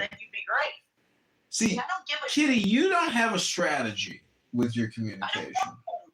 I know, but that's okay. That's okay. I'm just trying to tell you to reconsider the way that you spend your time, because the truth is Motown never would have been successful unless they were able to record. And so what I'm trying to say is everybody gets 2.5 billion seconds to make the best recording possible. And I don't think you're really mindful enough to know that, in my opinion, you're kind of wasting some of your seconds. Could be a better recording. That's all I'm trying to say now. Hello? I'm gonna start calling you Ike Turner. I'm feeling a little beat down now, but I mean, on a serious note, this app is shit, John. You know that. Come on, man. It used to be cool, but it's not anymore. I mean, if you find like-minded individuals in the same talking, even like the theology groups on now. That's how you treat it. You treat it like shit, and it's gonna, treat you like shit. Look, man, I don't know what happened with you and your wife and kids and stuff. I hope you're doing okay. I'm talking about a friendship you and I have that you treated like shit. Dude, I deleted social media. I was like fucking done with it. I needed to start making real money, pay taxes, and do well. I was done being in this post-pandemic bullshit. Good excuse. Good job. No, it's not. It's stupid. It's remedial work, and it's not. Good job. Good job, Kitty. You know what? I'm throwing it, and I'm gonna close. Okay, Rabbanu Shalom. We're moving on. Because I thought you were dead. We're moving on to the ASMR portion of the Pepe Show Part 3, the final countdown.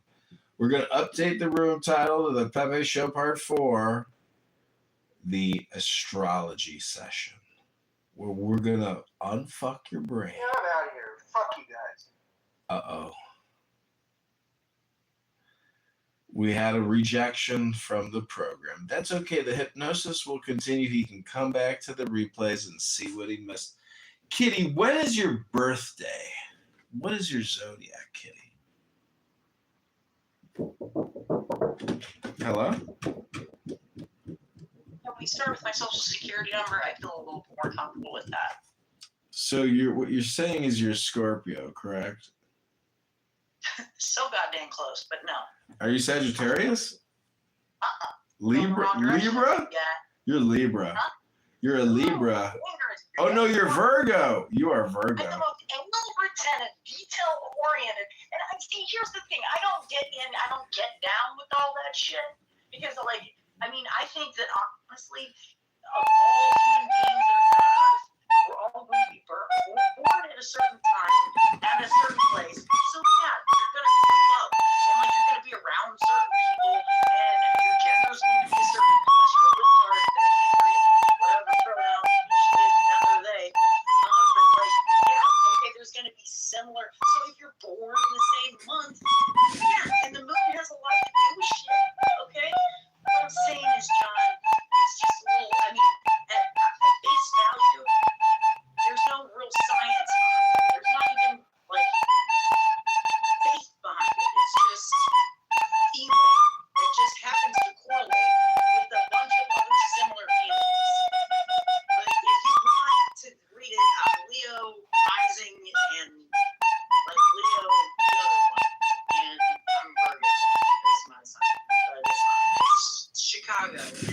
September 5th, 6:04 a.m. Little Hospital of Mary. Oh my God! Delete this. I hate John. Delete this and I hate you. You know, it's not the first time I've ever heard a beautiful woman say, delete this and I hate you, John. You know, it's just not the first time. So, Rabbanu Shalom, welcome to the Pepe Show Part 4 Astrology. This is your ASMR hypnosis before we go to bed. I hope you're enjoying the live stream here on YouTube. We are here with our friend, Kitty. Meow. Trying to think of some of the stuff I saw on Fox News today that was interesting.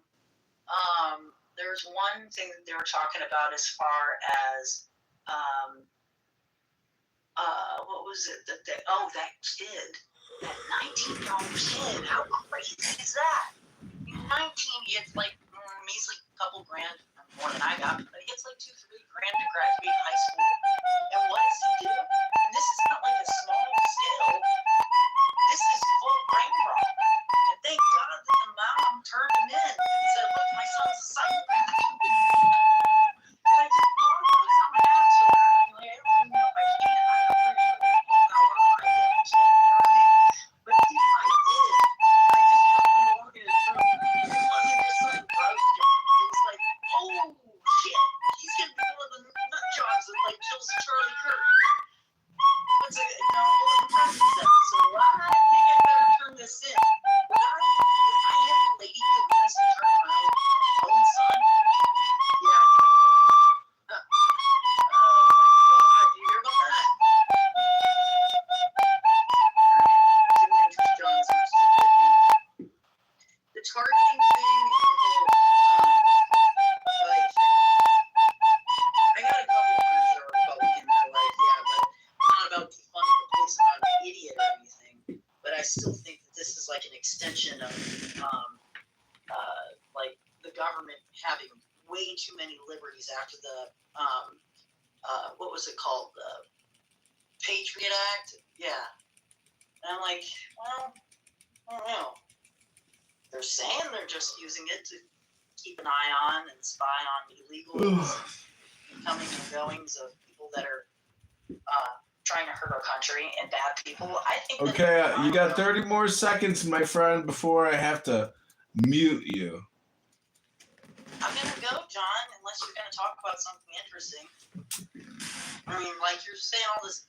No, it's getting very late here. It's almost 3 in the morning. It's almost 3 in the morning. I was going to shut this down 50 minutes ago. I'm exhausted. Like, I don't even know how I'm still keeping my eyes open at this point. I literally just flicked in on the app and I went, this is shit. This is shit. I think I'm going to delete the app. Oh, there's John. William Wallace is in there. He's probably going crazy. But I love you, John. Please take care of Chicago. Let me ask you this, kid. If you were the president of the world, what would your 3 priorities be for we the people? President of the world? You mean president of King or queen of the world. There you go. You were in charge. The number one. What would the first thing you would do, Kitty? What would it be? Force everyone to be a Christian.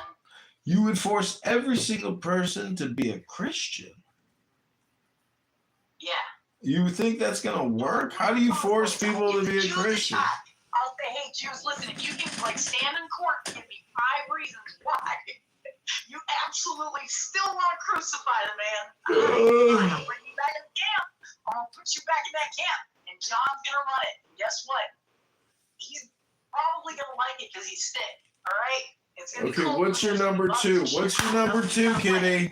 What's your number 2? We got the number 1. What's your number 2?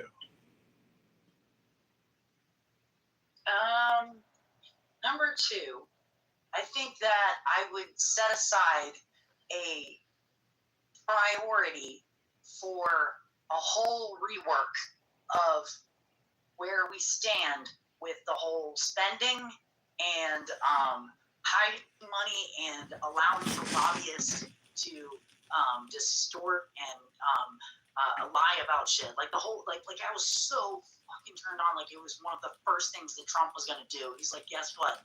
I'm just gonna terrorize the shit out of libtards, like and GM and you know what was what oh God, I can't think anymore. Why don't you give him a spot in your room just to leave this fucking replay? When you turn it off, then I become normal again. I'm also tired. But Okay, what's your number 3 plan as the ruler and queen of the world? you're gonna take out like the people. You're gonna want to take out the people that lie about where tax dollars go. I don't care that they say, well, we need more transparency. Great. Republicans say that we need more transparency, and they say that they put it out there. But more transparency, while other places are allowed to have fake spending, like literally, it was still just happening now, and they're probably not going to do anything to Tampon Tim. Like Tampon Tim is like on my hit list of people that I really want to like. You talk about taking on all the other assholes that are just civilians. Take out some of the freaking AOCs and the libtards like Tampon Tim. I'm saying if you make Tim Walz like or Kamala Harris, if you make them a object of ridicule, like for real, not just like little Facebook internet memes. I'm saying like they go to prison like they were trying to do to Donald Trump, but you actually like eliminate them for legit reasons. Like if he was turning a blind eye and even lining his own pocket, clearly it was up into the millions of dollars in his state.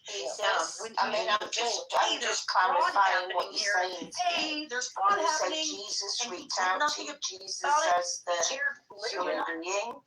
Yes, well, as his spirit. As his spirit? Okay. And it was so crazy because I thought I was going crazy as a whole thing. But he made it so clear that he is with me in my life at some point. I had an aneurysm. I lost everything. I was borderline homeless. I had to sell off all my assets. And I only survived through all of it. He took me to such a level I could see nothing but him. Mm-hmm. And back in the old days, I would have called it manifestation or, perfect timing or alignment. But this time it was like, no, he was letting me know, no, it's not that. That's real. That is real. You can still do all that. But there is me. I am here. And like I'm walking you through it. It was crazy. So now I still believe like the universe is alive, but I think God. Okay, Kitty. Final closing statements. Last words. What would you like to say, Kitty, before you get Irish goodbye? Love more, drink less. USA. And also, fuck you, Bears. You haven't won a Super Bowl since 1985. If you want to leave, I don't blame you. Good night, John.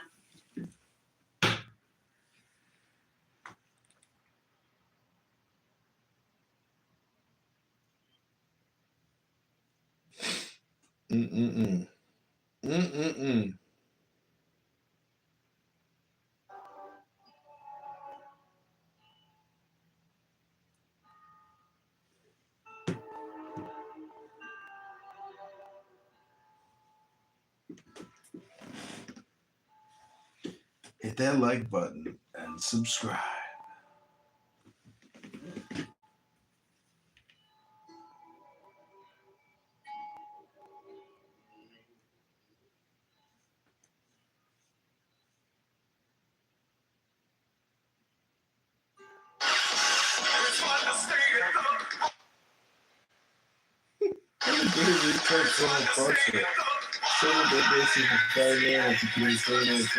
They killed their own college students and were giving CEO truck licenses to legal outside trade.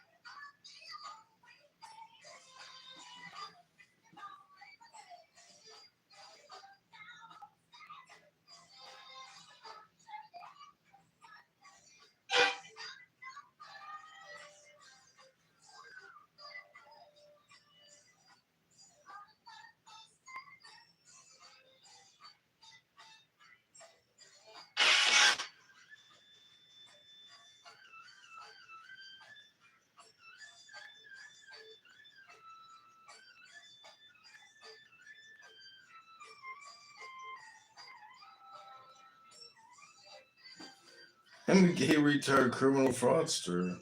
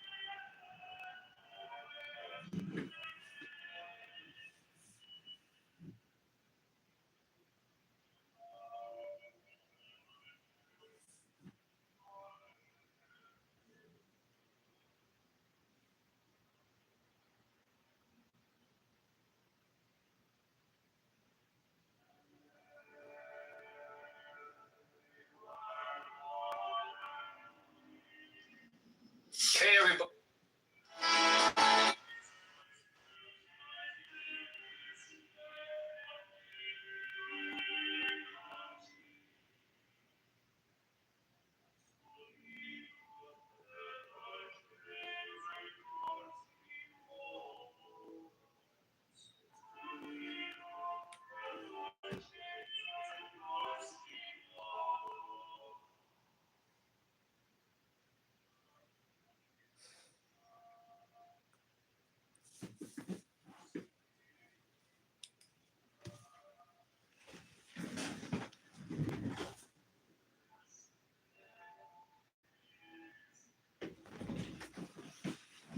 Okay, good night, everybody. Go to ChicagoMayorVote.com. Hope you enjoyed. This has been a 10-hour show.